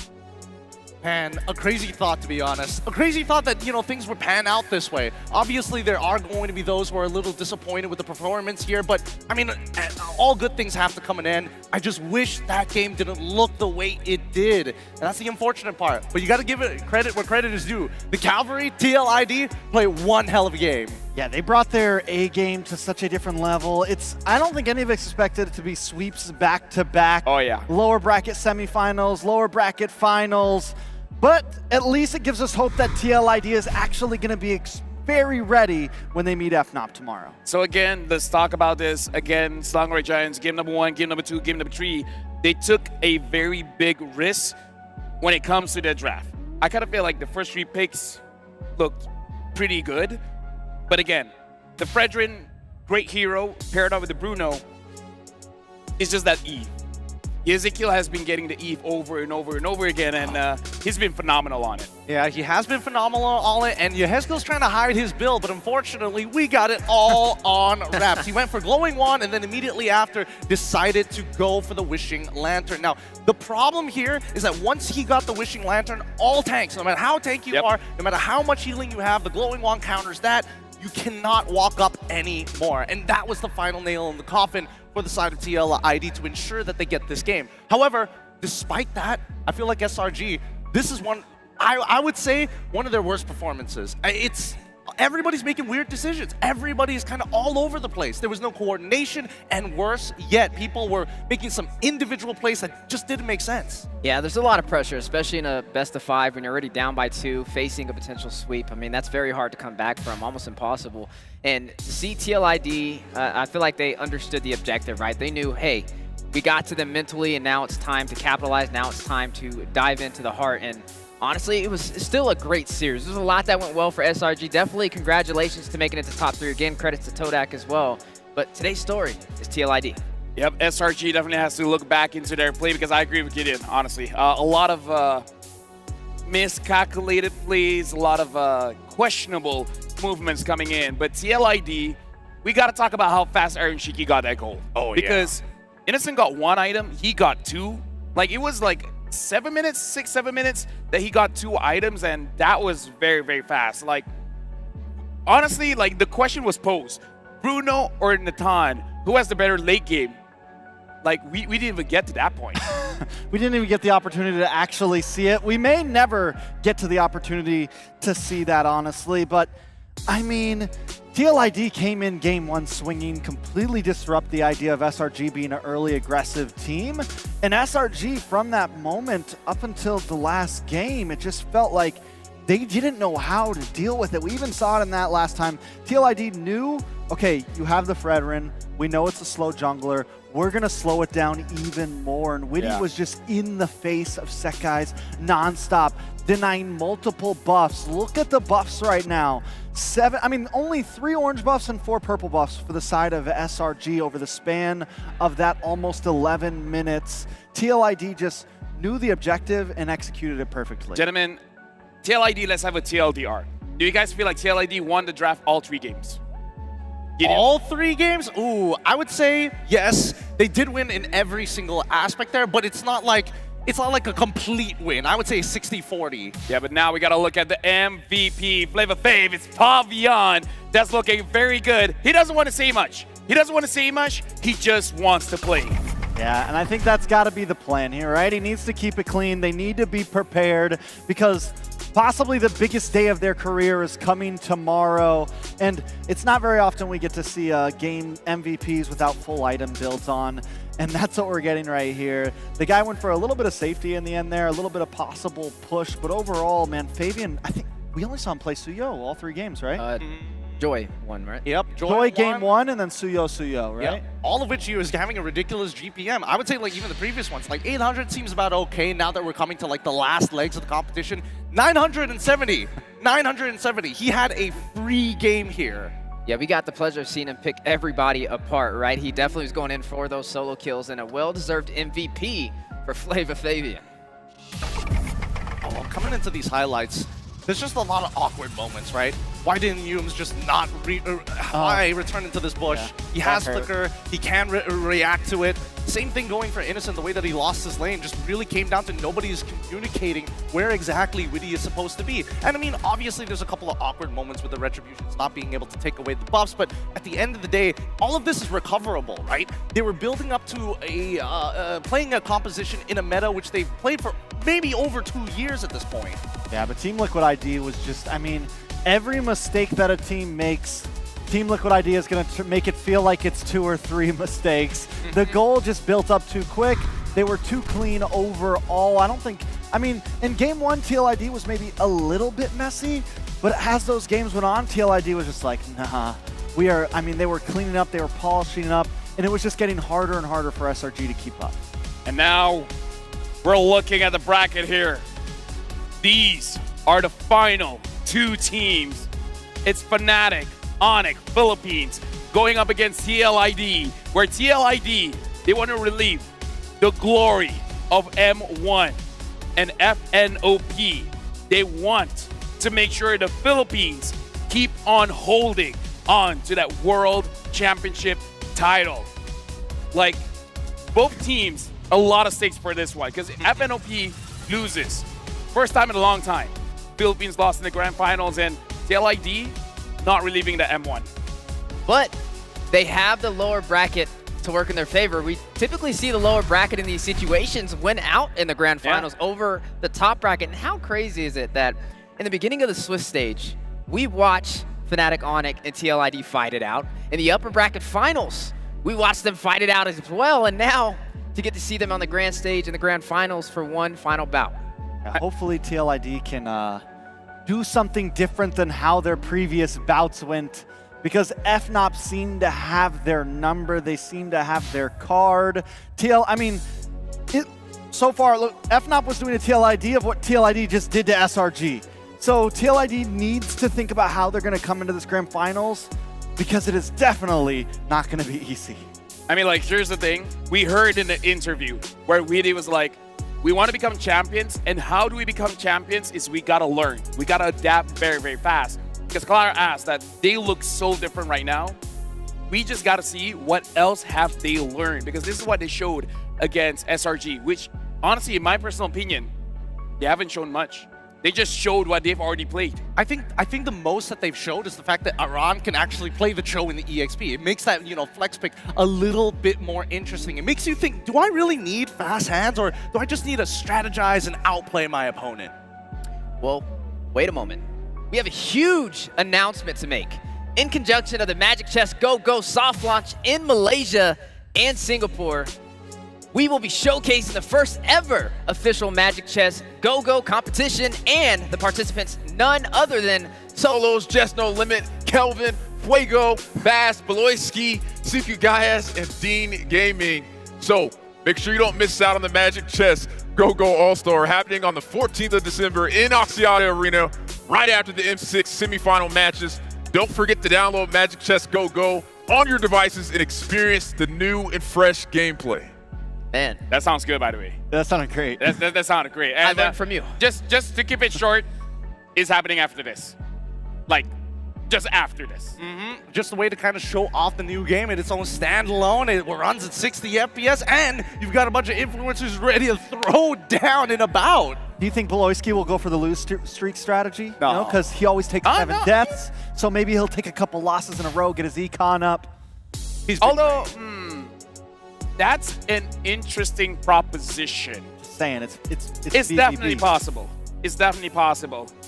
But now we got to look at the Kadea play of the day. We had 2 best of 5s. Unfortunately, all of them were sweeps. But let's check out the play of the day. And it looks like this play today is between Team Spirit and Selangor Red Giants, where well, Yums didn't use the Jawhead for this one, but this is the wipeout that Selangor Red Giants got onto Team Spirit. Yeah, it was quite the capitalization because a lot of their ults had already been thrown out, but at the same time, a bit of an overextension, right? We see the push and pull between both of these teams, but once Team Spirit went too far, SRG clapped back. Yeah, a nice chef's kiss, a nice au revoir at that point. They get the play of the day, but tomorrow we're going to see FNOP and TLID, and there's going to be a lot of plays of the day. Oh yeah, because tomorrow it is going to be a best of 7. Hopefully it's not just 4 games. Because if that's it, something about Axiata Arena, man, whoever wins game number 1, they're just going to keep on winning. Like, if tomorrow is 4-0, something about this place. Hey, you better hope history repeats itself. Maybe that reverse sweep might just happen. I don't know for what side, and I'm not pointing out in either direction, but it could possibly happen here in this legendary arena. So if a 3-0 happens, and then the other team gets 1 win, then Axiata Arena got activated. Axiata Curse? Axiata, no. Axiata, Legacy Bless? Legacy? Yeah, Axiata. Axiata. Multiplier, not multiplier. So we'll figure something out. Okay, by tomorrow. We have about 12 hours. About 12 hours. So now, thank you very much, Gideon, Trex, Sefweezy, as well as our casters, Mirko, Leo, as well as Nice. That's it for us. We'll see you guys in the grand finals tomorrow.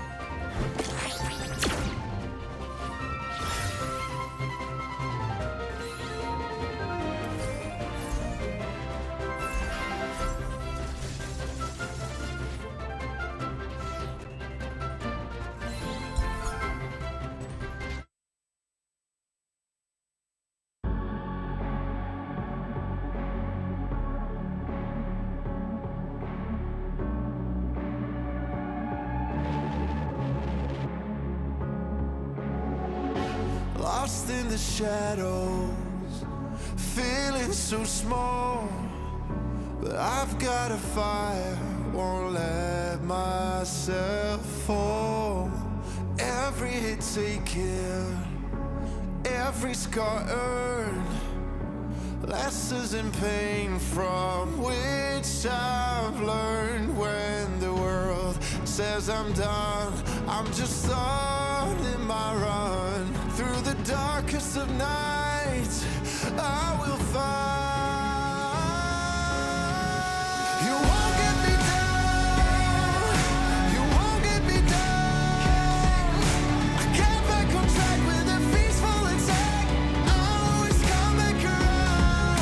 I'll never back down, no, I'll never back down. A force to behold and it waits to unfold. I always come back around. When worlds converge and dreams ignite, there are millions to witness the champion arise. With every challenge, we push with all our might. For we have only one goal, the ultimate prize when hope seems so far. I'll reach for the stars in the heart of the storm. I am reborn, I am reborn. You won't get me down, you won't get me down. I get back on track with a peaceful attack. I'll always come back around. I'll never back down, no, I'll never back down. Forced to be whole and it waits to and fall. I'll always come back around. Battle, battle, taking the ride. Make it, break it, hate it, I shine. You won't get me down, no, I'll never back down.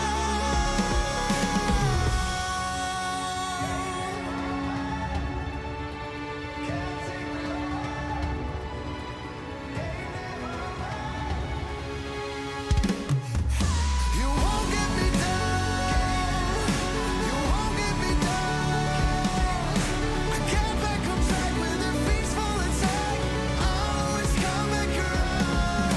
I'll never back down, no, I'll never back down. Forced to be whole and it waits to and fall. I'll always come back around. You won't get me down, you won't get me down.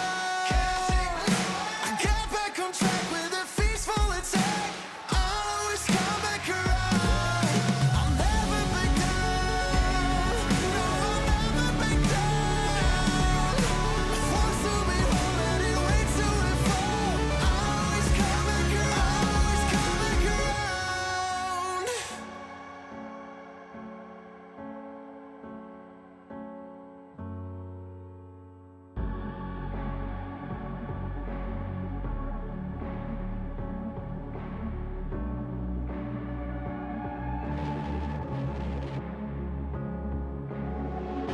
Lost in the shadows, feeling so small. But I've got a fire, won't let myself fall. Every hit taken, every scar earned, lessons in pain from which I've learned. When the world says I'm done, I'm just starting my run. Through the darkest of nights, I will find. You won't get me down, you won't get me down. I get back on track with a peaceful attack. I'll always come back around. I'll never back down, no, I'll never back down. Forced to be whole and it waits to and fall. I'll always come back around. When worlds converge and dreams ignite, there are millions to witness the champion arise. With every challenge, we push with all our might. For we have only one goal, the ultimate prize. When hope seems so far, I'll reach for the stars in the heart of the storm. I am reborn, I am reborn. You won't get me down, you won't get me down. I get back on track with a peaceful attack. I'll always come back around. I'll never back down, no, I'll never back down. Forced to be whole and it waits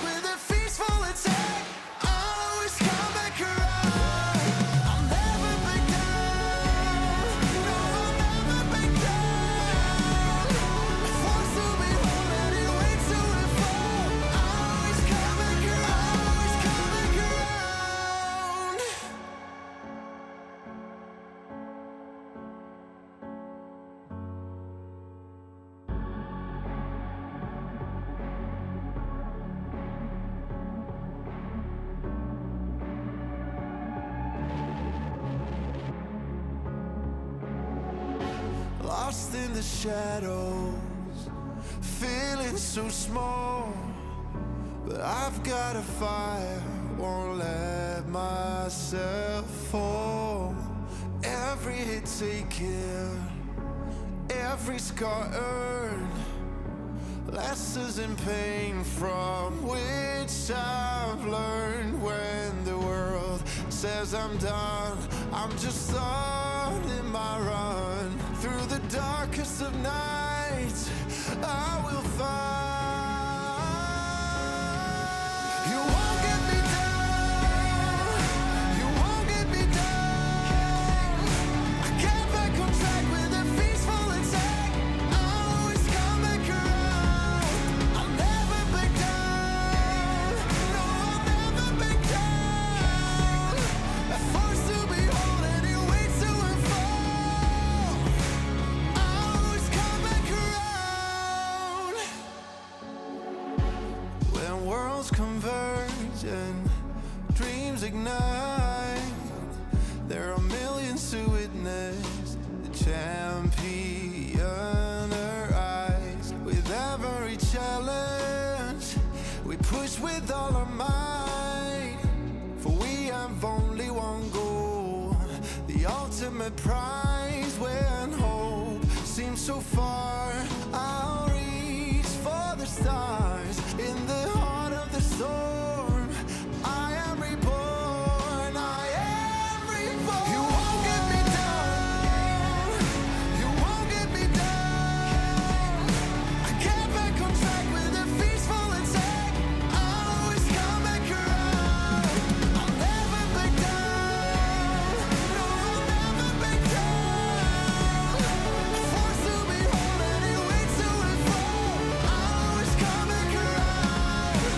Battle, battle, taking the ride, make it, break it, hate it, I shine. You won't get me down. Magic Chess fans, good evening, good morning, and good afternoon. Our voices have finally been heard. We're paving the way for a more competitive and bright future for one of our favorite games in the world as Magic Chess players. You know, finally, our dreams of becoming pros, potentially in Magic Chess, is close to becoming a reality. Welcome to Magic Chess Go Go. With over 12 million pre-registrations, Magic Chess Go Go has officially arrived. The game is now in soft launch in Malaysia and Singapore, and pre-registration is also available for other countries in the APAC region now. My name is Renmar, and welcome to our very first look at this brand new title, this brand new esports title, Magic Chess Go Go All-Star. Welcome, everybody! And of course, to celebrate this highly anticipated mobile title, we're holding an all-star match featuring 8 players beloved and well-known by MLBB fans. With 2 teams and 4 players on each side, today we are going to introduce to the world the 4v4 format of Magic Chess. And for that, we would like to invite 2 important figures in MLBB that carry the role of the captain. The captain of Team Magic is one of the most well-known MLBB names from Indonesia. He hit 10 million subscribers in early 2020, and in 2024, he has hit 52.5 million subscribers and counting. Welcome, Chess No Limit and Team Magic!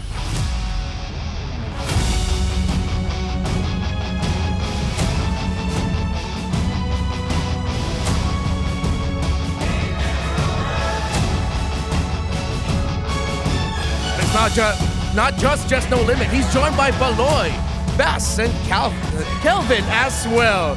On the other hand, captain of Team Go-Go, recognized by the Malaysian MLBB community and awarded by MPL as a legenda, now is one of the most important figures in Team Vamos who participated in the M6 World Championship.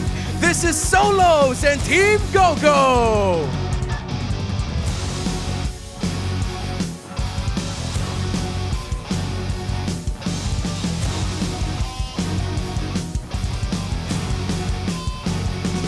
He's also joined by Fuego, Dean Gaming, and Chiku Guy. So, of course, just like our tradition in esports here in MLBB, for Magic Chess, you guys can do the fist bump.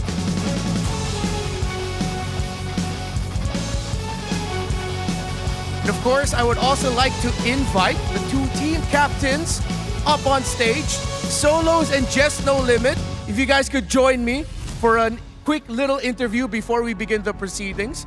Jess and Solos as well. Again, please, a round of applause for our two captains. All right. Park myself in between you guys. So, how are you guys doing? How are you guys feeling? I feel like I've seen you guys all throughout the day here in Axiata so far. How are you feeling right now? I'm feeling great. Feeling great? Feeling excited to get some Magic Chess on? Sure, yes. All right, MCGG. What about you, Solos? Yeah, I feel excited, so I'm not sure. I think I'll try my best with the rest of my team to play MCGG. All right, already so humble. Maybe he has some secret strategies. Suddenly, they've been working so hard. So, Just No Limit, I just need to know, how long have you been playing Magic Chess before you started playing MCGG? I'm playing Magic Chess a bit, and then since MCGG launched, I played a lot. Ah, so you're one of the lucky ones that got to play it a little bit Yeah. earlier than everyone, and you've been playing a lot recently. So, what about for you, Solos? Like, have you been liking MCGG so far while you've been practicing? You find it easy and accessible to play? Alright, I did play before, so I think it's different from MLBB Magic Chess. It's more synergy, more heroes, so I think it's quite fun. So even though it's Magic Chess Go-Go, there's still enough different about it between that and, of course, the MLBB version. So what do you enjoy the most about MCGG, Jess? Is it synergies, the commanders, maybe the new Go-Go cards features? What do you enjoy the most personally? I think the Go-Go card. Ah, so the game-changing effects, Yes. right? You think that makes it a very surprisingly complex game in a way? I think it's very fun. Yeah, I think it's very, very fun. fun. The Yeah, Go-Go it's very cards. fun. All right, you guys are gonna know and see for yourselves what the Go-Go cards actually do in the game when you see them compete. So for you, Solos, are there any specific synergies or play style that you go for? Do you try to focus on your economy? Do you want to be aggressive? How do you play Magic Chess Go-Go? Yeah, I think I'm more suitable with Dragon Alta. So, because if I get a Link level 2 or level 3, then it's unstoppable. Said you played a bit, but then suddenly it's Dragon Altar, level 3 Link, unstoppable. So now I feel like he's actually secretly really good. You think, are you confident that you guys can beat him? Confident. Confident? With my team. With his team, of course. It's not just No Limit. What about you, Solos? Confident? Confident. Same also with my team. All right, so they're both confident. Jess, thank you for your time. You can go back and join your team right now. But Solo's here with me, and I think I'd also like to call on Bass from Team Go-Go, or Bass, I think. From Team Magic, right? So Bass from Team Magic, along with Solos and I, we're gonna do something for the fans here on ground. We're actually gonna be doing giveaways, and since, well, all of you here have taken the time, let's go ahead. You can go ahead, walk forward, and we're actually going to be looking for people to help, to win the prizes. This is the launch, the start of Magic Chess Go-Go Esports. So for you guys who don't forget that the game is now in soft launch in Malaysia and Singapore. You can scan the QR code now to download Magic Chess Go-Go and try it out now today. Those are for the viewers watching at home. And also for other APAC regions, you can pre-register with the QR code and you'll be able to receive the pre-registration rewards. Gentlemen, it's very simple what we're gonna do. You see the crowd? You see the crowd that we have here right now? We can start first with Solos. I just want you to go ahead, look at the crowd. I want people to be standing up, raise your hands, make some noise, because Solos will be picking the lucky winner of one ROG phone, along with MCGG in-game commander skins and chessboards. So stand up, raise your hands, make some noise if you want to win an ROG phone. Okay. Yeah. All right, so you just have to point. Go ahead and pick. Okay. Yeah, betul. Betul. Yeah. That's it? Yeah. That's it? See, that's it. Even he couldn't believe it. All right. Baz, we're gonna do the same thing for you, so it's your turn. Go ahead. The people here right now, raise your hands, stand up, make some noise. Who?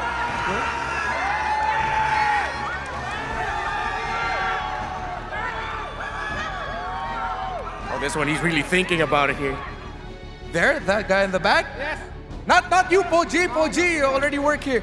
The one with the clappers, yeah. In the the one with the SRG shirt. Don't forget that the winners here today are also going to be getting not just an ROG Phone 9, but also an MCGG in-game commander skin and chessboard. So yeah, don't worry, we still got more giveaways and prizes coming on at the end of the program. So gentlemen, thank you for your time. Both of you can now return to your teams and get ready for the match. But of course, don't forget that for the people online, you can now redeem some goodies as well. There is going to be a CD key redeem popping up on your screen, because we also have an MCGG redemption code that you can claim. Enter this redemption code in your MCGG profile settings and get in-game items such as chess points, Star Trail chess, or the biggest reward, a 3-star Commander Layla. Now, before we move on to the match between the two teams, let's dive into the game format we'll be using. As I had mentioned before, there will be a total of 8 players, with 4 players assigned to each team. The match will follow a best-of-1 format, and the team with the highest accumulated points will be declared the winner. How will we calculate the points? It's pretty simple. Each placement corresponds to a specific point value. 8th place with 0 points, 7th place with 1 point, 6, 5, 4, 3, 2, climbing up from 2 to 6 points, and of course, first place, you will be getting 8 points. The points earned by each player will be combined with their teammates' scores to determine the team's total points. If Team A's total is higher than Team B's, then obviously they win, and vice versa. And that is the game format in a nutshell. All right, as we can see, the players are now ready. The clash between the two teams is about to unfold in the realm of Magic Chess Go-Go. Who will emerge as the winner of the All-Star match? This is where Magic Chess Go-Go Esports begins!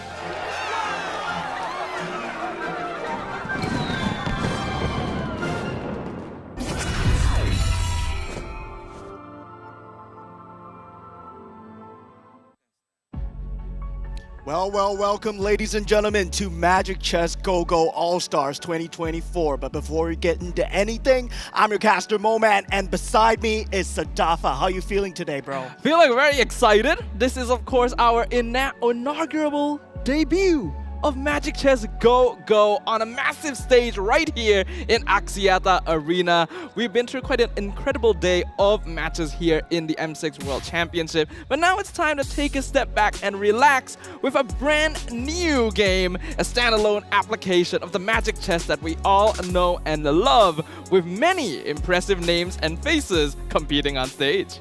Yeah, it's the season of giving, and the gifts don't stop, right? Right now, the game is available at soft launch for Malaysia and Singapore. You can see the QR code down below. You can get the game if you are located in Malaysia and Singapore, but if you're in any other APAC region, pre-registration is already available for you guys. And, well, it's already December. Yeah, and if you pre-register, you guys are liable to get pre-registration rewards as well. So for those of you who are worried and wondering when is Magic Chess Go-Go going to be released in my region, don't worry. There's already some rewards prepared for you guys. So make sure to jump right on that. But we have had the chance to really test out this new game. I'm sure all the players on stage have been able to do so as well. And I think we're going to see some very interesting things today. Yeah, there's a lot of new changes, right? Especially the Go-Go cards. But now let's look at the teams that will be playing today. It will be Team Magic, led by Just No Limit, with Beloy on his team, Bass, and Kelvin as well. I mean, these are no strangers to most of you guys. And of course, on the other side, we will have Team Go-Go. And it's going to be even crazier. Team Go-Go's here, bring it away, Sadafa. Yeah, we got Solos, we got Fuego, we got Dean Gaming, and we have Chiku, guys. There's some local Malaysian legends on the side of Team Go-Go here. We all know Solos, we all know Chiku. We, of course, know Just No Limit and Beloy from the other side as well. These are all MLBB players that have graced our screens many a time. But now they're gonna do the same for Magic Chess Go-Go, which I think a lot of you guys watching at home are gonna be very interested to see, like, what happens when a professional MLBB player plays MCGG? Todak Malaysia, I mean, Geek Fam, they're playing MCGG. And the thing is, right, we've been playing a lot of MCGG.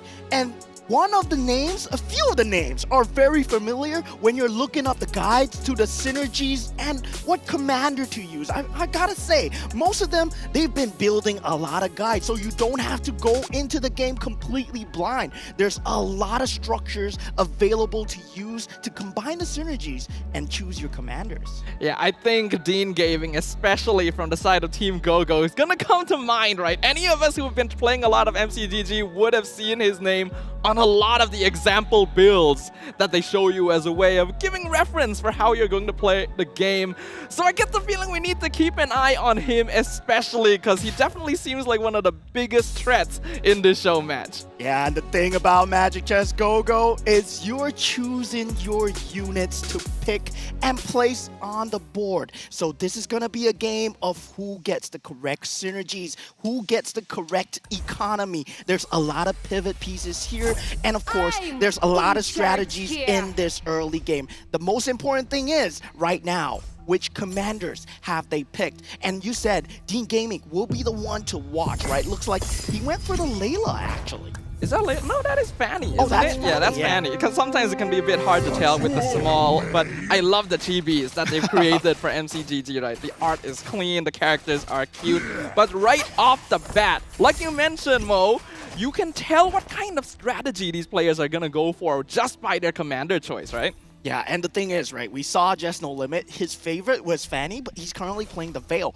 And the Veil is so good when there's no other Veils on the board. This is why, because he has that updraft. What that updraft does, it's essentially a synergy finder for you. It increases the probability of you getting that synergy from whichever piece that you choose, but you can only use it at the first two stages. But looking at the Go-Go guards that they have went for, you see that they had the mirror devices and meditation training for this one. You get 2 rerolls each time for every single player, and meditation training is a sign that you're going for the late game. Yeah, when you're going for a Moskov as well, right, this is a hero, a commander that requires you to sacrifice different pieces. You can see there's a small little space on the left side where there's an Atlas there. So Vast can actually use that as a way to sacrifice units, and once he sacrificed the appropriate 1, 2, and 3 cost units and 4 cost, he can then activate Moskov's ritual to buff a specific unit. But it also acts as a separate space for you to store extra pieces as well. Yeah, the thing is, this is very reliant on your economy, and the economy is at 10 gold, you get 2 interest per turn. At 20 gold, you get 4 interest per turn. But if you unlock that Vault Plus Go-Go card, you suddenly get a lot of interest going for you. But looking at all the economies of the players, they seem like they're really rushing for this middle game win streaks. I'm actually already paying attention to Chiku guys' board right here. You can see that he has decided to go for the Link Commander. That creates this special little duel zone in the bottom left, where a unit gets dragged in to play a duel without mana, right? And that's actually a very powerful combo with Astro Power, which it looked like Chiku guys was already going for. If no one stops him from getting Karina, he will become a huge problem. Yeah, you can't really stop someone from getting Karina in this early game. You can't buy out their pieces. You are not really in Monopoly yet at this stage of the game. So Ling is very good if you're able to secure your Astro pieces beforehand. And Dean was one of the first few to actually make this kind of build where the showdown, you put that Karina inside and suddenly your Karina gets stacks. It's 6% every time. 10 stacks, that's 60%. Suddenly late game, your Karina is a monster. But we also have to pay attention to some of the players that are focusing very early into the early game right here. We're looking at Solo's board, and he has gone for 3 pieces of Lost Pecados with 2 marksmen. And Lost Pecados is a very early game centered synergy, right? Because it gives you that extra item that you can see Claude is holding right now. And it just generally allows you to win fights quite easily. When paired up with a commander like 1-1, Solos is aiming to snowball his interest towards the early mid game quite heavily and try to pivot off of that with high economy. Yeah, now we have that choice of fate round where the lowest HP gets to go first and choose an item or a hero of their choice. Now you see that the players are already going for it. One of the key items over there, that golden staff that stacks up into 50 stacks, is a very good late game item as well. But you saw that Fuego being that first person going for the Thamos. Yeah, going for Tamus is interesting. Already makes you think, is that intended to be sold because it is actually quite a high cost piece at this stage, or is it meant to be played for Abyss? And looking at the stats, Fuego is indeed trying to pick up Abyss right now. Having a 4 cost piece at this stage of the game is actually very, very powerful, because 4 cost and 5 cost pieces just generally tend to be huge stat sticks. But we also see Solos on top having 2 4-star pieces himself. So very much aiming for that. Already a 4-0 3-win streak for both players on the top of the board. Yeah, he went for a very early game strategy where he managed to get the Go-Go card, getting that Claude, because those 4 gold pieces and the 5 gold pieces, those are the big boys, right? That big boys, they don't come until later stages of the game. You're looking at the level 5 or level 7, where level 5 you get possibly a 3% chance or 6% chance, of getting a 4-star piece. Meanwhile, at level 7, you get a 1% chance of getting a 5 gold piece. Yep. It's quite a low chance, but I am really disliking what I'm seeing from Solos right now. Did grab that Lost Pecados crystal, so now doesn't need all 3 Lost Pecados heroes to be on the board to get the full synergy. And leaning towards pivoting to Monian, which is a very powerful late game synergy. It basically gives attack speed to every single one of your pieces and builds up quite heavily. Was able to get a Claude with that Go-Go card as well. That's where you got the badge from. And that means that Solos is already setting up to use this early game snowball to pivot into a strong late game composition. He is so far the only player on the board to have not lost any commander health. Yeah, and really, with triple synergies at this early stage of the game, you don't even have your second Go-Go card yet. And he already has 3 synergies. This is a game of mixing and matching synergies as much as possible. There's a lot of new original lineups coming up every single day. But looking at Chiku, guys, already has a stacked Masha with that, Winter Veil? Northern Veil, yes. Northern Veil Bruiser looks to be the build that Chiku guys is going for. Very powerful towards the early mid game as well. And because Northern Veil scales all the way up to 6, actually applies a lot of pressure towards the late game as well. Once you've got Eve and Aurora under your belt, if you're able to get a snowball in on Masha or Freya, it becomes even more powerful. Yeah, now they get their second go-go card, and it's always a random rarity each time. There was a game where I got 3 golden go-go cards, and it's always random. Every game, it's a new, fresh start. And now, with this creep round, you're gonna get items and equipment as well as we go later and later on into the game. There will be a certain rotation for these stages where you fight other players 3 times. Then you go into that creep stage, and 3 times you fight other players again. Then you go into that choice of fate. Yep. It's a very natural progression, which I'm sure all of us Magic Chess players would be familiar with. But looking at the other side of the board, right, Baloy right now, not doing that well in terms of HP, did pick up the Go-Go card to go for 20 extra shield, but has decided to go into the Eruditio synergy. Very good for playing off of when you are on the back line, right? And particularly works well if you have a commander like Nana. Unfortunately though, Baloy is playing Zilong, so there's a little bit of mismatch in the commander and synergy here. But the thing is, right, you get that great Dragon Spear from that Baloy's commander's skill that he has already put on the Nolan. So the Nolan is outputting a lot of damage here. And Nolan is a backline destroyer where he's able to dash 3 tiles in and leave a fracture on that floor and deal a lot of damage to potentially your carry, which will usually be a marksman at the back. But the thing about Eruditio is, it's a late game build. It's very set for the late game where you get that 30 Eruditio energy, suddenly you have a Natan on your field. Yeah, so Baloy's goal is basically to survive until that stage of the game, and for now, I think he does stand a pretty good chance of being able to do so. Looking at some of the other players here, we got Fuego from Team Agogo going for a Abyss synergy, already at 4. They did pick up Tamis earlier, already has that Berserker's Fury on it. Now, when you go for an Abyss synergy, typically the pieces that you want to target are going to be that Alice and Moskov to play for the mid game, but once you get into the later stages, having access to Tamis and Terizla grants you a lot of teamfight potential. However, Abyss as a synergy does damage a little bit more slowly in total, so it is a comp that you want to stay alive to dish out DPS. Yeah, it's a different strategy for Abyss because you have that engulf skill, which deals damage over time, where you stack that damages on top. And at 6 synergy, you deal 50 per stack, per second. And it just stacks up over time. But there's a cap to this, right? This is why Abyss, it doesn't do that well in that late game. It destroys the mid game. But when you have a player who potentially has something like a Nature Spirit, something like a Swordsman, the damage just pokes through and suddenly Abyss doesn't look too good.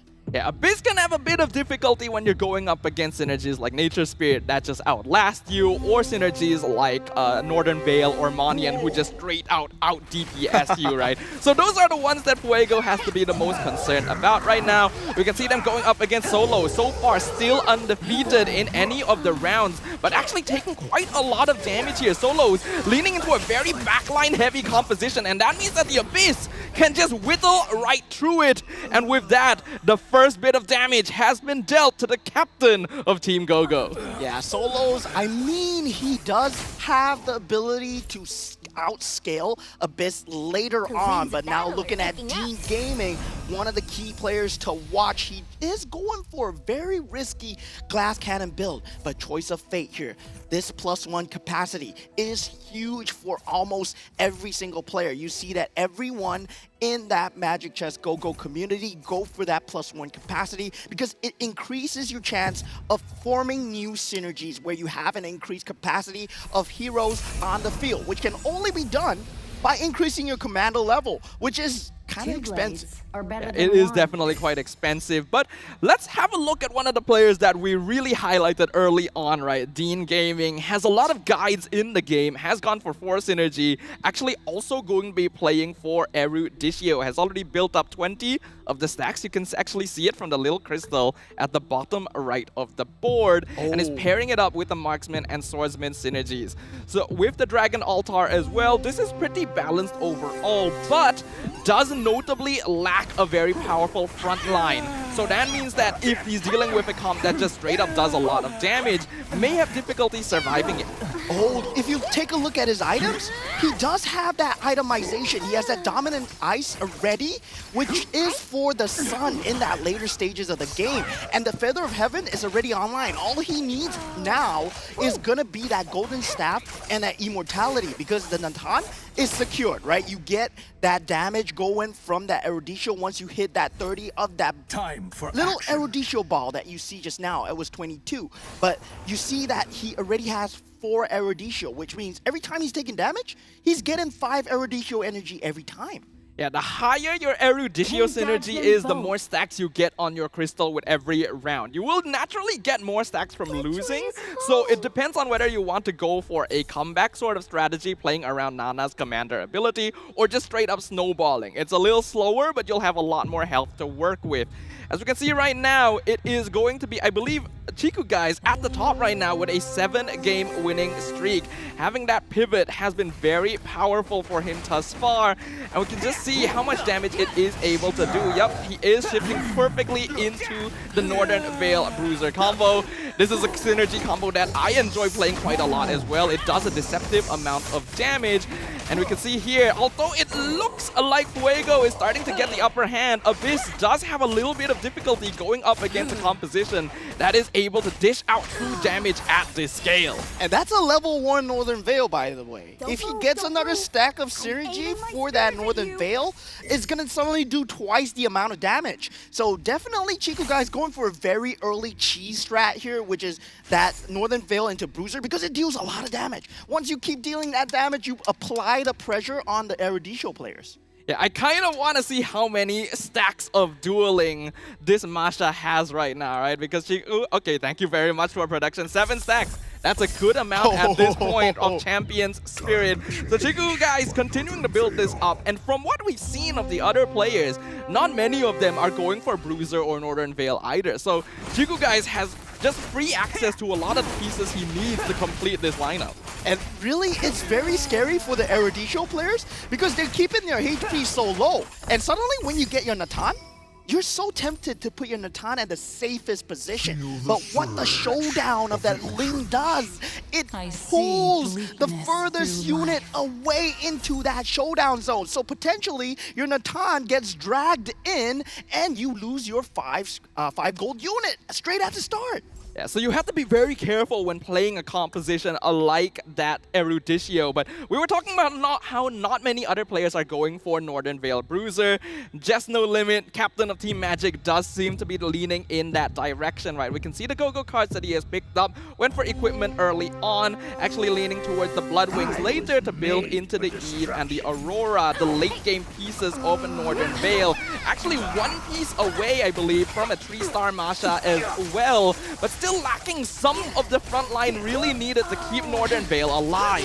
This is where your positioning of the pieces comes in very clutch here. And the thing is, he's going up against solos who has spread out the pieces. As you can see, he's not going for a Northern Veil Bruiser, right? He's just pure Northern Veil, where your Aurora is dealing the multiple stacks of damage, and it's in a set AoE, so you just gotta space out your pieces really well, and if you can do that, then yeah, suddenly you're not taking damage at all. You only take damage on 1 or 2 units. Yeah, Northern Veil is supposed to be a synergy that allows you to play quite well into the early mid game, but you can see that Just No Limit is actually at the bottom of the board right now. So facing a lot of difficulty. You can see here, that is a lot of re-rolling we are seeing here. I'm surprised at the amount of money that is being spent by Dean Gaming, but it does end up paying off now having that 5 Eruditio, 4 Dragon Altar, and 34 stacks on his crystal. Yeah, that 34 stacks is huge because it actually gives you a lot of gold. We're going to be seeing him pop in it really soon. And suddenly he's going to be a millionaire where he's going to get so much gold and he has that 6 synergy in hand already. So it's potentially secured. His synergy is so good right now. All he has to do is be wary of the Ling player and position his Natan away from the Ling.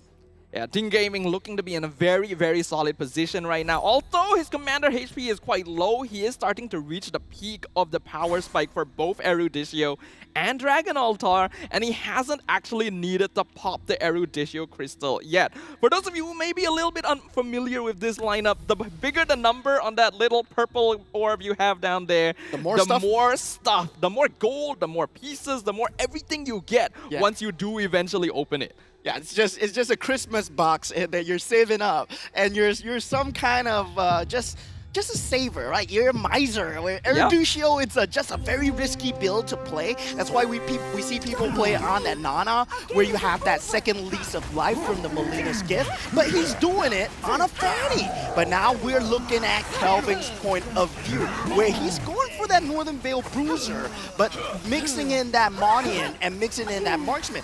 With that, I mean, he's not doing too hot against Fuego's build, who is currently at an abyss of 6, I believe. Yeah, Fuego doesn't have to contest with a lot of people. Abyss doesn't seem to be a very heavily contested synergy here in this overall round. And now we are once again going into the choice of fate. Just no limit. Gotta go for that capacity as soon as possible. Bass gonna be able to pick it up as well. There are actually 2 Auroras and a Lancelot in the center, both of which are pieces that a lot of these players might want to play for. And Team Gaming, I mean, not having a lot of choices, right? I play his build. I use his build. So I know exactly what he's going for. And he did not find any key pieces, but he did pick up that bait. So definitely looking at across the board, Fuego with that 6 Abyss is going to start destroying people who does not have that 6 synergy. But Beloy has already popped that Eruditio crystal with the 2-star Natan, and so does Base. But Base, I think he bought it, right? He bought that Natan just raw. So he has that 6 Astral synergy as well.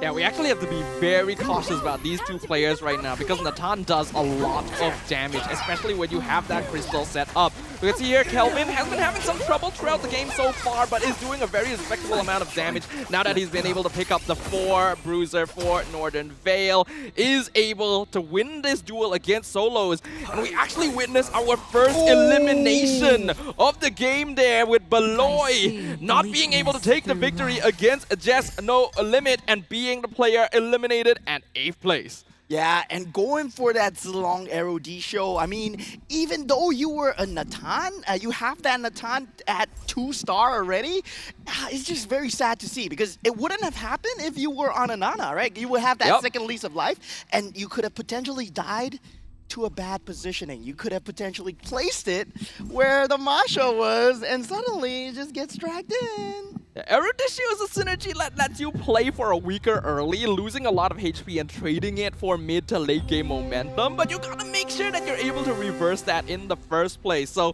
when you're pairing it up with a Zilong who ideally wants to play off of his equipment, that can be a bit difficult. But now we see the duel between Chiku guys and Solo's mirror here, and we can just see the strength of Solo's comp. Even though Chiku guys has been able to build up so many stacks on his Masha, Solos is close to completing his comp. He's already got that Sun, very powerful tank. On the other side, we've got Dean Gaming versus Just No Limit, 3-star Popple and Koopa, but not quite enough to finish things off, and that means that he as well will be eliminated. The captain of Team Magic taken out at 7th place. 2 members of Team Magic are already down. Team Go-Go, they are securing that top 4 position for now, but things change here, right? You get another lease of items from this orange buff here. This orange buff creep gives you 2 itemizations, so you get 2 equipments. But the thing is, Dean is also going for that late game Eruditio build, and he hasn't popped that Eruditio crystal yet. Ooh, I do actually find Vass's synergy interesting though, going for the 6 Stargazer and trying to build into some Astro power as well. Might be a bit difficult to complete that, but this is actually a surprisingly powerful composition because, as you can see there, heroes are blessed by the stars and restore mana every second, and that's very good for enabling a hero like Natan. We can see by the slight purple glow on him as well that he has elected to give Moskov's ritual buff to this hero. This is his main carry piece. And he has positioned all his units in a particular arrangement to make sure that no swordsman type pieces can reach him. Yeah, and the thing is, that's a very nice positioning on the Karina, just in case you go up against Chiku guys, who is on that link, right? That Karina will be dragged into that zone. Of course, you're not gonna win a 10-stack Masha, but definitely your Natan is going to be safe. And now we have him going up against Solos, who has completed that Marksman synergy. As the Marksman synergy does a lot of damage in the late game here. Let's see if Natan's able to out-DPS it. All of the front line has already melted away and is getting pretty close with the Melissa.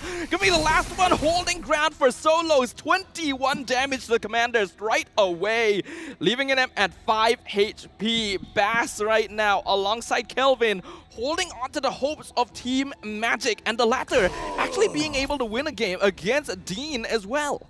Yeah, I mean, definitely. You need a lot of burst damage to go through that Stargazer synergy, right? Because you don't want to have that sustained mana exactly beating you. I mean, the swordsmen, they have so much iframe. Something like a Ling, something like a Lancelot, where you have that iframes to actually deal the damage to the back line. But nobody goes for swordsman here, and he takes that opportunity, goes for that Stargazer build. But now, this 6 Abyss, still, Fuego on top. We were saying that, yeah, Abyss might not work, but the thing is, he paired it up with the Defender synergy, where he's able to sustain for a very long time because you get a lot of hybrid defense. And if he's able to get that 6 hybrid defense, all he needs to do is stay alive, and Golf will do a lot of damage. But whether or not can he withstand the damage of his own teammate here, it's team against team. Yep, it gets to that unfortunate timing here. It's Fuego versus Solos, and Solos able to take the victory. Wow, dropping Fuego to 1 HP, but Kelvin not quite as lucky. Yet another member of Team Magic gonna be eliminated, this time at 6th place. All of their hopes now ride on Bass, while all 4 members of Team GoGo still stand, albeit at very low HP. Yeah, Bass, he's the only one left, right? And he has the highest HP. He could run it for glory for his team here. Definitely that first place giving him that 8-point advantage, but definitely not enough for his team to win. But still, you want that glory. You want to be in that top spot.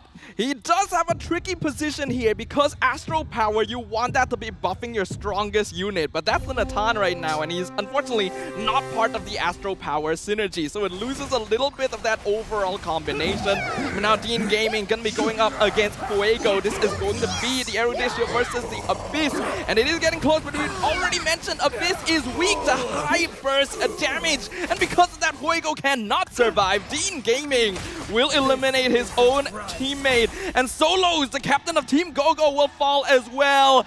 But that is alongside the final member of Team Magic, Bass, going to be eliminated at this point. Now it is only Dean Gaming and Chiku guys holding up the competition. Yeah, it looks like Team GoGo is in for that home stretch here. The last choice of fate coming through. They can pick anything they want, and their team has already won. But in a ranked game standard, right? In a ranked game, what does getting that first place get you? Yeah, getting that first place obviously gets you a lot of points for ranking up, right? Yeah. It obviously gets you the status of being the winner as well, but I think these are very interesting synergies to witness, right? We got the Bruiser with Northern Veil. Chiku already has 3-star Masha with all the Link stacks, so that's terrifying. Dean Gaming has Eruditio, now trying to lean into some of the higher cost pieces, having a Bane to maybe hold on to the front line, alongside some Swordsmen, but they are only at 3. They don't quite have the 4 Swordsmen buff. So I'm worried if the damage is not going to be enough because the front line here is so powerful, and well, One Piece just immediately gets KO'd by Masha. We see the Avatar, the Guardian comes in, the Bane, all deadly catch. Actually, we can see Dean Gaming holding on very, very well, but the 3-star Masha is still a massive problem, and it's not going to be enough. A freeze, a Winter Drunken, will it be enough? Nope, it is not. Immortality still standing, and it is none other than our finale here for Chiku guys, our winner of the Magic Chess Go All-Star Show match. Yeah, and what a synergy coming out from Chiku guys. He's just not just good at MLBB, he's good at MCGG as well.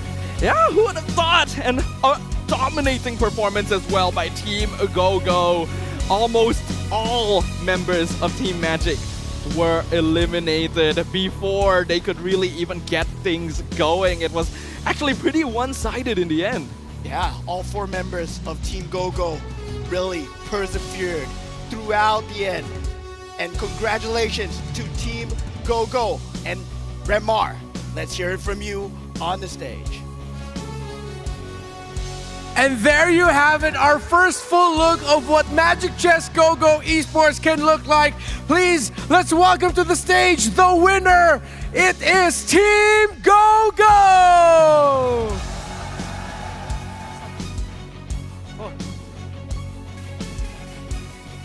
Please join us up here on stage.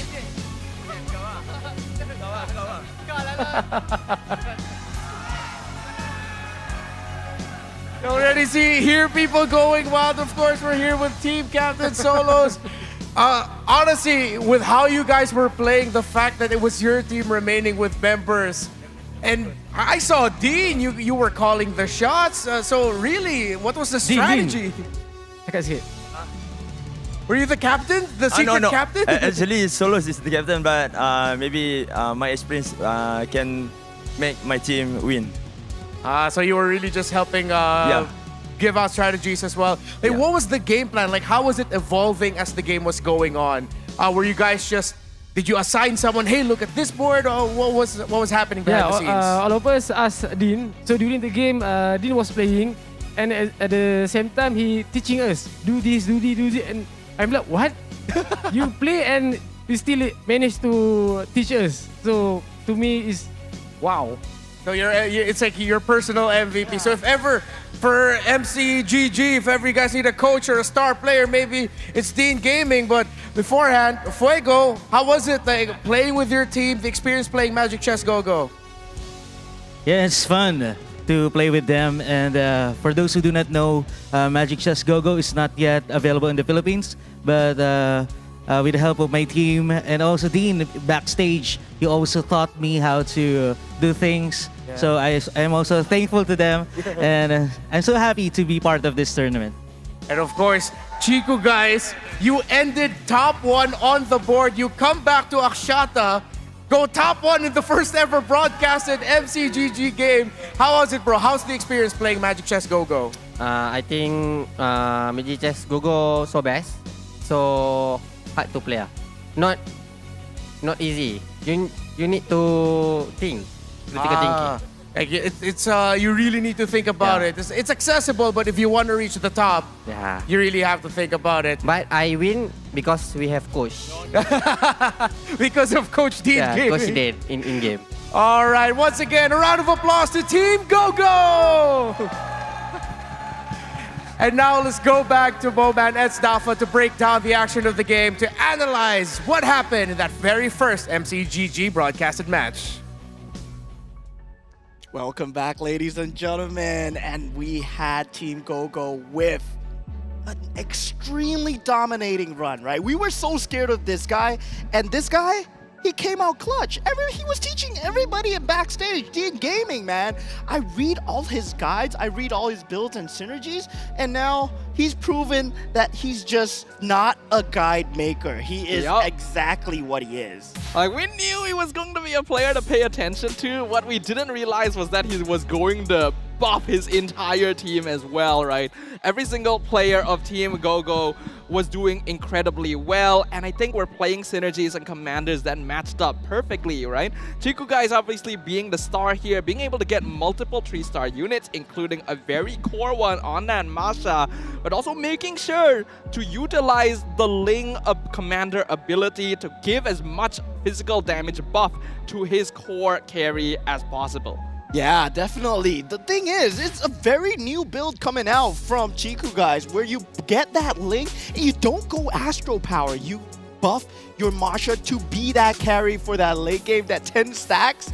Man, that was clutch coming out from him. But looking at Dean Gaming as well, the man himself who actually was the brain of his team, like what the interview said, right? You saw him going for the Eruditio build, and he milked it. He brought it to the final point where he had 45 Eruditio energy. Yeah, Dean Gaming not only teaching the rest of Team GoGo how to operate their gameplay, but also managing to play one of the more difficult synergies in the game himself, at the same time, right? So Eruditio requires very delicate balance in deciding when it is time for you to shift your momentum forward. Dean Gaming, his HP was definitely on the lower side initially, but was able to keep it stable by making sure to utilize Eruditio alongside with strong mid-game compositions like that Dragon Altar. I think we also have to note, right, Chiku guys actually did end up taking first place at only level 7, so he had some of the least pieces across the board. You don't need pieces when you have a 10-stack Masha, Zadafa. You don't need pieces because you have that Masha destroying everybody with that bruiser combo. That 6 bruiser combo. What does that do, right? That 6 bruiser combo is essentially a 60% chance where you get to hit twice. Yeah, and it works very well with Northern Veil because every hit you do builds up to that ultimate true damage burst. I think Team Gogo went a very smart route as well. They made sure that every single member was going for different synergies, right? That's why we saw Fuego going for Abyss, we saw Chiku guys going for that Northern Veil Bruiser, and Dean Gaming grabbing that Eruditio. This made it a bit easier for them to get the pieces that they really needed. And for you guys that are interested in what you guys saw today and what you want to do, right? You want to go to that redeem code below for MCGG All-Star, especially for those of you guys that already have downloaded that game, because definitely we have some goodies to give away. Yeah, I have to remind myself to redeem that myself because I would also like to get some in-game stuff, you know? It's a fun game, it's great. We've already got to witness just what is capable. And these players, while experienced, haven't even reached the pinnacle of what you can achieve in Magic Chess Go-Go as well. So if you like what you see, whether you are an old fan of Magic Chess or a new player interested in giving it a try, make sure you guys go check it out if you're in Malaysia or Singapore. And if you're any other APAC region, don't worry, it'll be coming to you very, very soon. So make sure to pre-register in time. Yeah, pre-register, get your stuff all in order because it's going to be very good, right? But definitely we do have that QR code for you guys to scan appearing on the screen, and it will be right here, ladies and gentlemen. Yeah, Ooh, Magic Chess wait, Go-Go, there, right? right It's there. it's Right there. there. It's there. Quick, Yeah. grab it. Yeah, because Can grab it. like, this is the debut. This is just a debut. This is soft launch. Malaysia, Singapore is just launch. Definitely, we're gonna have more coming up. And before we have more, we're gonna have a video once again. But definitely, it's been great being here. This has been Moman. And stuff. See you guys.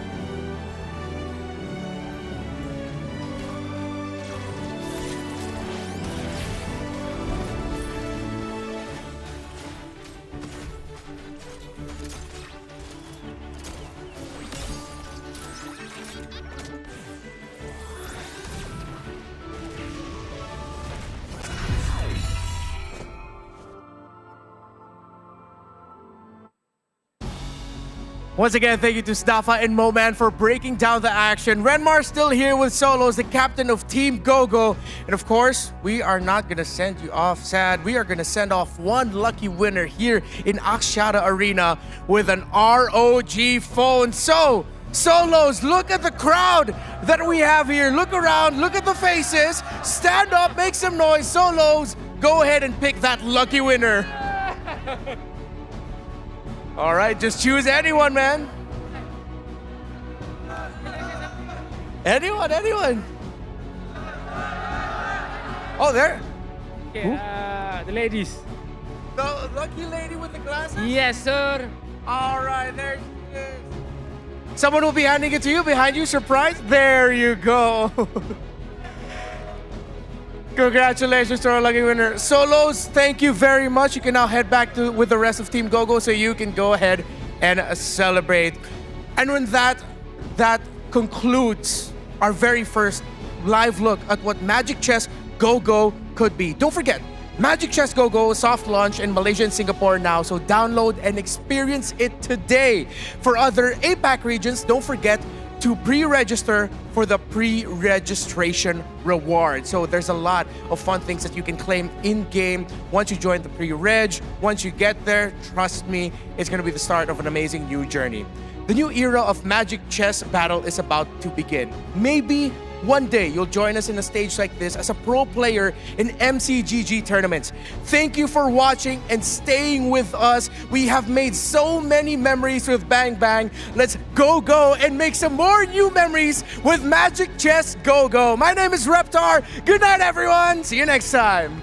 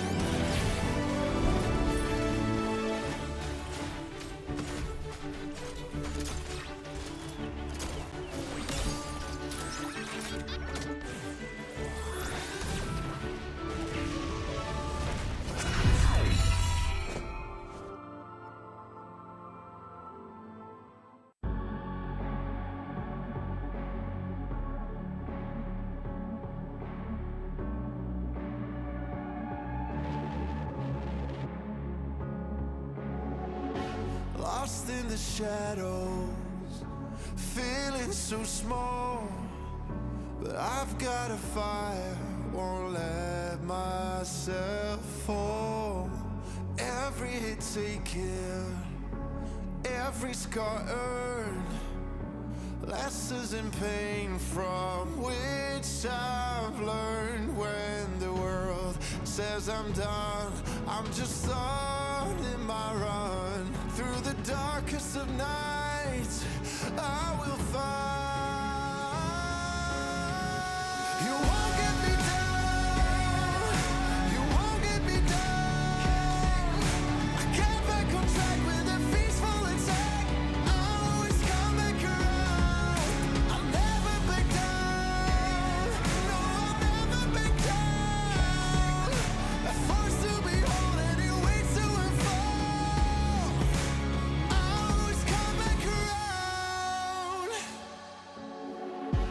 When worlds converge and dreams ignite, there are millions to witness the champion arise. With every challenge, we push with all our might, for we have only one goal, the ultimate prize. When hope seems so far,